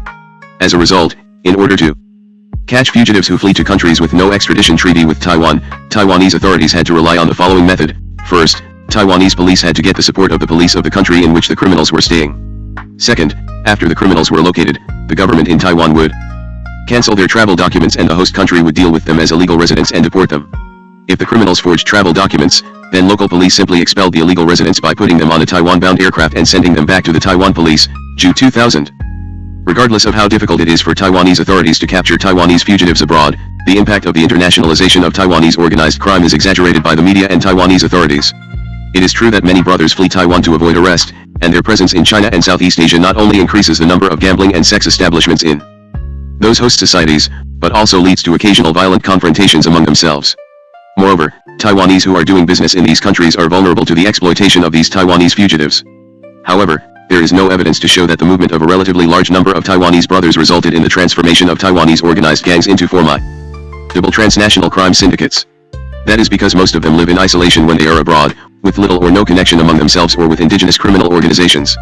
Besides, because they are not tightly linked to high-level government authorities in the host societies, they are in danger of being arrested at any given time, and that causes them to be extremely careful in a foreign land. Taiwanese in China, Southeast Asia, and other parts of the world are involved in human smuggling and heroin trafficking, but most of these criminals are neither jiaotu or gang members. Thus, it is important for law enforcement authorities around the world to be aware of the difference between Haidao and non-Haidao criminals from Taiwan when they deal with transnational crime committed by people from Taiwan. Because of the development of black gold politics, there is now a symbiosis among gangsters, businessmen, and politicians in Taiwan. Worse, many influential figures occupy all 3 roles and shift from one role to another, whichever is most expedient in a given circumstance. Those who are not clever enough to occupy all 3 roles with credibility will assume one role and try to have as many friends as possible from the other 2 worlds. These people are complete in the sense that they have money, power, and muscle, all considered indispensable in an extremely competitive society such as Taiwan. That is why so many wealthy businessmen have entered politics, so that they can make sure that only government policies that benefit them will get passed by the local or national assemblies. Many Haideo figures enter politics to avoid what they see as unwanted arrest and punishment by the police. A symbiosis of gangsters, businessmen, and politicians. The symbiosis among gangsters, businessmen, and politicians can be more closely examined by looking at the various relationships within it: the political business nexus, the political criminal nexus, and the business criminal nexus. The political business nexus. Due to the lack of campaign finance laws and the need for huge sums of money to run for office, many individuals within the business community can easily establish close relationships with politicians by contributing funds to their election campaigns. And politicians are willing to work with those businessmen in financial deals that could be mutually beneficial. The nexus between politicians and businessmen took hold during the early 1990s when the KMT was desperate for campaign funds. According to Chen Dongsheng, 1995-44, after martial law was lifted and authoritarianism had collapsed, economic groups continued to protect and expand their interests through various avenues. Eventu, ally economic groups and local factions penetrated into the core of the national 215 political arena. What was once a political system dominated by authoritarian figures at the top has now been transformed into a complex web of relationships that includes central authorities, local factions, and economic interest groups. The political arena has now become a place where money buys influence and power, a situation that has created serious problems of social and economic inequality. According to a survey by the journalist, many wealthy people with no political experience but plenty of experience in financial wheeling and dealing ran in the 1992 legislature race. Tang Sujen 1992b, journalist 1992a, 1992b. An assistant to a city councilor confirmed that business conglomerates mostly supported KMT deputies. A contractor also told me, many KMT legislators are still extremely close to big-time businessmen. The well-being of the businessmen is the legislators' utmost concern, not the welfare of the general public. Chen Qili of the Bamboo United also commented, there is a symbiotic relationship between government officials and businessmen in Taiwan, especially when the two parties work together to benefit themselves in the construction industry. Anybody who has ever been a city or county mayor has benefited. Li Tenghui, the president of Taiwan between 1988 and 2000, is considered to be the one who promoted the close relationship between politicians and business men. He publicly declared that it is the responsibility of the government to help capitalists make money. Wang Zhenwan 1996. According to Ji Yinling et al. 1990-20, for the past 40 years or more, Taiwanese businessmen never had a better time. In the past, when they interacted with politicians, they had to do it secretly, just like a date in a garden for a young couple who is afraid of being seen together. Nowadays, businessmen and politicians can embrace one another in public. There is no need to be concerned how the public will react to their close relationship. With the lifting of martial law in 1987, the KMT could not use force to win elections, but had to use relationships, especially in local elections. These personal ties were crucial for the procurement of vote brokers, and these relationships always were based on money. Only through a personal relationship would the person who received the money help with getting votes. That was why Li Tenghui used money relationships to control personal relationships. That was how he got power for himself. He was very eager to be on good terms with various business conglomerates. He always had many banquet dinners with businessmen wherever he went. As a result, his administrators were also very close to businessmen. The political criminal nexus, as mentioned earlier, many Haideo members ran for office themselves if they had the money to do it, and if they did not, they would try to establish a close relationship with a politician so that they would have protection against the authorities. Most politicians were willing to have close relationships with Haideo figures because the latter could help them get votes. According to a Bamboo United leader, why did the political criminal nexus in Taiwan develop as it did? It is mainly because of the interchangeable roles of pillars and Haideo. Haideo are pillars, and pillars are Haideo. Politicians in Taiwan must have the support of Haideo because Haideo represent the public, and they have the ability to express the public's feelings and attitudes and to mobilize people's power.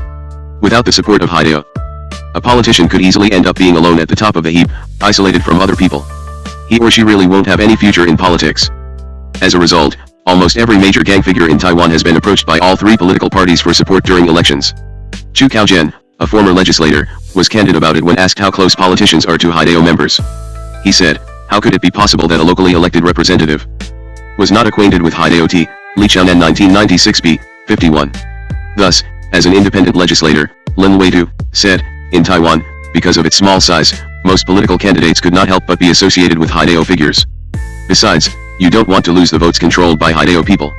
However, as Jinshi, 1989-39, commented, the nexus between politicians and Haideo figures could not be viewed as normal because it had its downside. Making friends is a personal choice, but if friendship extends to a partnership involving the councilman's political power and the Haideo /threatening ways of doing things, that could lead to a dangerous combination of forces.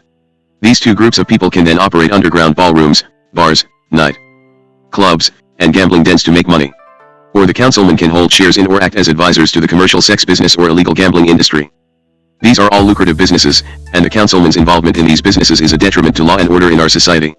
The business criminal nexus. According to a businessman in Kaohsiung City, those who cannot be affiliated with powerful politicians are willing to be affiliated with gangsters, if these gangsters agree to support them.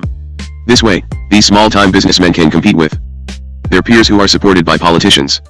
Underworld figures want to be affiliated with businessmen for economic opportunities and financial support. For example, Tsai Kwan-lun, a leader of the Four Seas gang, was extremely close to Chang Chuping, a businessman who was considered to be the money man of the gang because of his investment in the gang's financial ventures. Both Tsai and Chang were arrested during Operation Cheaping for their use of strong-arm tactics and threats in a business deal. On the other hand, gangsters who are interested in bid rigging also need the help of legitimate contractors. At the very least, gang members need wealthy businessmen to frequent their sex and gambling establishments. In sum, one way to get a glimpse of the symbiosis of gangsters, businessmen, and politicians in Taiwan is when a big brother or one of his immediate family members passes away. When a big boss dies, his followers take the opportunity to showcase their strengths by inviting rich and powerful dignitaries to attend the funeral. The latter are usually more than happy to come and pay tribute and show their connections to a powerful gang. Other big brothers will also attend, not only because it is socially desirable to show their respect for another gang, but also to show off their group's strengths by coming with dozens of imported luxury cars or horses with their gang's flags prominently displayed. For example, the 1988 funeral of a godfather, Chen Jifang 1988b, the 1992 funeral of an OPU leader's mother, Teng Chija 1992, and the 1996 funeral of a Four Seas leader, United Daily News 1996a, were attended by some of Taiwan's most powerful figures from the business, political, and underworld communities. Point 1 Haidao, Video, and Video. The problem of Haidao penetration into business and politics is often reported in the media, brought up by DPP members whenever they criticize the KMT, and debated by the general public. Many people believe that gangsters are responsible for almost all the social ills in Taiwan, including vote buying, campaign and street violence, bid rigging, and poor quality public construction projects. They assume that, once gangsters are removed from the legitimate business and political arenas, all the above-mentioned problems will disappear.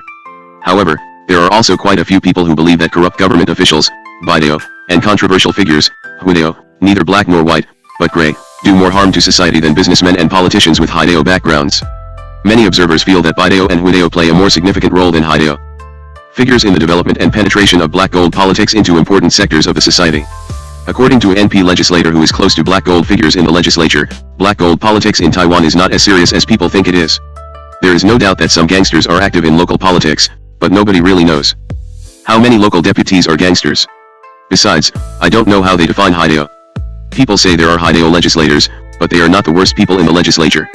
Instead, other legislators, take XXX, a KMT legislator who is not considered to be an underground figure for example, are considered the most despicable. You can say XXX is a hooligan legislator, or that he is worse than a hooligan. In fact, the very people who are ruining Taiwan are not Haidao figures.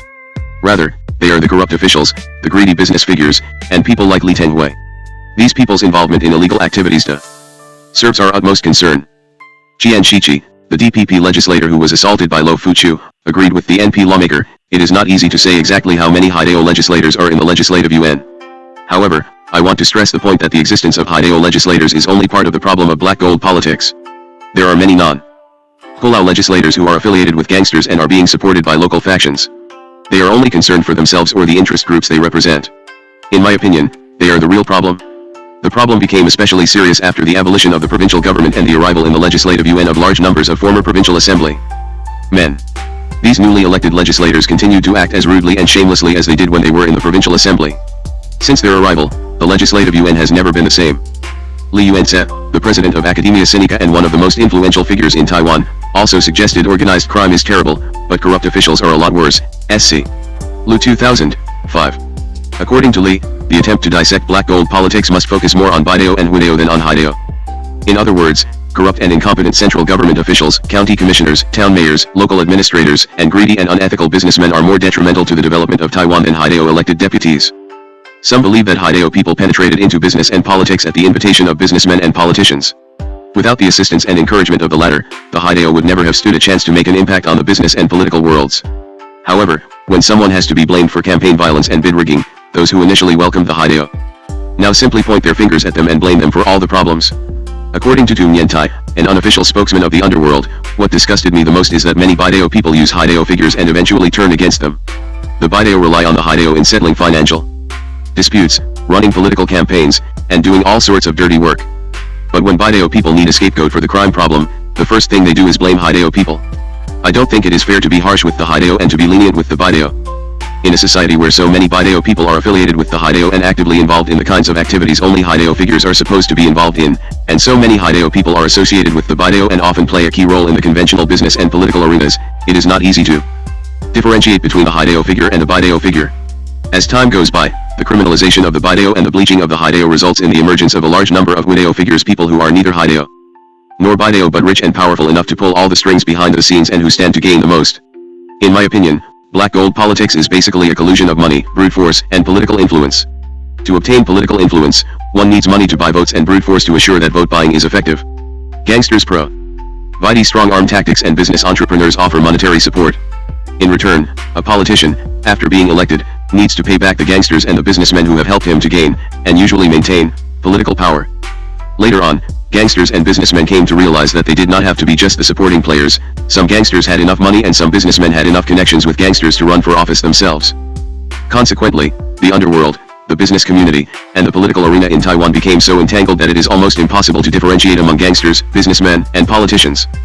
Case study material of Taiwanese crime and political corruption suggests a leitmotif of gangsters' money-making schemes and promises of power and avaricious political actors and politicians luring Heideo/polites into politics. However, these links cannot realistically be construed as a lopsided game of politician/victim and racketeer/victimizer. Politics and organized crime appear to be more symbiotically interlocked, so that the term partnership seems more apt as a description of such relationships.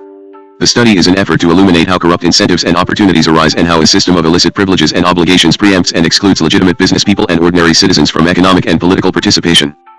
Through the use of illegal wealth, and especially violence and extortion, political entrepreneurs are able to exploit their political environments and interfere with vital community functions such that the processes of governability are jeopardized. Factors that contribute to the development of a political criminal nexus include communities that are economically depressed or under-politicized, where public officials exercise unbridled power over the distribution of public benefits and resources. In communities where political processes are contorted and constricted through a lack of collective political awareness, or because of poor articulation of the linkages between community groups and government institutions, patterns of community insulation result with diminished leverage on governmental agencies. Predictably, constituent power over political actors and public officials is weakened, and the way is opened for clientelist politics where power becomes increasingly discretionary and where political resources are likely to be disproportionately allocated and distributed to favored groups and individuals. Ethnic and minority communities are examples of these types of crime and corruption. Industrial and commercial activities are another setting in which corruption is the principal means through which organized criminals manage to insinuate themselves.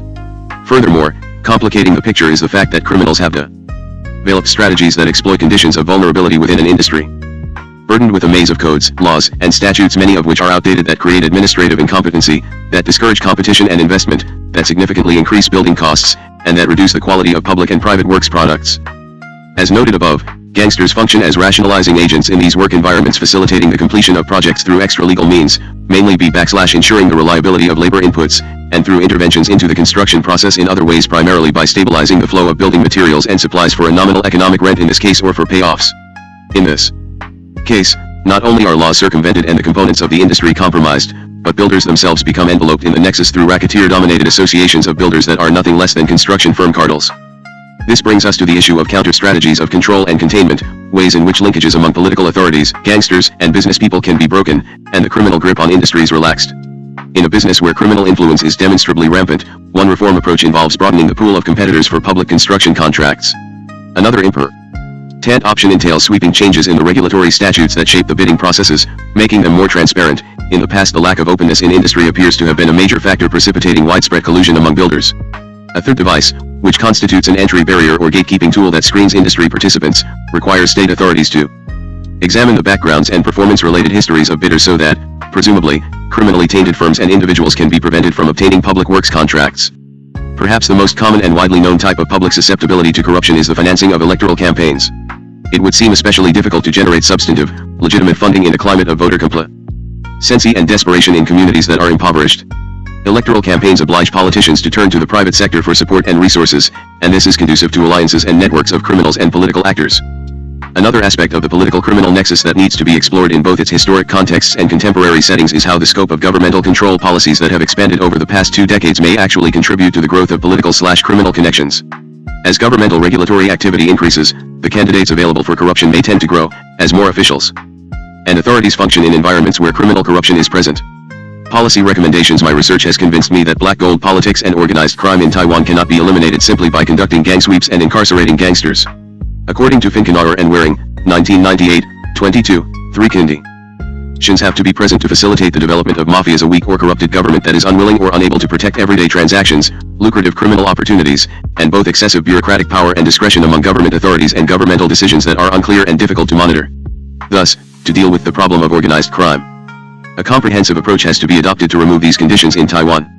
In my opinion, it involves the abolishment of the anti-hoodlum law, the termination of massive gang sweeps, the abolishment of town-level elections, the reformation of the judicial system, the establishment of a crime prevention mechanism, and the development of local communities.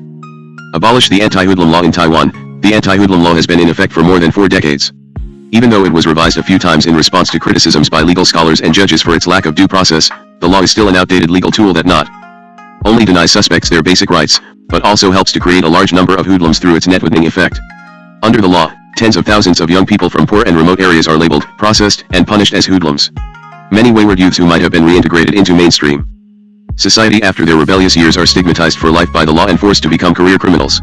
Kenny and Finkenauer have suggested, 1995, 15, that criminals, whether organized or otherwise, cannot be prosecuted and punished simply because they have certain characteristics or belong to certain groups. They can only be prosecuted and punished because they have committed certain acts that are illegal. While it may be that the old adage, if it looks like a duck, walks like a duck, and hangs around with ducks, then it is a duck, fits members of organized crime, no one can be prosecuted for looking like, walking like, or hanging around with members of organized crime groups. The same is true for the so-called liamang or hoodlums in Taiwan. Many Haidao figures I interviewed repeatedly criticized the anti-hoodlum law and became extremely bitter when they recalled their experience with the law. They thought that not only were they wrongly accused and convicted, but also they were harshly punished. I believe it is time for Taiwanese authorities to get rid of this law and indict and punish law violators according to the existing criminal law and organized crime prevention law. Terminate gang sweeps in Taiwan. Numerous crackdowns on gangs have been conducted over the past 3 decades, but thus far there is no evidence to show that this type of law enforcement measure is effective in dealing with organized gangs. Whenever an anti-gang program was conducted, police authorities arrested thousands of gang and Jiaotu leaders and put them away for 3 years. When this occurred, some young gang and Jiaotu members would simply be promoted as big brothers by their groups. Because this cohort of new leaders was young and inexperienced and without restraint from seasoned gangsters, these new leaders were more likely to become involved in reckless crimes and resort to violence when they were challenged. In addition, the imprisoned big brothers eventually came back with a vengeance. Their stay in prison camps in remote areas not only transformed them into hardened Haidao figures but also enabled them to establish a nationwide, underworld network that helped them to discover new criminal opportunities elsewhere. The strategy is not only counterproductive, it is also unconstitutional because many gang and Jiaotu figures are summarily arrested simply because they are known Haidao figures. As mentioned earlier, under pressure from the central authorities, local police forces would conduct massive arrests and pay little attention to the collection of evidence and the rights of the suspects. Prosecutors and judges would also work diligently to help the central authorities achieve their goal. Without a checks and balances system, suspects without access to legal counsel and jury trial are highly unlikely to be acquitted once they are arrested. Moreover, many street thugs who are not qualified to be considered big brothers may end up being processed as such. According to Finkenauer and Waring, 1998, 19. The enormous pressure to nail mafia figures, especially godfathers, can lead law enforcement to create its own by grabbing some thug who may or may not be a crime kingpin and crowning him a godfather. Because catching mafiosi is exciting and high profile, it can be a seductive activity that leads law enforcement and the news media to feed each other misinformation and misinterpret or selectively interpret the available information. When this happens, the public is misinformed and misled, and the policy is misguided. Moreover, as mentioned in Chapter 8, many big brothers could easily evade gang crackdowns by fleeing Taiwan and settling abroad. In essence, anti-gang programs in Taiwan were simply a way to export gang leaders overseas and internationalize the Taiwanese underworld. It is time for Taiwanese authorities to abandon these stopgap measures and to rely more on the investigation and prosecution of Haidao figures on a consistent basis during ordinary times. Abolish town-level elections. Campaign violence, vote buying, and Haidao involvement are deeply rooted in local elections, especially in town-level elections. Wan Kunyu 1997. Even though the popular election of grassroots leaders is an important component in the development of a truly democratic society, I think the problems associated with local elections have outweighed its merits. At this point in time it might not be a bad idea to abolish the elections of town mayors. In fact, Taiwanese authorities have already discussed the issue. In the aftermath of the 2000 presidential election, the DPP-controlled Ministry of the Interior has formulated a bill that, if passed, would result in mayors of townships being appointed instead of elected.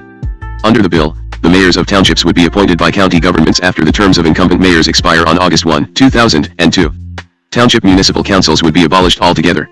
The KMT has already voiced its opposition to the proposed changes because, currently, around 90% of the township mayors are from the KMT, most of them leaders of local factions who can be counted on to help the party gain support during election campaigns. Low 2000. Moreover, the recently implemented campaign finance law should be strictly enforced to sever the ties between politics and business.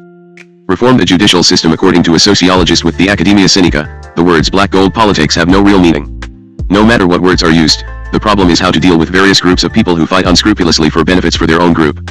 For the sociologist, black gold politics is all about fighting for money.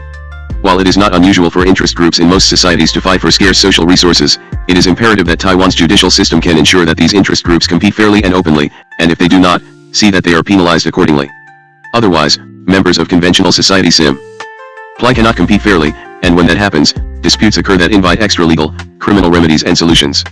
Since Taiwan's judicial system has not been capable of settling these disputes, members of the underworld society have become the ultimate arbitrators. As argued by Annalise Anderson, 1995, organized crime exists where governmental functions are performed by non-governmental persons, particularly where the legal system refuses, or is unable, to exercise power. Organized crime members then act in lieu of the government in order to enforce contractual agreements. As mentioned earlier, people in Taiwan often seek the assistance of Haidao figures when they are in disputes, be it personal, economic, or political. This shows that they are not confident that the judicial system could be an impartial body in settling their conflicts. Many Haidao figures I interviewed stress that one of their main functions is mediating disputes. If the judicial system in Taiwan functions as an impartial authority that regulates social interactions, protects social contracts, and punishes violators accordingly, then money, brute force, and political influence would not be as significant as it is now in Taiwan. Establish crime prevention mechanisms. Police authorities are more likely to be involved in reactive, rather than proactive, measures against gang crime. Their daily operations target crimes committed by non-gang members who are the least likely to be associated with the rich and the powerful. Big brothers and Haidao politicians are left alone unless their involvement in illegal activities results in violent confrontations or their illegal operations go awry and become publicized. Many police officers I interviewed admitted that they normally do not delve into the affairs of those big brothers and Haidao politicians for fear that they might get themselves in trouble with their superiors. As a result, only when there is a major anti-gang program do police officers work around the clock to collect criminal evidence on those big brothers who may have committed illegal acts several years earlier. Moreover, the government must improve the professionalism of law enforcement officers.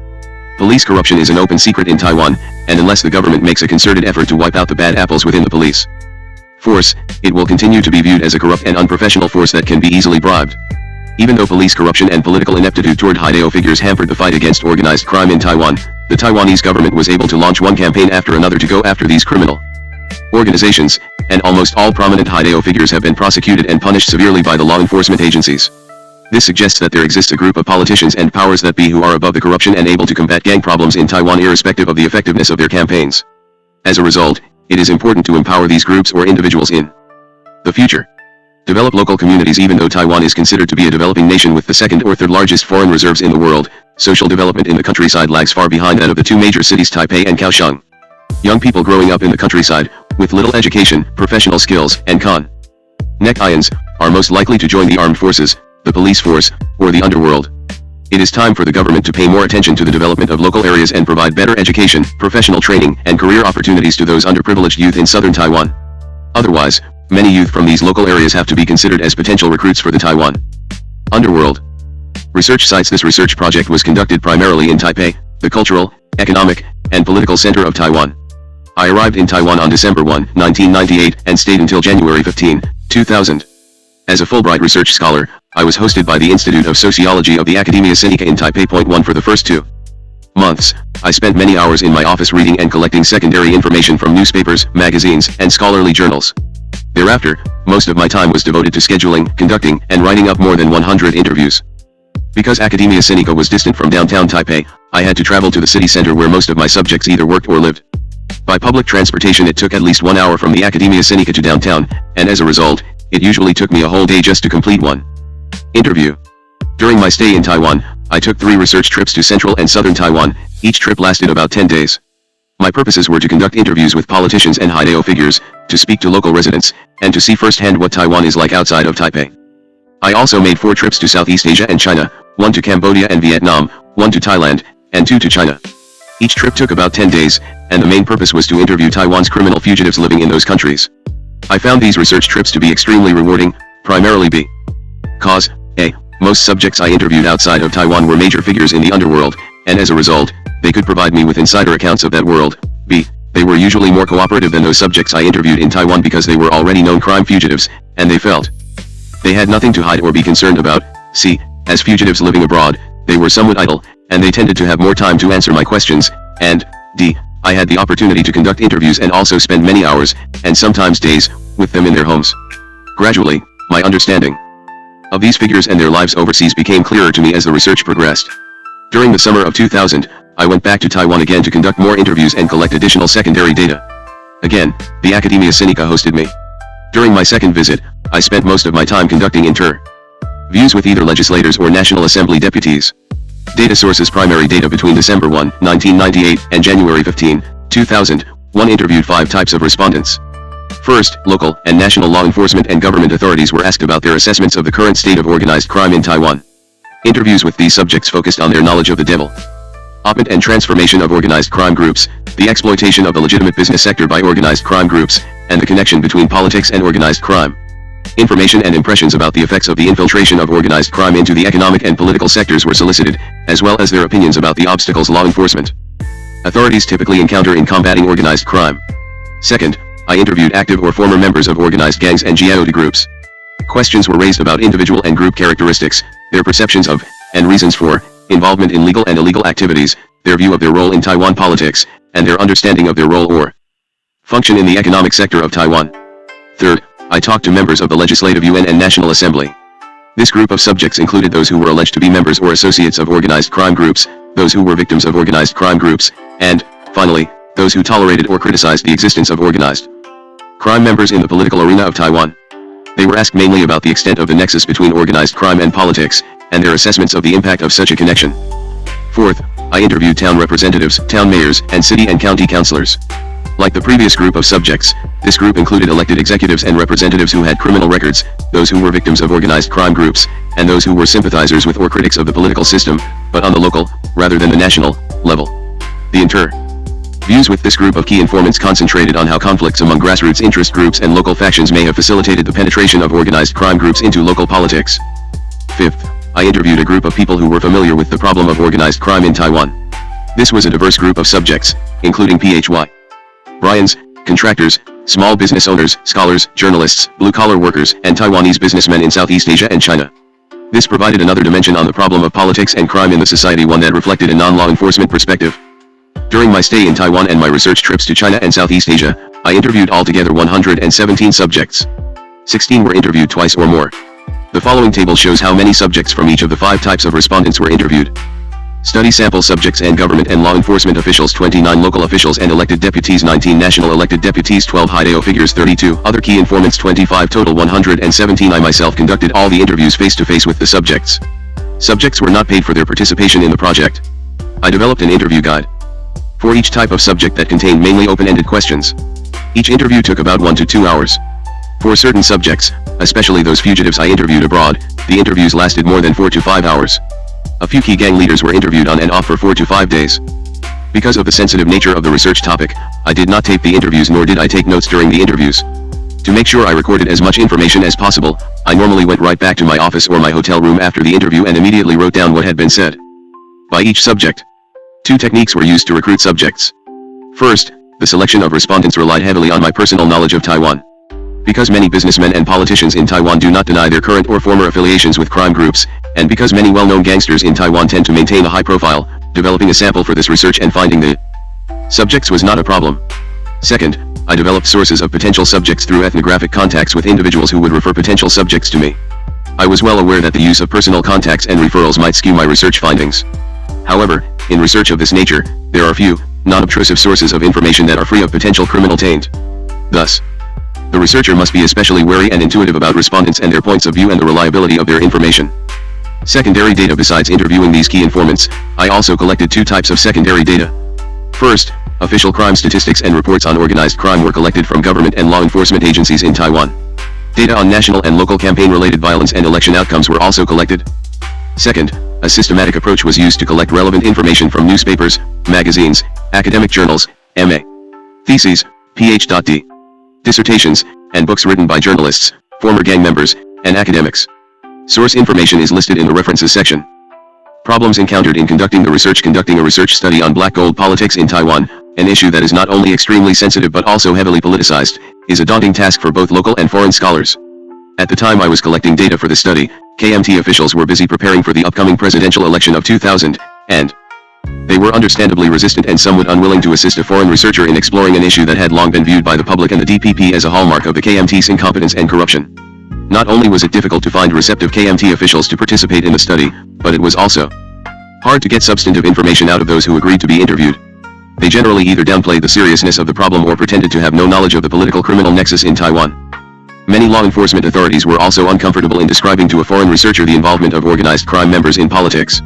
However, with my connections to many high-ranking police officers, I was able to ask them to make sure that their subordinates would be as cooperative as possible. Too many interviews with law enforcement authorities across Taiwan were conducted at the Central Police University, where my subjects were receiving continuing education at the time of the interviews. As a speaker at one of their seminars and as a guest of the university president and the director of the Continuing Education Center, I was able to convince my subjects that their participation in the project would not have any negative repercussions. Interviews with national and local politicians were equally challenging. Most of them had extremely busy schedules and, in any case, they did not see any reward in talking to a foreign researcher about the dark side of Taiwan politics. When I told a KMT high-ranking official I would like to ask a number of politicians about the political criminal nexus in Taiwan, she said, "The politicians, legislators, and councilmen here are so close to gangsters, why in the world would they tell you the truth? They want to live, don't they?" A new party legislator told me the following as soon as we sat down in her office.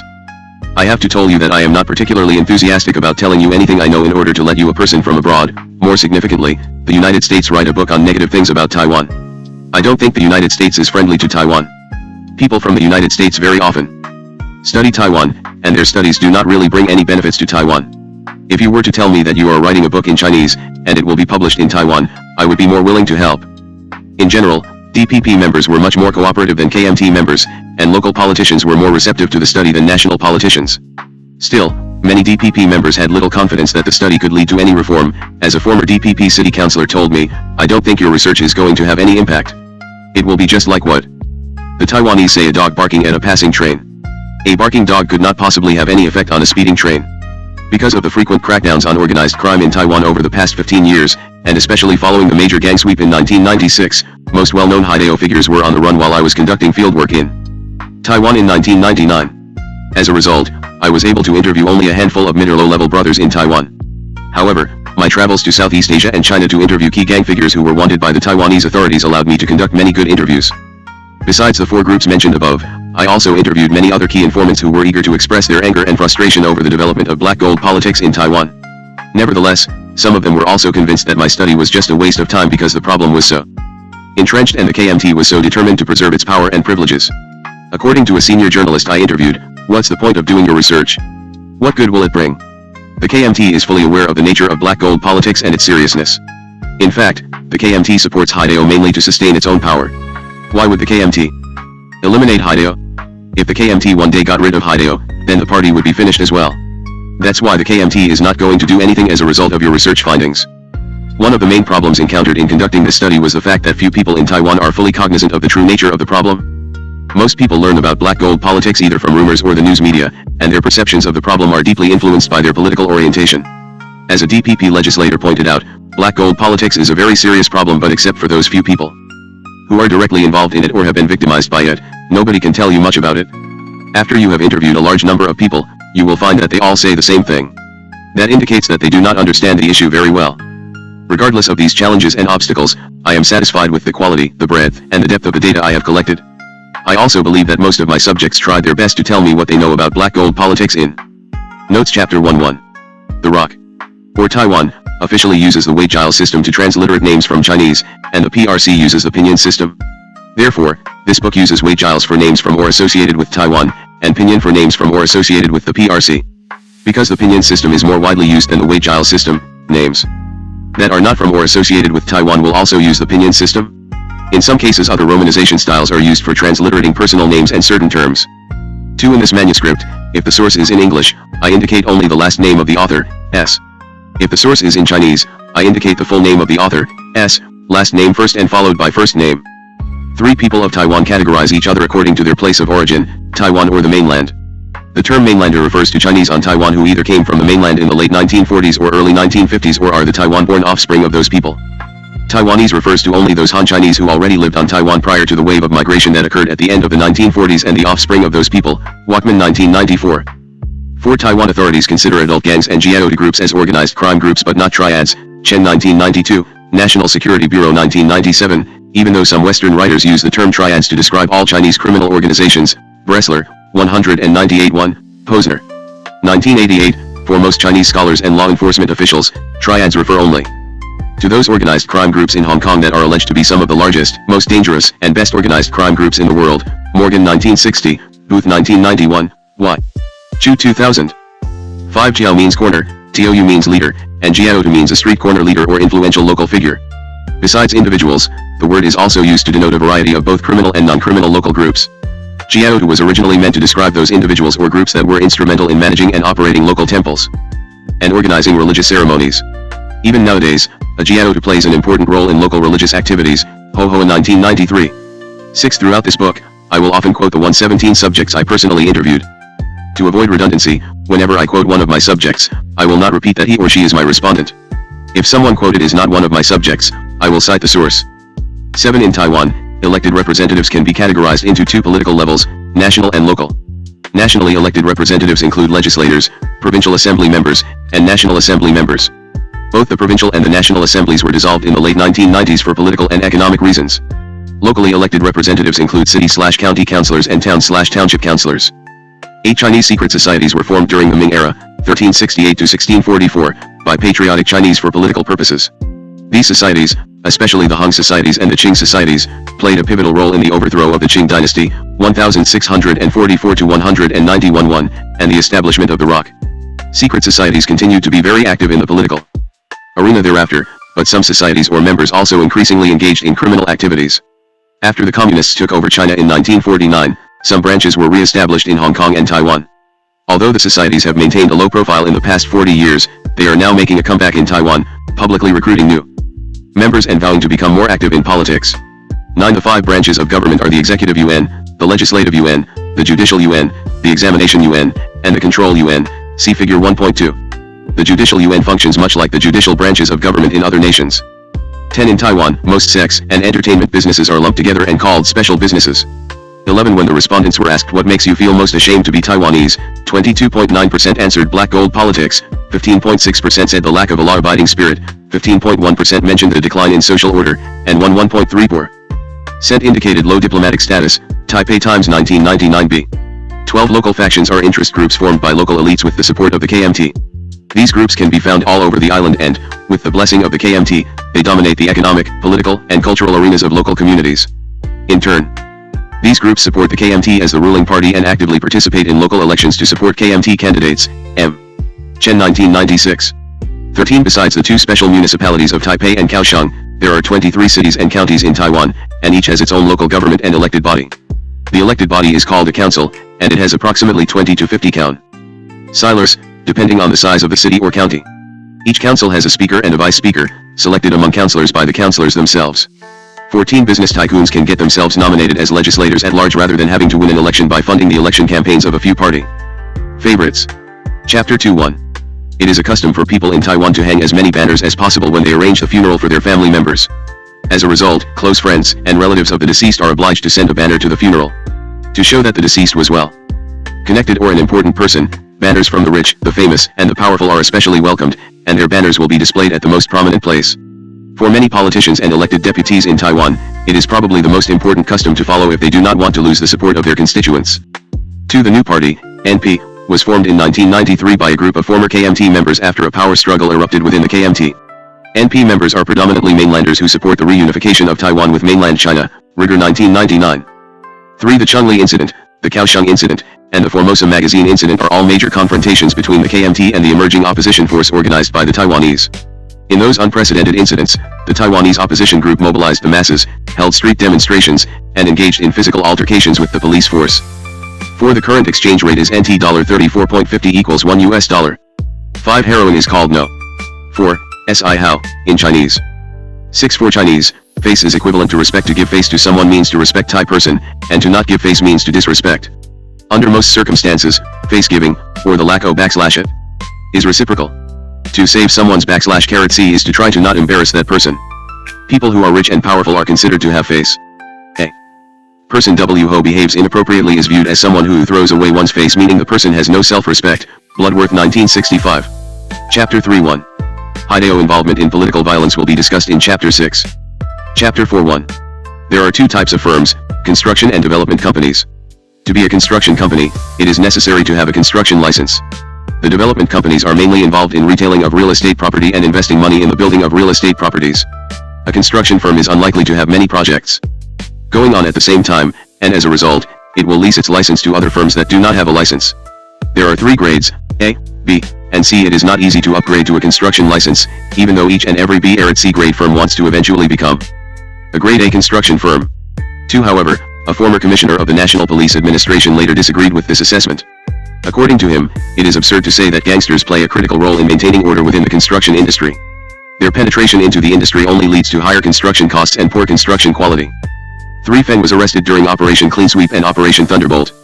After he was released for the second time in the early 1990s, he became deeply involved in bid rigging. He is a key leader of the Bamboo United.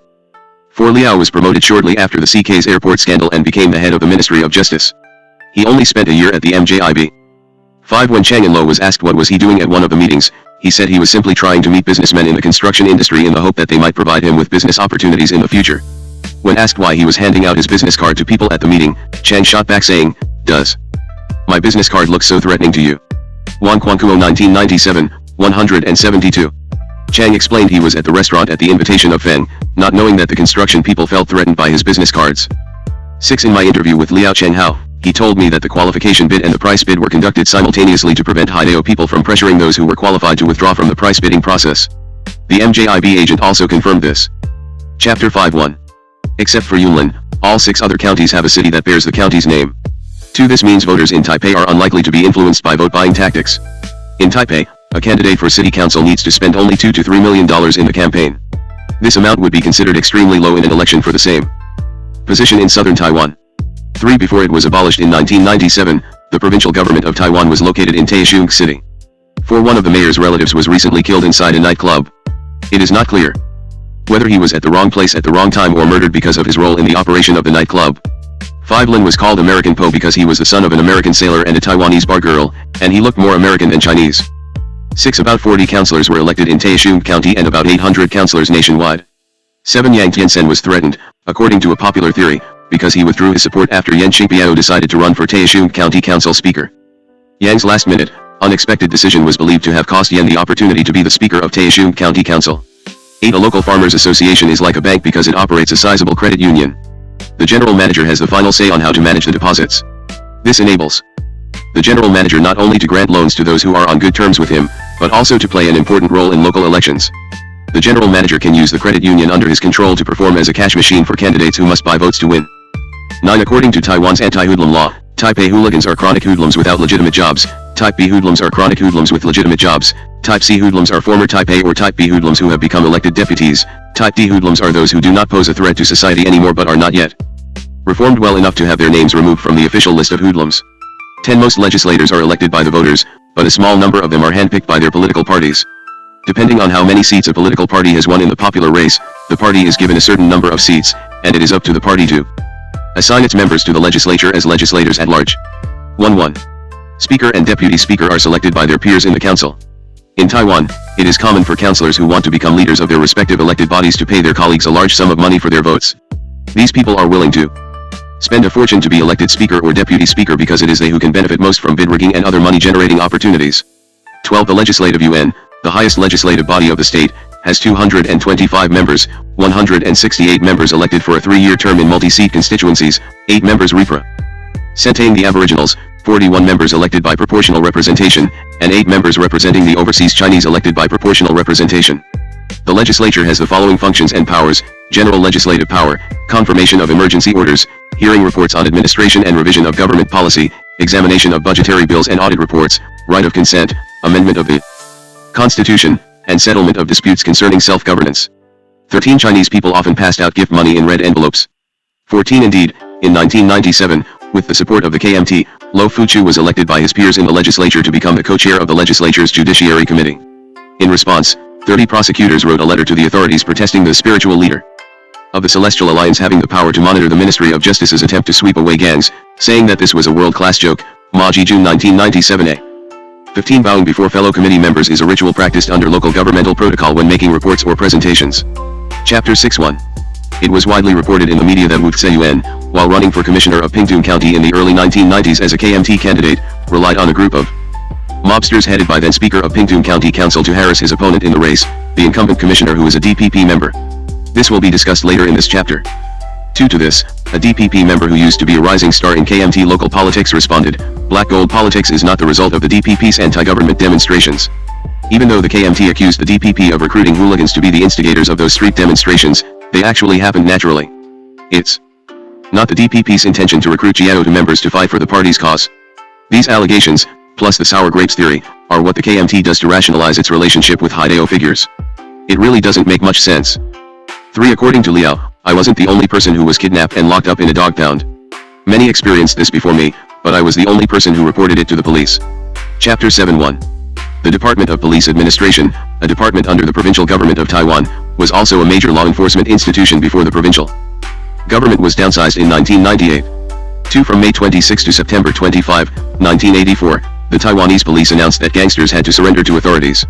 About 650 gangs announced their dissolution and more than 3,000 gangsters registered with the police. Chungpai 1984b. 3A4C's member stabbed Chang and Lo's son to death after the two started a fight outside a hostess bar in Taipei City. The 4C's member later told the police that, when he got into a fight with the victim, he did not know the victim was Chang and Lo's son.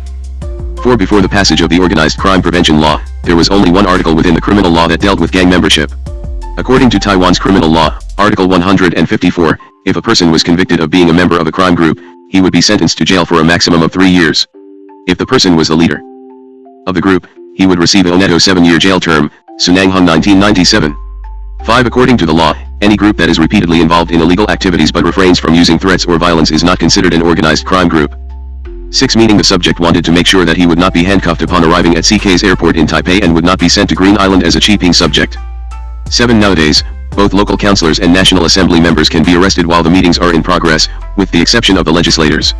It is called the Xiao Tenpiao provision because, when he was the Speaker of Chi County Council, even though he was wanted by the police, he was able to go back to Chi and convene a meeting of the council.